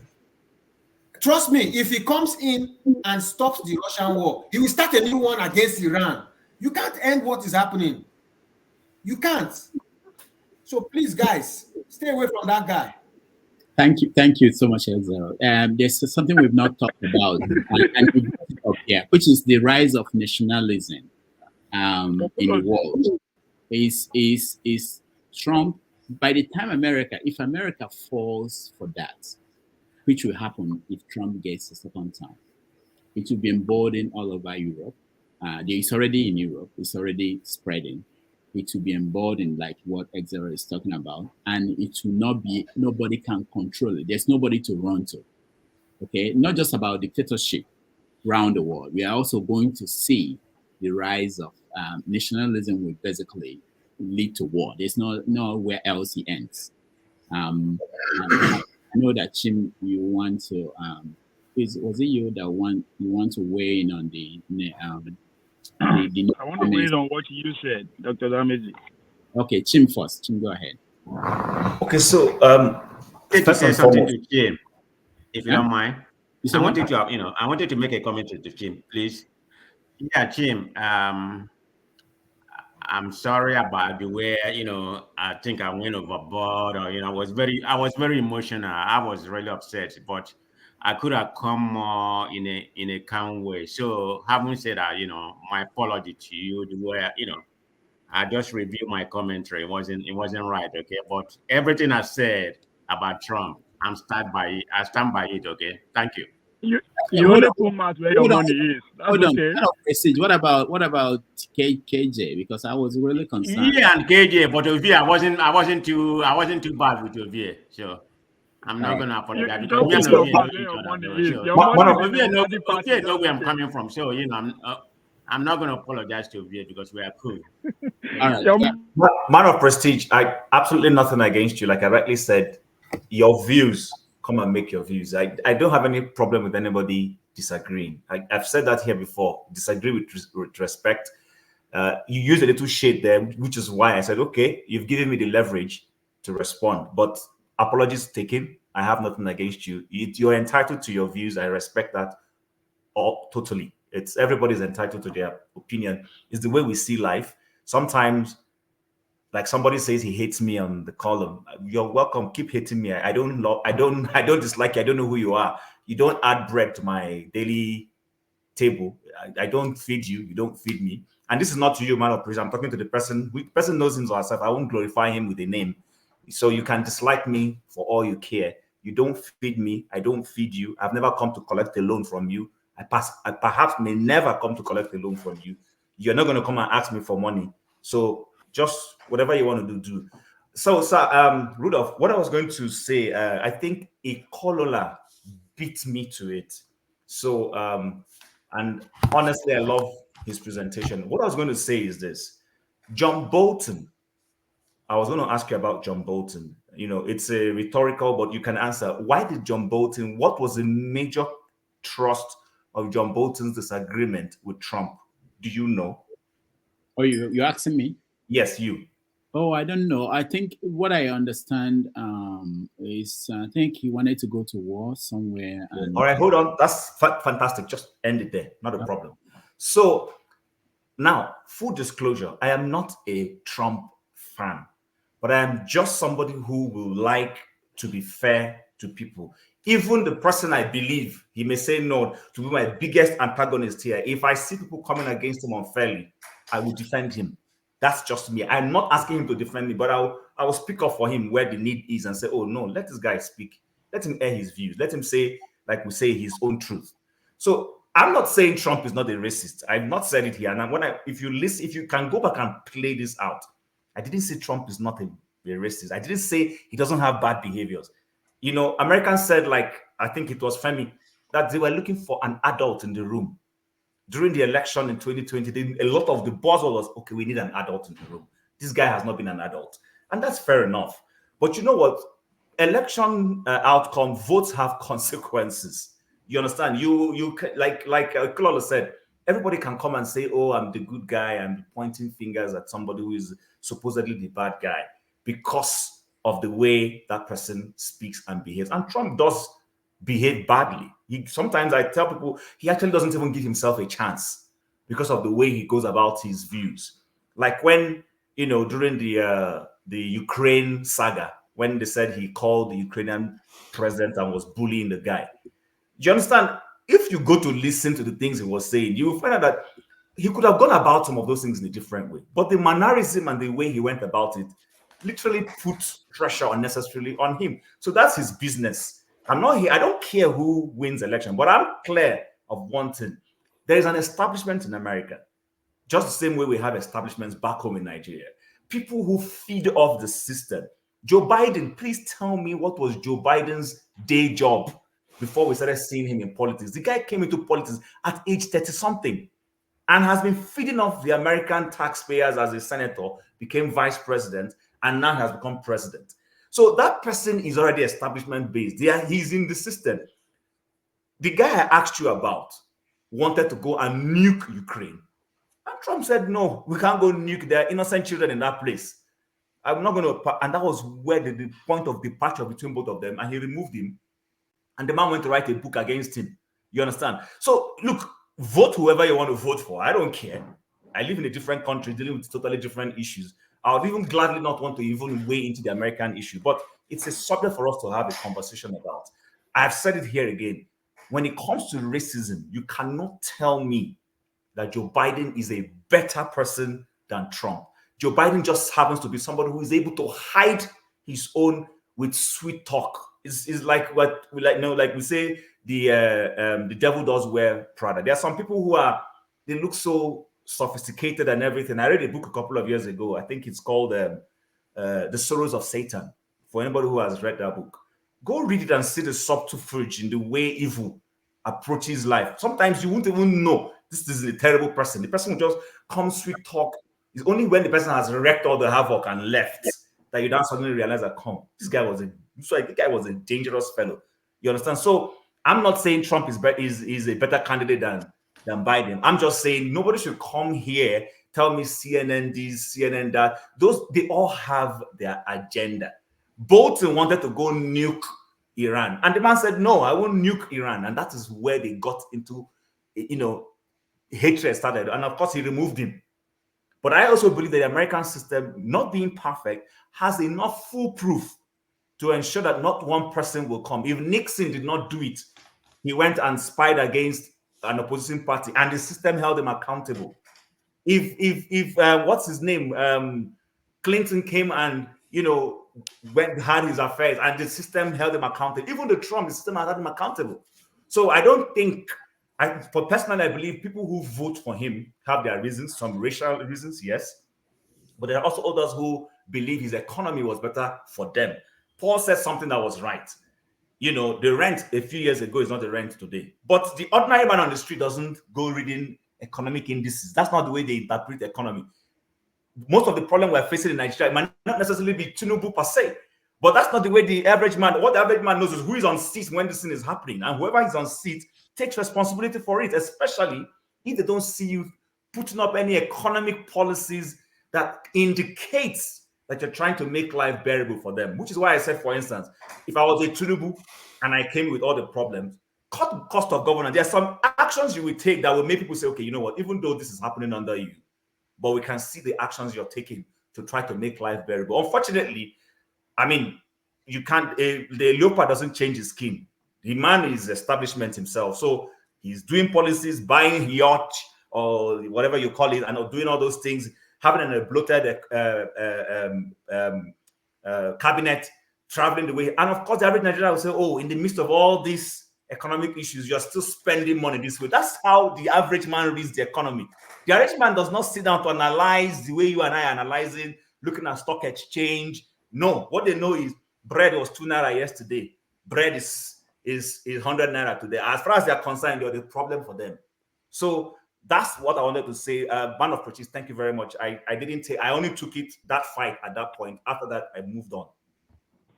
Tim, you need to be on the pulpit. All right, thank you. Let me finish mine, Rudolph. Let me respond to you. I got one. Yeah, some people are given privilege here. It doesn't seem right at all. Yeah. Okay, go ahead, Obie. Just 2 minutes. Yes, I like Dr. Dameji because I begin to see some tendency that I saw in some of my professors who were journalists then, being in the classroom. Your persuasive skill is up there. I like it. But when you were making case for Obama's immigration policy, you give why, which is very important. There's always a why everybody they do things. There's a reason for everything. How come they talk anyhow? There's a reason. Now, we talk about Ikola was using Noam Chomsky as an example.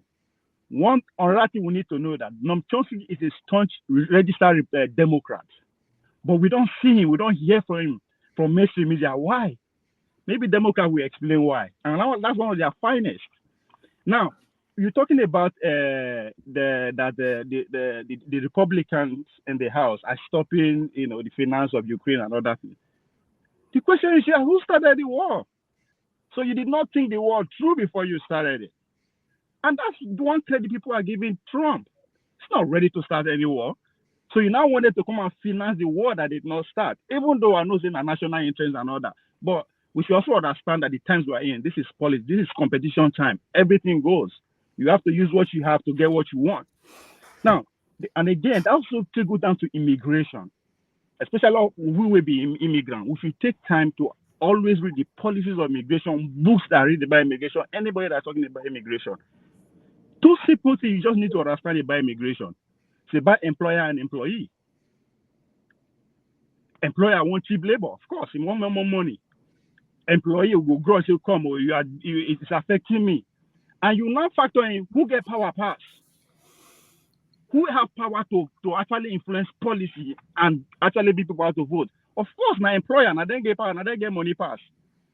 Before you begin to go into the ideology aspect of it, the politics aspect of it, it is about employer and employee. And if you are paying attention in America today, I think this is Spencer, we're talking about how the globalization is going on, right? If you are paying attention, what is going on with all this immigration is not a coincidence. There is jobs, factories coming back to America. Go to Arizona, upstate New York, Michigan, Detroit. All these places, multi-billion-dollar factories, cheap industries are being built. Who is going to work there? So that is the underlying story that, of course, they will not bring into the mainstream to talk about. It's beneficial. So they will only use it as politics. Another thing we need to understand, those outsiders who are looking into America, there are three things. There are three things Americans will not fix. Maybe my word, they will not fix. immigration, healthcare, and guns. Because it's a dual sovereignty country whereby state has enormous power, also federal has enormous power. The only thing that affects everybody is immigration, healthcare, and guns. That is what they use. Every election, go back to history, every election, those are the three things. This debate about immigration will soon stop. Guns will start, or healthcare will start. So there's politics around that we all need to understand. But how they deport, don't know they deport. It's all game. America is an immigration country.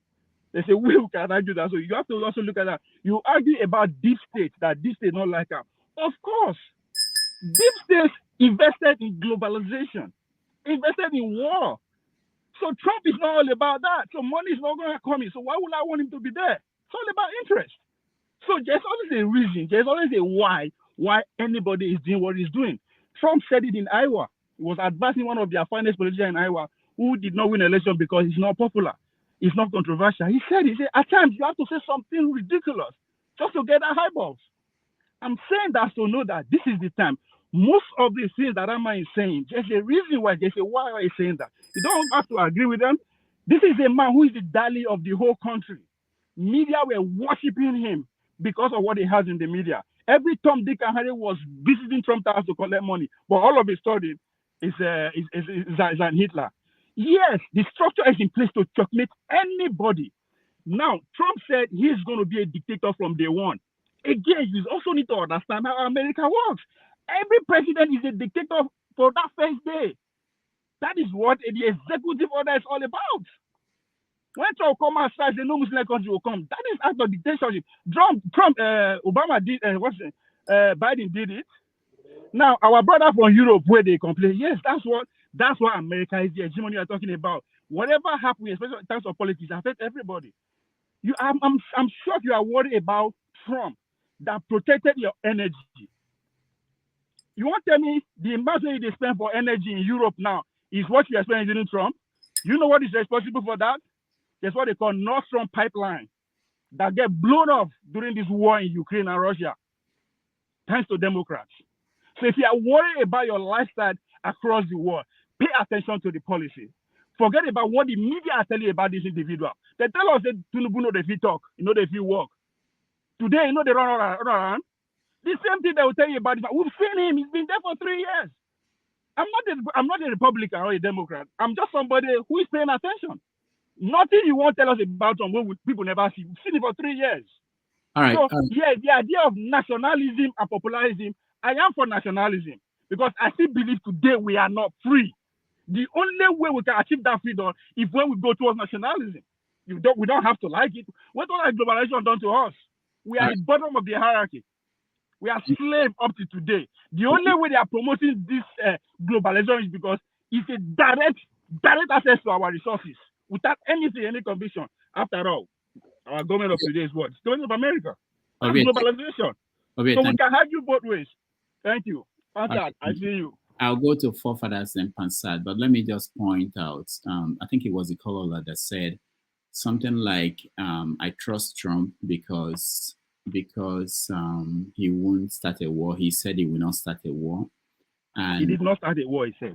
He did not start a war, and that he will not start any war. Now, for most people in America, I hope you guys remember the what they now call the military-industrial complex and how it works. And if you read the books about Trump's time in the White House, you would notice that there were instances where the advisors, stopped Trump. Trump could just decide that this should happen, that could lead to a war. And people just said, no, you can't do that. They held him back because they assumed that he didn't know. Okay? What I'm saying is that if you look at how America works, there's no president, it doesn't matter who you are, who will be president of America for 4 years. And America is not fighting any war. And America will not be fighting a war. Because how it works is that even if the president, like Jimmy Carter, you don't want to fight a war, there are people, the industrial people who are bigger than the president, that will want a war. Even Israel, for instance. Israel, if Obama had been somebody they could push around, if Obama was not busy dealing with the war that was going on when he was president, Israel could have pushed any American president. In fact, if there's no war now in the world, they will push any American president to go to Iran and fight a war. So we should give Trump credit for taking advice. No. Trump wanted to open new wars and they just stopped him because they've not closed the one that was going on. You see, So what about Rudolph? Biden? Rudolph. Hold on, Okay, hold on. Let me hear from Rudolph. That's what you guys say, but you know that because listen, because this guy is one of the most investigated man on this your country. If there was anything like that, people like what's his name, John, his former chief advisor, what's his name, the John guy Bolton. was John what? Bolton. John Bolton. John Bolton would have said it, but remember his fallout with John Bolton was because he refused his advice to attack Iran. We discussed that already. So what I'm saying in essence is this: you see, it's just like I don't know how many of you watch Everybody Hate Raymond. No, there's one other guy. Everybody hates. Come on, what's his name?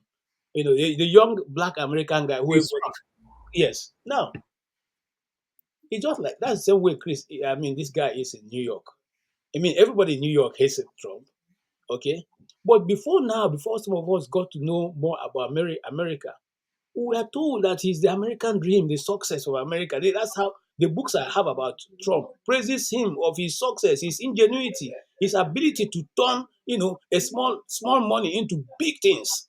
The guy who changed the skyline of America, of New York. This was how we got to know him. But eventually, you know that those things were lies, and the author of the book came out to say that they were lies. You know that. Now they become lies because the man is now running for office. No. The person that wrote the book came out for Trump, came out and said, and people in New York. Let me say, people in New York. People in New York knew. I lived in New York too. I can confirm. It's one of the main mysteries in this world. Yeah, but hold on, KJ. People in New York, they understand Trump. They know what he was about, what he did. Okay.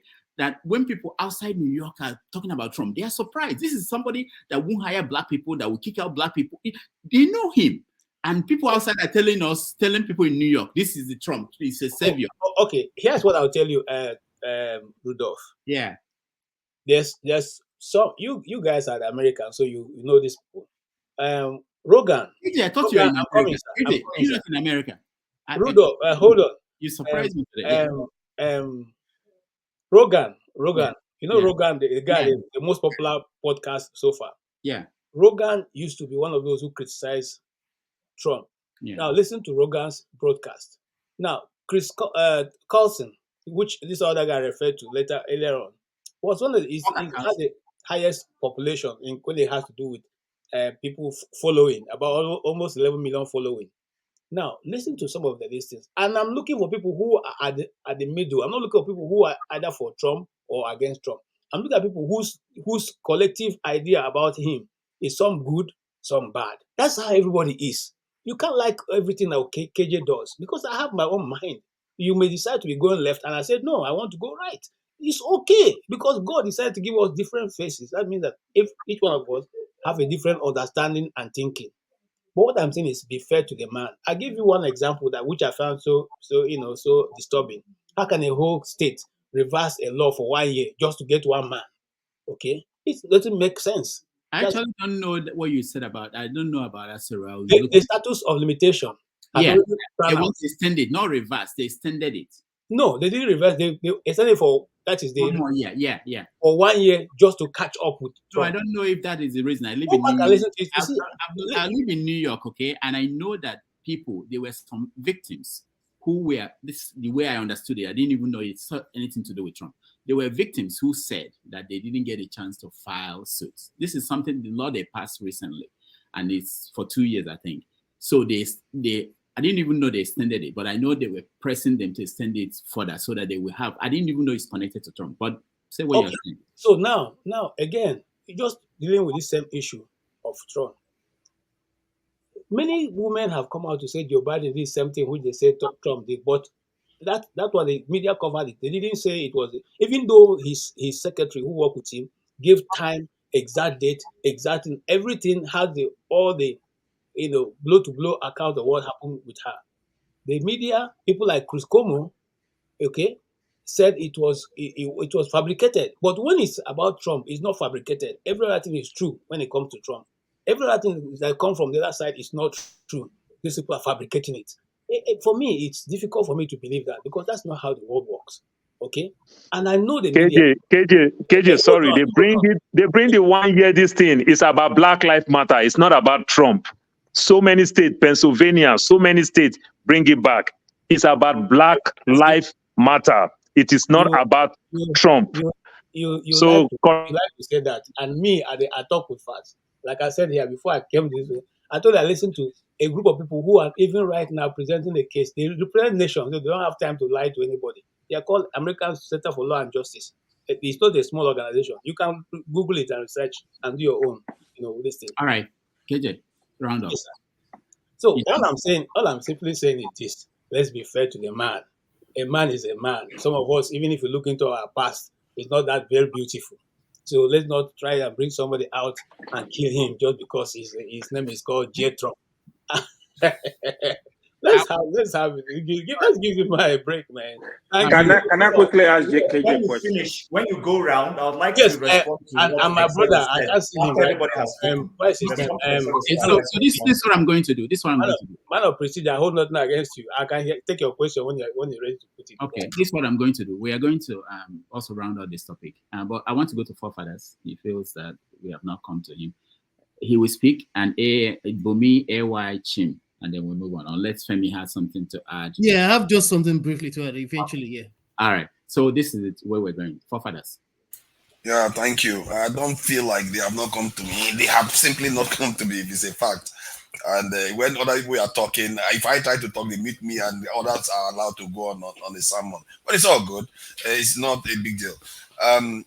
For me, I take a totally different view of this. My opinions coincide with some views others have shared already. Trump approach to politics is on a racist, on a racial level. This is why he's more sympathetic to Russia compared to his animosity towards China. While the Democrats are more cold-blooded, they are just as racist. It's just that they are also tribal within the European group. They are trying to maintain their own supremacy within their European group too. And if you don't understand that, then you start thinking that they are different in terms of race. In terms of race, they are the same. As a matter of fact, if anything, maybe the Democrats may actually be more racist. Trump may want to protect his people. When he came into office, some of the appointment tells you that he is very, very racial. Like the appeal court judges that he appointed, vast majority of them were of white people, not even ethnic minority, not to mention one black person. I think only one black person out of 60 something that he appointed, while Obama had almost 10 in that group. So he wants to keep the power in the hands of the white people as long as possible, while the demographics of America is changing. And you can understand why anybody would do the same. That is why white people support him. And if he carries on too far, America faces a potential for civil war. I've actually witnessed Europeans in America talk about it, that they could carve up the country and move to a separate country if the demographics changes too much. And the only thing I always say is that we are not strategizing. If that type of situation arises, where would the black people be? What would their power be?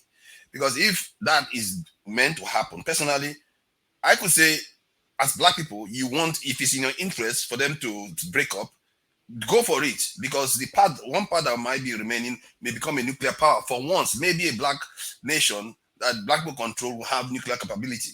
So that is something we don't strategize at all. Nobody even thinks in that direction.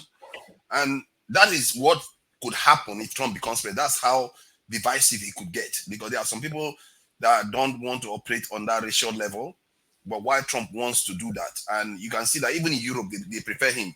Those racist ones in Europe, I mean. They actually prefer Trump because they believe that he is going to unite them and he's going to bring Russia among the family. Because Russia is European, don't forget. The only reason why America as a state doesn't like Russia is because Russia is going to challenge their power in Europe. That is, if you think it's because of socialism or dictatorship, it's a lie. Because if you look at Saudi Arabia, it's a dictatorship. China is communist. So why again do they dislike Russia so much? That should tell you what is actually going on. And the nations that are championing this change that you are seeing around the world today, they are the same culprits that won the First and Second World War. They are the same people that are starting all these wars from nowhere. Technically, nobody is threatening America. Nobody is threatening UK. But because they see that China is rising, or other parts of the world are rising, they are spoiling for war right now. Because they know if they fight it today, they have the advantage. But if they fight it 4 years from now, maybe China, India, Russia will get stronger, and they don't like that. They don't want to share their power.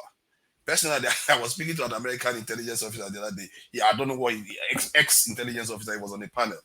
And I said, America and the Anglo-Saxons, they need war counseling because at the rate they are going, they will not want to share their power. And you tell me whether anybody in this world will have such a power and share it. And that is the problem the world is facing. If you have so much power and you have gained so much benefits from conquering the world over and over again, all the wars people think America lost in Vietnam, in Korea, they didn't lose. That is exactly what they wanted. They wanted to contain the Soviet Union. They went to China, brought China closer. They wanted to stop the spread of the Soviets in Vietnam. They stopped it. It's Vietnam socialist now. They are not.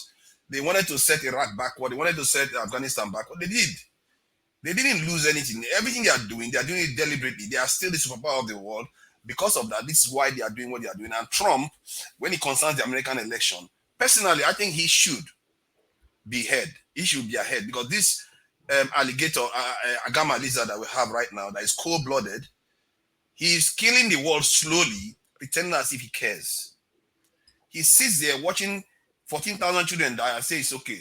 And they just heard that UNRWA, the agency in the UN that is supporting the Palestinians, that there were some of their workers that were involved in some kind of complicity with the attack in October 7th. And the US, UK, and other countries, suspended funding immediately.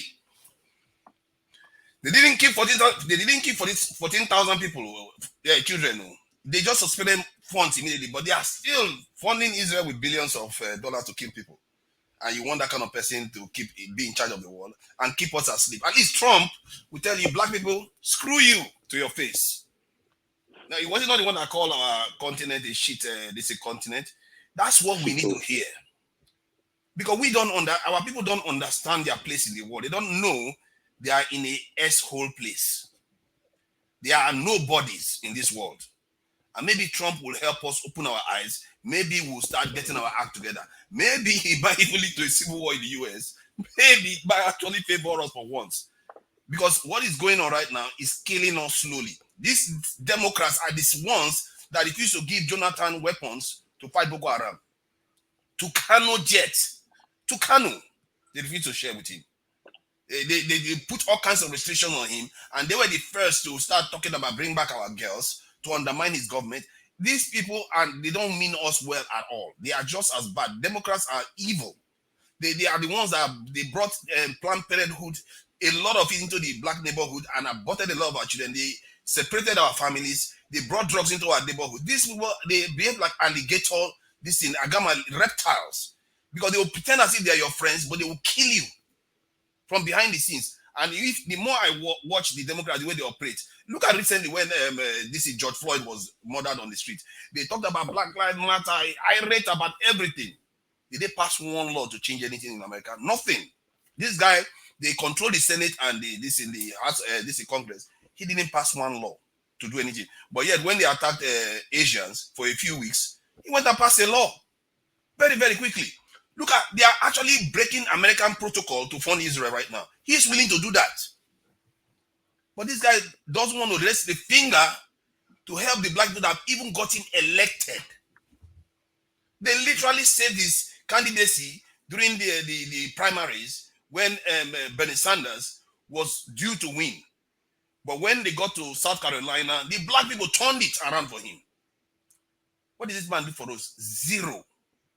If anything, they are threatening African countries with sanctions all the time because we didn't back Ukraine. who didn't back anything that they want to do. Anybody that supports, I don't support any of them. Trump is a clear racist. Biden is a racist and a downright evil person that doesn't. At least Trump will tell you what he thinks about you to your face. Biden will not tell you. He will not tell you which one you pick your poison. They are all bad, but we have to think for ourselves. And if our people are voting for them, you have to ask yourself why you are voting for them, whether they are doing anything for you. I've told my African American brother, I told them, if you want to vote for this people, you have to strategize. You ask what they can do for you. If you think they're going to fulfill those things for you, you vote for it. If they're not going to fulfill anything for you, be a spoiler. Vote for some other person that is not going to frustrate their ability to this thing, to rule. Whatever you can do, or just sit at home, because at least you are not complicit. These people are not there to help us. They are there to help themselves get stronger and stronger while they weaken our communities. What have they done for us? They've done nothing for our communities so far. If they are going to go to war, let them go to war, separate the country. And I say black people should be planning what their future is going to be when that time comes.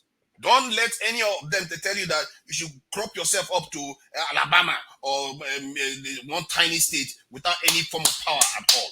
You should be strategizing to say, if that time comes, if they want to go to a civil war, I'm going to say, okay, what state are you looking to put us? What are we going to have? Just like the Soviet Union when they were breaking up. Some nations decide that they're going to give up their nuclear technology. Others say, no, I'm going to hold on to my technology. You're not going to take it from me. And I think black people need to be thinking clearly about what their place in this world is when that time comes. Thank you. All right. Thank you for that.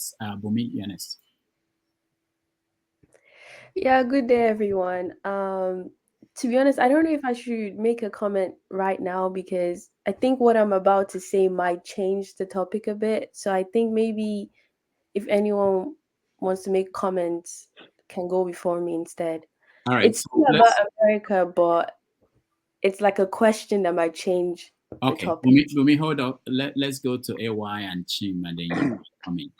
Maybe before then, let me just point out also, as part of this conversation, when Trump was president, he showed interest in Africa a little bit. The place he showed interest was in South Africa. Most of you probably missed it. He was worried that Zuma was going to redistribute land the way Mugabe did it. And he warned that South Africa should not try something like that. I just wanted to point that out. And about Biden knows that he's going to lose the election if he doesn't do anything about Israel. So the strategy was this, to support Israel so that you get the Jews in America to support his candidacy. But then at a point to tell Israel, it's enough. You can now stop it. But now that he's telling Israel it's enough, you can stop it. Netanyahu, who doesn't really like Biden and Obama and their team, is refusing to stop.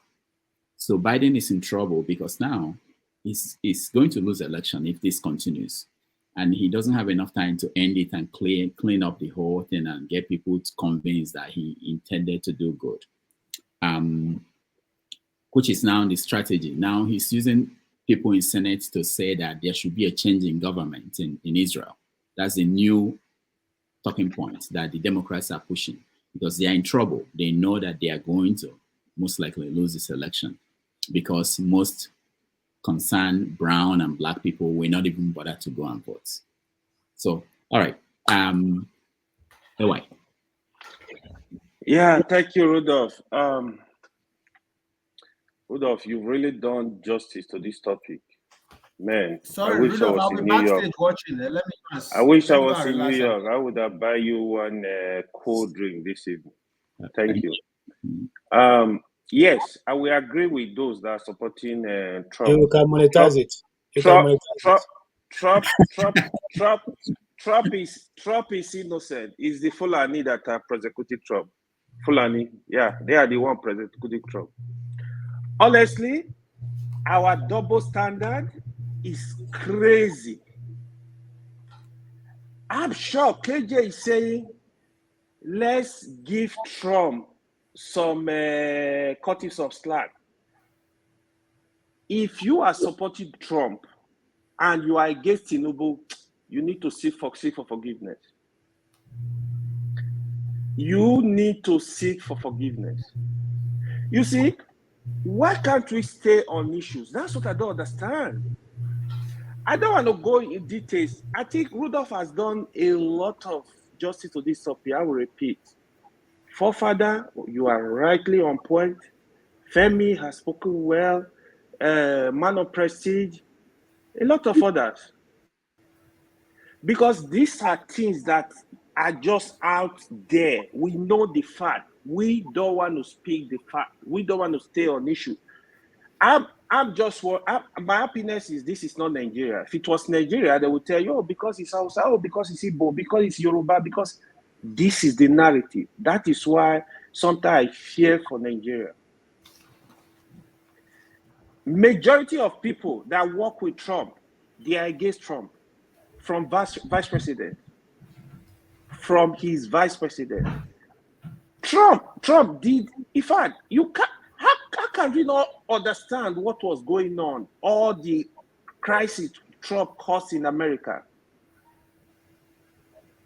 Again, if I had the ability to vote, if I have the ability to vote in America, I will not even go vote between Biden and Trump. I will not choose any. I will stay in my house and sleep. But let's stay on issue. How, I mean, even Rudolph is saying, like, he's giving us choices out there. He's a journalist. He lives in America. He lives among the people. He knows what is going on. So if you are supporting Trump based on some kind of sentiment, just say it.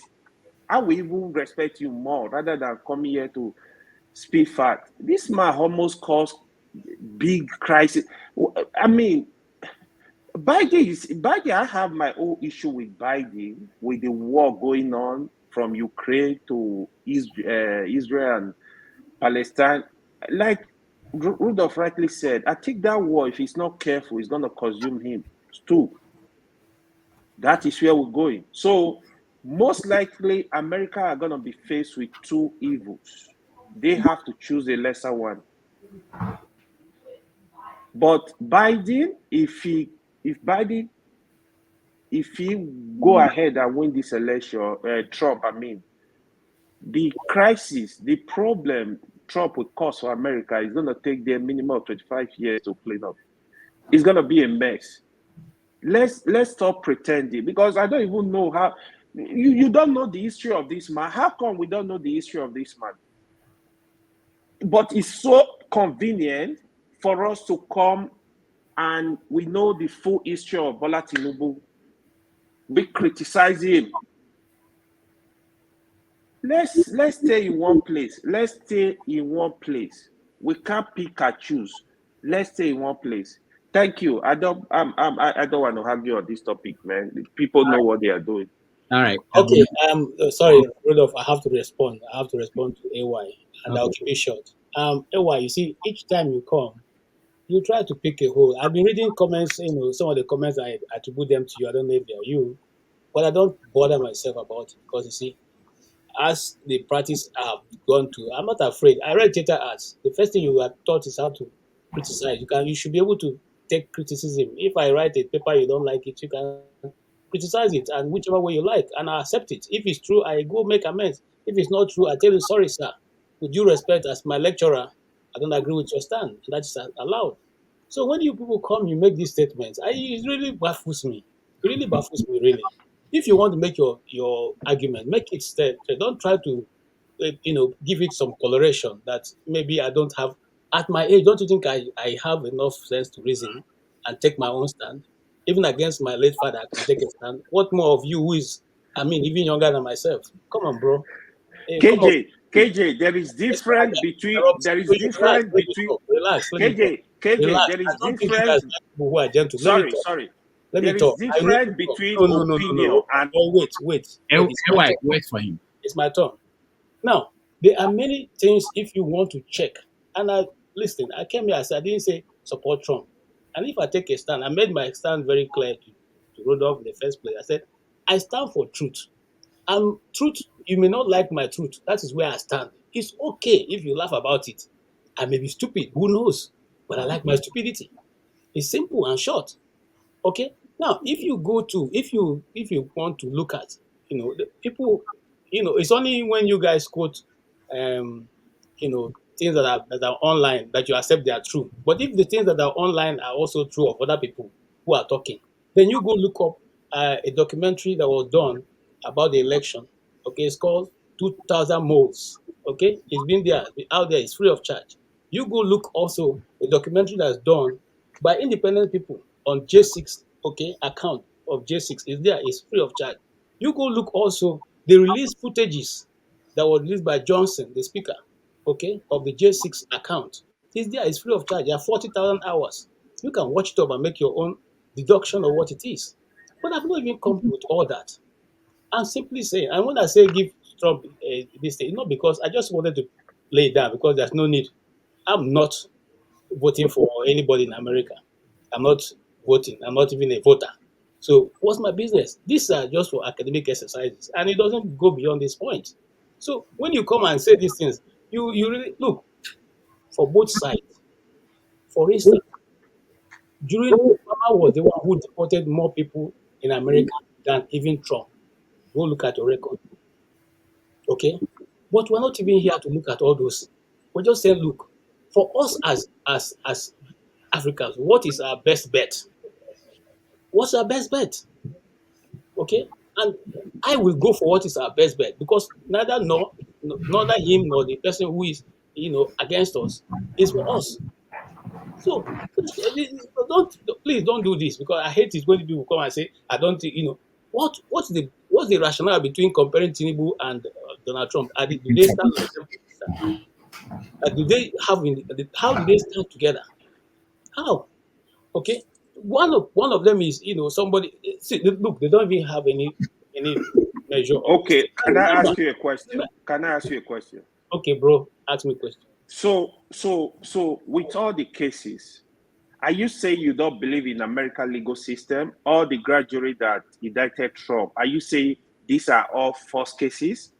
What's your point? Listen. Is that not sufficient for all? You don't believe, you think America's system, legal system is Nigeria? Or you believe the judges are collecting bribe? No, let us know. Just expatiate. Let me tell you something. Let me tell you something. You see, I quite understand you. I understand you. True. He has 96 cases. Anybody looking at it from the just looking at it on paper, we say this guy is totally evil. Okay? But if you look into some of those cases and the way they have been handled, you begin to question how they come about those cases and all that. Let me give you an example. The one against Fannie Williams, Fannie what? Fannie, the one in that's going on. Okay, the lady who just got to discover that it's her boyfriend that is the one handling the issue. Okay, what is the issue? These are cases that have been looked at by the federal prosecutors who didn't see any merit in it, and she takes it up and she's trying to prosecute it. In the first place, it's not even in her jurisdiction whatsoever. But however, it's being entertained by a lawyer who say, "I want to hear it." So it's going on. But let us go to the one of Avin Brad. These are also cases that have been looked at before and was not prosecuted by federal prosecutors. But he came in and said, "Look, I'm going to do this." What about the one that's going on with the black woman? What's her name now? Somebody James, okay, in New York. All right. She campaigned on the fact that I'm going to get Trump. These are all there. And if you elect me as a DA, I'm going to get Trump. And then she comes up with this thing of Trump companies and all that being the fraudulent ones. Let us even give it, like you said, a lot of cases. But where are they all leading to? Is there anyone that's going to bar Trump from becoming president? None. Not one. Not one of them will stop him from being president. So what am I trying to say here? I'm simply saying that, look, in both sides, look, listen to me. I'm not saying the Democrats are better, the Republicans are better. It is when I got to this place, I realized that there is third party, which you and I don't know about. That those third parties do not belong to Democrats or the Republicans. They are both the Republicans and they are the Democrats. They are brought in to play a particular role at a particular time when that need arises. And that's why you sit here now and you tell me somebody who gave Mike Pence an opportunity to be vice president of America, now will stand up and stand against your Oga because you think you are what? Because you are loyal to your Oga. In the first place, you were appointed. It is because of him that you were able to become, in the history of America, the vice president. So you think it's right for him to now get up and say, based on what I know, it's not right, whichever way you look at it. So those morals sitting in both parties are called at one time or the other to play a particular role, which I'm not going to go ahead and elaborate. So let me ask. So you also claim that last election was rigged in favor of Biden. You also claim that January 6th was not real. Trump was not involved. Are you still standing on this issue too? Hey, my brother, one of the quote person, we're going to quote him as a talker. So quote him as a talker. You see, that's the problem. You go carry word, they put the person mouth. Then they shave my head when he's still there alive now, when he there for the place. Okay, you can clarify. Go ahead. Here, if and please indulge my lies. Go back and check the full broadcast that Trump made on that day. Listen to it unedited. I didn't say go to CNN. Go and look for it unedited and hear what he has to say. I'll give you a very quick example, which will still be fresh in your mind. In this some 3 weeks ago, he had an interview with a reporter, Sean Kennedy, what's his name? The guy on yes, Hannick, yes. You call him a reporter? Okay, anyway. Whatever he is, whether he's a jester or not, whatever he is. Yeah. He had an interview with him, and he said, Mr. President, they say you are going to be a dictator. Are you going to be a dictator? And he said, yes, from the day one, I'm going to first close the border and ask them to drill. Now, you know what they did to that piece of soundbite, as we call it? They took that soundbite, they removed the last part that says, I will say drill, and then said, yes, I'll be a dictator. That is it. That's what they were parading all through the media. They were repeating it everywhere. Trump is going to say he's going to be a dictator. He said it with his own mouth. They will play that clip. He said, look, this is where we work. We work there. We know how it's done. Okay, we work there. We know how it's done. We know how we can suppress it and make you say what you didn't say. I don't know how you. But he actually said it. It's just that he added another thing to it. He actually said I it. give up. All right. So thank you. Let's hear from Chim and then Bumi. So unfortunately, X0 has left. So what I wanted to ask is this: one, Rudolph, is it proper for people to show an ID before they vote? You mean where? In America? Not so generally. A country is having an election. You know there are certain people who are qualified to vote and some are not qualified to vote. So you are supposed to, qualification means you're a national, you're a citizen. But because we have people all over the place, we don't know who is the citizen or not. So you want to be sure that you're not throwing up the voting process open to everybody who is not eligible to vote. So is it acceptable to ask for the ID that will indicate that you're qualified to vote? Let me tell you what happens here. People have IDs. Everybody that vote. Before you vote, you have to show your ID. The only new thing is this. Maybe you don't know this. They say, I have my voter's card. That's an ID. You can use it anywhere. But because the world has changed, now people are feeling that there's no trust anymore. You don't have my voter's card. You can't go and vote with a voter's card. Before it was accepted. When I was in London, when I used to live there, their driver's license didn't have a picture. So when Nigerians came there, a lot of Nigerians, they started driving with other people's driver's license. So now they said, you know what? You guys will have to have a picture. People even go and drive. Hold on. Let me explain so that people understand, because apparently people were getting people to drive for them and get a license with their names. So I'm a Rudolph. I'll drive for you and I get a license for Chim, and Chim will now have a license because there's no picture. That was the trust level at that point. So in voting in America, the trust level used to be simple. You receive your voter's card. It's your ID. You can use it to buy things in stores. You can use it anywhere ID is presented. But this is a new world. And now they feel that there's people voting for other people. So you don't need to go this long explanation. The simple I want to make it clear because people didn't know. Don't worry. I'm the one asking. Is it okay to ask to see an ID, whether the ID has a photo or the ID is just the ID. I'm not even going into the photo section. I'm just saying, is it okay? I'm saying that they do it now. You can't vote without showing your ID. So the question is it okay to ask for an ID? Yes or no? Yeah, of course. Okay, so it is okay. All right. So now, Exero was saying that everything that happens in America affects the world. Yes, it's a cliche now that we all throw around. It's to an extent correct, but people need to sometimes pause and ask themselves, is this 100% actually okay and accurate? Now, the point where I'm going is this. If citizens wake up and say, you know what, this character, this individual, this political party, or this group of people, they haven't treated us well in terms of policies. We want to vote an alternative. And they vote that alternative. How is that decision to vote an alternative that suits them, that they perceive? Remember, at the end of the day, it's all the perception, because you could vote somebody and he will not do what you anticipated he would do.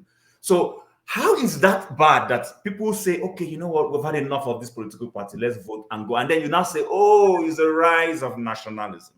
Because it's becoming a cliche, the rise of nationalism. And I'm asking, because I'm trying to be as simple-minded as possible.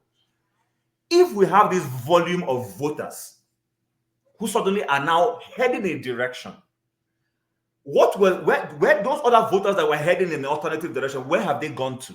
Why are they not able with their number to checkmate this other one? Are you following my logic? Yeah.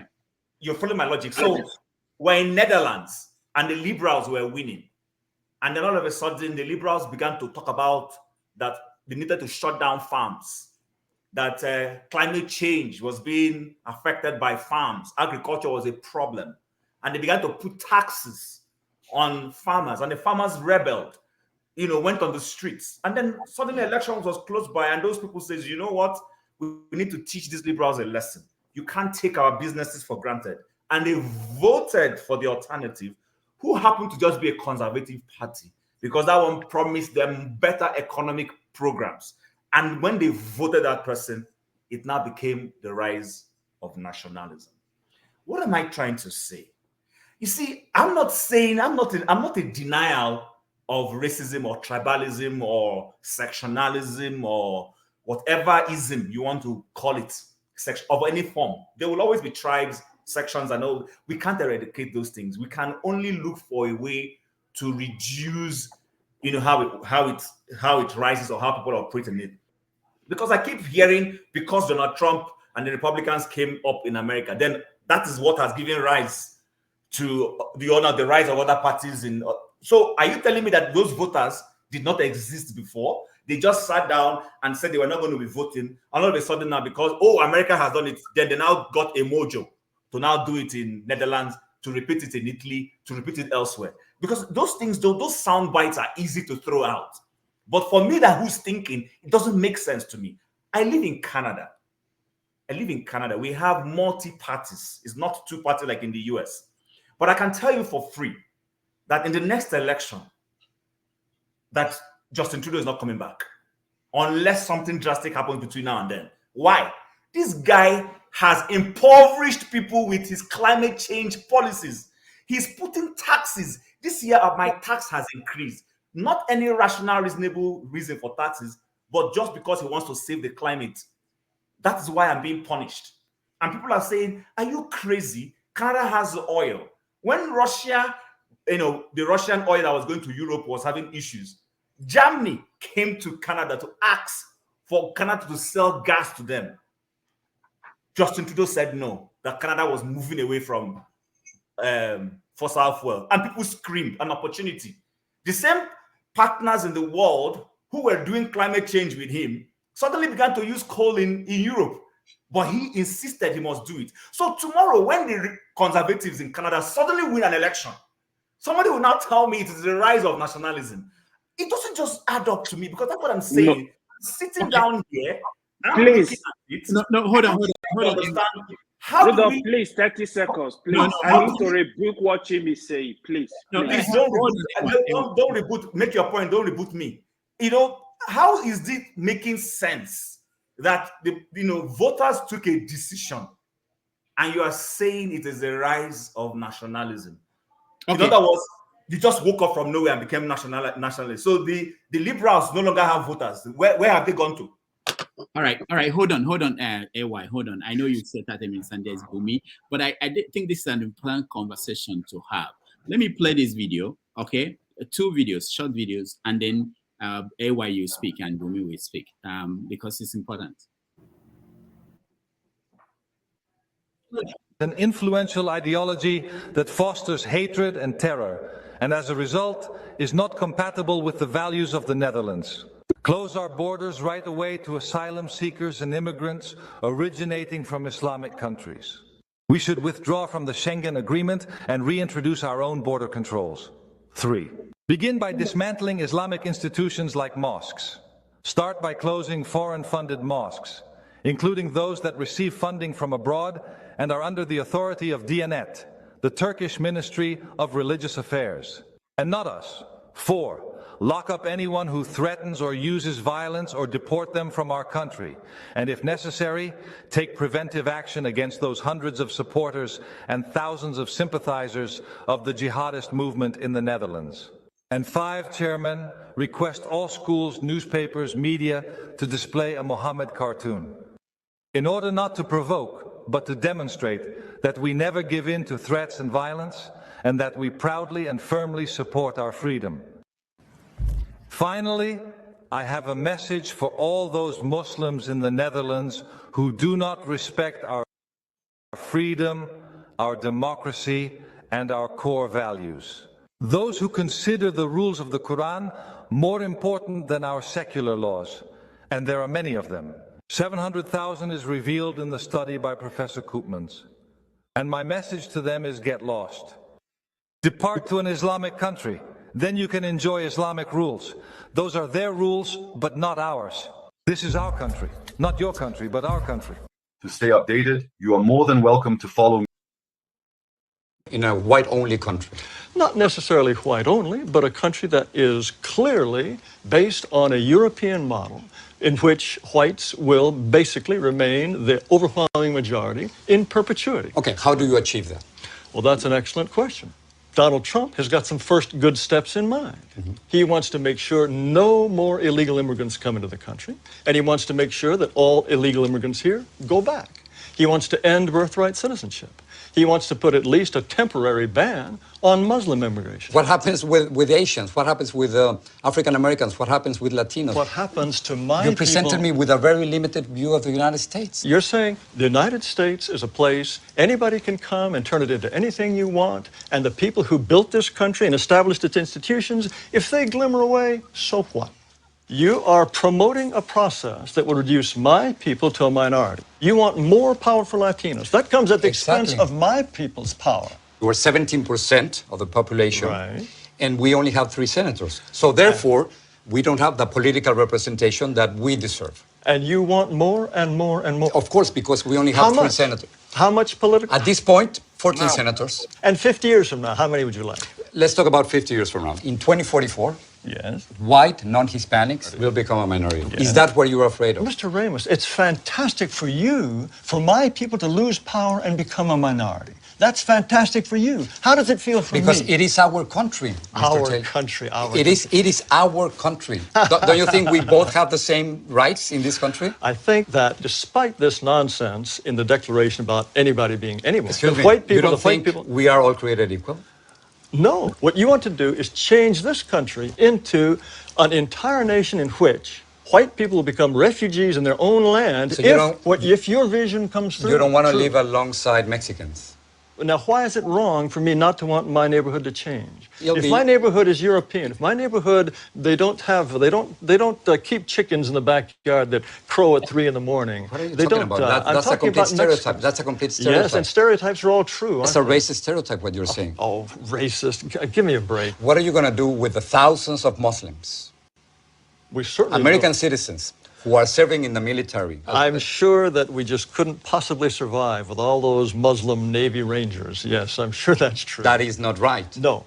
I'm talking about You cannot make fun of people who are saving our lives. They want special holidays and special food in So if school you don't like their restaurants. religion, you don't have to join them. That's fine. Well, no, they are. Wait, but I'm also, not. but you can't discriminate against them simply Of because course. you. Of course, anyone should have the right to discriminate against anyone he wishes. And the point is, But not by the law, Mr. Taylor. You can't do that. I think the law is absolutely incorrect. Do you feel that whites are superior? They're more intelligent than blacks? I think, on average, whites are more intelligent than blacks, and North Asians are more intelligent than whites. How can you say that? How can you think otherwise? Mr. Taylor, what are you... evidence would you have to think that a pygmy is, on average, is just as intelligent as a Dane? Why would you think that? The entire record of history is completely consistent with the assumption that black Africans are less intelligent on average than Asians or Caucasians. That's absurd. That's repugnant and absurd. Repugnant to you? Yes, of course. Why would you even entertain the possibility that on average a pygmy is as intelligent as a Japanese? The comparison that you are trying to make, it is simply impossible because of historical circumstances, because economic conditions, because of the More moment. excuses. We have to be willing to say to all those who are non-European, we wish you well, but this territory is for us. And sorry, we have the right to be us, and only we can be us. So you want me to leave? Under certain circumstances, yes, we would ask you to go. Unless whites are prepared to exclude people, then they will be shoved aside. That is the fate which I will fight until my last breath. All right. So that's the world we are approaching. That's the world we're going to live in. This is the conversation that will happen. It's inevitable. So whenever we're discussing things about the other parts of the world other than Africa, we have to put them in perspective of what we are facing. It's real. All right. Who did I say? Yeah, let me quickly say. Okay. Sorry, Okay, Rudolph, how does that correlate with what I just said? The videos I don't agree with the views of that man. So how does that correlate with what I just said? No. I just want to play that before I go. Playing it means I was on a trajectory that was in alignment with that guy. That's my perception of what you just done. Which of the guys? I don't know. Especially the second, the very last one. No, that's not what I implied. No, that's not. No, I'm saying, I'm not saying that's what you imply. I'm saying that's my reading.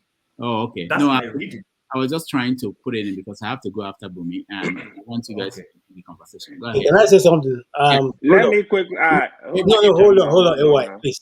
Rudolph, you see, I was during the week. I was trying to get your number. I don't know, it's not shown on my phone. Oh, you don't have my number? Okay. From CM, and I had some videos I wanted to send to you, and one of which was the issues going on right now in Benue and Plateau states, and all the. All that Fulani conversation, I got it, from a friend of mine who sent it. Now, also, when I was doing my, my normal weekly, previews and all that, I saw those two videos. I actually have them somewhere. Okay. And you see, one of the things that baffles me is I don't see anything too strange about it. Because, you see, the world has been reduced to black or white. That's the truth. And look, even let's not be too hard on these guys. You feel more comfortable in a room where you have more black people than white people. That's the truth. You feel more at home. If a Nigerian living outside Nigeria, when you meet a Nigerian, okay, you feel happier. He becomes your brother. It's only when you're in Nigeria that you remember that he's a Igbo man, he's a Yoruba man, he's a Fulani man, he's that. But outside of Nigeria, you guys are brothers. You guys relate the same way. Now, the question the guy was addressing, like I said, has always been the reason. Now, there's a video of Joe Biden that I had. The second guy made that point he made. Joe Biden made it in a meeting. If you are following Joe Biden very well, you'll have seen that he made it in a meeting to some other of his, cohorts. He said to them, "You guys are stupid. Don't you know that if we give these guys this chance, by the next 50 years, these people will take over this place?" It's on record there. So what I'm simply saying is that neither A nor B seem to be nice. All of them are the same thing. The more we converge together and begin to, look for how we can deal with our own people and be able to put them, to understand that this world is all politics. Just like this guy, everything is politics. And some people say there's nothing conspiracy. Look, there are certain things I don't want to say here, but mark my word. You see, mark my word, and I'm serious. Mark my word. Okay, thank you, KJ. Go ahead. Oh, finish up if you have. I wanted to say something, eh? Oh, okay. You want to tell us a big secret? Okay. Mark your word. Okay, read my lips. Go ahead. What is it? Now, the world is cascading to a point where the new world agenda will come in, and everybody will see where all these things are going to. It's not going to be too far from now. Thank you. Thank you. Chim, I remembered why I remember the videos. When you said nationalism as if it's not going to be bad, that is not a bad thing. So that was what triggered my mind. I said, okay, I have to play. Initially, I played one of them before at the beginning of the show. But the way you talked about nationalism as if it's not going to lead to something, it's something. You're talking about people electing people. No. So what I'm saying is this. I'm saying that when voters make a decision based off other factors that does not favor the dominant liberal views of the world right now, you say it's nationalism. For instance, I'm not saying everything that new PM of Netherlands is saying is 100% accurate.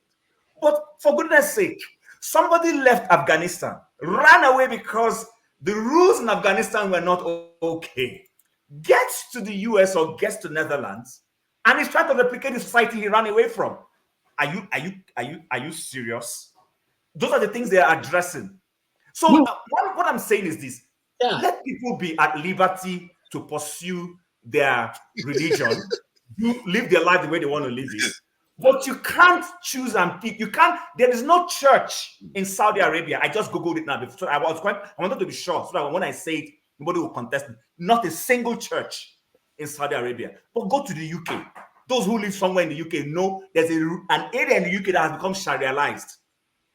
There's an area there, and we say it's okay. And when these people scream, you say they're not right to scream.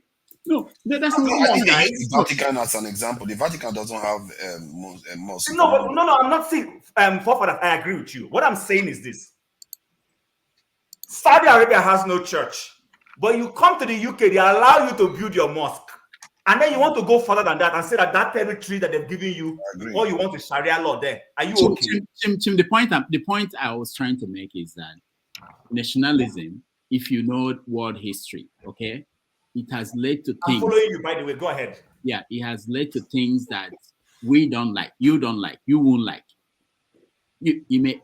That's the point I'm trying to make. We made it look like it's a very ideology that is very mild and it's something that. No, I'm not in support. I'm not saying. I'm not. I was only saying people now read meanings and say, "Oh, it's nationalism," and I do agree with that. I think nationalism in itself is not the problem. Nationalism is the reason why most nations are actually strong. Nationalism is the strongest expression of a nation's capacity to change their destiny. It's just that sometimes it leads to Hitler kind of people or all the Pol Pot and crazy people out there. AY, please don't be offended. Please, quickly. Somebody said something and I want to correct it. I made mention. I said, and you see, people need to listen. You see, when you don't listen and you're just in a hurry to, I don't like this guy, let me just look for what he has said that is not wrong. You sound very unintelligent. I'm sorry to say this. I was saying that voters take a decision based on a politician's decision. A politician comes up with a policy, like Rudolph just said now, that assuming the Jews in America, the American Jews wanted to vote for Biden, they will now watch based on his decision with what is going on in Gaza. That will say, okay, is this guy friendly to my group? Let me vote for him or not. So when you're a government, you now make a policy that affected farmers. You told them for whatever it is, thank you, I don't know English. And you say you make that decision that affects their business. And the person now votes you out. You now say it's also because I made that comment. Someone says I'm a climate change denial. I don't get it. Can you listen to yourself? You sound so idiotic. No, I don't think that's what they are saying. I think when they say no, that's what the person is saying. I read clearly. At least let you now call me speak now. Rudolph. All right. Okay, AY. Let me come say something about a couple of thoughts Jim said. First of all, the politics of Canada and US completely different. There is no issue of nationalism. They don't even come up as such in Canada politics. Sorry, say that The again. Say that province. again. Hold on, let me finish. Just listen. I said, just say that listen. again. I'm asking. I didn't hear you well. The politics of Canada and United States, completely different politics. Trudeau, the former Prime Minister of Canada, he ruled for like 9 years or 9 to 10 years. Trudeau is there now for 9 years with 3 elections. None of the election, Chim, you live in Alberta. None of the election, Trudeau won in Alberta. The reasons are very clear because Trudeau was at the Alberta crude oil. So you need to get that, and you need to be also know that they don't determine the election in Canada. The provinces that determine the election in Canada are Ontario and Quebec. You need to be very clear. Trudeau can come back. I can tell you that I can bet my dollar. Trudeau can come back. I'm not a fan of Trudeau. Some of the stuff you said were correct, but don't forget, Trudeau is a real politician. His father was a prime minister. He understands the terrain. He understands, he's pro-immigrant. That's one of his strongest points. Trudeau is pro-immigrant. The conservatives that are coming to take power, they are anti-immigrant. Immigrants are aware of these issues. So the issues between Canada, you need to cut is what they are. Do you live in Canada? I have stake in Canada, maybe No, more I'm than asking you, currently, but do you live in Canada currently? Not that you lived before. Don't worry. Let that not disturb. There's a reason why I'm asking you. There's a reason why I'm asking you, please. The way you hear me speak, do I look like a novice to Canada? I didn't say you're a novice. I Okay, said, don't worry. live in Canada? Don't worry. Let me stay on the issue. I don't want to forget. In America, Trump politics is based on hate. Let's not stop bending these issues. He hates everybody except Trump is a white supremacist. Don't stop cutting it. We should cut it what they are. And you also made mention now. Let me tell you, Muslims don't come to a country and form Sharia within a month. That is not correct. In Islam, when you go to any country, you have to obey the laws of the land. Muslims don't go against the people. We need to educate ourselves so we don't cause issue among the people.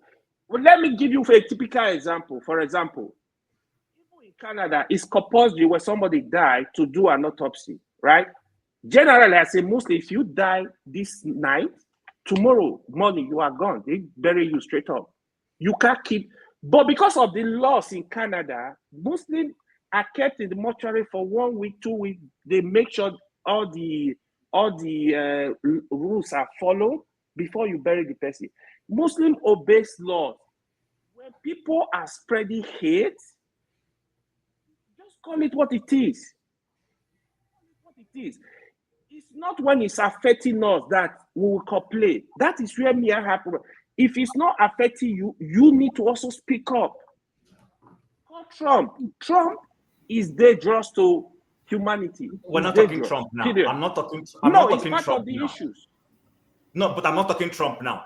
Sorry, AY, I disagree with you. I live here. You said the liberals. Did you just know that last week the liberals passed a law, a changed immigration law that has created problem for some immigrants? A woman who comes to study before your husband will get work permit for no reason. It's under this is a liberal government. This is not a conservative government. They've changed it. You can't do that anymore. So when you come up with all these spurious claims, liberals are more closer to this thing versus this, it's a big lie. The only people who are not thinking will buy those things. Government makes policies. Listen, government makes policies based on what's on the ground at the moment. True, some governments will make policies based on upcoming elections because they want to, influence it in certain ways. So when you come here and you throw a blanket statement that liberals are, more, that's a lie. And then secondly, it is not true. Because of the way Canada laws work, the Muslims who come here may have no choice than to follow that rule to say you have to do X, Y, and Z before you bury. In places like in the UK, I am not making spurious claims. There are places in the UK that the Muslims, especially those who come from Pakistan, have declared a Sharia area. The police there in those places are struggling now to deal with it. So please say what you know. Say All what right. you know. I'm not here to bash Muslims. Let me reply to Chief, please. No, please. I want to go to Bumi. You can call whenever it's your turn. You can continue this conversation. Doctor, can I speak after Bumi? Because after Bumi, because I've called her. Go ahead, Bumi. Yeah, thank you, Dr. Damages. It's interesting because the direction I wanted to move to was actually this direction regards to the video you played. So, Mr. Akula, I don't know his name. Ikulala, yeah. He mentioned something in regards to like America, and he spoke about like the agenda of America, and he said that one agenda that America has is that they want to remain the country that holds power, that controls power, the number one in our world. But the only thing that is up for discussion is how they do it. That's the only discussion. But everything that every one of them has to agree is that they should remain number one. And then Mr. Xero also mentioned how like certain policies that are being made in America or like decisions that are made in America affects Europe in regards to like he pointed out like them stereotyping, immigrants going to African shop or Arab shop, knowing well that majority of them can be illegal immigrants staying there. So when he said that, one thing that I got to think of is that most people come back and talk about how strong America is in terms of how great America is. But I'm trying to relate that to our whole Nigeria situation. We talk about how great America is in regards to how much power they hold, but we know how they got that power. We talk about this the Republican Party, the Democrats, and we know their history of how they came to be. But then we have a discussion in regards to who is the better candidate, knowing well that at the end of the day, their decision is to remain number one. So then when we come back and talk about the Nigerian situation in regards to like us being where we are, they also influence that. So my question is, how do we feel so comfortable talking about America and how great it is and how all these Western countries, how great they are, but then we go back and also complain about how bad Africa is, but specifically Nigeria, knowing where they play a huge role in keeping it that way. Because at the end of the day, their number one agenda is to stay at the top, to control power. So I'm just trying to understand, because I hear people talk about they don't care, oh, Trump is the better candidate or Biden is whoever, but I'm trying to understand how you feel so comfortable picking someone that at the end of the day, they're going to step over us. But then we go back, maybe tomorrow we're going to talk about our government, then we'll complain about them. I don't know, I just find it very contradicting, and that's why I wanted to ask, how does that play? Thank you, Bumi. Thank you so much. When I played the video of that man that had no shirt, that man that was talking, I wanted us to expand the conversation to this in terms of whatever decision that is made here, the impact on us and their main goal, their major goal. And I don't think we consider that when we talk about all these characters. And that's but the last thing I will say before Femi will speak and then I hand over to Fofadas is the Germans. I don't know about the Italians, how they felt after the war, but the Germans, still today, a lot of them, there are many of them who they've defaulted back to where they were before they caused the Second World War. But there are so many of them today who are still questioning, how did we become this? How did we become this, the monster they became in the 30s, 1930s, that led to this war, the World War? They are asking that question. And the same thing might happen in America. People will be wondering, how did we become this? How did we? Because now we're discussing it. It's a conversation. It's just a debate. But when it starts, people will be wondering, how did it happen? How come we didn't say this? Anyway, that's it from me. Can I say something before Mr. Femi goes on? Yeah, In regards to the second video you played, I wanted to ask, who is that man? Like, is he the Ecuador? The second video, who is the man exactly? Oh, I don't know. I think it's an American. I just wanted the conversation they were having. I think it's a conversation that people should have about the But that's concept. the Prime Minister of Netherlands. The Prime Minister of Netherlands is probably the one who's talking about. Oh no, yeah, that's the first one, not the second video. The second video was somebody tell us. Yeah, someone else. The European guy is one of the white supremacists, I think, in the US. And I think I've seen him in one of the gatherings where they were talking about the one I talked about, where they were thinking about if this carries on too much, they are willing to break the nation up. These people are serious, and the truth is, most Europeans support them. If you take the polls, most people will support them. That is where we are headed. I don't think it's that easy to just break the nation. Can I quickly say something before I lose my train of thought? Let's hear Femi, please, before anybody else. Okay. So, Bumi, she has stolen part of what I was going to say, but I'm going to take it from there. So, my boss at work, I mean, pure whitish guy, but quite reasonable in a way. You know, we speak a lot. Now, one thing we agree on, because I wanted to highlight part of what you mentioned about the media. When I was new to the US, I used to consume everything and anything from CBS to MSNBC to NBC to CNN, Fox, Breitbart. One thing I quickly realized, because, you know, I tell people, especially people in Nigeria, that will tell you, oh, in America, this cannot happen. I will just laugh. Because it didn't take me long to quickly realize, wait, maybe I've also been guilty of this before I came to America. Because if you don't live with situations sometimes, you think it's the way the media gives it to you, right? But you can see with your eyes, now wait, something is not right about what I hear on NBC. So I remember I had a friend, and at the time, I worked with ABC TV. That was my first job in New York. There was a guy I quickly identified as being kind of reasonable when I spoke to him. So whenever I tell him my first 3 months, wait, some things are not adding up about all of the news I'm consuming from both from left and right. The guy just laughed at me. He said, I will find out pretty quick that the way I asked the question, that not too many people have asked him that kind of question, even an American. There are even Americans that were born here, majority that you think should know better. Like, you'll be surprised, you know. Of course, it didn't take me long. Now, the reason why I bring all of these things, I want to imagine with the kind of discussions I have with my Oga at work. He himself, even though he leans Republican and all that, I mean, I don't even play all these politics. You can't be more American than an American. Let's be clear, you know.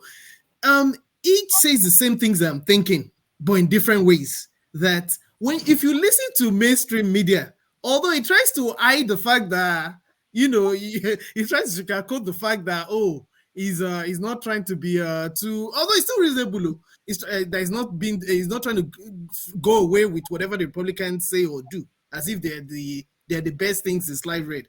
But one thing I've realized is that he also understands the power of the media, not just here, not just in America, because it's also lived in other parts of the world, but the way it shapes the democracy and the ideology of people, and it affects human beings all over the world, no matter where you are based. If you're not careful, you will go with the narratives of what you hear in the media, or even mix it with your own biases. Now, to top it off, one thing I have just concluded, which is the reason why, in a way, it's not like I am kind of like being abrasive when I say at this point, anybody that wants to win should win.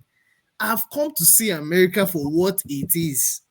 So I don't like Trump. We know, but there's just something about the way, some things are just not adding up about the way this world operates.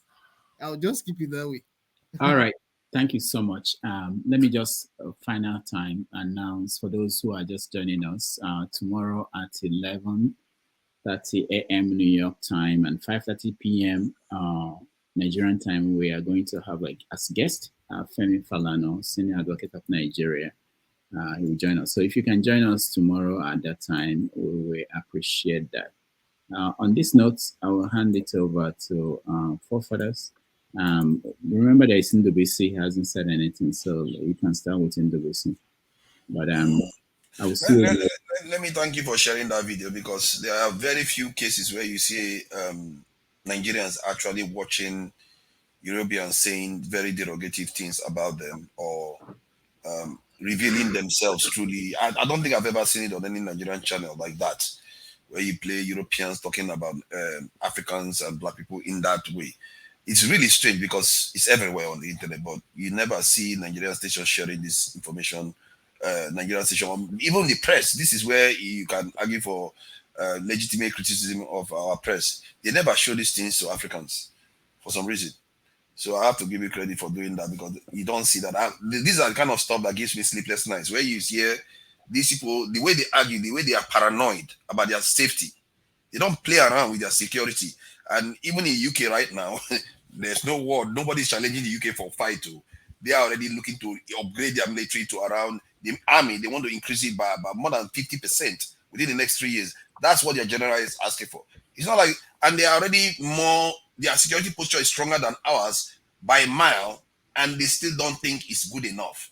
That is how sharp their sense of threat assessment is. But ours is, our threat assessment antenna, if we used to have it, is completely broken. We don't have it at all.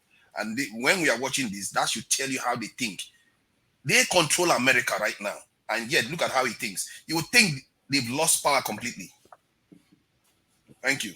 All right, thank you. Just to answer someone on the comment section about Senator Natasha Otti, any update?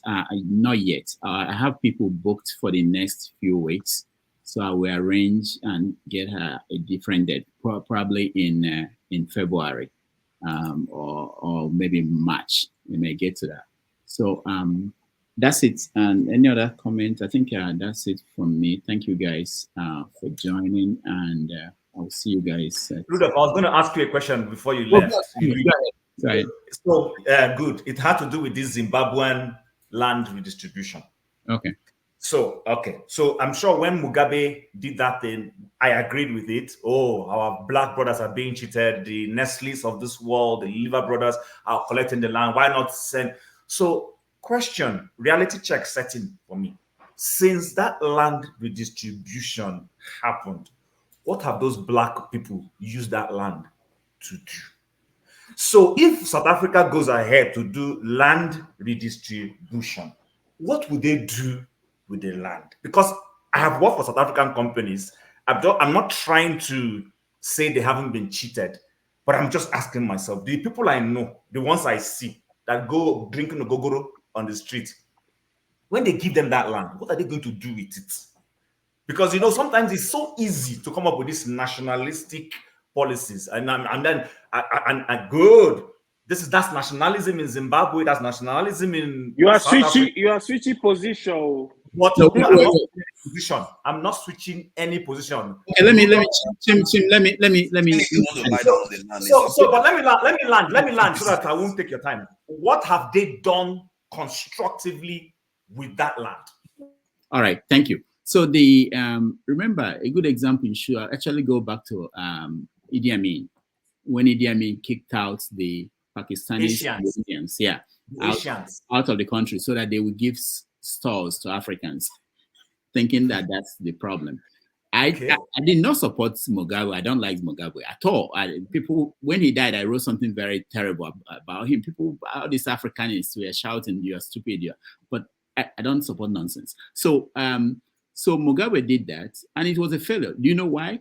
Even if you want to hand over farmland to people, you hand it to people who know about farming. Beautiful. You hand it to old soldiers you fought with in the forest who had no idea what farming is. And you don't hand over everything to black, anyway, that's crap. Now, South Africa,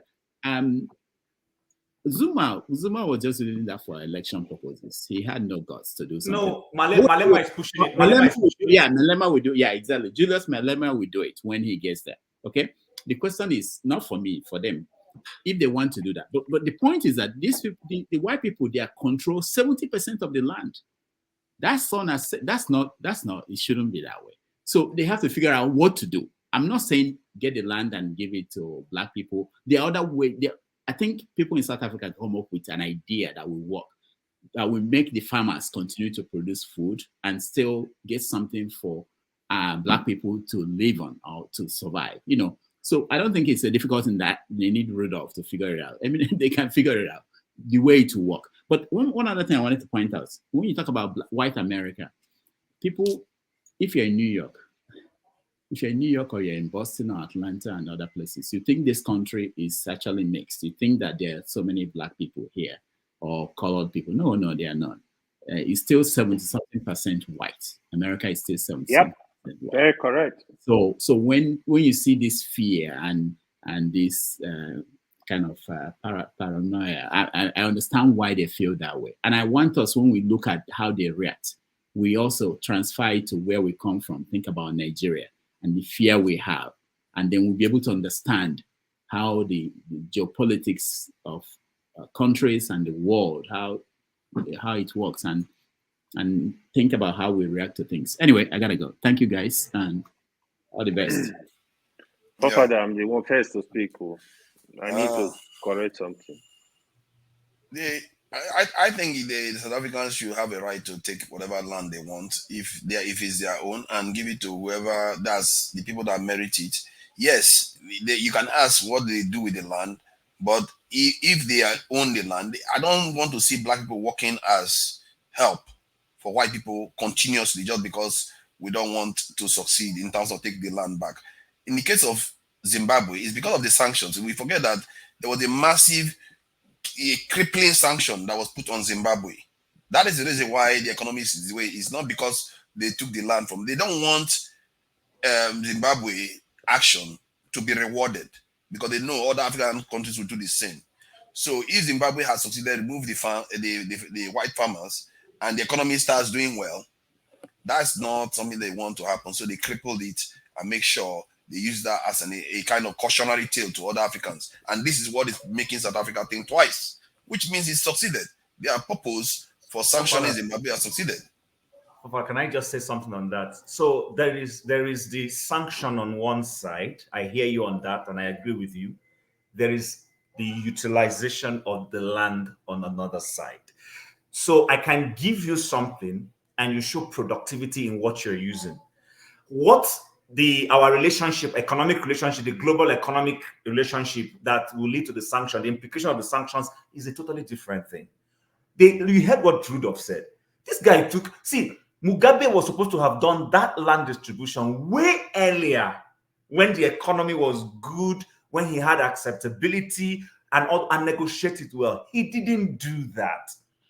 He only did it when the Western world became his enemy. Mugabe was a darling of the Western world at some stage. Let's not forget that. It's the opposite. It became their enemy because he wanted to change. No, it wasn't. No, it was when he now started doing the things that made him to be anti-West. He was looking for acceptability with his people. Then he now came up with that law. So what I'm saying, what was he doing that was anti-West again?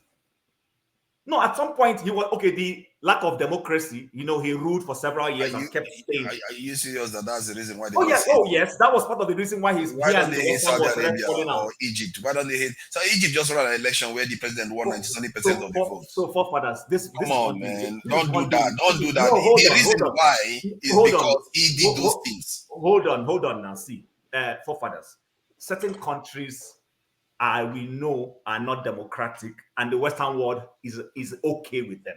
Saudi Arabia, UAE, Qatar. You don't hear them talking about democracy in those places. And you think it's because of South Africa? So, but in this instance, no, hold on now. In this instance, Zimbabwe was already a democracy from the beginning, and the guy kept changing the rules and stayed in power for long. Did you not see how he was pushed out? Yes, but you seriously think this West, they think like that? They care about those things? I'm not saying that they necessarily care. I'm just saying at the time he and the West fell out, whatever the reasons were, I might be wrong. That is when he now suddenly realized his brothers needed land. No, actually, it's the other way around. He argued because they had an agreement. Remember, these people fought for independence. They fought for independence. Those people that fought for independence don't want to be serving white farmers and one after white farmer.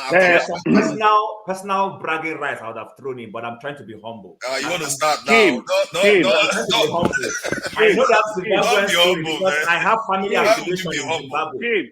I have family affiliation in Zimbabwe. I understand. I fully understand Chief Kosain. I will start with that. But the land belongs to the people of South Africa. Give it to them. Give it to them. They will determine what they want to do with their property. The point Chief raised is a big concern because I think they are even more docile than even our people some of our people in Nigeria. The thing is, when you give them the land, I think is the work of the government to also work with them to make sure they want to put this land in proper use, so that it can benefit the people. So they will not just take the land, just go asleep. The country in Zimbabwe, yes, the sanction contributed to all the crises you see in Zimbabwe. They were part of it. But if Julius Malema is going to survive with that, that's what I don't know yet. Of course, even with Julius Malema is South Africa president today, sanction will come. But Julius Malema is quite deep. He's being more intelligent about it. That's what I want to say. It's not a pushover. That is why I was saying it yesterday. We were having this discussion. You see, South Africa, they tend to pitch tent with Russia more. It's even the opposition, EFF. They believe in Russia than working with America. So they will protect their environment. Julius is not a pushover. He knows a lot. He understands what is going on. That's just my whole. Have you seen meetings Julius is holding with the South African Chamber of Commerce, where he's asking them, bring your ideas?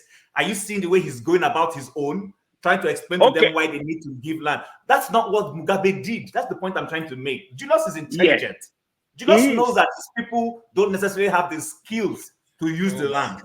So, but forefathers, that's the truth now. History has suggested that. See, if I agree with what Chin just said. Hold on. I know you agree. See, whether you agree or not, it makes no difference to history. History has suggested that the people that actually call the shot, that actually get their way, that actually get things done, are the people that take the approach of Mugabe. Because if you keep trying to think that you're going to outsmart these people and do it in a slick way, you will fail. They are smarter than you. They've got more resources than you. They know how to perpetuate their power. Forget it. If you think you are going to outsmart them, these people have decimated continent. They perfected the technique. You can't. That's what Mandela did. But that's what Mandela did. What had Mandela achieved because of that? Because the nation is who is controlling most of the world still. If they return I hear you.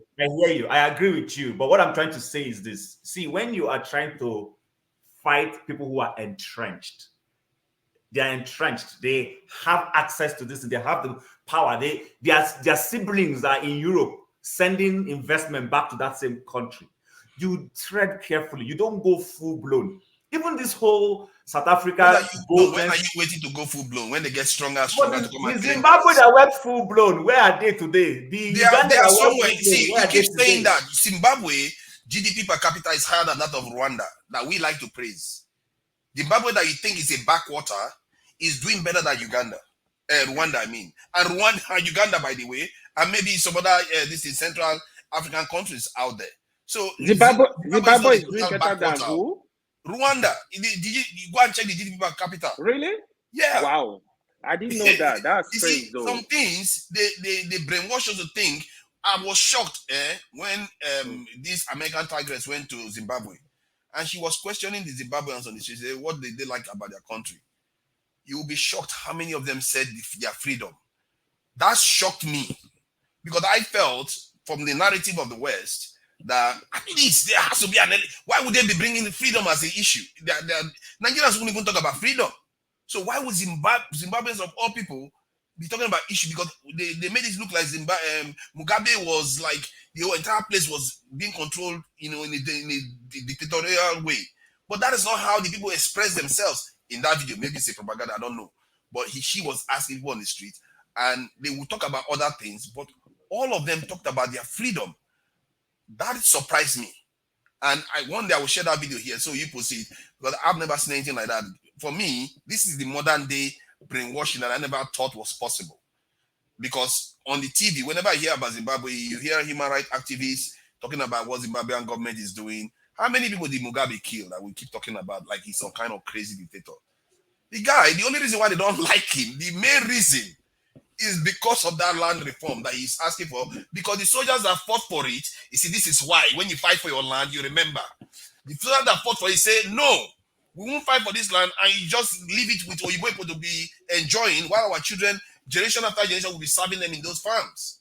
That is not going to happen. The pressure was getting out of control. He had to act. And he did it, and the nation stood behind him. Till today, what do you think they are doing to him? You think they are cursing him? They are very happy with him because he did the right thing by his people. The same thing Stalin did for his people. In the end, in Nigeria, if we had half the courage that Mugabe showed, I'm telling you, Africa will not be in the mess that we are in at all. If we just had half of it. But none of our leaders, look at what the video Rudolph played just now. How many of our channels will ever show such a video of Europeans believing, they strongly believe it too. There was one that was released just how many days ago saying that Africans our intelligence is limited because they went into Europe, they mixed with Neanderthals and Denisovans, so we are less intelligent than they are. They strongly, and if you look at the amount of comments, maybe I will share the video here so you see the amount of comments on that video. You show how strongly these people believe in these things. Hundreds, and it's an old man that is releasing the video saying all these things, and you see hundreds of comments showing that they support this old man's views. That is the world we are living in today, and I really hope that more and more of our people understand this, so that when they see our president running to France, they'll be thinking, I didn't know those. Yeah, please go ahead there, Bumi.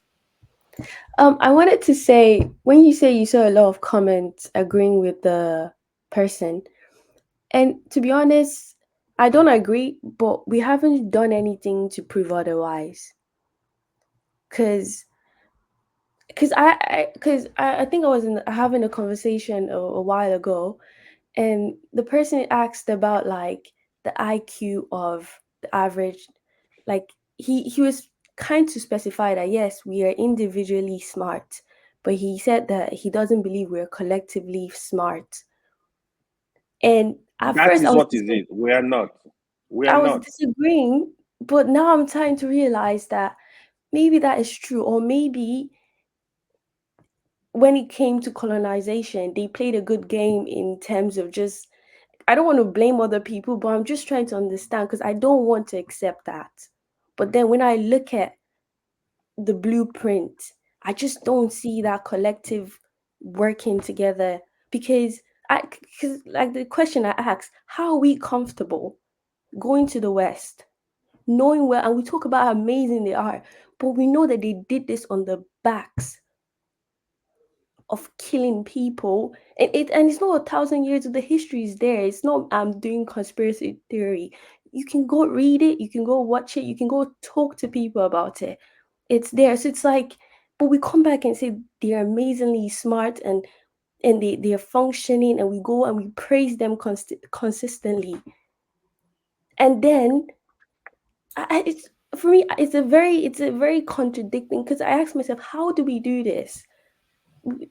And I don't even know. It's a question I really want to ask someone, because I really want to know. Chip in a little bit, at least on this, if you don't mind, for fathers. So, Bumi, I share your sentiments, but again, if you look at, I use a simple analogy to say that the white man loves himself more than the black man loves himself. And what do I mean by this? When there is a crisis in a country, for instance, and the president of that country is outside of that country, you would see, if he's the American president, you will see him start going back home. Or if it's not something possible to go home, he will address the nation from wherever he is talk to the press that he's heard what is going on and all that. Our president, current president, was in the country when a crisis of killing happened in the Middle Belt. He had already had a pre-planned trip to France, whether you call it private or official, whatever the issue is. He had a pre-planned trip. He still boarded the aircraft the next day or 3 days after, or how many days after, and flew out of Nigeria to go and do that, his so-called personal, whatever it is. So that's the extent. It already tells you, if your leader, he was home, your father will not leave home. His house is burning and he will leave home and say he's going to work. He will call his office and cancel the trip and say he has a crisis at home. So bring that down to the way we, manage our affairs. You will see that these guys, I've asked this question and somebody laughed at me. I said, if the tables were turned and we were the ones who colonized Europe and we went there and we, took their resources, will those of our officials, because Lord Lugard was working for the crown, every resource he took from Nigeria, he returned to Europe for them to use to develop London and Liverpool and everywhere. Will our own people take the same resources and return to Nigeria to develop Nigeria, or would they put it in their pockets? I want you to think about that. No, that's the question. So that's what I'm giving you an answer to tell you that we are so self-indulged. Did you see the video of the lady who went to Grenada to go and throw a party? People are actually was going to say, like, we have very wicked women in Nigeria because many of our women seem to perpetuate corruption a lot, and they are getting away with it easily. What a man can do, a woman can do better. Even worse. So my own narrowing down is that we don't care for ourselves. We don't care. And think about it. If we were the colonizers, will I, as the representative of the Nigerian crown, do you think what was clever? It's not. I agree. Collectively, our IQ is quite low. But do you think that is a very, very clever technique of misaligning our? Actually, for fathers, our IQ is not low. But go ahead. No, I don't know. Hold on, father. Let me call. I don't know why you call it IQ. I will see it. We can't work together. We have that problem. That's collective intelligence. If it's lower. Well, if you call it that, okay. Yeah, because collective intelligence increases when people have a reason to work together.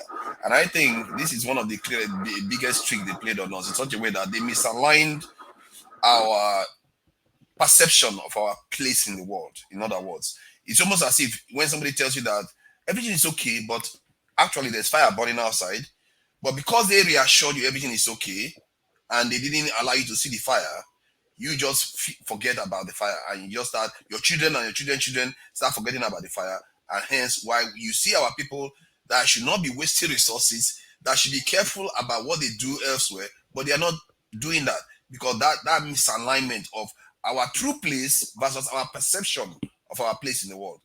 That, I think, maybe that is where this schism is. Sorry, please go ahead. I recently watched I don't know if you guys know Middle Ground or Jubilee. They mostly do all this. It's a YouTube channel. You can check it. They ask questions and they bring a bunch of people, and it's like you find a middle ground or you hear their opinion about something. So something similar was created for Nigerians. And so I watched one today about Gen Zs against African parents. And it was a very hard video to watch. And there was one, and it was basically the elder people were basically trying to put a point across that the Gen Zs are very disrespectful and rebellious. And so one of the Gen Z gave an example and said, there was this senator in Nigeria that was recently accused of embezzlement or something like that. So the Gen Z was asking that, do you expect me to respect that governor? And then your minister, all of them. So, and then the African parents were like, yes, you have to respect that person because it's not your place to judge. And I read the comment, and almost everyone in that comment were pointing out that this is why Nigeria is the way it is. Because if you watch that video, the African parents were accusing the Gen Zs of making the country the way it is in terms of their wayward. Oh, what a hubris. They created the problem and blaming the young ones. Unbelievable. They were literally telling the Gen Zs that if they want to change the Nigerian situation, they need to do it with sense. They cannot be so aggressive about it. They need to play the game. And the Gen Zs What game? That is the trick. What game? Game of playing dead? I don't. It's never worked. The Gen Zs were trying to tell them that, like, these people are killing us. We can't play games. We can't survive that. You guys were able to have free education. Maybe food wasn't a huge problem. All this accommodation. They don't have that luxury. And then the African parents were telling them that rebelling is not the solution. But they're also saying that they also need to change the country. It was just a very hard video to watch. And I think, and they were bringing religion to it. But at the same time, they also brought tradition and culture. And I'm like, how do you expect me to follow religion? But in the same conversation, you're bringing our tradition into that same it's like they contradict each other. It's like you're telling me that I'm not being modest because it goes against the Christian religion because I'm showing my body and everything. But then when you bring the tradition, culture, you bring the way of life of the ancestors, they were quite openly free. It's not that they were dressing in all. So it's like they contradict themselves. And I was just like, Bumi, can I come in? Yeah. I'm sure that okay, Jen, I'm beginning to admire you more and more. I don't know why, but it's okay. Go ahead. Listen, I disagree with you on almost everything, but I'm admiring your tenacity. But it's okay. There was a time, I'm sure you were not born then. There was a Nigerian musician called Sonny Okosu, and he sang a song those days that they used to play it a lot then. It was called "Which Way Nigeria? Which way Nigeria? I want to know." You see, it's been long we've been asking this question, and the question has continuously to span around different ages and time and situation in Nigeria. When I tell you that I went to a university where I had meal ticket, you would think it was during when the Nnamdi Azikiwe was a small boy. No, it was. I went to university in the 95.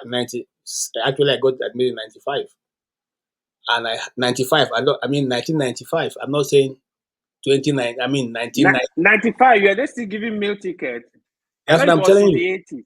I didn't even know that. I used meal tickets from federal universities. Where? Yes, federal university. Wow. I paid my hostel and my meal ticket. Everything was 45 naira.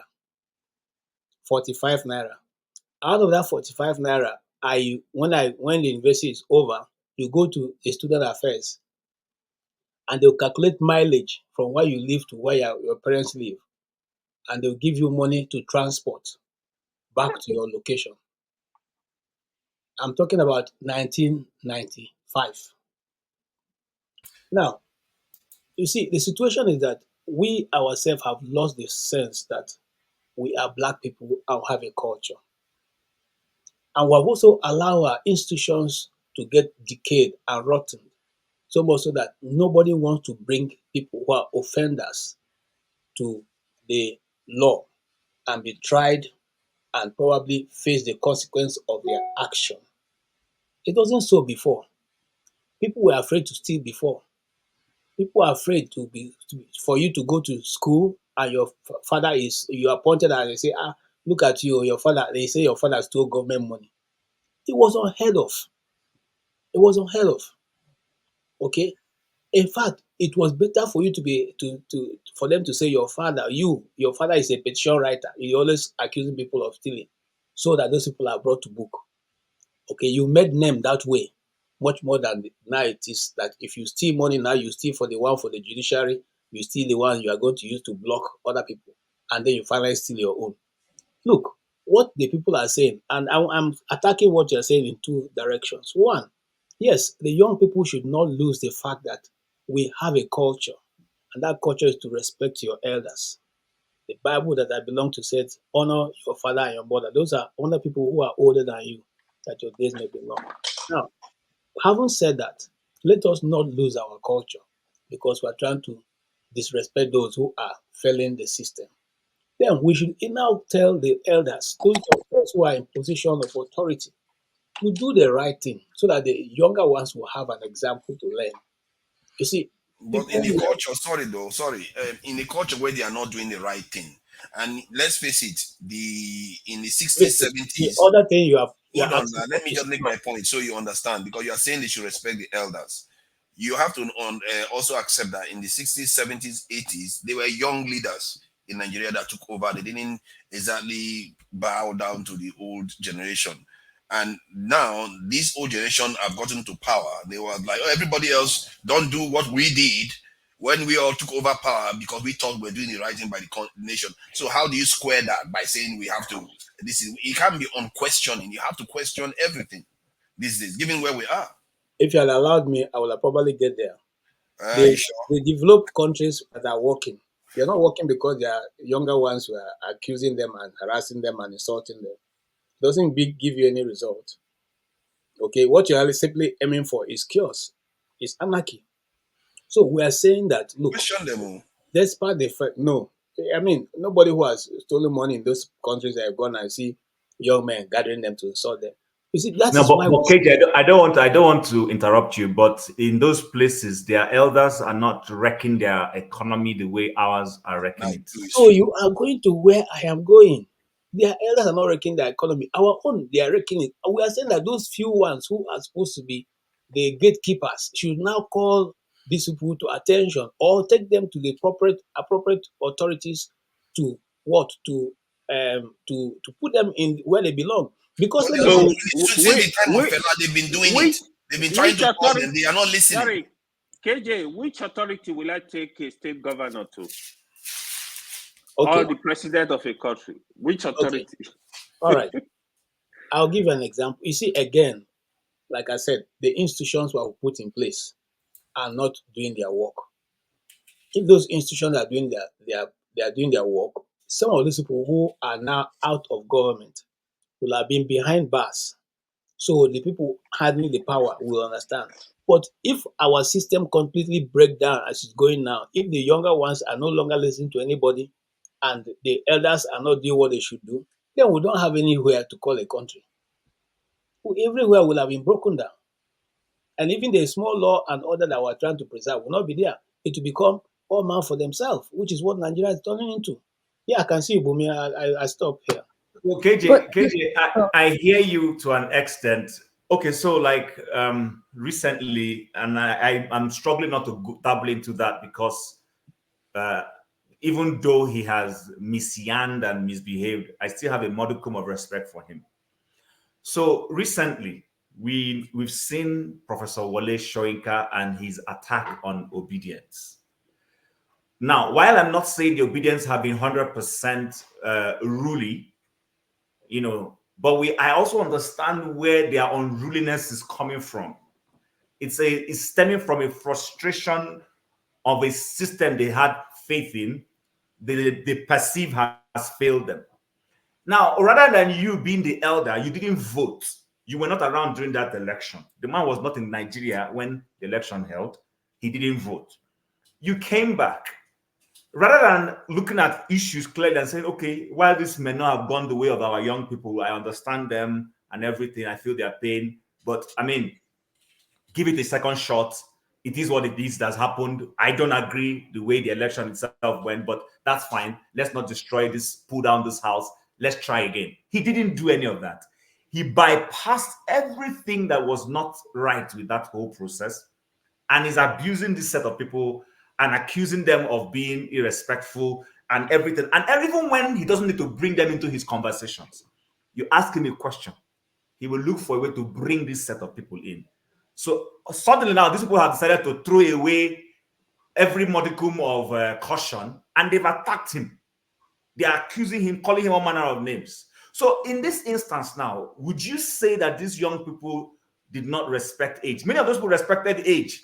Many of them read his books. But now, if you go on Twitter, if you see the way they attack Professor Wole Soyinka, you will pity the man. They don't even want to hear his name. So what I'm trying to say in a nutshell is our elders. Another person I heard recently is the former governor of Osun State. What's that man's name, please? Akande. Is that his name? He celebrated a birthday recently. The guy who's very close to Tinubu. And he said something to the effect that baboons and Akande. Is that his? Yes. He said something that some terrible people have taken over Nigeria. And they asked him, and he said it's Yahoo boys. And people laughed and said, look at this man. He said we shouldn't allow those people to come into politics. And so someone, you know where I'm going with this. Someone like, are you kidding me? The man you supported, you were his friend, you saw the way he ran his election, and you are now calling Yahoo boys that are trying to survive. And so you see those elders, they choose and pick the kind of things they want. I don't think it's right for you to say, I'm an elder. You know what I think about this? I think this is another aspect that I think maybe we should start considering within, our discourse. I believe in cyclical aspects to societies, whereby there are times that you have to be more questioning than others, and there are times when you have to be more vigilant for your safety than others. And like, if society is going through, because I know Asian people used to practice that kind of stuff once, when society is going through a lot of problems, that there should be a space for questioning. That's the kind of culture you want. And I'm sure somewhere in the past we had that. That is why you saw young people emerge, even female rulers emerge, because things have to change. But the young ones should not expect the older ones to grant them the passage. They have to earn it. They have to earn their way. And I think if the generation wants to question the elder, they need to question them. And there are also other elders that will support them. They should know that too. If I'm considered an elder, I will support them for questioning them, because what is happening right now needs serious questioning. What do you think about this stuff? Let me share my own view, right? So you see, this culture we're talking about, some elders actually use it to their advantage. I will stick with a system. To be honest, if I question somebody that is older than me, it doesn't mean I'm disrespecting him. We can be respectful, but question things. Because what is going on with this so-called culture we're talking about is some elders doing what is not correct, even as a father. And they don't want anybody to ask questions. I don't share that view. I think everybody should be accountable. Elders, the young ones. It doesn't remove respect. It doesn't mean you are not going to respect your elders. That is where we're getting it wrong. We need to kind of like draw a line and kind of understand, question things. We should be able to question things respectfully.